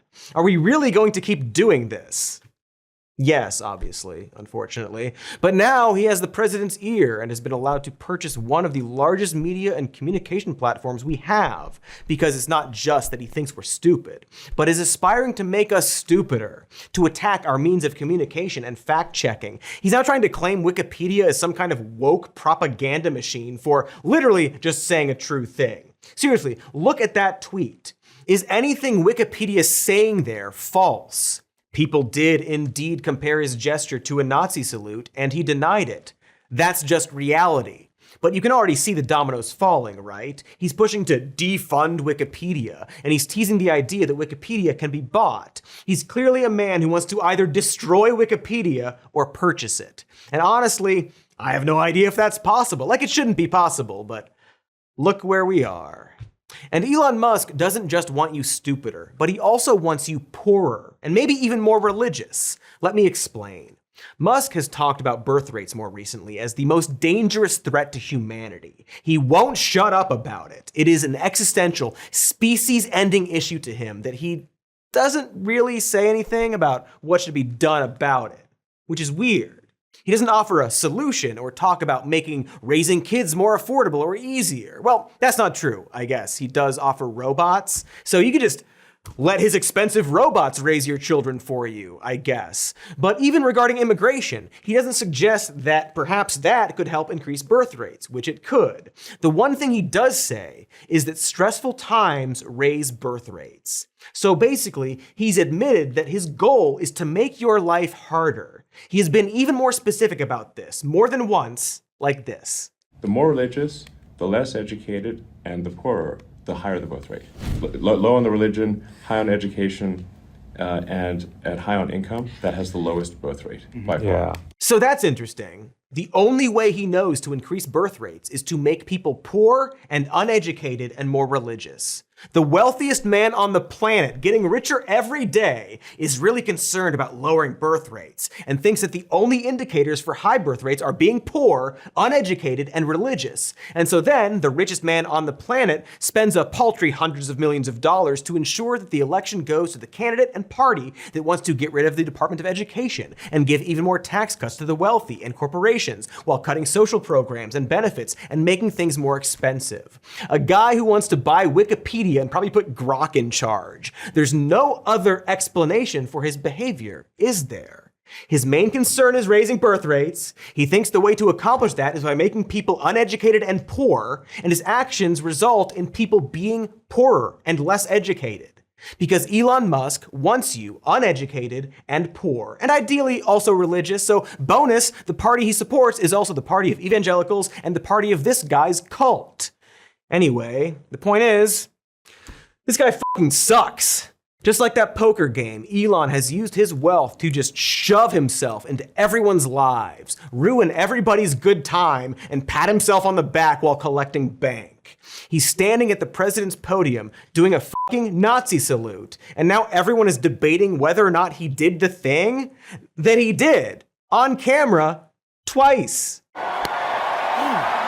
He's not smart, he's not interesting, he's not clever. He simply lives in a country that's so out of whack that a person can make a Hitler salute behind the podium of the President of the United States and get away with it, so long as he's rich enough to do it. And in the worst case scenario, he's a sociopath who has been given so much money and power and possibly other things that we're all watching him lose his fucking mind and take America down with him. I don't want to speculate about someone's mental health, but does he seem well to you? And just like his precious Path of Exile 2 game, he's purchased his way into being in the top tier of the country. Remember his fake $1 million giveaway when he lied about his fraud lottery that he hired winners for? That time he openly manipulated the election and no one seems to care anymore? Well, some people care. He's actually being sued for the fraud he definitely committed. We'll see if the law ultimately agrees, but objectively what happened is that he hijacked the entire system using brute force and wealth, and he won. He is, I guess, the ultimate gamer. You see? You see how I proved it? I said I was gonna prove it, I proved it. Like, maybe he's not talented or smart or charismatic, but he had the one thing that mattered. He had the money to rig the game. Possibly in more ways than one. And he knows those computers better than anybody, all those computers, those vote counting computers. And we ended up winning Pennsylvania like in a landslide, so it was pretty good. It was pretty good. So thank you to Elon. Huh. What an odd way to say that. To thank Elon Musk because he knew about the vote counting computers. He didn't have anything to do with the computers. But okay, it's Trump. Dude says a lot of stuff. Stuff just pours out of his wobbly little mouth. It's hard to know what's true. Do we have anyone who could clarify this? Okay, I guess so. All right, we got mini-me here. Yeah, we're in You got the vibe. SpaceX and quietly just do whatever we want. What's your assessment? Did this work? Is he going to win? Yeah, it is. Not for now. No. I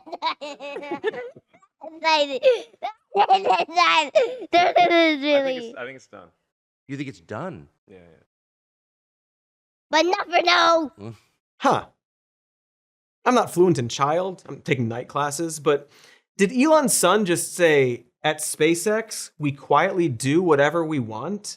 And then when Elon said he's confident about the election results, did the child say, they'll never know? Huh. Listen, I'm not a conspiracy guy, nor do I think Elon is smart enough or that anyone could use satellites to hack an election. But that's extremely weird, right?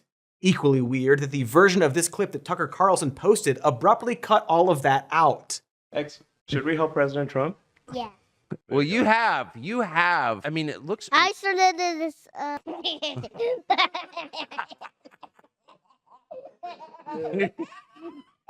like your laugh. That's a laugh of an honest man. Hey, it's like cutting out the Nazi thing before. It's just weird. Like, again, just speculating, but it seems like Elon had perhaps said the words, they'll never know, to his child in relation to the election, and then Tucker cut out the part where he repeated that. And maybe someone should, perhaps, investigate that. Because there are a lot of ways you could screw with an election, right? I mean, he did that openly. He is a cheater. He pretended to pay people for supporting Trump under the guise of a petition for free speech with a fake promise that they'd win money that actually went to people who were chosen to get the money. Like he paid people to boost his stats on a game, admitted to it, and explained, it's impossible to beat the players in Asia if you don't, as they do. Everybody's doing it. You gotta cheat and you gotta beat the other side no matter what. Gotta be the best, even if you're not actually the best.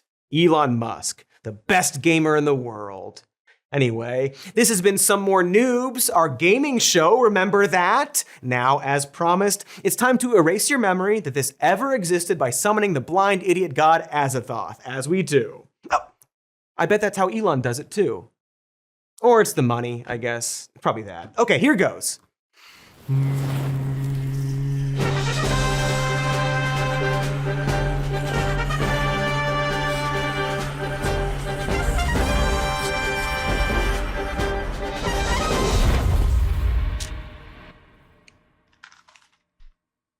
Did it work? Do you all forget? No. That was nothing. One more time. Please forget. Just forget about it. Just forget about it. How about now? There's nobody here. God, I'm tired. Oh, tired bones, these bones are. Trump's trumping. Is the fire out? Has anyone checked on the fire? I'm not gonna. Cold and flu and COVID are back too. Not that they went away fully. Birds are sick. Stupid sick birds getting people sick with your beaky germs. A whole lot of reasons not to go outside right now. Good time to perhaps work from home, right? So glad that's still a thing. Right? Right? This week, Amazon announced it will return to a 5-day in-office work week. The new change in policy marks a return to the pre-pandemic way of working. Google reportedly putting its tech foot down and ordering more people to come back to the office. Apple CEO Tim Cook told Santa Clara County employees they would be returning to work in person 3 days a week starting in September. Computer giant Dell has become the latest company to tell its employees to come back to the office or else. Even Zoom, the company this is, now throwing in the towel on fully remote work. The company that cashed in on the digital work revolution is now requiring most employees to work in person. Oh, oops. Well, here's some news. 2025 is apparently the year that everyone will be returning to the office. Even Zoom! Zoom! The company that almost single-handedly made remote work possible in the first place, doesn't like remote work, aka the thing off of which they base their entire business model. This return to office is especially prevalent in the tech industry, which boasts the highest number of remote workers. I mean, that makes sense. Their job is computer. So you'd think at least they would keep working from home, right? But if the computer perverts are returning to the office, remote work must be really bad for you. I hear it can even kill you. Egads! We better get everyone to the office fast. Or, counterpoint, what if we all just died instead? Decisions. Remote work. Awesome or just pretty great? Still weighing my options. But while we think about it, let's look into remote work a skosh. And just to start, it might surprise you to know that we're not gonna go all in on the concept. There are issues with it. There's actual nuance. But that said, there's also not nuance. Because here's some more news. No one likes going to work. At least not all the time. Even if you like your job and get satisfaction from the work, you don't like work as a broad concept. Jobs are necessary for society to progress. Like, even your anarchist forest compound needs someone to cook food and take out trash and buy all the ketamine. And there's a reason we call them jobs and not funds. Jobs are bad. But what if jobs were less bad? This is a question we pondered during the pandemic. Remember that? Pandemic, okay. Before COVID, only about 5.7% of people worked from home. Then in 2020, the world went into full lockdown mode because the thing I just mentioned. By the end of that year, 46% of American workers were operating remotely. And while working without pants is extremely liberating, and I've never gone back, never, this didn't come without its challenges. Some workers felt isolated. Slack pings just didn't hit the same as hearing an actual human voice. Others had trouble focusing with pets and kids running around. Kids are, objectively speaking, terrible. There were also communication breakdowns. Turns out, subtext doesn't translate well over Slack, no matter how many saxophone emojis you use. Also, burnout became a major issue. Despite what many assume, some people were working more from home than they did in the office, either because of that sweet, sweet workahol, or some turd boss emailing people at 9 p.m. It's like she knows. It's like she knows when I think about her. If you've ever freelanced, you probably faced these issues yourself. It's not impossible to overcome, but the culture shock was bound to affect some people. But despite these setbacks, everyone generally agreed that working from home slapped. Parents got to spend more time with their terrible kids, and with no commute, people gained hours of their lives back. They put that time toward hobbies like reading, masturbating, baking sourdough, and of course, masturbating in the sourdough. Personally, I did a lot of laundry. It was incredible! A survey by FlexJobs found that 93% of workers said that remote work positively affects their mental health, and 90% said it has a positive effect on their physical health. Remote work also saved workers $5 to $10K a year that they would have spent on gas and lunch. This might be why, according to a USA Today survey, workers love flexible work so much that 42% of them said they would take a 10% cut in pay to work remotely. They would essentially pay employers for the privilege of working for them. How often does that happen outside of a cult? Okay, so employees like to work from home. Sure. I mean, I love riding my bike drunk, but that doesn't make it a good idea. From a cold managerial standpoint, it's important to ask if remote work is more or less productive. I mean, I don't care, but the people in charge do. And the answer is a bit murky, but also not at all murky. Here's a survey that polled hiring managers during the pandemic who found that remote work increased productivity. So it's good. But the Institute for Economic Policy Research found that fully remote work is 10% less productive than full in-person work. So it's bad. Except here's another study that showed remote work led to a 13% increase in productivity. So it's good. So what gives? Well, there's that thing I mentioned, that pesky thing called nuance, where something can be good or bad in specific and different conditions. And as Stanford economist Nick Bloom explains it, the question of productivity really comes down to how employers approach remote work. Companies that do a better job of training managers to support employees, as well as give those employees opportunities for occasional meetups, saw better results. In the end, productivity is only as good as the management. That's what they are there for, after all. They manage. It's in the name. And so if the remote work is failing, it's perhaps not because of remote work itself or the workers themselves. In fact, remote work actually makes companies money. One analysis found that, quote, revenues at fully flexible firms grew on average by 21% from 2020 to 2022, 4 times greater than at less flexible firms. So it makes money for a company to allow remote work. But also, and this is a broader observation, but also, who gives a fuck about productivity and revenue? Hear me out. Productivity has outpaced wages for over 40 years, and there's no sign of that slowing down.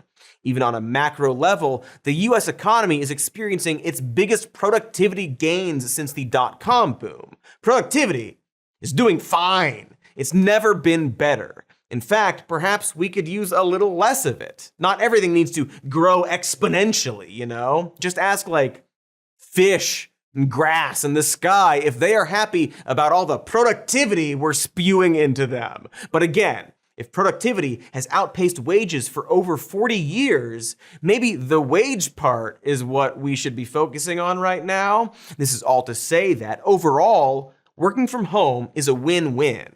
That's probably why pre-pandemic remote work levels have more than doubled today. Of the people who have the option to work remotely, about a third work from home all the time. So why is it also dying? Like normally we'd learn that it's affecting the bottom line for these companies, and so naturally they'd get rid of it, even if employees like it. But there's just no real data saying that. So why get rid of it? Is it The Matrix? Did The Matrix take over? I forgot the question. I can't stop thinking about The Matrix now. That movie rocked. Remember when he throated the mirror? Oh, right. Okay, sorry. So why is it going away? To answer that, here's another question in the form of a revelation. Why do CEOs seem to think remote work is bad for productivity? Because they do. Despite that not being true, the reason remote work is going away is because CEOs are getting rid of it. To quote a company-wide Slack memo by Salesforce CEO Mark Benioff, How do we increase the productivity of our employees at Salesforce? New employees hired during the pandemic in 2021 and 2022 are especially facing much lower productivity. Is this a reflection of our office policy? Are we not building tribal knowledge with new employees without an office culture? Are our managers not directly addressing productivity with their teams? Are we not investing enough time into our new employees? Do managers focus enough time and energy on onboarding new employees and achieving productivity? Is coming as a new employee to Salesforce too overwhelming? Asking for a friend. Asking for a friend. God, such passive-aggressive nonsense. You're the CEO of a Fortune 500 company, not a Reddit poster. F you, Benioff. You ruined Game of Thrones. Probably not the same guy. Different first name and all. You know what? Hold on. Second cousins. Terrible family. Look, as we already established, the entire productivity concern isn't grounded in reality. If you do remote work right, there are huge incentives for everyone involved. Employees save money. Employers make more money. Employees are happier. Employers make more money. Employees have more cash to throw back into the economy. Employers make more money, so on and so forth. And yet, in a recent survey, 79% of CEOs predicted remote work would be dead in 3 years. Their evidence? Them killing it. In the same survey, 86% of CEOs said they would reward in-office employees with plum assignments, raises, and promotions. Boy, it seems like they should be rewarding their employees for, doing good work instead of their arbitrary location. But sure, you're the bosses. For now. It kind of makes you wonder if these CEOs actually care about productivity or something else. They just admitted in this survey that they are going to promote people who have the optics they like over the actually qualified people. I believe the GOP would call this DEI woke shit. And speaking of DEI woke shit, there's an entire genre of news pundits who have made remote work some kind of nanny state millennial issue where young people are too soft and woke and don't want to work a real job. And you might not get to have this ridiculous notion that you're combining all your moral and value, virtue signaling wishes with your job. It can't. Is it the employee? Do all jobs have to be these things you can virtue signal back? There's no one to clean sewers anymore. How do you feel? How does cleaning sewers align with your values or being productive? Yeah. Kids just don't want to work in sewers these days. Have millennials killed the chud industry? That squawk boxer Joe Kernan doing the real job of professionally complaining on television. Here he is again claiming that workers need to have bosses to keep them in line. You really think saving a little commuting time makes up for people that are, I don't know, there's just no way you can be as productive if you're at home. You need a boss, Kevin. You need a tough taskmaster. Gotta have that work, daddy. Work me harder, they'll all say. It's not weird unless you make it weird. Meanwhile, Fox News blamed progressive politics for creating a world where people don't want to show up to work and interviewed a self-help author to back up their point. Yeah, gotta respect solid journalism. Or here's Jesse Waters saying that remote workers are just hanging around their family all day, not absorbing life, man. But if you're just sitting in your living room or your home office and you're just seeing your family all day, maybe your mother-in-law, you're not absorbing life. You're not absorbing the environment. You're not absorbing the state or the city that you live in or the economy that you're supposed to be producing for. When you're commuting, you're talking to the coffee guy, the paper guy, the train conductor, other commuters. You're seeing what it's like coming through Midtown Manhattan. And Janine, it's gotten a lot worse. Yeah. If I lived all the way out in the suburbs and never came in, I wouldn't know how bad the city is. I mean, you see tent cities here, you see junkies. Incredible clip. So much to say. The train conductor? Do you talk to the train conductor on your commute to work, Jesse? You're thinking of your personal driver, aren't you? You get driven to work and assume that people talk to their train conductors the same way you talk to your personal driver. Except you don't actually talk to him either, of course, do you? Amazing. Amazing how he starts by saying people don't experience the economy. You know how you can experience the economy? And then his rant devolves into him completely forgetting what he was talking about, and his brain just resets and starts complaining about tent cities. Open your mouth, Jesse. Here comes the throw up. Waters is full of the absolute most absurd, untethered from reality ideas around how remote workers operate. Considering he's supposed to be the replacement for the faux populist elitist pundits Tucker Carlson and Bill O'Reilly, it's actually striking how obviously out of touch he is with regular employees and speaks exclusively like the worst boss you've ever met in your entire life. If I'm the boss and my workers pull this garbage, this is what I do. I start garnishing wages. And then I start docking vacation days. And then you know what I do? I get my private security guards to go over to her house on a Thursday afternoon at 3 o'clock to see what she's up to. Your private security guards. Yeah, you definitely ride the subway to work, Jesse. But sure, send your Waters cops to people's homes. That's not f***ed up at all. The dopey grin definitely means you're kidding. Kind of amazing how angry and threatening a lot of the pushback against remote work is getting. Last year, some company called Internet Brands came out with a truly horrific return to office video telling their employees that coming into the office was non-negotiable. And I simply have to show you what that looked like. Talking about it now. Nothing screams you'll love working in the office like having people dance over the words "come back now or else" and then ending your video with the words "don't mess with us."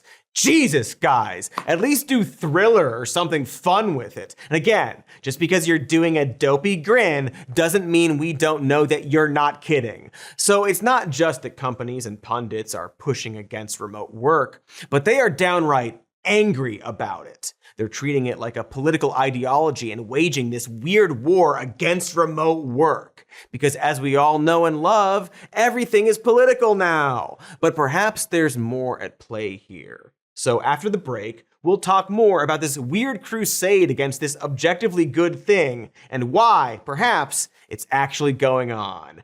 Get ready for the ad monster! Get ready for the ad monster.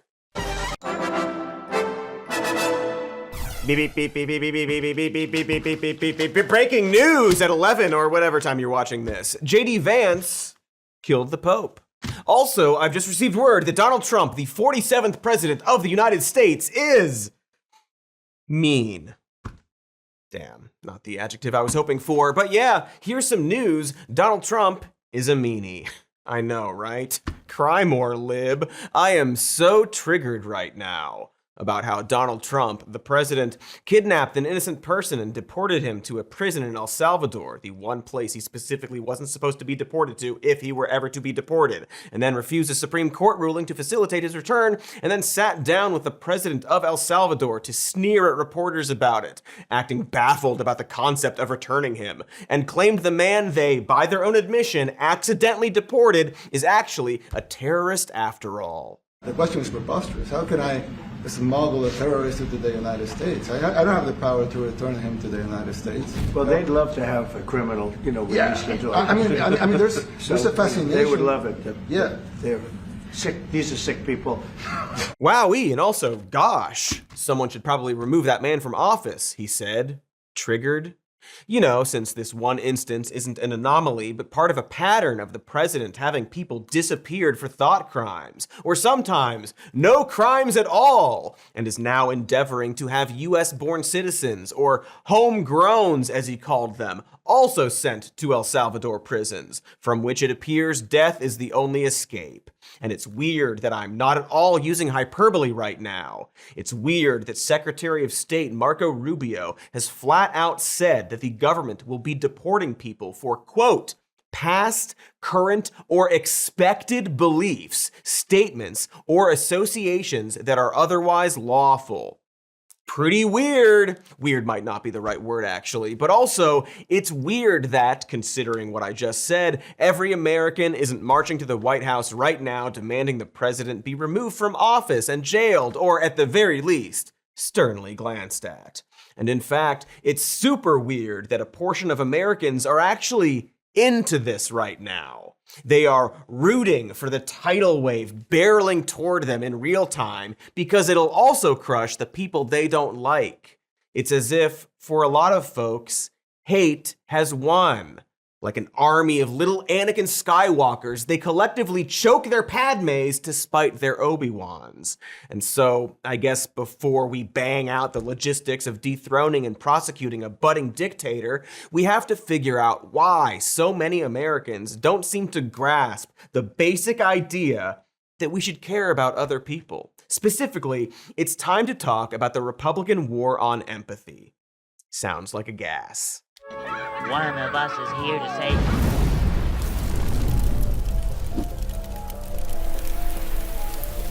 The right-wing war on empathy. Chamber. It's almost quaint to discuss how Donald Trump, our president, at least as of filming this, is a vulgar and unpleasant man. But what I do need to remind people of is that the Republican Party around him used to convey shock and horror about the things he said early in his political career. I'm not saying every or even most politicians were acting with decency before Trump, but rather that Trump had absolutely no interest in pretending to follow decorum and simply led with cruelty, which initially terrified his party, who tried to push him out like a racist splinter. They thought that by nominating such an obviously mean-spirited man, it would tank the election for them. But Trump shoved himself in there, you know, like a rapist would, and despite running the most overtly toxic campaign, won the presidency. And with that, we were cooked. Poorly. Burnt. Trump's victory signaled to all that politicians need not hide their cruelty or disdain, and in fact could thrive by running on a proud lack of empathy. His supporters found it refreshing because, well, most politicians are bastards, right? Remember that saxophone sex pest? Or the idiot? Remember the idiot? Or the one who did sky murders? Or the racist one? So at least Trump was open about it, you know? And of course, his brutality was aimed at the, quote, right people. Cut to now, and no one even bats an eye when the President of the United States says this. Do you have a plan to go visit the site or meet with any of the I have a first plan responders? to visit, not the site, because you tell me, what's the site? The water? Or to meet Want with the me to go first swimming? responders down there? I don't have a plan to do that. Now, you can say that's kind of funny out of context, I guess, but he's talking about an airplane crash site where 67 people died. Most of them Americans, not that that matters either way. Never mind that he said this while in the process of mass firing FAA employees or baselessly blaming DEI for the crash. Just that clip alone used to be more than enough to end a political career, and it's now old news. And of course, it's just one of thousands of clips we could show of Trump saying or doing something that would have been a scandal for anyone else 11 years ago. Here's one of his early hits. I don't know what I said. I don't remember. He's going like, I don't remember. Maybe that's what I said. What a piece of shit, right? And while this progression alone is fascinating and disturbing, we've learned that Trump is just ground zero for the normalization of vitriolic behavior. While it seemed like no one could get away with being like Trump during his first term, his second victory has seemingly opened the floodgates for proud sadists and bigots, no more prevalent than in his direct circle. Trump appears to be rewarding sociopathic behavior. His current Secretary of Homeland Security, for example, shot a puppy. Again, it's weird that I'm not being hyperbolic at all when I said that just now. She led a puppy to a gravel pit like it was Big Pussy, and then executed the puppy, and then told everyone about it proudly, and then Trump gave her a job.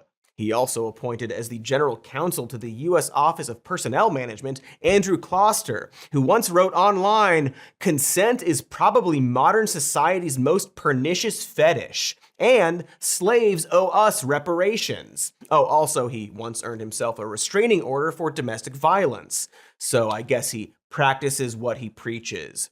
Trump also appointed Darren Beattie as acting undersecretary for public diplomacy and public affairs, and he is a white nationalist. Again, not hyperbole. He literally attended a white nationalist conference and tweeted, "Competent white men must be in charge if you want things to work. Unfortunately, our entire national ideology is predicated on coddling the feelings of women and minorities and demoralizing competent white men." Beatty also said that Black author Ibram X. Kendi needs to learn his place and take a knee to MAGA, learn his proper role in our society, and called for the sterilization of low IQ trash. So, yes, he's a Nazi. But even worse, he's unoriginal. I mean, get new material. What did you do, steal Goebbels' Type 5? Come on, you hack! You hack! Who is now an appointed government employee. And speaking of unoriginal Nazis, we can't forget Elon Musk. Do we have a clip of Elon Musk we can show for reference, in case just people don't remember what he looks like? Some kind of neutral file photo type image, perhaps a moving image that best reflects him at this moment in time.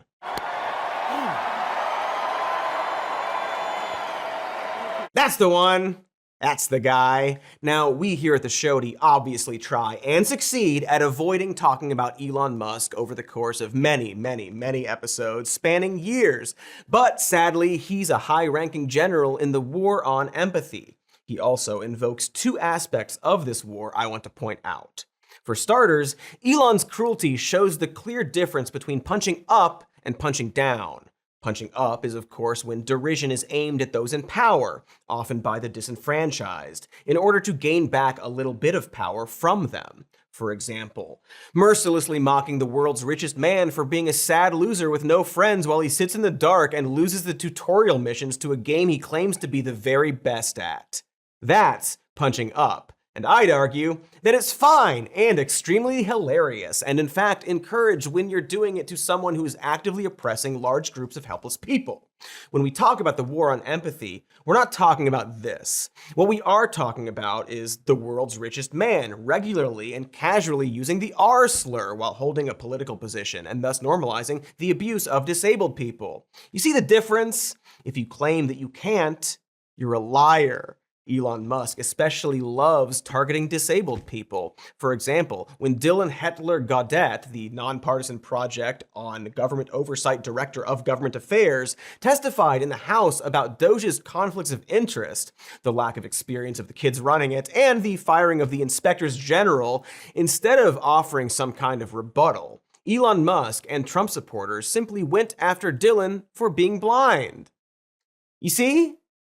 Because watchdog, it has the word watch in it.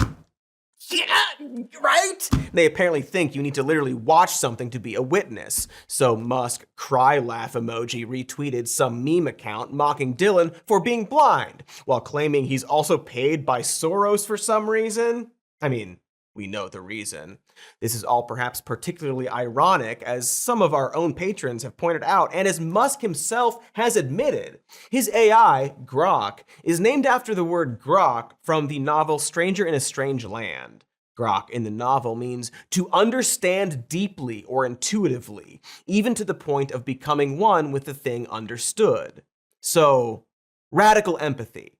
But he doesn't understand or engage in empathy himself, unless he's weaponizing it for his own gain, which we will get to later. The second thing I want to point out with Elon Musk is that there is a general gleefulness and catharsis in their open cruelty, as if, perhaps, the guy who grew up rich in an apartheid was always like this, and only now gets to act like it. Trump has given these people permission to take their masks off. I'd argue that if we ever make it out of this, we should make sure not to ever let them put those masks back on. In the meantime, they are running around like naked children in the sprinkler, boldly flashing their cruelty in defiance. Trump personally took the time to mock the federal workers he's been harassing and firing indiscriminately with a SpongeBob meme, while Musk somehow managed to take an even worse approach by invoking and quoting the film Office Space before, of course, completely misunderstanding the point of it. They love their memes and their AI, folks. Probably because they have no shred of creativity in their bodies, making fucking Studio Ghibli AI images of ICE detaining a crying person like human rights abuses are the new Harlem Shake, literally. No hyperbole here. The official White House Twitter posted an ASMR video of people being deported in shackles. Like, holy moly, I certainly don't want to be dragged to the gulag, but if I do, can it at least not be while someone is playing that f***ing crab rave song? Fine, I'll take Sandstorm. See, it would still be terrible to be quietly and solemnly deporting people the way ICE is currently operating. I think going back to the idea that Trump is refreshing, some might point out that Biden was also doing mass deportations, but not celebrating it. And that celebration, that glee, does matter. It is a pivot from a politician invoking unnecessary evil to a politician saying, actually, the evil thing is good and funny. And then finally, actually, the evil thing is good, and let's do even more evil things. And I'm not joking at all about that. Here's Republican Valentina Gomez, who is currently running for Congress in Texas, posting an image of herself pretending to shoot a detained immigrant. Yeah, that's very funny joke, you see. I mean, there's no punchline, but surely she's joking about wanting to execute immigrants. And of course, this cruelty isn't exclusive to immigration. Why would it be? For example, it is just open season on trans people now. Here's Jesse Waters, who is just aching to be thrown up on, casually joking about teen suicide. How many trans teens killed themselves today, Jessica? I didn't get my update yet. I don't know. Well, no, because you guys said that if you wouldn't let trans teens do whatever they wanted, they were going to become suicidal. So I'm just wondering, you know, between this and the no surgeries, we should see a rash of teenage suicide this year, right? Obviously, I'm being sarcastic because that was a BS excuse. Hey, Jesse, those suicides around anti-trans laws, they're in the news, you trash bag. Hope that helps. Also, it wasn't an excuse, it was a reason, and it wasn't letting trans teens do whatever they wanted. And of course, it's never been swell for trans people in America, but it's super not swell now. Here's South Carolina Republican Representative Nancy Mace using the T slur to refer to transgender people in the middle of a hearing on USAID. USAID awarded $2 million to strengthen trans-led organizations to deliver gender-affirming health care in Guatemala. So to each of you this morning, does this advance the interests of American citizens paying for in Guatemala to the tune of $2 million? And I don't really care. You want penises in women's bathrooms, and I'm not going to have it. That's a congressional hearing about fucking international aid. It's interesting how quickly it went from integrity of women's sports to I get to yell slurs now, isn't it? Almost like they were never actually concerned and just wanted to be bigots. And now they get to be. Boy, someone should shake that woman's hand a little hard, or just normal, causing her to freak out and claim she was assaulted. Because, as we all know, these people love to dish out abuse and then cry foul the moment they feel threatened. Perhaps we should talk about that a little later. But Nancy isn't the only slovenly ghoul feeling empowered to verbally attack trans people. During a House Committee on Foreign Affairs meeting, Republican Representative Keith Self called Representative Sarah McBride Mr. Sarah McBride is the first openly transgender woman in the House of Representatives. And watch how quickly Keith Self crumples when both Sarah McBride and Representative Bill Keating stand up to him. I now recognize the representative from Delaware, Mr. McBride.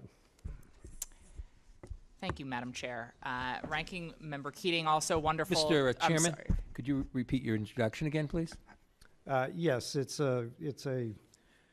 we have set the standard on the floor of the House, and I'm simply... What is that standard, Mr. Chairman? Would you repeat what you just said when you introduced a duly elected representative from the United States of America, please? I will. The representative from Delaware, Mr. McBride. Mr. Chairman, you are out of order. Mr. Chairman, have you no decency? I've come to know you a little bit, but this is not decent. We will continue this You will not continue it with me unless you introduce a duly elected representative the right way. This hearing is adjourned. Oh, you know, every politician dreams of getting to yell, "Have you no decency?" in a hearing. It's like coming to them, something they're actually not allowed to do until they leave office. Fun fact. Also, awesome work, Bill Keating. Seriously, that energy is what we need. Refuse to allow it.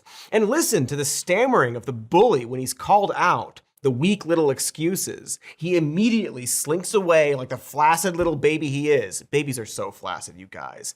Because that's what happens when you stand up to a bully. That's why they are bullies. Because they're weak little freaks who are using what power they have to lash out. Right until you call them out on it, or I guess shake their hand slightly hard, or ask them when their next town hall will be, while in the sacred space of an aisle in a makeup store. Do you want to keep going and keep harassing me? You could have gone to a dozen town halls last year. I asked if you're doing any more this year. It was one simple question. Yeah. Are you doing a town I've hall already this year? done one. I'll do plenty Are you doing more. any more this year? It was a simple question. You're always invited. Okay, sweet. We'll look And out by for the an way, actual invitation. I voted for gay marriage twice. What does that have to do with so me? I'm just saying. You're a disgrace. I asked you a simple question, and you just to go on this tirade and tell me "F you." Yeah, f you. Disgusting. Get out of my face. She posted that because she thought it would make her look good. These people are sad little cowards and losers across the board. They always have been. But through some unimaginable glitch, they have been elected and appointed to lead. And ultimately, their cruelty stems from that knowledge in the pit of their stomachs that they will never be cool or liked or accepted. Trump is, in a lot of ways, still just sitting in that White House correspondence event, being dissed by Obama. That one verbal drone strike, in all likelihood, is what continues to fuel him to this day. He's just a petty, tiny fart of a man, inspiring an army of other petty and tiny farts to do petty and tiny cruelty. And since they can't reconcile with that obvious fact, they have to justify it. And so after the break, we're going to talk about that justification and how it's grown into something even more sinister than a few memes. So that'll be fun. Wait, am I going to be detained for this show and put in an El Salvadoran gulag? I'm sorry, that just occurred to me. I should check. Soy bastante famoso en YouTube. Puedo pagarte con bolsas de tela. Why did I take high school German? No one needs to say, "Please don't shoot me" in German lately. Okay, well, hi, I guess. We were just talking about how the entire GOP appears to be rallying around and celebrating needless acts of cruelty, and how it all seems to stem from a general pettiness and weakness, and yet they somehow continue to do it without any moment of self-awareness. And you gotta wonder, how? How does a human justify so much cruelty to themselves? Well, let's ask someone who is, at least, kinda, sorta, human-like to answer it. But there's this old school, and I think it's a very Christian concept, by the way, that you love your family, and then you love your neighbor, and then you love your community, and then you love your fellow citizens in your own country, and then after that, you can focus and prioritize the rest of the world. Ah, yes, that classic Bible quote, "Love thy neighbor as thyself, but only after thy family, but still more than the citizens in your thine country, which thou should love more than any thine outside of thorn country, for the purposes of international negotiations. Because love is a specific social currency that thy consciously prioritize rather than feel emotionally, because emotions are a weakness leaking into thy superior brain." End of Bible quote. But okay, sounds like J. Dildo is trying to biblically justify the very human instinct of wanting to protect your own family. You know, like if you're married to an Indian American and then the place you work at hired a young shit who posted "normalize Indian hate" on his socials. You'd probably speak out against that. Right? JD? That's definitely what you did? When that DOGE dude specifically posted that he hates Indian people and it was wrong to marry outside your ethnicity? Oh, never mind. You did the opposite of that and defended the racist so as not to anger Trump or Musk. He's just a kid who made a mistake after all. 25-year-old child, little guy. Because bullies are cowards, remember? They bully the people under them, but don't stand up to the bullies over them. But going back to JD's Bible lesson, What we're now seeing is a push toward anti-empathy as an ideology. That is probably the most concerning and unique aspect of this, at least to modern American politics. They're trying to take the concept of cruelty and bake it into American Christianity, as if the Bible was always in favor of mass deportations and trans suicide. That's why you get completely off-the-wall cartoon villain statements such as Deacon Ben Garrett of Refuge Church tweeting, "Do not commit the sin of empathy." This was in reference to Bishop Marion Edgar Budd, who called upon Trump to show mercy to immigrants and the LGBTQ community. Mercy? You fucking demon, you! Ben Garrett furthermore said of the bishop, "This snake is God's enemy and yours too. She hates God and his people. You need to properly hate in response. She is not merely deceived, but is a deceiver. Your eye shall not pity." That is a church deacon saying, no hyperbole, you need to properly hate someone for the sin of asking for mercy. That is just so clearly villainous and dystopian that it's too on the nose for most writers' rooms. This sin of empathy concept expands far beyond this Utah deacon, such as to a Republican lawmaker in Oklahoma, Senator Shane Jett, who spoke in favor of allowing schools to beat disabled children. He argued that beating children is good, actually, according to the Bible. He quoted Proverbs 22:15, saying, "Folly is bound up in the heart of a child, but the rod of discipline drives it far from him," interpreting that about discipline to mean we should beat children, including disabled children, and literally argued that there should be no exceptions, saying in Scripture it's uniformly applied to everyone. It's weird to have to say this, but no, I do not think we should beat disabled children. And especially not do it because one guy thinks the Bible thinks it's good.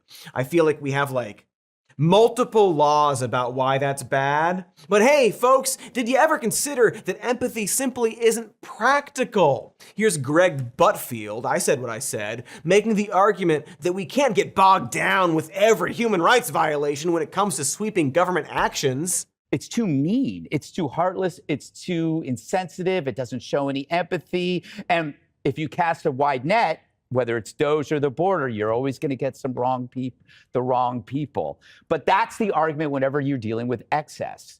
Whenever you need to cut and you know the company's in trouble, they will always try to stop it by using that argument that it's inhumane. But the only approach to reforming a bloated system is cutting it quick and cutting it fast. You heard him, folks. It's the only approach. We couldn't possibly think of a second thing. This is where we leave the fake scripture behind and enter the justifications based on fake logic or lying about science. There's been a trend of high-profile conservative commentators like Nazi sympathizer and collaborator Jack Posobiec proudly posting an image of what looks like a heat map on Twitter.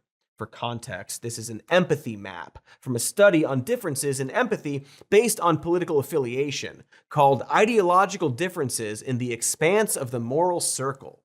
Essentially, the study found that those that identified as conservative had a more limited moral circle. That is, they showed less moral regard for anyone outside their immediate family. Whereas those who identified as liberals had a more expansive moral circle, showing more moral regard not only towards their immediate family, but friends, acquaintances, strangers, and animals.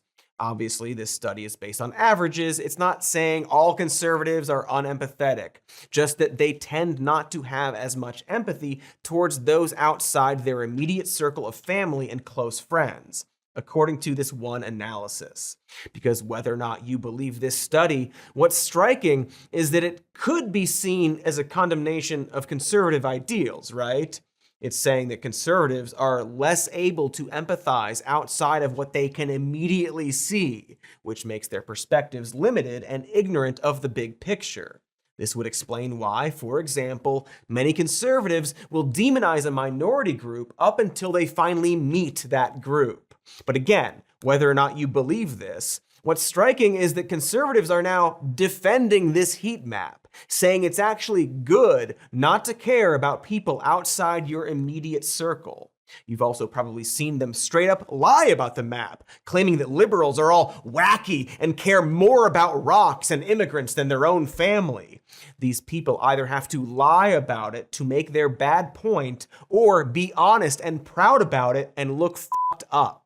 They have taken what should have been a stark warning sign for their party and embraced it, just completely zooming past the "are we the baddies" question to declare, actually, it's good to be the baddies. The fundamental weakness of Western civilization is empathy.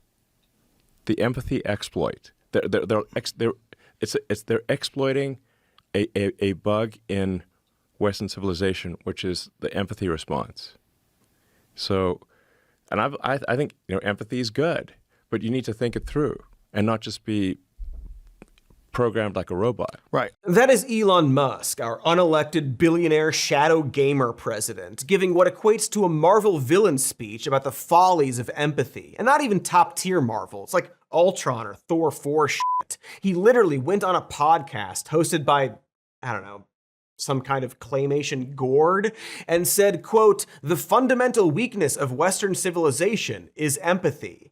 And people listened to that as if he's saying something smart or good. From the guy who named his AI after empathy.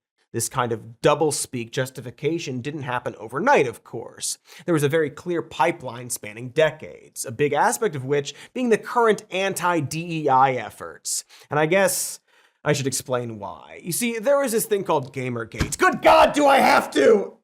Sorry, I seriously have to explain this. Gamergate happened 50 or 2 years ago, and it was a push from the alt-right against expanding representation in video games. Mainstream media hand-waved it as a frivolous culture war, while others, perhaps people with beards, warned that it was a growing precursor to bigger fascist ideals that would eventually affect everyone in the world. Sort of like that thing that's happening right now. I'm not gonna relitigate Gamergate because that is depressing, but it was essentially a push against wokeness before they had that word. The grievance, aside from ethics in gaming journalism, was that gaming culture was reserved for young, predominantly white men. And corporate developers and gaming publishers were pushing them out in favor of so-called performative representation for brown people and women and LGBTQ people, etc. What this set up, ultimately, was the not at all new idea that white men were being attacked by efforts to include other people into a culture. And most importantly, that these white men were actually the underdogs. This, of course, kept growing and going. When a Marvel or Disney film featured a non-white actor, a group of dummies would treat that like an attack, as if those franchises weren't absolutely dominated by white characters. Some people would bankrupt entire propaganda companies making rebuttal films. Shucks! No non-woke Snow White for us, I guess. I really wanted to see the non-woke Snow White from the filmmakers at the conservative punditry outlets, the Daily Wire's art. The point being that this frivolous culture war stuff was broadening the idea that wokeness was an attack on some kind of underclass. And while it was ignored by mainstream Democrats, it was embraced by the opposing party. The Democrat-controlled state of New Mexico is considering new standards that would completely pervert what we used to think of American social studies classes. Now, what's worse, if there can be worse, is this toxic curriculum is endorsed by local religious leaders. This isn't about education at all. It never has been. It's about indoctrination. These people hate America. And you know what's truly frightening? We live in a world where it isn't too far-fetched to imagine the Department of Education there factoring in the prevalence of racial teachings into school rankings at some point. Notice how she takes a moment to demonize the church that supported teaching kids about CRT. This is one of many examples of rebuilding Christianity to exclude empathy. See, because what makes this all so insidious is that when you step back from it, the concepts of wokeness and inclusion and DEI and CRT at their core are concepts stemming from empathy. Yes, there were performative people using it to gain money or status. Yes, I'm sure a lot of people online were mean or did purity tests or whatever. But the ideas themselves are simply, let's include others and try to empathize with people who lack widespread representation. It's like Sesame Street shit. Why do you think when they talk about CRT or wokeness, they often frame it around being made to feel guilty about stuff like slavery and racism? It's always been interesting to me that they choose the term guilt. When I learned about slavery in school, I didn't feel guilty because I didn't own any slaves. But what I did feel was a deep sense of horror and empathy for the people who went through it. I felt anger and ashamed of America for having had such a horrific institution. And I felt deep concern about the lingering effects of that horror. I also felt kind of stoned because I just smoked some old shaky mids out of an apple behind the dumpster. It's weird that some people seem to perceive this as guilt or like they're being accused of something, as if the plea for empathy itself is an attack on them. And this isn't exclusive to conservatives. A lot of people don't like being told that there are systemic abuses because that might require them to adjust their behavior.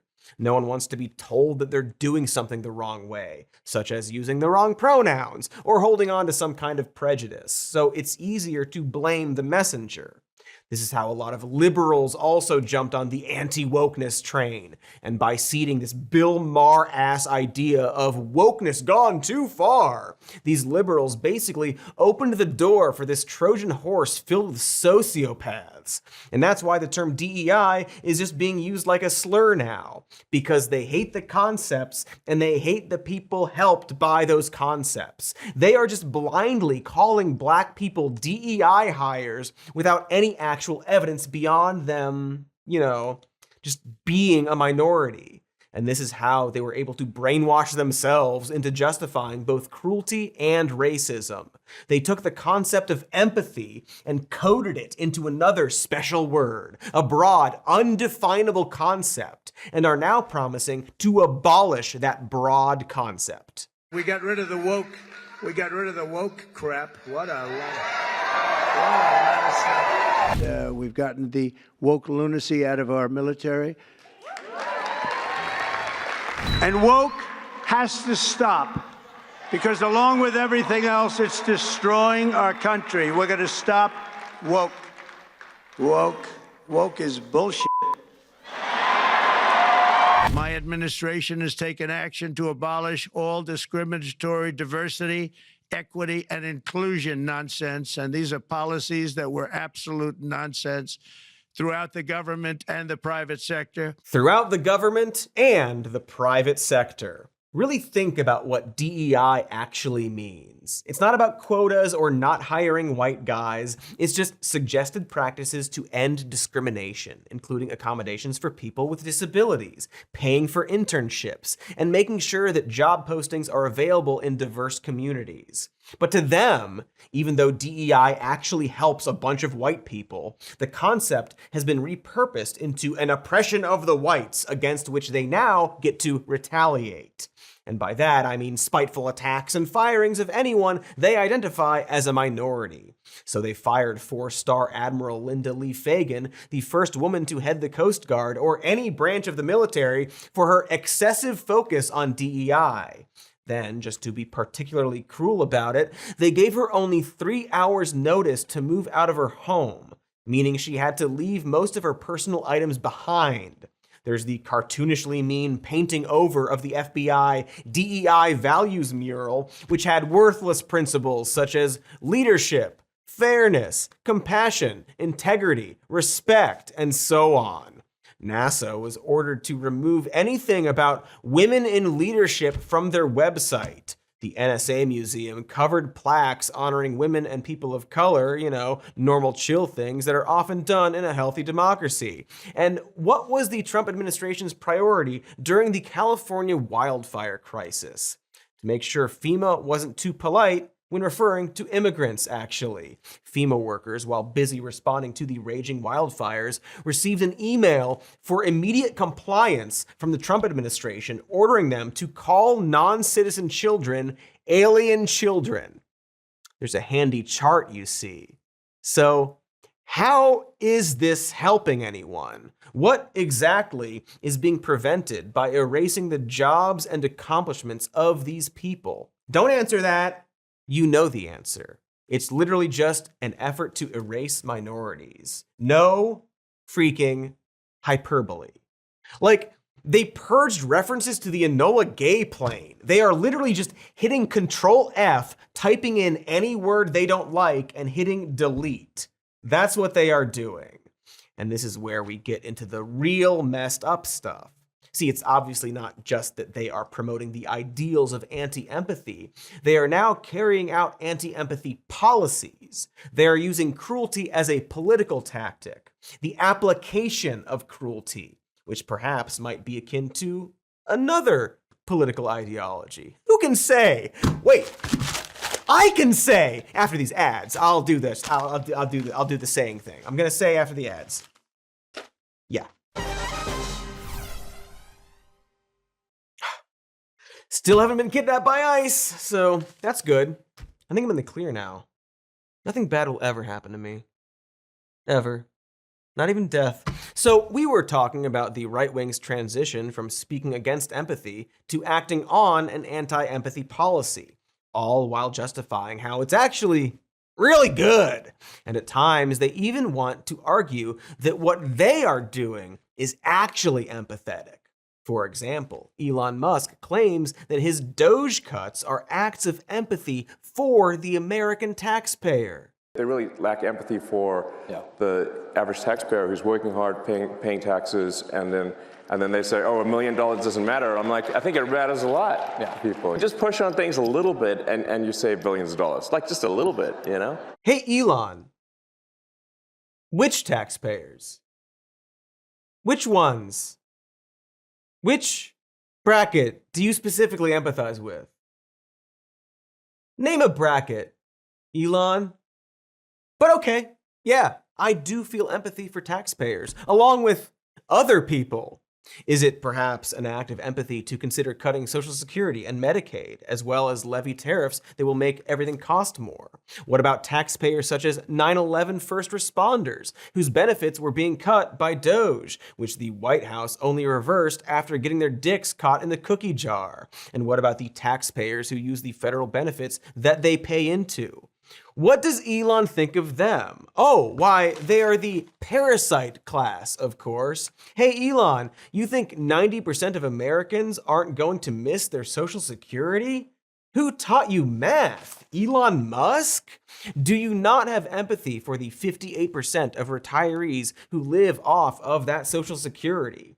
I guess they're part of the 10% parasite class. See, one of the common justifications, best seen with DOGE, is the idea that Americans actually love the cruelty. It's good for them, you see? It's why Trump is now saying that Americans actually want to toil in factories and coal mines. One thing I learned about the coal miners, that's what they want to do. You could give them a penthouse on Fifth Avenue and a different kind of a job and they'd be unhappy. They want to mine coal. That's what they love to do. Everyone wants to work in a factory so long as they themselves don't specifically do it. It's so overly elitist and cruel, justified by the idea that there is a large group of Americans who need and crave subjugation, who starve for bootstraps, and yet very few actually identify as that group. It's always other people.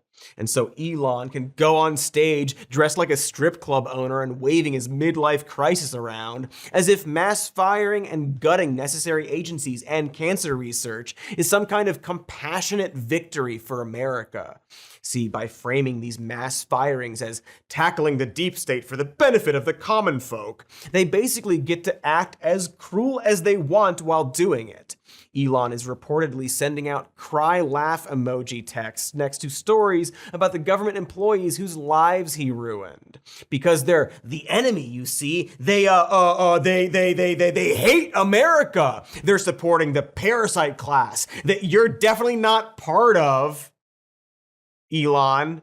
Are you? So he's got big balls and the normalized Indian hate kid and the rest of the DOGE squad seemingly relishing in firing, mocking, and tormenting government workers, illegally and indiscriminately ousting tens of thousands of civil servants, including nuclear weapons experts and bird flu experts, that they're now desperately trying to hire back. It's all purposeful, the way in which the more than 3 million federal workers are being treated, the chaos, the mockery from President Trump, making fun of federal workers for being upset at firings with his dumb SpongeBob meme. Because again, they are the enemy, and it's certainly okay to be cruel to the enemy, right? I'm not speculating on this tactic. Here is Christian nationalist Trump appointee Russell Vought, new head of the Office of Management and Budget, admitting to this. We want the bureaucrats to be traumatically affected. We want, when they wake up in the morning, we want them to not want to go to work. Because they are increasingly viewed as the villains. We want their funding to be shut down so that the EPA can't do all of the rules against our energy industry because they have no bandwidth financially to do so. We want to put them in trauma. I know the phrase "the cruelty is the point" has been said possibly too many times, but here's this dude just openly saying it. But the people he's talking about aren't hand-wringing deep state actors. This isn't bloated government waste. They're doing this to real, hardworking, vulnerable people they have baselessly labeled enemies. People like these 80,000 Veterans Affairs workers Trump is planning to fire, or all the veterans themselves that make up 30% of our federal government, many of them having voted for Trump. People like this man here is who Trump is hurting. I'm Eric Rodriguez. I'm a disabled Iraq war veteran.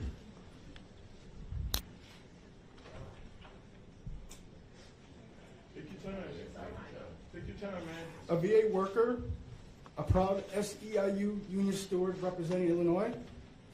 I proudly serve my country, and now I proudly serve my fellow veterans. But right now, the Trump administration is trying to cut the VA. Frontline workers and let billionaires steal our health care. Veterans, we are under attack. Does he look like the deep state to you? Or how about this 9/11 firefighter whose benefits Elon Musk tried to cut? Is this man the deep state? You know, Donald Trump signed our bill in 2019. Yeah. Turned to me, shook my hand, gave me the Sharpie that he signed the bill with. And he said, nobody deserves this more than you. You worked harder than anybody. And for him to callously and recklessly allow Elon Musk to do this to us, his words are shallow and meaningless to me now. Shame on Elon Musk. Shame on Robert Kennedy Jr. It's just common sense. This is reckless. It's inhumane. It's cruel. And it lacks empathy. And it lacks humanity. I mean, what's their end game?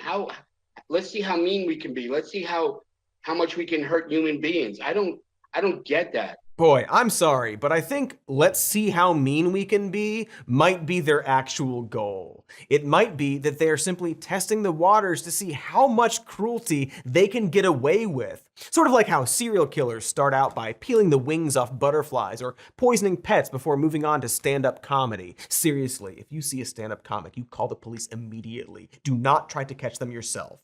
There is this myth that has deluded way too many people that the ideal boss is some kind of hard ass who makes the tough calls and fires anyone who gets in their way, who slashes and punishes and burns for your own good. Or if you're a fucked up Mel Gibson type, daddy coming home and taking off his belt. And yet everyone who fantasizes about this seems to completely forget what it's like to actually work for someone like that. Nor can they really muster up an example of this being a good tactic.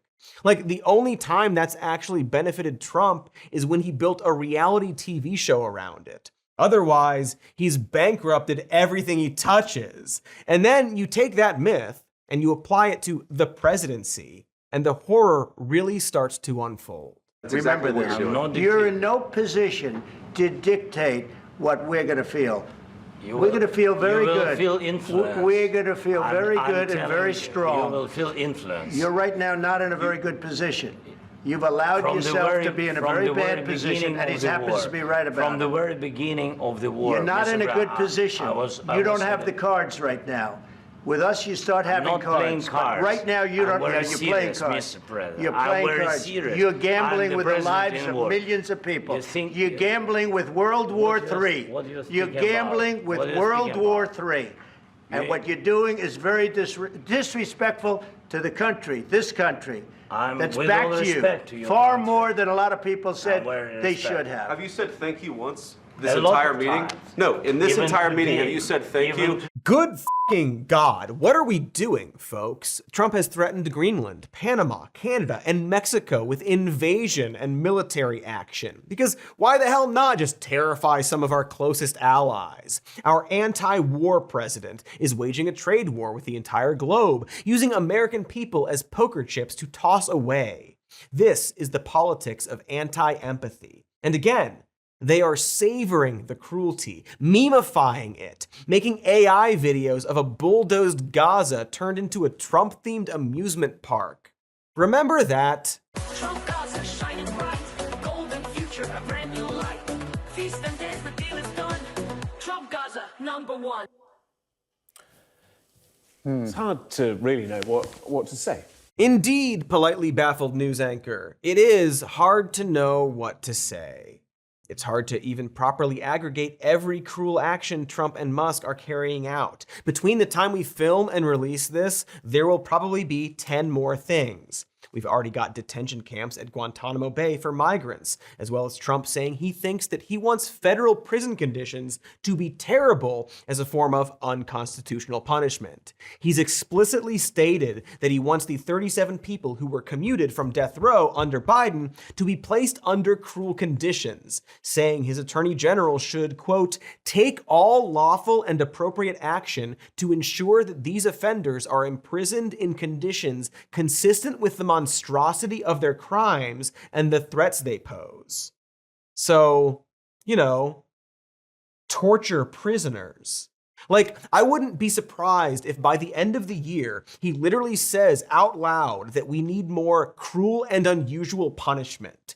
He's in the process of potentially revoking the legal status of Ukrainian refugees who fled the country after being invaded by Russia. He's also planning to try to deport 1.3 million refugees allowed in the United States who have temporary protected status, a way to fast-track immigrants fleeing from violence to help start the process of legal immigration. This includes Nicaraguans, Venezuelans, and Cuban refugees whose families might have voted for him in Florida. ICE also deported someone with cancer. Let me be specific.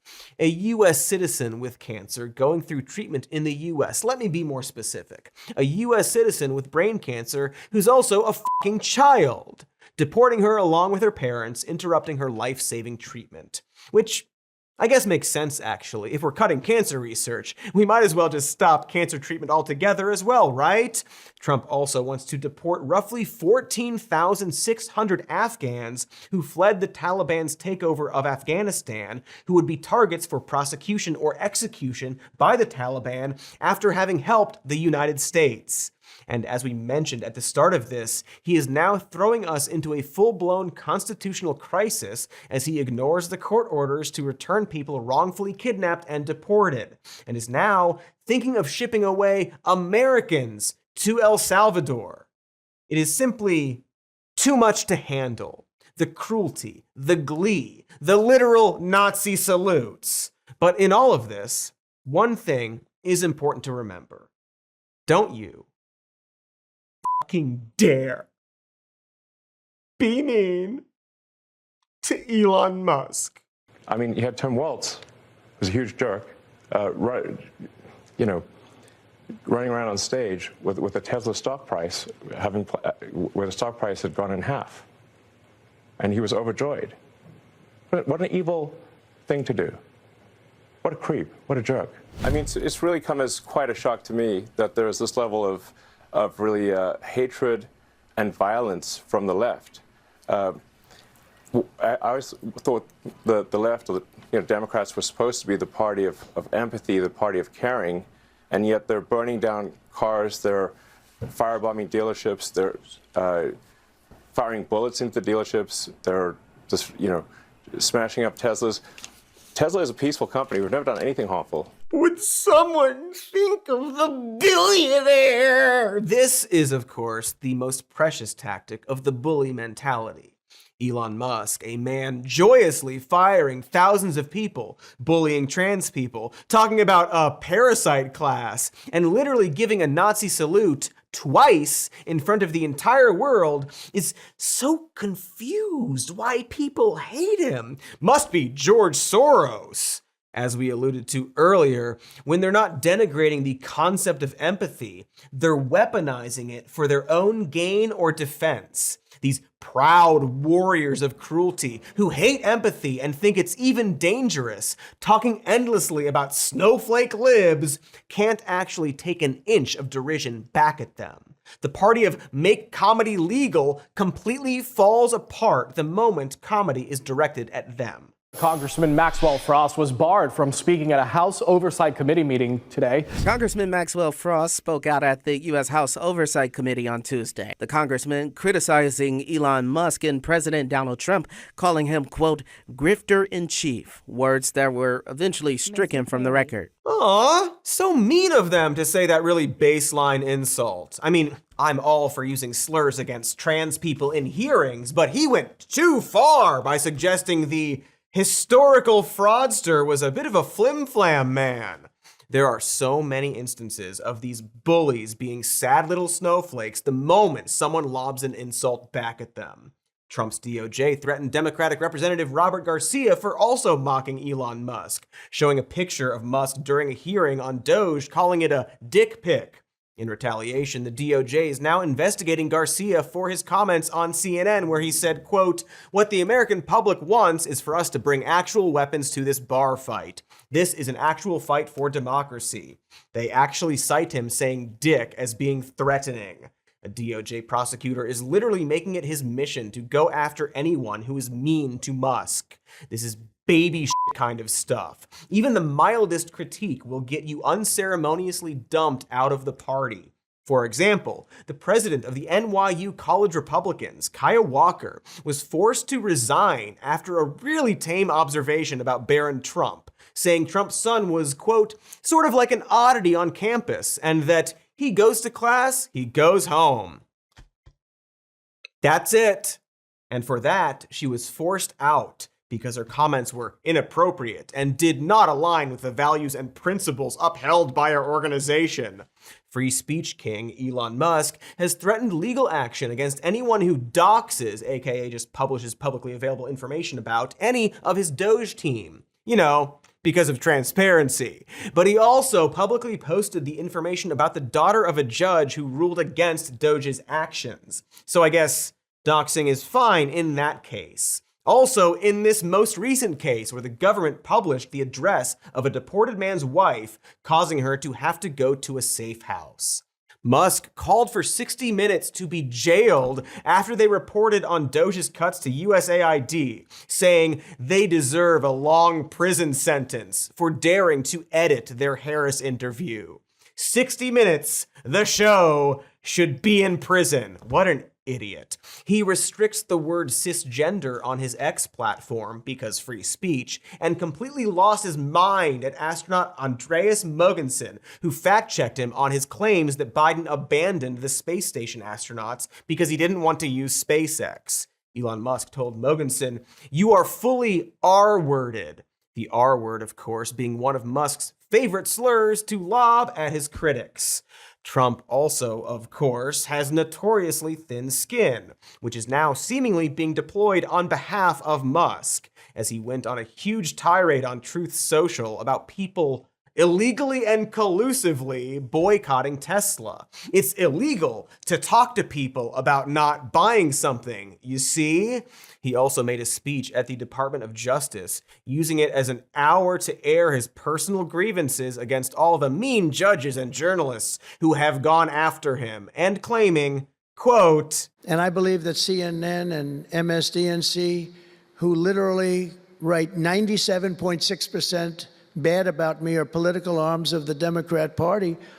And in my opinion, they're really corrupt and they're illegal. What they do is illegal. Again, baby shit. King Joffrey level baby shit. These guys love the free market, claim to be free speech warriors, talk constantly about rugged individualism and manliness, and then the moment someone nudges them, they just freak out and cry, illegal! Musk is allowed to writhe about gleefully on stage and relish in his own cruelty and the misfortune of others that he causes, but nobody's allowed to say, wait a minute, f*** that guy. Comedy is legal until it's about them, f*** your feelings. But you gotta date conservatives because I didn't say f*** my feelings. They want to mandate that we all be nice to them while they step on our necks. Because that's what this is actually about, right? As I keep saying, they are bullies. And bullies are cowards who want to hurt others without consequence or accountability or shame. And so, instead of owning up to their actions, it's simply easier for them to hide and cry foul. Cancel all their town halls, for example, lest they are confronted with this. On January 9th, 2025, you joined as a sponsor of H.R. 22 SAVE Act. This means that me and 69 million women like me who have taken their spouse's last name will not be eligible to vote. Do we want to come to a conclusion where we can agree and move on, or do you just want to yell at me and call me names? If you want to do that, I can just stand back here and you can just yell at me. But if you want to solve this problem, we can actually give I'll just sit back here and just let you yell at me if you like. No, McCormick. Aw, how dare those people harass that man? All he did was vote for legislation designed to strip women of the right to vote. This is an old observation that's been said many times, but just because someone doesn't raise their voice or break decorum doesn't mean that they are doing something polite or civil. Some of the most brutal and cruel acts have been carried out with a smile and a pen. Like the script for The Phantom Menace, ka-chow! But for us, everyday people, we don't get to be calm. We have to work with what we have. Musk gets to say, well, I'm not hurting anyone, because he's not literally out there throwing punches, but his actions are far more devastating than destroying a car dealership. And yet, in classic bully fashion, they are now cracking down on these Tesla protests. No doubt finding ways to classify anyone at them as a terrorist. See, because the end goal of this thin-skinned bully attitude, when applied to the people in power, is an act of criminalizing dissent and a rise of fascism. I really need everyone to realize that. I mean, you probably already do because you're smart and sexy people, but I will break it down. Do you remember when everyone had that debate about whether it's okay to punch Nazis? Because if a bunch of Nazis were to gather in one place and hold up signs, they are technically not physically hurting anyone. It's free speech, right? But what people didn't seem to grasp is that the presence of Nazis in itself is a physical threat. There's a reason why, for example, the punk scene generally knows to eject Nazis immediately from a show. Because they start fights. They want to hurt people. That's what they believe in.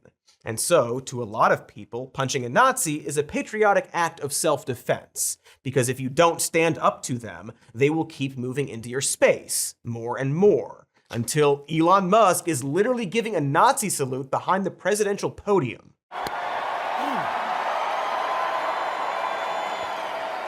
What people need to get through their heads is that this gesture is an act of violence. Without apologizing for or explaining or atoning for it, what Musk is signaling is that he supports the eradication of a group of people. And so he doesn't get to act like a victim when people respond with vandalism or protests. When confronted about this, Elon Musk basically rolled his eyes and whipped out the old chestnut of, geez, everyone is Hitler to these people. And if you're wondering how an entire country is seemingly allowing this cruelty and blatant white supremacy to escalate, you really need to go back to the punching Nazi debate and how it relates to the right-wing obsession with triggering the libs. For like a decade now, we've heard this phrase and have even normalized the term triggering to basically mean any action where a person calmly invokes rage in another person. It's weird we want to do that. And for the far right, this concept of triggering or owning the libs has been used to slowly introduce increasingly cruel and white supremacist ideas. Racist or violent dog whistles, like that whole OK hand symbol, or the Pepe Frog meme. To the outside observer, it looks like someone unreasonably freaking out over a simple gesture. And for the average conservative, it was a quick and easy way to feel like you've bested your political opponent. After all, when you break down the trigger the libs phrase, all it actually means is do something bad to your opponent because they are your opponent. There's no actual ideology there. There's no benefit to anyone. And now we're actually seeing this built into policy. Dinesh D'Souza, right-wing commentator, dater of Laura Ingraham and Ann Coulter, and convicted felon, pardoned by a convicted felon, tweeted, "It would be fun to rename all the forts after Confederate generals, not because we like Confederate generals, but just to piss off the left." It shouldn't be surprising to also find that D'Souza has in fact defended and expressed empathy for Confederate generals more than once. Not because we like them. Yeah, sure, buddy. In fact, Secretary of Defense and alleged domestic abuser Pete Hegseth has been doing just this, coyly stating he's using the names of obscure military figures who just so happen to have the same names as the Confederate generals. Literally zero reason besides spite. Making policy from spite, venerating the Confederacy to the public because of spite, and honestly probably at least a little bit of racism. There is a growing nihilism in it, in that over time, people didn't care about what they were supporting so long as it triggered the other side, even if what they were supporting is literally the Nazi Party. And that's why I'm going to join the Elon Musk and President Trump's movement. My heart goes out to all of you. We're not gonna quit. Fight, fight, fight. God bless all of you for what you're doing. Please keep doing it. I hope that I can encourage you, and my heart goes out to you. God bless. It's a Nazi salute, guys. You're doing a literal Nazi salute to own the libs. Here's the CEO of a construction company doing it at a fucking corporate event. A CEO stepping down after this video went viral, showing him do a Nazi salute on stage at a company event in Boise. I mentioned that last guy because of his absolutely perfect response to being ousted for a Nazi salute. Quote, "Unfortunately, my recent attempt at humor and parody fell short and is being used by others to unfairly judge me and, more importantly, our amazing company and its people. At the beginning of our annual State of the Company event, I briefly commented on the election and, as part of a political skit, mimicked Elon Musk and President Trump's signature dancing." Signature dancing. Ah, shucks. You people just can't take a joke. My really funny joke that was doing a Nazi salute? Are you triggered much? You get it, right? The humor there? You see, okay, so millions of people were slaughtered in the most brutal, mechanized version of a genocide in the world's history. And the people who did it were called Nazis, right? And so they did this thing, it's like a Nazi salute thing. And it's funny to do on stage as a CEO, because it upsets people who don't very much like the idea of mass genocide happening again. Or worse, use pronouns. And so you see, by doing the Nazi salute, I'm like implying that maybe I think it's good we do a genocide again. Do you get it? Do you get the joke? Do you get my good joke?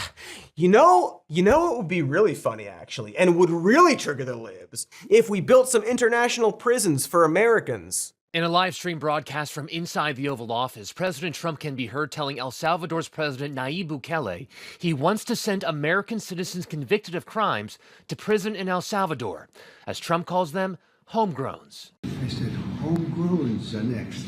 The homegrowns. You got to build about 5 more places. Yeah, that's fair. All right. Good joke, guys. Hey, maybe we should have just stood up to all those Nazis after all, you think? Perhaps we need to take these jokes as actual threats and not have a debate about a measured response. Like, you know how Trump keeps coyly joking about being a king to trigger the libs? Do you think it's a joke? Because when anti-empathy and cruelty are policy, we're just talking about fascism, after all. It's Nazis. They're Nazis. That's ultimately what we're getting to here. The triggering the libs as a tactic is not new. It's Nazi shit. Jean-Paul Sartre captured the nihilistic philosophy of hatred perfectly in his takedown of Nazis and anti-Semites in a quote you may be familiar with. Never believe that anti-Semites are completely unaware of the absurdity of their replies. They know that their remarks are frivolous, open to challenge, but they are amusing themselves, for it is their adversary who is obliged to use words responsibly, since he believes in words. The anti-Semites have the right to play. They even like to play with discourse, for, by giving ridiculous reasons, they discredit the seriousness of their interlocutors. They delight in acting in bad faith, since they seek not to persuade by sound argument, but to intimidate and disconcert. If you press them too closely, they will abruptly fall silent, loftily indicating by some phrase that the time for argument is past. It is not that they are afraid of being convinced, they fear only to appear ridiculous, or to prejudice by their embarrassment their hope of winning over some third person to their side. If then, as we have been able to observe, the anti-Semite is impervious to reason and to experience, it is not because his conviction is strong, rather his conviction is strong because he has chosen first of all to be impervious. It's Nazis. Nazis, Nazis, Nazis, Nazis. And might I add, Nazis. Remember that Musk quote about empathy being the weakness of Western civilization? The fundamental weakness of Western civilization is empathy. That's a Nazi thing. Writer John Schwartz found an extremely similar quote. It is necessary to put an end to the thoughtless behavior of numerous people's comrades and to eliminate thoroughly uncalled for humanitarianism and foolish sympathy. It is equally obvious that we need to wipe out the sympathy for this element, destructive to our people. This was published in 1935 by the Nazi Party's Central Propaganda Office, the Reichspropagandaleitung. This attack on empathy at the core is just buttering up the American people to accept our further descent into fascism and cruelty, also known as potentially, eventually, genocide. They may not even realize they're doing it, but they're prepping us. We've already mentioned these goons, but desperate jester and henchman Greg Gutfeld, along with future puked on guy Jesse Waters, will dismiss literally every single case that's brought up because of all of this spite and resentment, this need for revenge because of some imagined or real slight that they've now taken and applied to everyone who is affected by this administration's actions. Gutfeld, from Gutfeld, says it out loud very clearly. At worst, a guy gets sent to a country he doesn't want to go to. You know what? I can live with that. Into a prison camp, not just out into the wild. Look, I'm sorry, Jessica. I understand your concern, but I refuse to care about one person who's an illegal alien when the mental shelf space that I have is now reserved for victims of crime. This manufactured narrative, family man, father of three, coming from the media, who with the same intensity talked about having children was bad for the climate, are now telling us that when you have children, you are now a pillar of the community. If that guy was a white American citizen, they would just call him a MAGA extremist. But he's an illegal alien and he has kids, and now he's the spirit of the community. He's a good guy. Who cares? He's illegal. See ya. Notice how he brings up the vague idea that somebody somewhere wrote an article about how having kids is bad for the climate. He's citing some made-up grievance about something else to justify his own sociopathy, telling you that he straight up doesn't care who gets hurt. Because caring about people is apparently baby stuff now. This war on wokeness, on the left, on empathy and compassion and reason has led to these people thinking that Sesame Street is the enemy. We used to all agree that it's good to teach kids about sharing and empathy and treating others how you'd want to be treated, or stuff like money is the root of all evil. Well, these losers think that's all like fake and gay now, or whatever. They hate beloved children's entertainer Miss Rachel because she demonstrates empathy. They want to shoot Big Bird in the face because the evil satanic left is trying to get you to care about other people. What are we doing? Waters, another soulless dope, claims that the example of a victim of this cruelty, of which there are very, very many actually, needs to be pure in order to matter. If you are going to talk about the rule of law and due process, you have to have a victim that is pure. You can't have a Floyd, you can't have a Smollett, you can't have a Garcia. Your example of victimhood has to be a sympathetic victim, not someone who beats his wife and traffics humans. Except the victims of these people will never actually be pure enough for them. Look at his stupid fucking smile. He knows. He's telling you. No person matters. These cases will get worse, and the blurry lines that the Ghoul Squad used to justify deporting someone without due process or sending them to a foreign torture prison without due process, when they say they don't care about this case or that case, they're saying they don't care about any of it. It's going to get worse. I, of course, can't say what the future of this administration looks like specifically. I can't say that it will be this genocide against this group of people where they're all rounded up, although it does seem like prison camps, and specifically labor prison camps, are a part of it. We can see this mix of economic justification and general callousness and dismissal of laws and, yes, empathy in order to justify this already. They're telling you that they don't care. A question you could ask yourself is, how does this end? What does it look like? Nobody can say. It might be stopped before you notice that it's bad. It might pause for a while so that things can normalize more and then ramp up again. It might lead to some form of migrant detention, internment, labor camps, to bring manufacturing back to America. Awesome. But if they're saying that they don't care who falls through the cracks, and that there's an attack on specifically white European culture or race or men or whatever, everyone outside of that is an enemy, an existential threat to them. They can and will label anyone illegal, a criminal, a terrorist, the enemy of the people, and undesirable. Their empathy map is small, and they have no problem shrinking it even more. So maybe it won't lead to a literal genocide, but this is part of the path. It's way easier to do if people don't see each other as humans. If people are told to put their families first and keep their heads down, then you can do anything you want. If you were wondering how the German people were able to ignore the atrocities around them, this is how. And now it's happening in real time here. When senators visit wrongfully deported and imprisoned people, the guy who started the CRT and DEI panic himself will call it empathy turned pathological. Never mind that these visits are also about, like, the law. Visiting these people, yes, displays empathy, but really it's about protecting people's rights. That's important to remember too. We could do an entire hour on why this is about protecting people's rights and how all of these pricks are lying about this and are pushing even more towards fascism and authoritarianism just in, like, a legal sense. And yes, empathy brings us together and helps us understand the world, etc., but it also helps us. It helps you and everyone. Even if you don't believe in empathy, you should want the rights of others protected, because that means they'll protect your rights too. And as we've already discussed, your rights aren't safe from these people either. They don't care.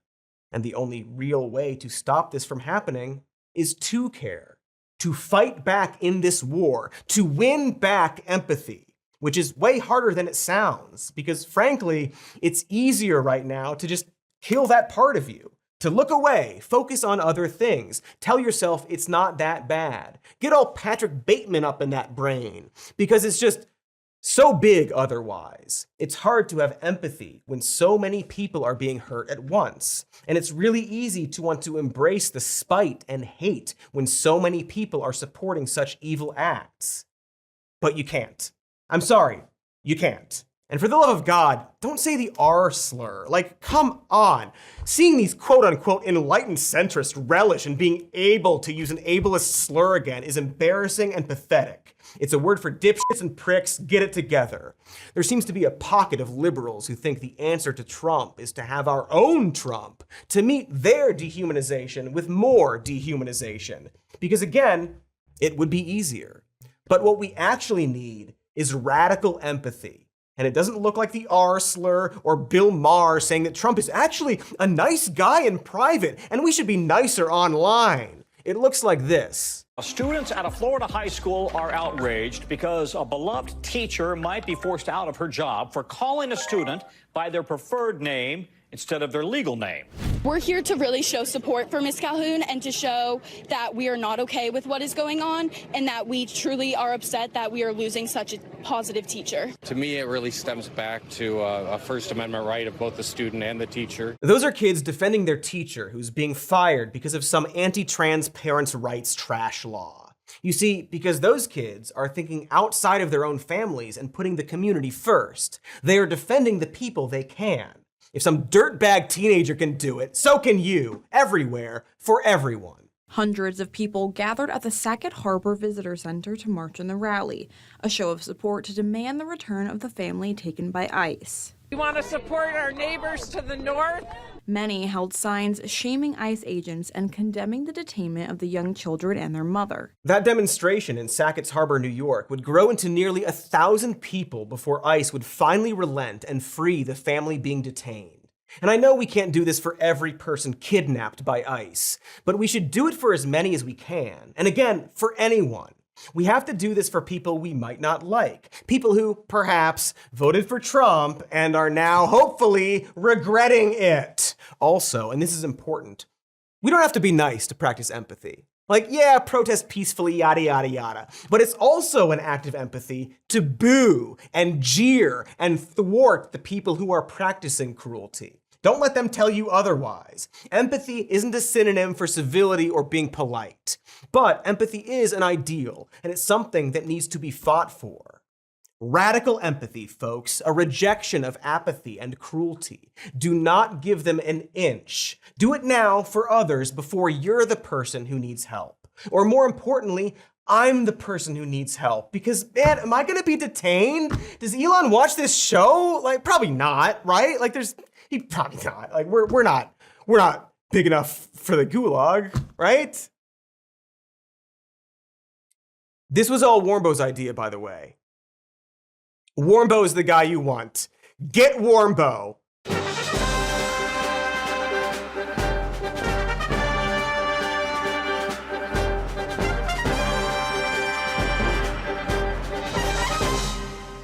Warmbo, come take a bow. Your big episode just got filmed. Warmbo, the people, they crave you. They crave Warmbo. They're applauding. The one time he won't show up. Warmbo, I'm ready for Mr. Cody wants a hug and a kiss. What do you want? Where are you? Warmbo?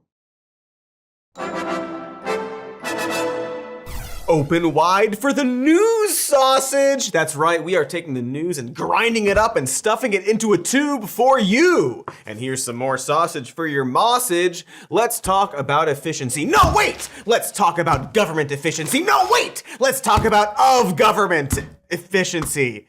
No, wait! And so on. Bad sausage. So, in theory, Elon Musk is planning to step down from the Department of Government Efficiency. DOGE. Do you get it? Do you get it? Look it up. To focus on his other work, such as screwing up a car company and screwing up his space company, or maybe screwing up his kids. He's got a lot of dicks in the old bear trap, as they say. And speaking of things people are saying that he sucks. He sucks. DOGE sucks, and he can suck on DOGE, which was a big waste of time that we'll have to spend decades undoing the damage of. But listen, everyone calm down. This isn't gonna be a video about how much Elon Musk sucks or what he sucks on. We're gonna be fair. We're gonna be balanced. We're gonna be T. We're gonna be M. We're gonna be C. We're gonna be R because we get to be TMCR. We've TMCR'd that. It's in the Urban Dictionary with the other cool words. So my point is, I think that we're not gonna trash Elon Musk. We're gonna step back and actually look at what DOGE has accomplished so far. And then, if applicable, we're gonna trash Elon Musk. Because he's garbage. And they say I wear a lot of hats. Even my hat has a hat. Who doges the Dogers? I doges them. And in the interest of being fair and balanced, TMCR, we should start by simply looking at what the stated purpose of Doge was, or dare I say, is. So the website has no stated purpose or like an about page that we could find. Just the words, "The people voted for major reform" at the top, which seems more like a terse justification than a motto, but okay, I guess they skipped that section for efficiency and got right to it. But when first conceived, DOGE was described a bit like a think tank that would push for reform from an outside perspective. That was at least how Vivek Ramaswamy would describe it, before being DOGE right out of DOGE. Remember that. Remember when the first thing the Department of Government Efficiency did was assign 2 people in charge of it, and then those 2 people had to fight for dominance like they were joining the Joker's gang. Going back a little earlier, before he was somehow elected, Trump apparently came up with DOGE after discussing it with Musk. He would go on to define DOGE as the Manhattan Project of our time, because we all love what the Manhattan Project created, and said the goal of DOGE was to, quote, slash excess regulations, cut wasteful expenditures, and restructure federal agencies, and also drive out the massive waste and fraud which exists throughout our annual $6.5 trillion of government spending. He repeated the idea that DOGE would, quote, provide advice and guidance from outside of government and would make life better for all Americans. Again, his words, advice and guidance outside of government, make life better for all Americans. Also, it was important that DOGE would be maximally transparent with the American people, more transparent than anything else in our government.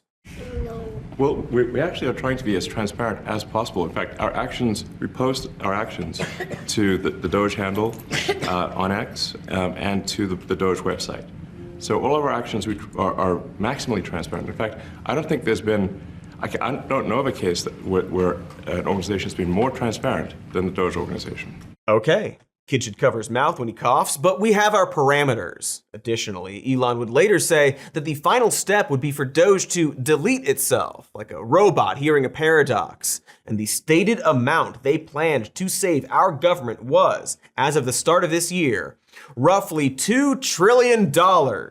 According to fundraising emails from Trump, that $2 trillion could then result in every American getting a $5,000 stimulus check on top of whatever future tax savings this would result in. Again, provided they hit that $2 trillion goal. So, 100 days in, after so many firings and chainsaws and winning, did they hit that goal? Well, thanks to your fantastic leadership, this amazing cabinet, the very talented DOGE team, I'm excited to announce that we anticipate savings in FY26 from reduction of waste and fraud by $150 billion.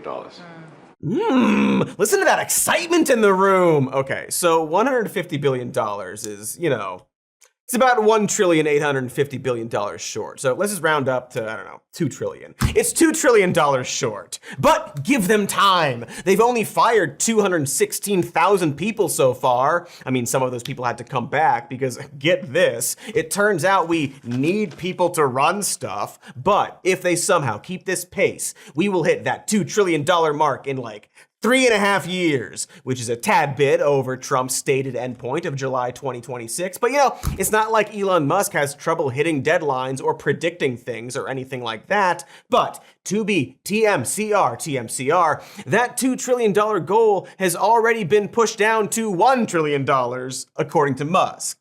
Because goalposts are actually really easy to hit if you just move them. We should just do that all the time.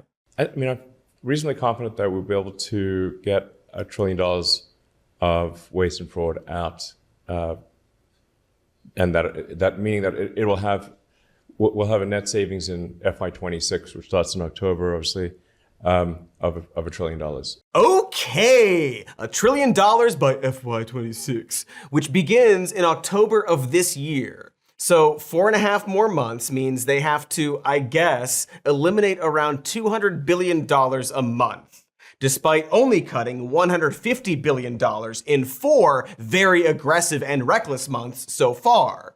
So you might notice that Musk isn't going to hit that goal either. He moved the goalpost and still missed. Imagine that. Imagine creating this highly curated little game for yourself and still losing at it. That's like buying a social media site and still being unpopular on it.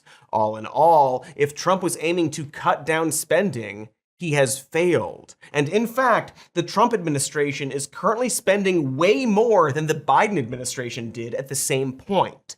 Also, it should be noted that this $150 billion in cuts is according to Musk himself, as well as the DOGE website, which now lists that number as $165 billion under estimated savings. See, the thing about the DOGE website is that since it went up, it's actually been less than maximally transparent, as Elon had claimed. Minimally transparent, you could say. There's actually a journalist named Marcy Wheeler who has tracked all the instances of DOGE claiming to cut billions of dollars before quietly reversing that claim. So, for example, the 5 largest cuts in the wall of receipts that DOGE posted were all eventually deleted. This included a boasted $8 billion in cuts to immigration and customs enforcement that turned out to actually be 8 million with an M, not a B. And there are, as you probably suspect, so many more instances of this. In February, DOGE claimed to cut $232 million from Social Security when the actual amount turned out to be half of 1 million.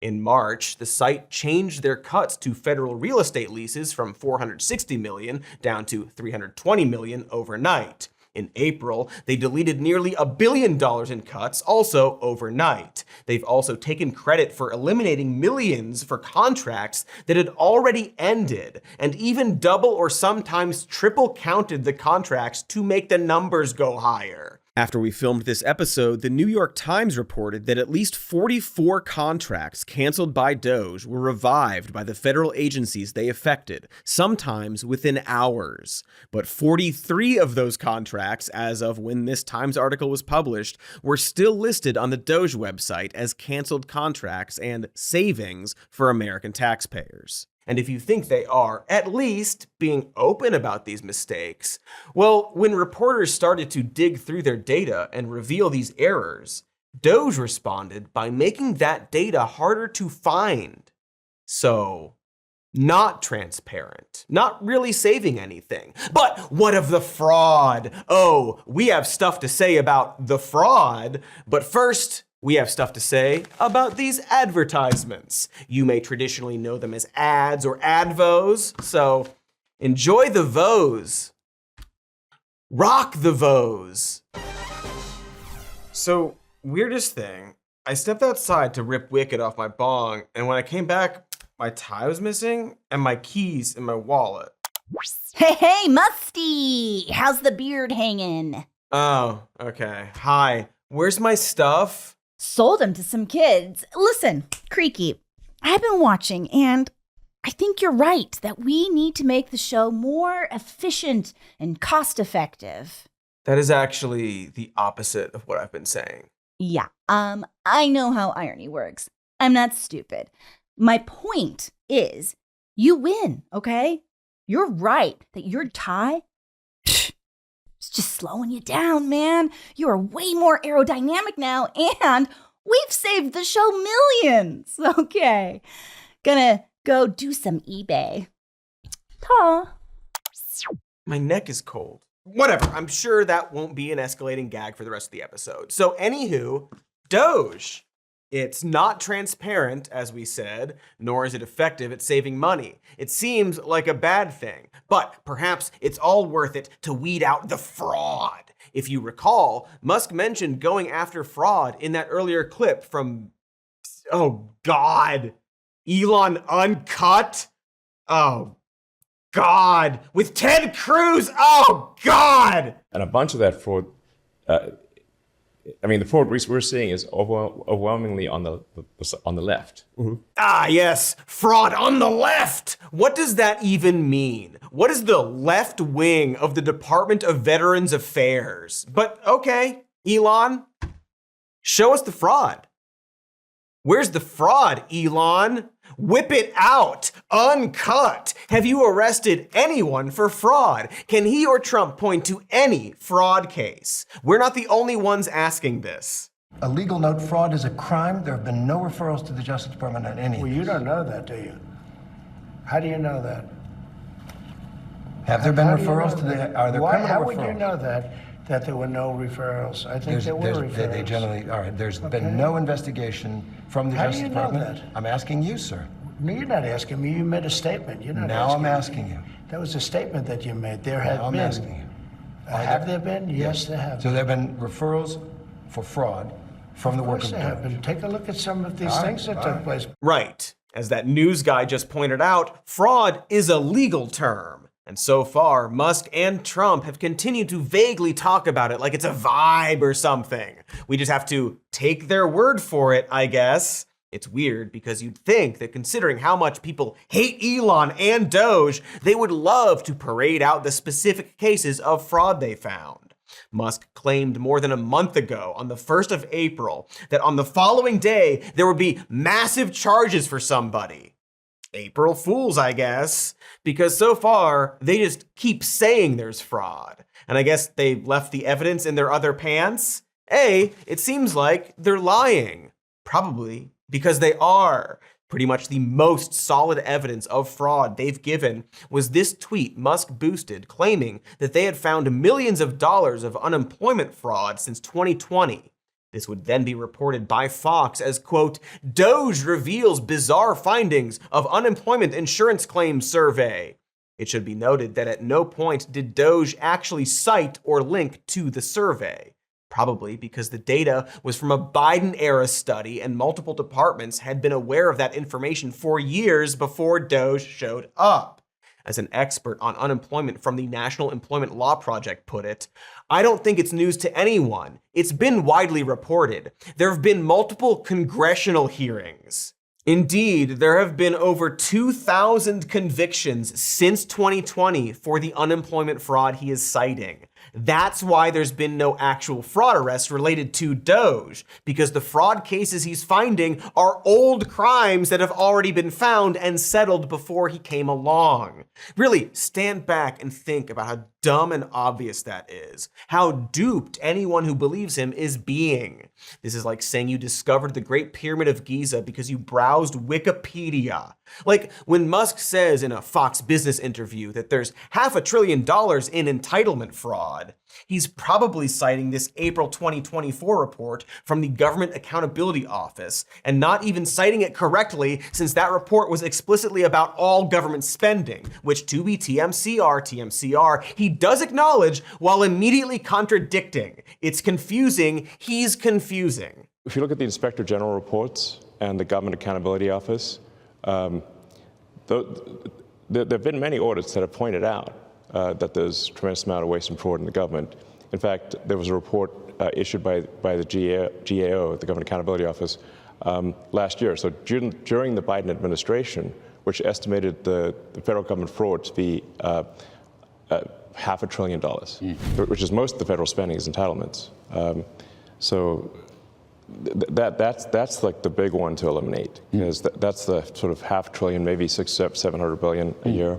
DOGE generally, and Musk very specifically, are such obvious liars. It is truly disgusting, and he should be constantly shamed for it. And people are starting to notice that these claims of massive fraud and abuse aren't leading to anything, or anyone being punished for fraud or abuse. There's a reason you see so many posts these days angrily asking where the arrests are. Where's Bondi? Get him! Oh, the White House has no specific timeline for releasing the Epstein files after weeks ago making a show about binders with various MAGA influencers? Why? Oh, why? Musk said there are 100,000 federal workers getting unemployment benefits while still working. Where are the arrests? Well, see, there aren't mass fraud charges because they're not actually doing any of this. It's a play. They're doing pretend. And they're also massive liars. Take that 100,000 claim. You can see a lot of right-wing accounts on X, the everything slop, posting this specific clip. It's about 15 seconds long. We've actually found there's a lot of people who are federal government employees, they're active employees who nonetheless applied for and have received unemployment insurance. While they're federal employees? Yes. Wow. And this appears to be at least 100,000 people. Wow. Okay, wild claim, but for transparency and truth, what was he claiming right before this? We've seen just crazy things like the 20 million dead people in the Social Security database marked as alive. So that's a lie, and it has been debunked many times by many people. The Social Security Administration literally had to make a statement about it. Mayor Pete had to explain it to podcasters' faces. It's just not true. Next. Many of whom were receiving benefits. One person was 360 years old. Wow, older than the country. You'd think that would be a bit of a red flag, you know? They're older than America. Yeah, man, that's what she fucking said. Did you not decide who was going to do this obviously planned line before the interview? Come on! Also, I said next. And, you know, we found people receiving unemployment insurance with a birth date in the future. Oh, hey, it's that thing we already talked about earlier that was another big lie. So when he gets to the third thing on his list of so far only disinformation. We found at the Small Business Administration that they're giving out loans to people as young as 9 months. You simply should not believe that. Because why would anybody?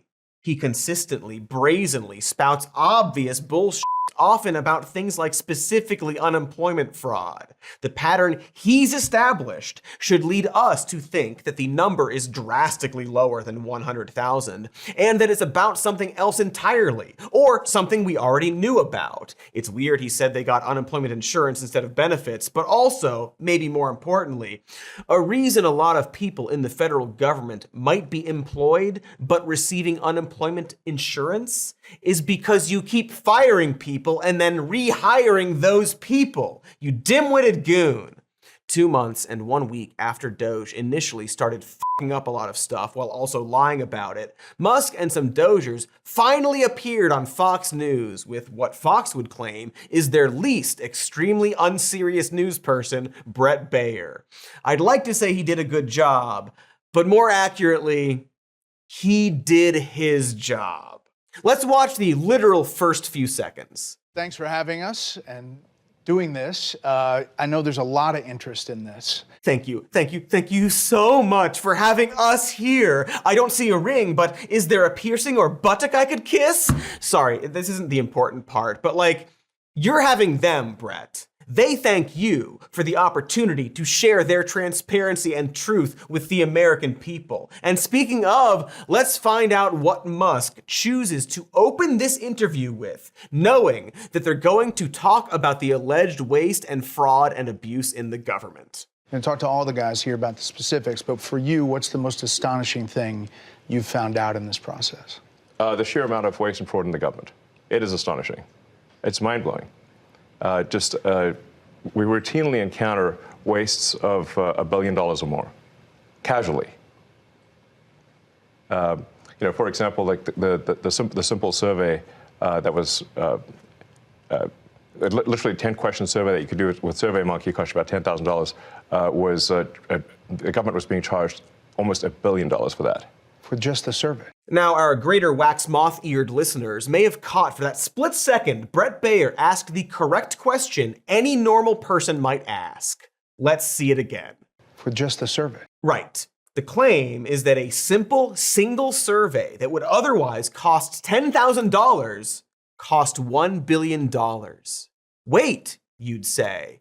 $1 billion for just the survey? This is a good opportunity for Musk to clarify. Which he does? For just the survey. $1 billion for a simple online survey, do you like the national park? And then there appeared to be no feedback loop for what would be done with that survey. So the survey would just go into nothing. It was like insane. Okay, so him quickly saying all of that and stumbling out, it's like insane, along with the obvious absurdity of the claim itself, makes me want to look up more about this $1 billion survey. There's no evidence, there's no receipt on the DOGE website, there's no billion-dollar savings for the Department of the Interior, although there is $2.9 billion over 5 years for facilities and daycare for up to 3,000 unaccompanied refugee children. And even this $2.9 billion is a lie, because if you dug into that contract, you'd find that it was only potential spending over years, much of which might never have even occurred. The US was only obligated to pay $428 million of that contract and had already spent $283 million. So the savings in reality for abandoning refugee children is only $144 million. Well done, dipshits. According to AFP, they were able to find a document outlining how, in compliance with US law that federal agencies assess their performance and services and make plans to improve, the National Parks Service would spend $2 million a year on a manager and researchers, and that would include a bunch of surveys, but no $1 billion survey about, do you like the parks? So I guess that was a lie? Like just a big, enormous lie? Again, this is the first thing he wanted the American people to know. He just only lies. The interview continued with him saying he'd get to the $1 trillion goal before he leaves after 130 days, that there won't be any kind of report after all of this, and that he prefers to measure thrice and cut once. Can we show the delicate art of measuring thrice and cutting once? This is the chainsaw for bureaucracy. Chainsaw! More lies. Here he is claiming that the Department of Education had a COVID fund that could be drawn from by people without showing receipts, and they were using it to throw parties. They were renting Caesar's Palace. Yes, they were like basically partying on the taxpayer money. Stadiums. Yes. Leasing stadiums. Leasing stadiums. For what? For parties, basically. For parties. Yes. That's a big party. It's a big party. Basically partying. Basically. Interesting word, basically. So, not at all, actually, probably. I'm not going to defend every single one of these expenses. A school district probably didn't need to spend hundreds of thousands of dollars to rent out the LA Angels Stadium for their graduation ceremony. But that's what it was for. A graduation ceremony, not partying. That renting out Caesar's Palace for partying was submitted and approved for government hotel rooms to send people to a boring education conference in Vegas. Now, knowing that it was for hotel rooms at an education conference and a graduation ceremony, watch this again. They were renting Caesar's Palace. Yes, they were like basically partying on the taxpayer money. Stadiums. Yes. Leasing stadiums. Leasing stadiums. For what? For parties, basically. For parties. Yes. That's a big party. It's a big party. They think you're so fucking stupid. Hey, Elon, if they could get this money without showing receipts, how do you know what they spent the fucking money on? At one point, DOGE claimed that $7 million was spent on various projects studying magic.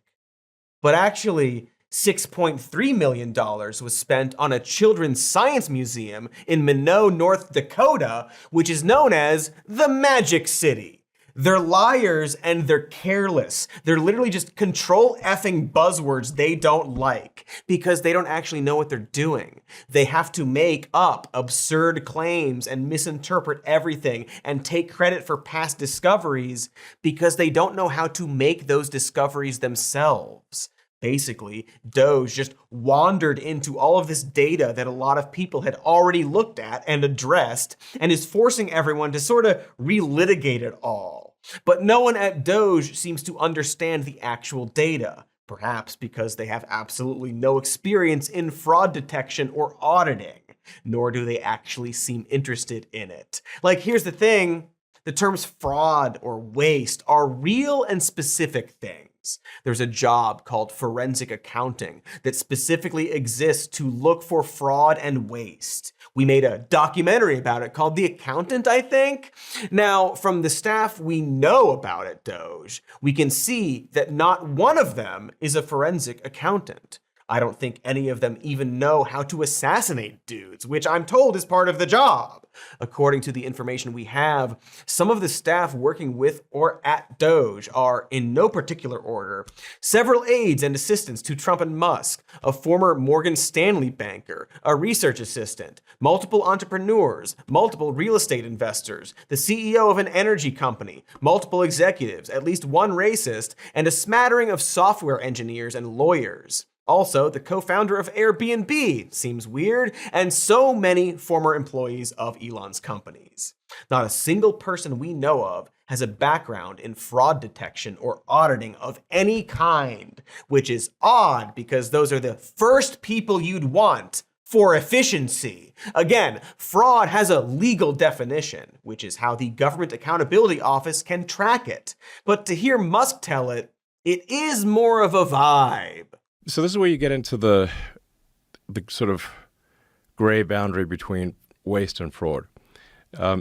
If money is sent to a person or organization from the government, and you didn't really deserve it, but the government still sent it to you, is that waste or fraud?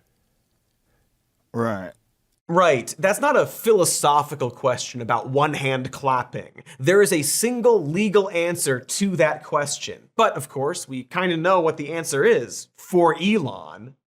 It's whatever he wants it to be. I mean, the fraud we're seeing is overwhelmingly on the left. Mm-hmm. There he is, uncut or mangled, as some allege, saying what we all know. The fraud that we're seeing is on the left, he says. Except fraud can be a gray area, like a Rorschach test or the character Rorschach. In this case, fraud and waste is actually what a bunch of executives and investors and rich people decide is wasteful or fraudulent to them. Not by a legal definition, just what they see it as. So, for example, Musk has decided that a lot of fraud is coming from undocumented immigrants. Entitlements fraud, that includes like Social Security, disability, Medicaid. Entitlements fraud for illegal aliens is what is serving as a gigantic magnetic force to pull people in from all around the world and keep them here. America! Come for the fraud, stay because you've been imprisoned. Hey, fun fact also, no, that's not true. Sorry, I'm not being woke when I say that there just isn't any evidence that immigrants are committing widespread fraud. In fact, the opposite is true. A 2024 study found that unauthorized immigrants paid almost $100 billion in taxes in 2022. That's almost as much as they've saved at DOGE. But again, they don't care. This is a partisan group that was told to cut a specific amount of money and find a specific amount of fraud. And they're going to do it so long as it fits into the right-wing narrative. And in case you don't realize, that's not actually how audits work. Auditing is another very specific thing with a specific definition and process. And that definition doesn't include starting with a conclusion and then forcing it to happen. Kind of like how medical studies don't start with a government official vowing to find the environmental causes of autism by a certain month.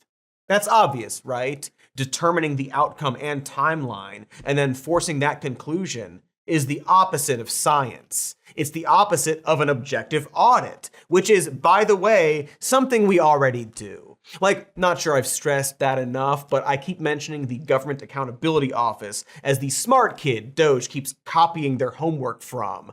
But auditing isn't simply the process of hacking down spending and then calling it a day. It's an involved and timely process that takes a lot of attention to nuance. That's perhaps why, when asked by Wired about the DOGE cuts, actual federal auditors were horrified by what they saw and pointed out that stuff like canceling contracts is likely going to cost the government more money because most contracts penalize you for breaking them.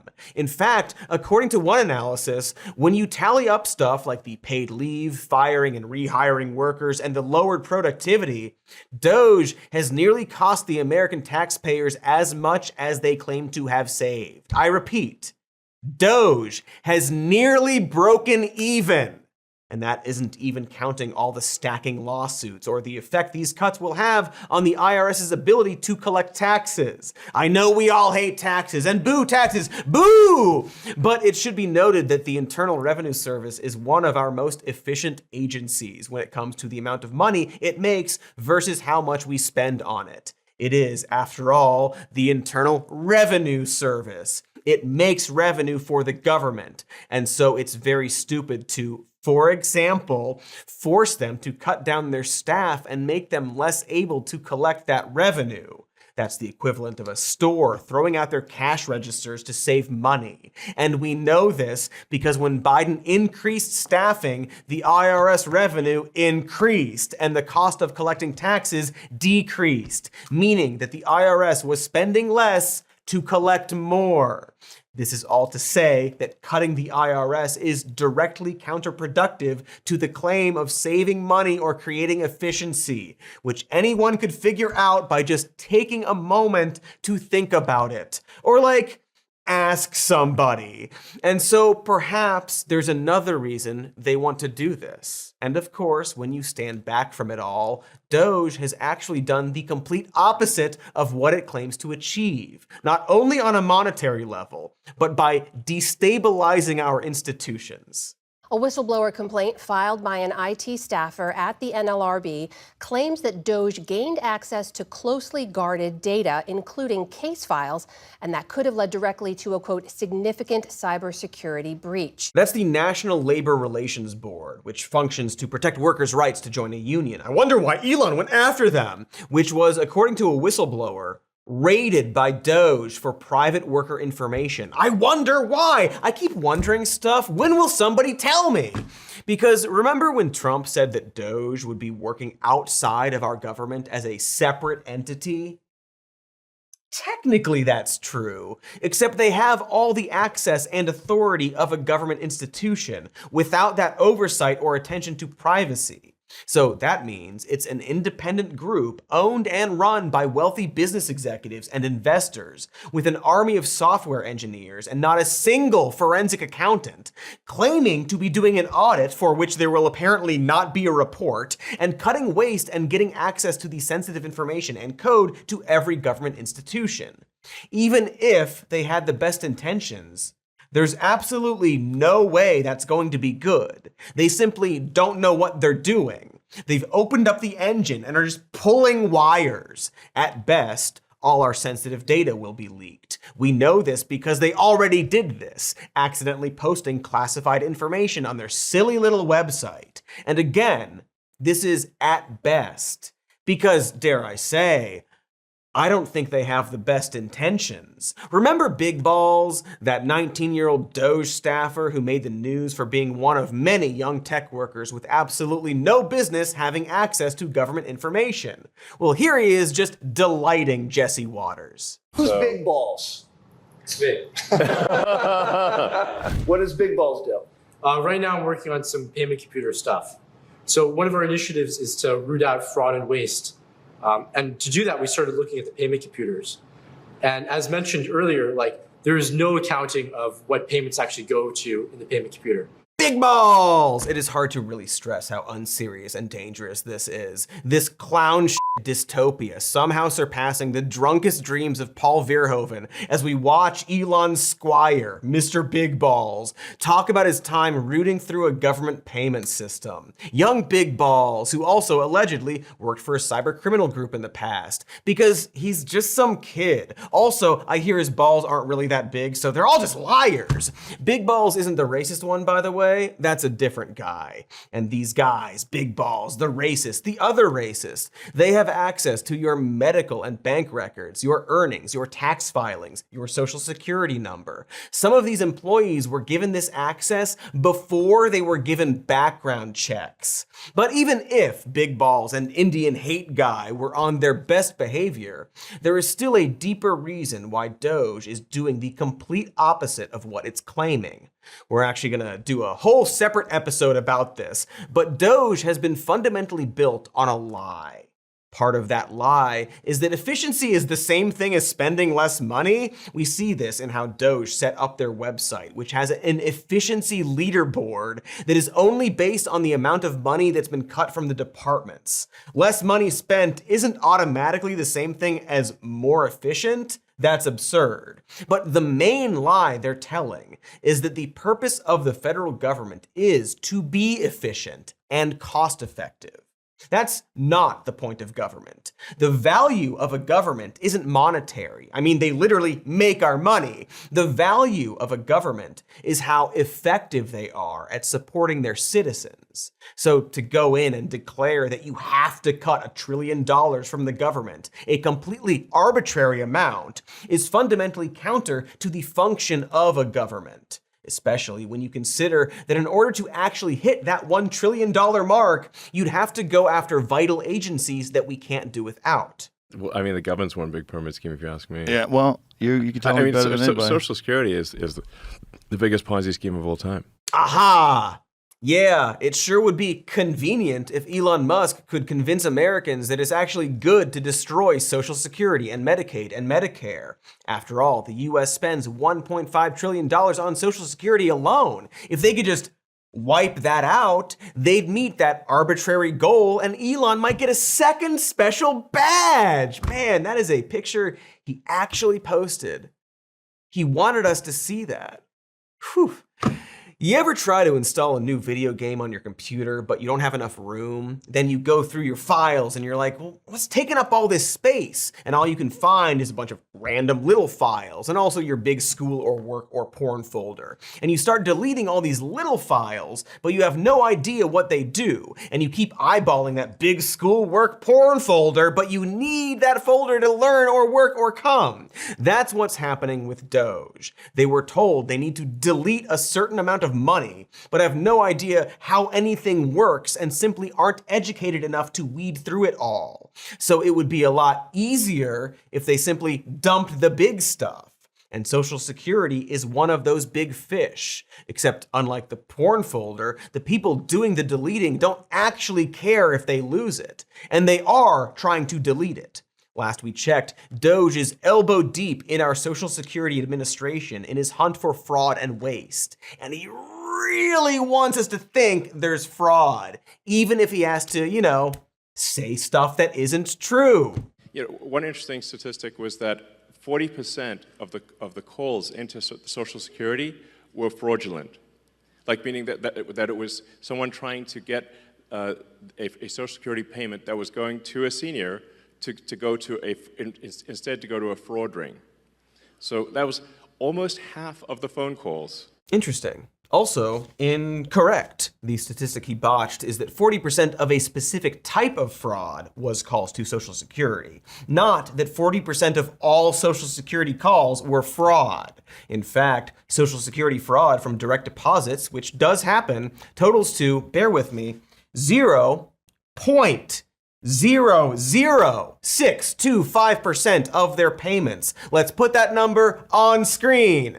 0.00625%, which is roughly $100 million in Social Security fraud. Now that's not a lot, but it's certainly less than $1 trillion. This is all to say that Elon Musk has absolutely no justification for gutting Social Security by claiming widespread fraud. There just isn't enough. And even if there was, the answer wouldn't be to make massive cuts. And yet, that is what Musk is planning to do as hundreds of offices are set to close this year. And at least 7,000 employees will be out of a job. This is not only devastating, but the opposite of efficient. Fewer employees mean seniors don't get their payments on time, and also fewer people to investigate fraud, the thing they care so much about. Since DOGE took over, the Social Security site has crashed multiple times due to Musk's goons trying to install fraud detection software that is untested and likely unable to handle the traffic on the site. Again,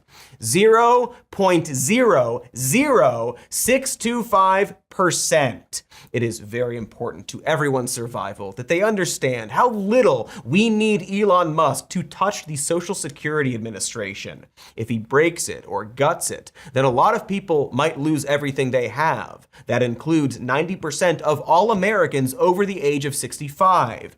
Many of whom simply won't be able to afford food and clothes without those benefits. He needs to stay the f out of there. Someone put a big padlock on it. And I can't stress enough that this is just one of many vital agencies that DOGE is dismantling, to devastating results. Their cuts to USAID, for example, have already killed hundreds of thousands of people, many of them children, who depend on their support, and they're projected to cause millions of more deaths over the coming years. It's hard to fully fathom how many people DOGE and Trump are not only killing, but also essentially discounting their existence as fucking waste. That is, dare I say, I'm gonna dare, evil.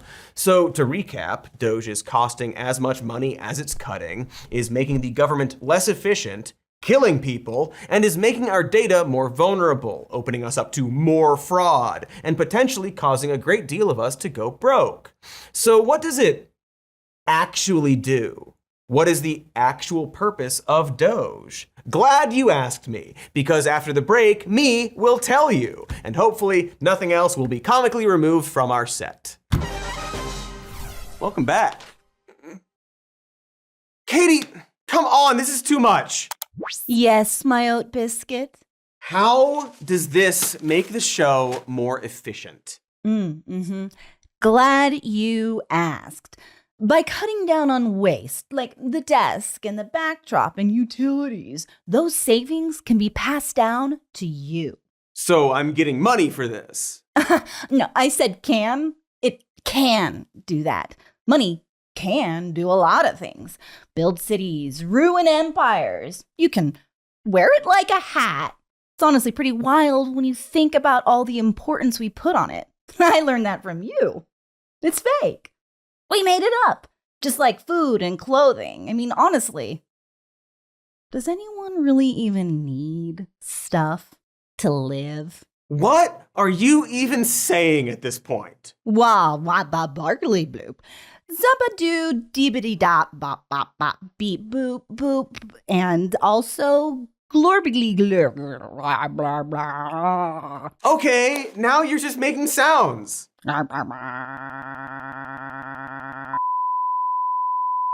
Well, can't get any lower than this at least. I've definitely hit the bottom. All they can do is kill me now. And speaking of hitting the bottom, DOGE. As we've recapped, it's not saving us money, but rather costing us money. It's not finding fraud, and in fact might cause more fraud. It's not saving our institutions, but actually degrading our institutions. None of that is my opinion. That's just what it's doing. So what is the actual point of it? Well, there are two options there. Either Elon Musk and Donald Trump earnestly thought that DOGE would make things better and then failed, or DOGE was actually created for another goal that had nothing to do with making the country better for most Americans. Or it could be both of those things. But who stands to gain from our agencies and regulators becoming less efficient? Oh, the mystery. If he loses, man, what? You're fucked, dude. I'm fucked. If he loses, I'm fucked. It does seem that way. So yeah, let's explain the heist. Within hours of becoming our very popular new president, Donald Trump signed an executive order that took the United States Digital Service, a small agency designed to streamline government websites, and renamed it to the United States DOGE Service, as well as moved it under the Executive Office. What that did was make DOGE immune to the Freedom of Information Act and shielded it under the Presidential Records Act instead.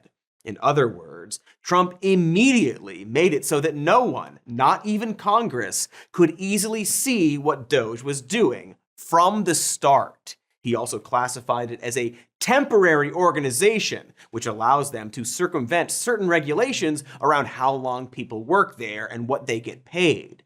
This temporary status also allows Elon Musk himself to personally fund Doge, which is fucking nuts, and means that it's basically impossible for anyone to keep track of their operations. In fact, we don't actually know if Musk is funding Doge, or where their money is coming from, or how they are spending it. All we know is that about $40 million was set aside for Doge at the start of the Trump administration.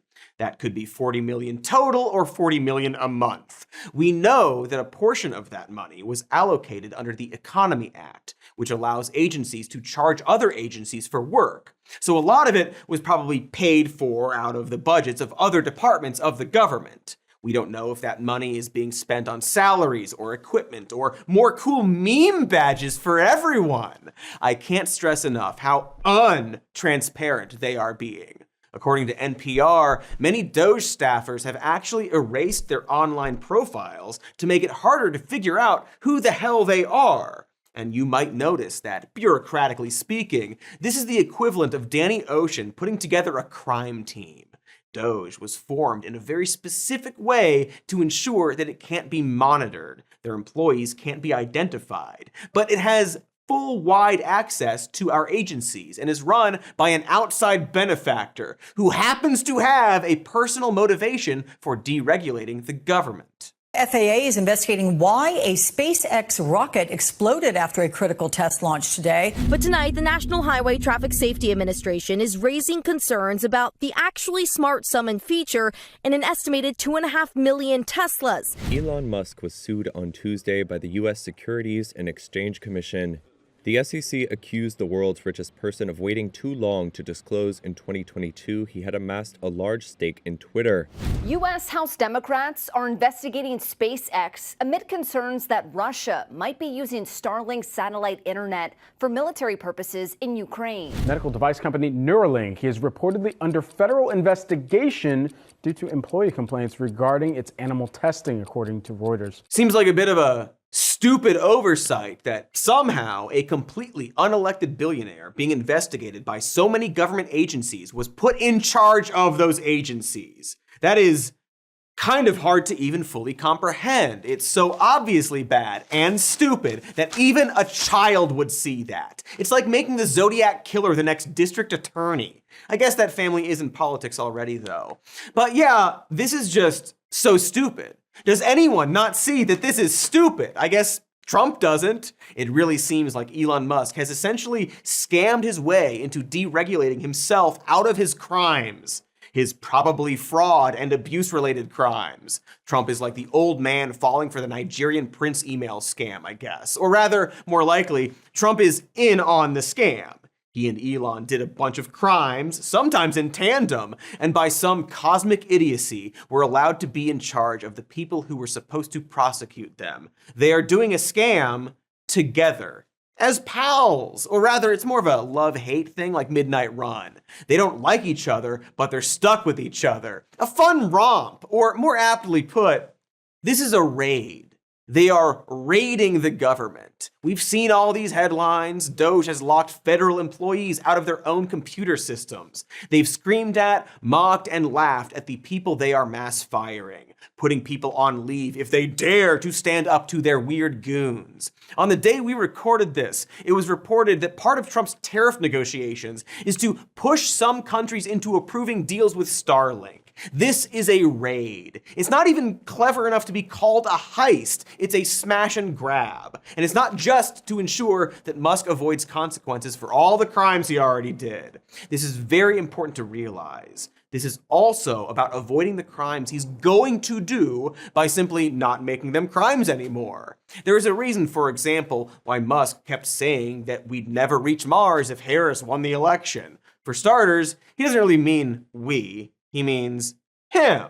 He would never reach Mars because he is under investigation and doesn't want to follow all the regulations and competition that SpaceX would need to navigate. It's much easier for him if he just, becomes a shadow president, cuts those regulations, and then rewards himself all the government contracts he needs to make billions. Meanwhile, his co-president can fire all the inspectors general who were supposed to be overseeing those contracts for conflicts of interest. And bam! Next stop, Mars. And we're gonna take Doge to Mars. Again, he's going to take Doge to Mars. We're gonna be here on Earth struggling to afford food because our social security was gutted. Also, he's not going to go to Mars either way. But he is going to have enough money to buy Mars. It's a raid. Elon Musk raided the government so he could make himself even richer and more powerful, as well as make his other rich buddies even richer and more powerful. And it was at the cost of our quality of life. Because, of course, this all helps other rich people and corporations who get to save money by cutting corners, harming their employees, harming the environment, harming all of us, thanks to this new lack of regulation. He raided us, the taxpayers, and made all our lives considerably worse for his gain. He should go to jail. Soon. Efficiently, one might say. As for what Trump is getting out of this, well, incredibly, that's actually far more chilling. Because the other thing Doge has been doing this whole time, the other heist that's going on, is the collection and consolidation of our private information. Trump is using the guise of efficiency and anti-bureaucracy to, according to his own executive order, remove unnecessary barriers to federal employees accessing government data and promoting interagency data sharing. In other words, he's trying to merge all of your personal information into one big database. The obvious first purpose of this would be to track and spy on immigrants. But of course, it's not limited to that. See, the reason our data is spread across different agencies isn't because of needless bureaucracy. It's because the people who look at our tax records don't really need our medical data. Our credit history doesn't need to be in the same file as our IP addresses or criminal records. It's for our safety and privacy that all that stuff isn't in one place. Not just because of leaks or hackers, but so our own government stays out of our business. You'd think Republicans and libertarians would be pissed about this. This is, without exaggeration, the creation of a surveillance state. They are already using Doge to spy on people, citizens, and will keep doing it. You know how in movies when a corrupt senator or official could just have some hacker, weirdly played by Jack Black, pull up this God file about the protagonist and know everything about them? Well, that doesn't actually exist. Until now. And the first guy to take it for a spin will be Trump. And if you, perhaps, dislike Trump and think that he's guiding us into an authoritarian state, well, you know why this is bad.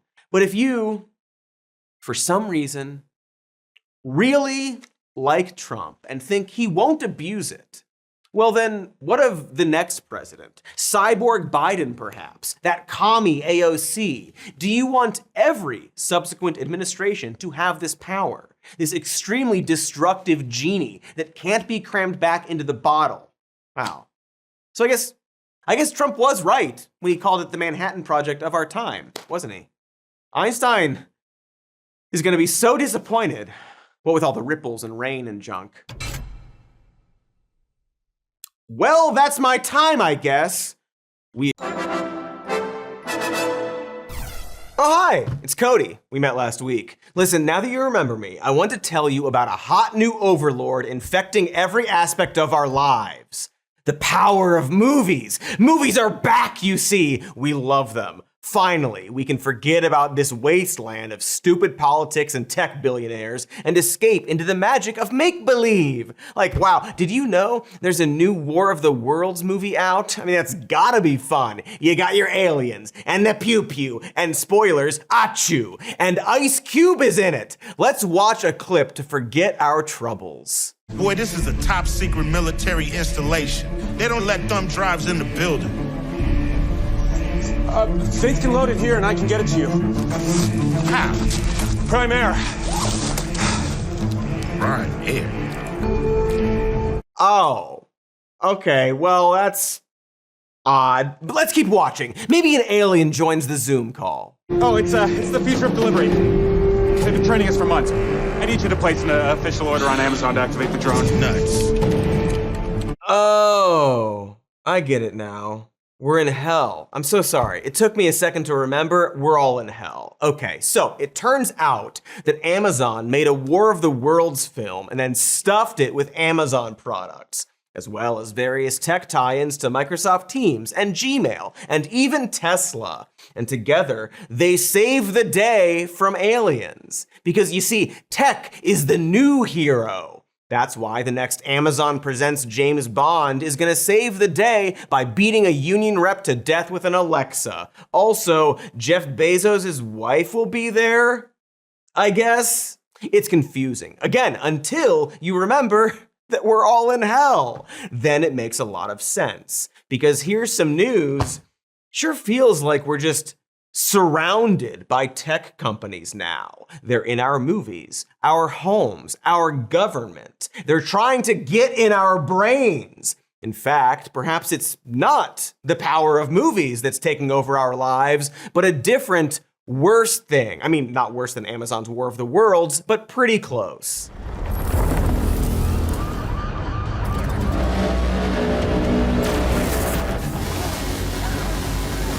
How right-wing tech billionaires took over the world.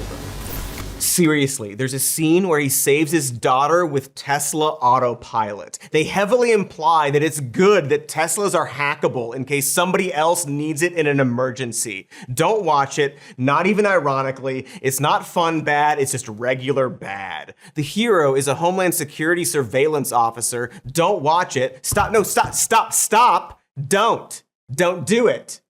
Anyway, big tech billionaires. You know them: Zucko, the Bez, ex-Nazi, Palantir, Professor Bing. We didn't ask for them, no one likes them, but we have them. Like the Amazon War of the Worlds, starring Ice Cube's face, and sometimes everything below his face, because he gets upset and he stands up, he's like, the aliens! And then the scene continues. And then he sits back down. You see, the entire movie takes place with him at his computer because he can't figure out how to get through a glass door. Lockdown.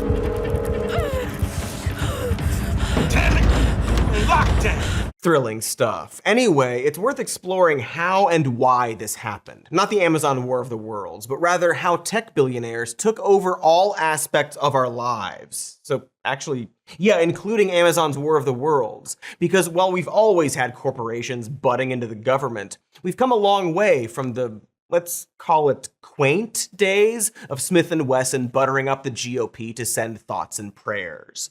We now have a white supremacist tech billionaire openly threatening politicians on a social media site he was and is allowed to own. And that same billionaire literally standing behind the president at his desk like a political cartoon. We have Jeff Bezos buying up newspapers and movie studios, Meta handing over their AI models to the military, Apple presenting Trump with a weird golden plaque, that same president guy doing Tesla ads on the White House lawn, the vice president having any success thanks to the Dark Lord himself, Peter Thiel. It seems that tech companies and our government have fused, and even more troubling, they've been infused with Trump. Like the Brundlefly, except less charming. And that actually brings me to an initial question here. Do you remember when the tech industry was seen as left-wing? What happened there? Apple and Facebook and Tesla, a green energy car company, seem to have made a massive ideological shift in the past decade or so. Why is that? Are they simply kowtowing to whatever party is in charge? Or is it the natural progression of any industry as it becomes more powerful? Or, more likely, is it both? Back in the 2000s, these tech companies still had an underdog, innovative status that progressives flocked to. Obama was almost immediately entwined with tech, having developed a symbiotic relationship with Google and Facebook for his campaign. He would become the first internet president. And during his first election, this was both good for his popularity as a cutting-edge candidate and for these budding companies looking to grow. To quote Eric Schmidt, then chairman and CEO of Google, Senator Obama's plan would help make sure that the internet remains a free and open platform, and that America maintains an atmosphere of high-tech growth and innovation. We particularly share his aims of getting more Americans online, using the internet to increase government transparency, and applying high-tech know-how to thorny problems like education and healthcare. And boy, that's ominous when you read it today. He's basically saying that he's excited for Obama to keep tech unregulated until it takes over essential parts of the government, which is exactly what happened. But at the time, no one was that concerned, it seems. Because they were cool innovators. They pretended to care about the planet and had fun, not at all ominous in retrospect mottos like "don't be evil." They were the underdogs, punk rock tech liberals. After all, these tech moguls supported socially liberal causes, progressive-ish taxation, incremental welfare programs, and Democratic candidates. Bill Gates founded the Bill and Melinda Gates Foundation. Mark Zuckerberg launched the Chan Zuckerberg Initiative. Even Elon Musk signed the Giving Pledge in 2012, promising to donate at least half of his wealth to philanthropic causes after his death. Because if there's one thing Musk is known for, it's keeping his promises and following through on them. At the same time, they were dousing the Democrats with money all the way into 2020. You can sort of see why the GOP was so pissed with big tech for such a long time. Democrats and their cool cigarette-smoking president were surfing this tech wave dick first into the Tron future. It didn't matter how big or overpowering these companies got, because they were delivering that pure Star Trek smack right into our veins. iPhones and video games and social media and all this sleek innovation until one day, it all just kinda... Now we know there are people in the world who do have some analog, old, connected devices out there. So we've also made this. It's an adapter, Lightning to Mini Phono audio adapter. And we're going to include that in the box with every iPhone 7 and 7 Plus as well. Oh. Yay! They made an adapter to fix a problem that they caused.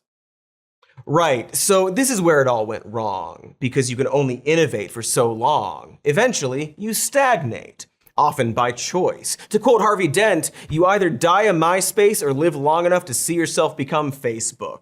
Suddenly, these hip underdogs were bloated corporations simply existing to exist. Public opinion began to turn. Word got out about child labor. We realized that social media ruins girls' self-esteem and was a breeding ground for incels, who ironically wouldn't be breeding, and Nazis. Not to mention the 2016 Facebook Cambridge Analytica scandal. And as the monopolies bloated and these scandals increased, the Democrats and Biden eventually turned on big tech. Rightfully so. Biden appointed our once and future queen Lena Khan to head the Federal Trade Commission. Together with the Justice Department, Khan and the FTC went after Amazon, Google, Meta, Apple, and Microsoft with antitrust cases. And for the record, it wasn't even really a bloodbath. The FTC and DOJ collectively investigated only 2 to 3% of the thousands of deals proposed each year. But somehow, this was still enough for these tech companies to get all whiny about it. Adding insult to venture capital injury, Biden's Security and Exchange Commission regulated the crap out of cryptocurrency and imposed an executive order on AI safety. Then Biden put the final nail in the coffin with a tax proposal on the unrealized capital gains of Americans with more than $100 million in wealth. You might notice that everything that the Biden administration attempted was good. Good for the country, good for the people, and good for you, one of the person parts of people. It's good to keep these large corporations in check. But for these companies, it sort of seems like a deal was broken, right? Not a good deal, mind you. Here's venture capitalist Mark Andreessen talking about what he thought the deal was. The deal was somebody like me basically could start a company. You could invent a new technology. In this case, the web, web browsers and all the other things that Netscape did. Everybody would think that that was great. And by the way, we got glowing press coverage. Everybody loved us. It was great. And then you could go public. You could make a lot of money. Also great. That was great. You would pay your taxes, and that was fine. That was obviously key part of the social compact. Within the context of a progressive tax system, that was fine. And then at the end of your career, you would be left with this giant pot of money, and then what you would do is donate it to philanthropy. Along the way, the press loves you. You get invited, you get honorary degrees at all the universities, you get invited to all the great parties, you get invited to Davos, you get invited to Aspen, you get to come in and sit with the New York Times editorial board. You get the dinner parties are spectacular. And basically, what happened, what I experienced was the people in charge of all this, basically broke the deal in basically every way that you possibly can, right? So basically every single thing I just said is, for the last decade has been now held to be presumptively evil. So that's a disgustingly wealthy man complaining about how people aren't nice to him anymore, and he's no longer automatically guaranteed the kind of social capital he had gotten used to. Money isn't enough, you see. They need constant adulation, and any criticism of their actions or their companies is morphed into his interpretation of, oh, so we're evil? And first of all, yeah, a little bit. But also, Andreessen seems to forget that he wasn't some underdog innovator in his garage creating something brand new on his own, and he deserves awards and dinner parties for it. The web browser that he made money off of was Netscape, which was just a version of another browser he and a team of people helped make, Mosaic, which was developed at the government's National Development for Supercomputing Applications with funding from the government's High Performance Computing Act of 1991. Mosaic was also based on somebody else's browser, voila www. So just keep this in mind as we continue. This idea that these people and their hurt feelings think they deserve everything, aren't getting everything as much as they used to, and are revolting. But for the longest time, the Democrats were extremely okay with allowing this industry to explode unchecked, while simultaneously exploiting their resources. They created a monster, used that monster, and we're now trying, way too late, to stop the monster. It's kind of like every movie about AI or technology running amok. Except for Amazon's War of the Worlds, which is about sweet corporate synergy. Like this scene where Ice Cube uses Gmail to write a "read this if I'm dead" apology note to his family.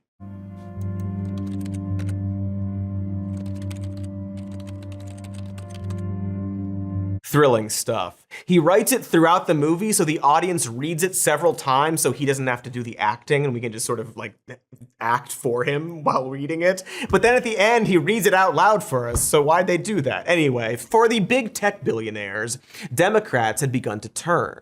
And at the exact same time, these companies were contending with the wake of misinformation under Trump. They had, also rightfully, censored or pulled a ton of right-wing misinformation, which was now being spun as anti-conservative bias. They were essentially on the shit list of both major political parties, but only one of them actually wanted to limit their ability to profit and grow exponentially. Oh no! Which one will they choose? It could go either way, so let's find out after these ads! It's a cliffhanger, you see. You can't guess. You couldn't possibly imagine what they choose. Cliffhanger over. That was thrilling. Literally more thrilling than anything in Amazon's War of the Worlds. Before the break, we explained how wealthy tech dudes had to choose between a political party that was pushing for heavy regulations or the party that loves corporations and just wants to say the R slur again. Also some fascism, maybe, please? So yeah, during the Biden years, a bunch of high-profile Silicon Valley venture capitalists beelined for Trump. A prime example is the All In podcast, which is hosted by 4 such money ghouls. Just 5 years ago, these guys were calling Trump garbage and unfit for office following the January 6th Capitol riots. I mean, I think that in the eyes of the public, politically, he is, I think most people see that he's culpable. And I is even that think the end of his political career? I think he's disqualified himself from being a candidate at a national level again. The premise of the podcast originally was like they play poker and talk. It's like All In, which is a good idea for a podcast, but they don't do that. They just talk on their Zoom. They don't play poker anymore. Change the name of your podcast. Anyway, that's David Sachs, known ghoul, and also Trump's current AI and crypto czar, fake job, talking shit about him back in 2021. Dude went from calling Trump disqualified as a president all the way to fundraising for him only a few years later. Gee, it's almost like these guys don't actually believe in anything, like a ghoul would. To be effed, The tech world was still largely Democrat leading up to the election. Their workforce was, and probably still is, leaning to the left. And with the exception of that one Nazi guy, most large tech donors supported Harris up until the end. It was $120 million to her versus $30 million to Trump, not including Musk. With Musk, Trump got way more money than Harris from tech. But even while the Dems were pushing regulations, most of the tech industry really wanted her to win. Probably because that's still better than a stupid, unpredictable fascist. Alas, the other thing happened. You know the thing. Thanks, Elon. And then we get Zuck and Bez and the others standing there like dry dildos at the Trump inauguration, donating to his inaugural fund, doing all the stuff Trump wants, because he's the scam president, right? The deal maker guy. So if Zuck needs the EU to lay off of him with their pesky antitrust regulations, all he has to do is boot his fact checking, go on Joe Rogan wearing what can totally be described as an outfit he feels comfortable in, and talk about how society is woke or neutered now. You know, dangle some gold keys for the idiot baby, at least in theory. Because for Zuck, at least, it's not working. The FTC is continuing to go after Meta despite Zuckerberg offering to pay to make it go away.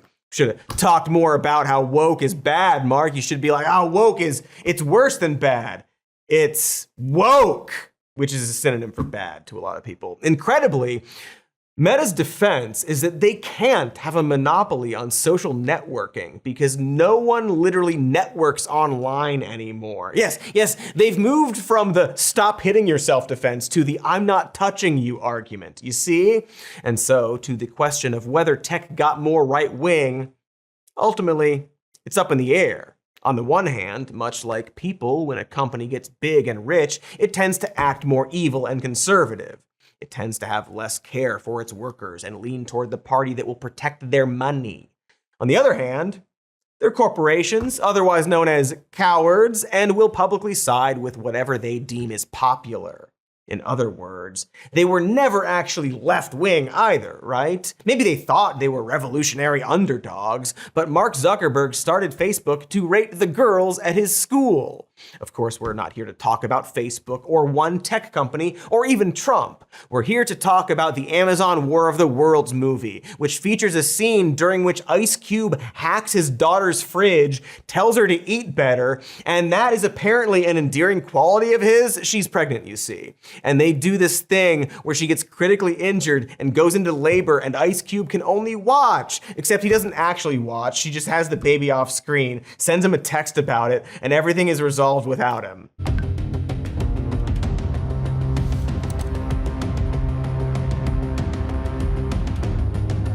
Good.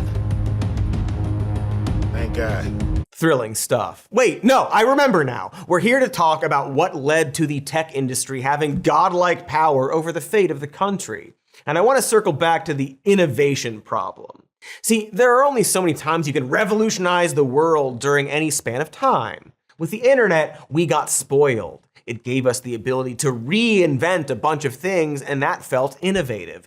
Phones, TV, movies, the method by which we complained about movies. Movies like Amazon's War of the Worlds, a film where Ice Cube learns that his own son is hacking the government. How could you, man? How could you?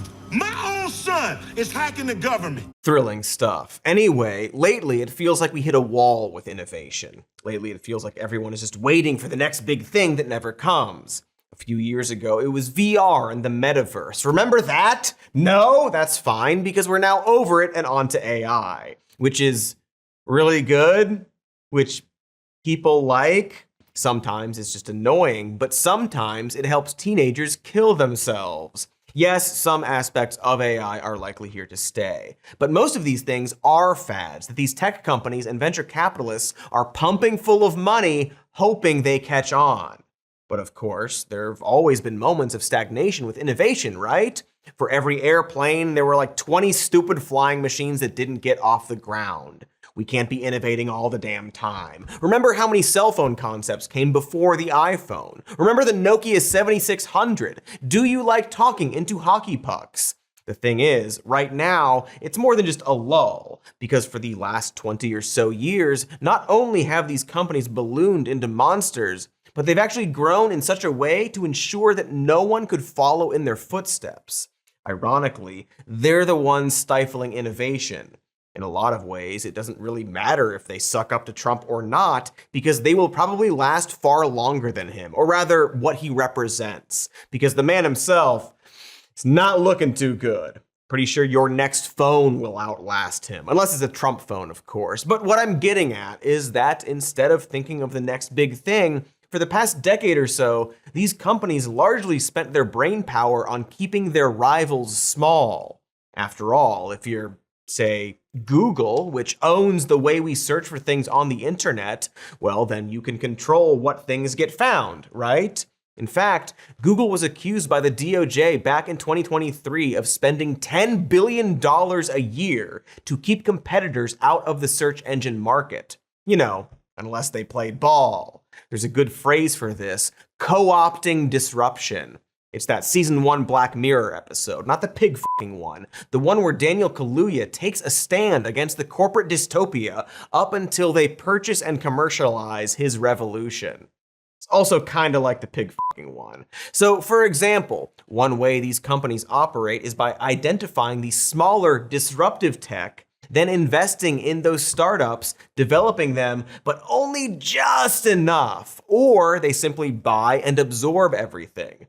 Google did this in 2011 when it acquired Picasa, a popular web-based image and photo sharing app, and then shuttered the app in 2016 to redirect people to Google Photos. People were not happy about it, especially people who, like having functioning access to their photos. At the same time, they can push for internet regulation that they know will hurt smaller companies. My name is Aaron. I've been with Facebook for 2 years now. I'm a product policy manager. Without regulation, we're really navigating that space as best we can. I think a standardized approach would help platforms all across the board define what the bounds of those rules should be. I'm super not against regulating corporations. But when it's the corporation cheerleading the regulations, we should be very suspicious. In this case, Facebook was pushing for regulations that would moderate content in a way that they were already doing. That's not actually pushing for regulation, that's getting ahead of regulation by controlling it. And the added bonus is that smaller companies might not have the resources to follow them. And of course, this is all going to happen with VR and AI. AI is particularly vulnerable to this since people have legit concerns about it. Eventually, the only companies that could deal with the red tape will be the big ones. It'll just be Amazon and Meta and, X, making the future sex bots of tomorrow. Cool and great. I bet some of them will be racist. Some of them are already pedophiles. You get it. They got on top thanks to unchecked growth, and now they want to pull the ladder up. Who amongst us wouldn't do that, assuming we're a bloated and evil corporation? There's a good article from MIT Technology Review that highlights a company called Nuance Communications. Unfortunately, that's an oxymoron now. But in the late 2000s, they began to develop speech recognition software that was quickly used by Apple and Google and Amazon. But instead of becoming the next big company, Nuance was picked apart by these companies, stealing their talent and then each of them developing their own proprietary technology, such as Siri and Alexa. Proprietary tech is a major factor in this. These companies don't outsource, they just poach and build their own shit internally. And for things like AI and voice recognition, they have a larger customer pool and more resources to perfect it. It's X, the everything app. But by being everything, they don't really have to be good at anything. And that's the other factor, of course. What we've learned is that when an internet or tech company does something good enough, not great, but good enough, it often stays on top simply because people get used to it. Like, are you really gonna get a new email address if you don't have to? No, you're going to use Gmail because it knows everything already. And you may as well also use Chrome since that also knows everything already. These companies are becoming digital infrastructure. They don't die easily. Facebook has over 3 billion monthly users.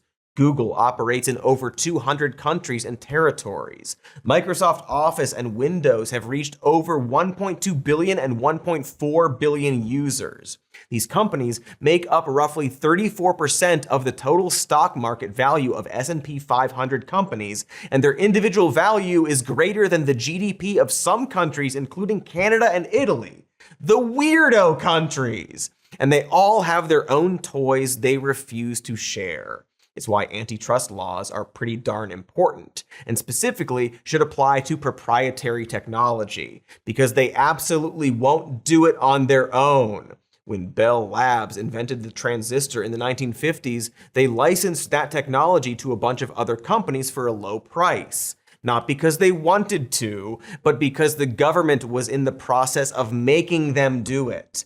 That transistor technology would go on to help grow companies like IBM, General Electric, freaking Sony, and the biggest gaming company of them all, Texas Instruments.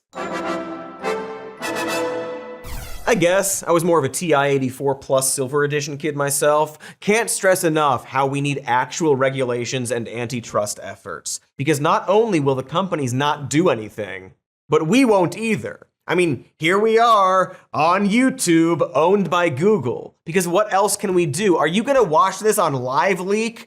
It's infrastructure now, controlled by a handful of private companies. A few corporations get to decide what information you access on search engines, what issues earn our attention. They decide if there's a genocide in Palestine or not. Hint, there is. They decide which political candidates we pay attention to. Google has funded over 300 research papers, primarily ones that support policies that would benefit them. As of 2016, Facebook had partnered with 17 universities, and nearly all of these companies originally teamed up to drive research toward ethical uses of AI, which I'm sure concluded that it's super good and these companies should use it. I don't know, call me Captain Milky Big Beard, but I don't think the companies profiting off the tech should be in charge of deciding the ethics of using that tech.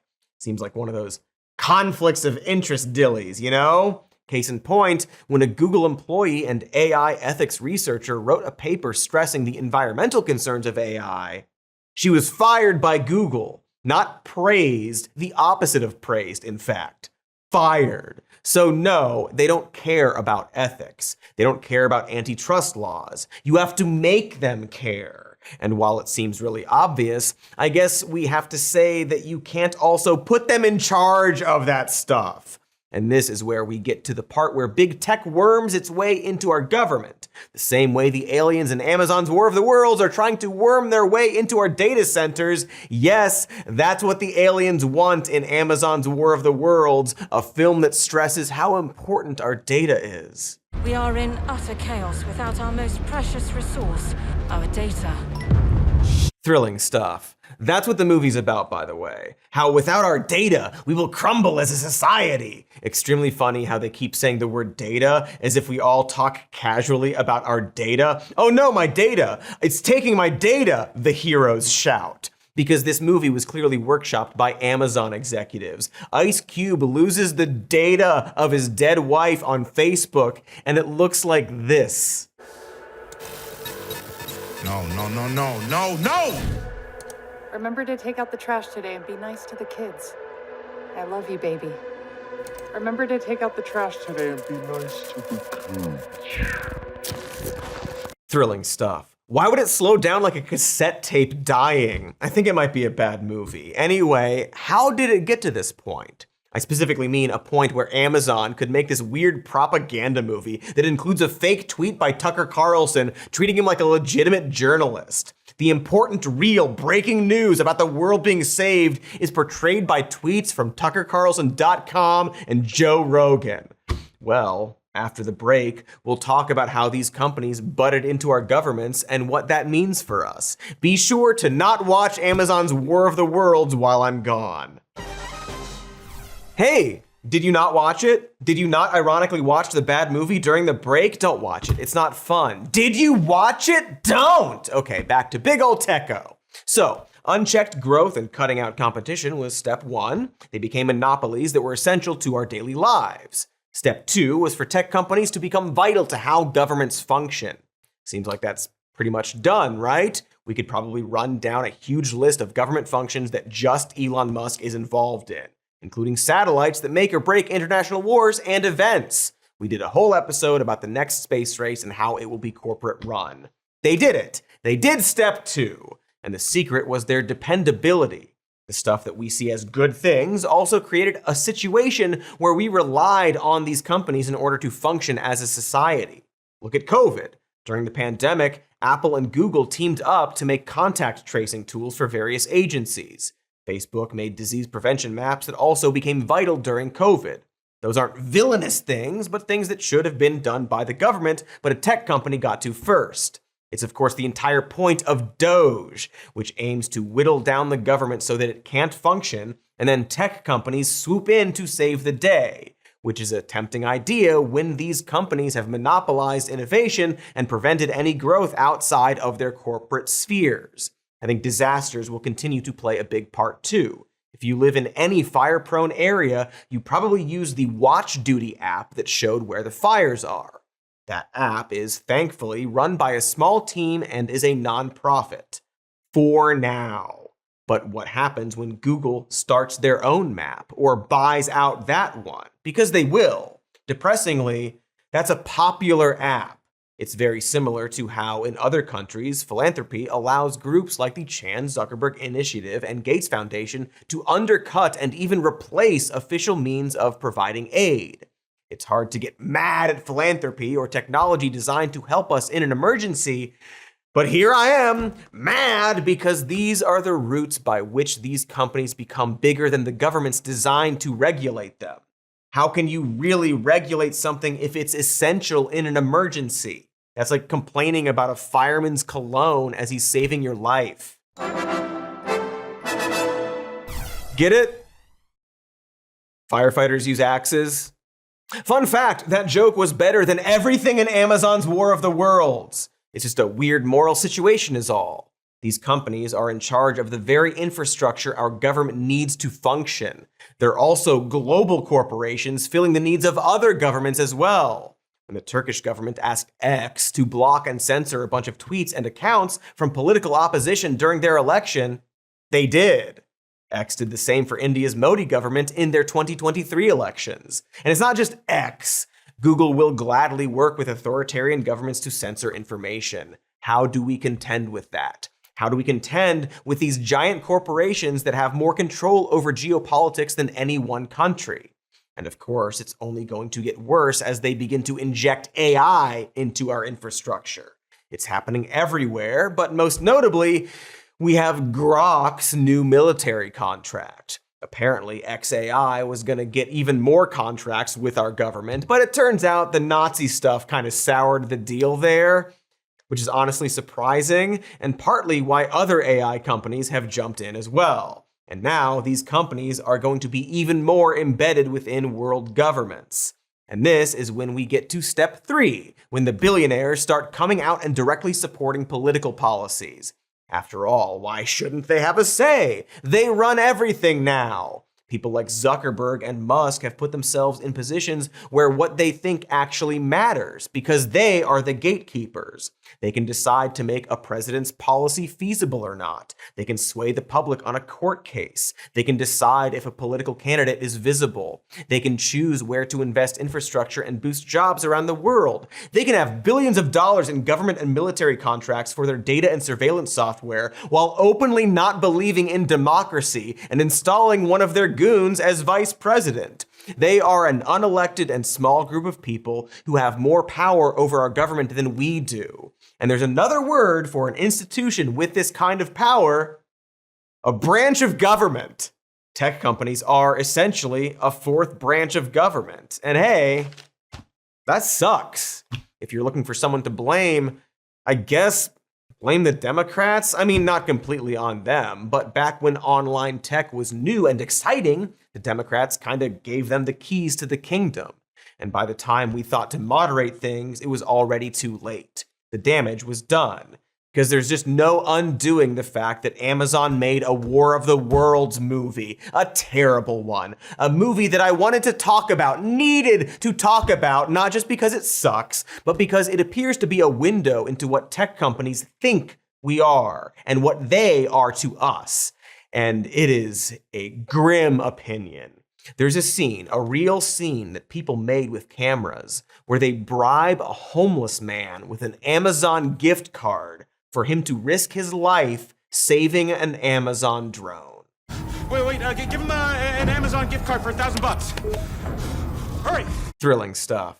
That homeless man risks being killed by aliens for a motherfucking Amazon gift card. Also, they do a little joke about how he owns a phone. Oh, those unhoused people aren't actually suffering, you see. They've got phones. And that's how they see us, as bums who will do their work for them, give our lives for a minimal amount of money. And the entire premise of the movie is that you can save the world by sitting at your computer and watching everything happen around you. In this case, watching Washington get completely demolished while the tech companies save the day. These tech companies are our saviors, you see, as opposed to the government, which is treated like an evil entity spying on us, unlike big tech. There's more important things to do than to worry about what's in people's Amazon cart. I don't understand. I'm done watching us. From now on, I'm watching you guys. Thrilling stuff. Don't look over here at Amazon. Look at that pesky big government. Ice Cube joins this elite hacker whistleblower group led by his son to combat the government and completely ignores all the innocent corporations that they use throughout the movie as useful and convenient tools in order to save the day. You know how underground hackers love corporations? And like, sure, I also don't want the government spying on me. Except the thing is, they're now the same entity as big tech. Who do you think is giving them the means? When the credits roll for Amazon's War of the Worlds, the US Department of Defense Office of Public Affairs is listed in their special thanks twice. I think by accident, because the movie sucks, but boy, is that a Freudian slip. Also, I'm sorry, spoilers for Amazon's War of the Worlds. I'm so sorry. I know a lot of people are sensitive about that stuff these days, so spoilers.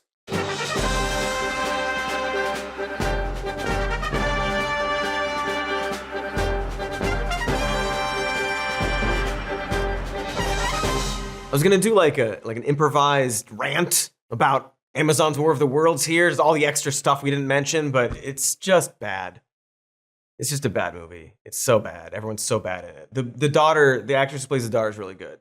She's like killing it. She's like just acting her ass off. She's doing such a good job. Everything around it is so terrible. They do say War of the Worlds in it. It's very funny. The president is like, we've got to fight this War of the Worlds. And all the news organizations are like, we got to fight the War of the Worlds and stuff. It's so, it's thrilling stuff.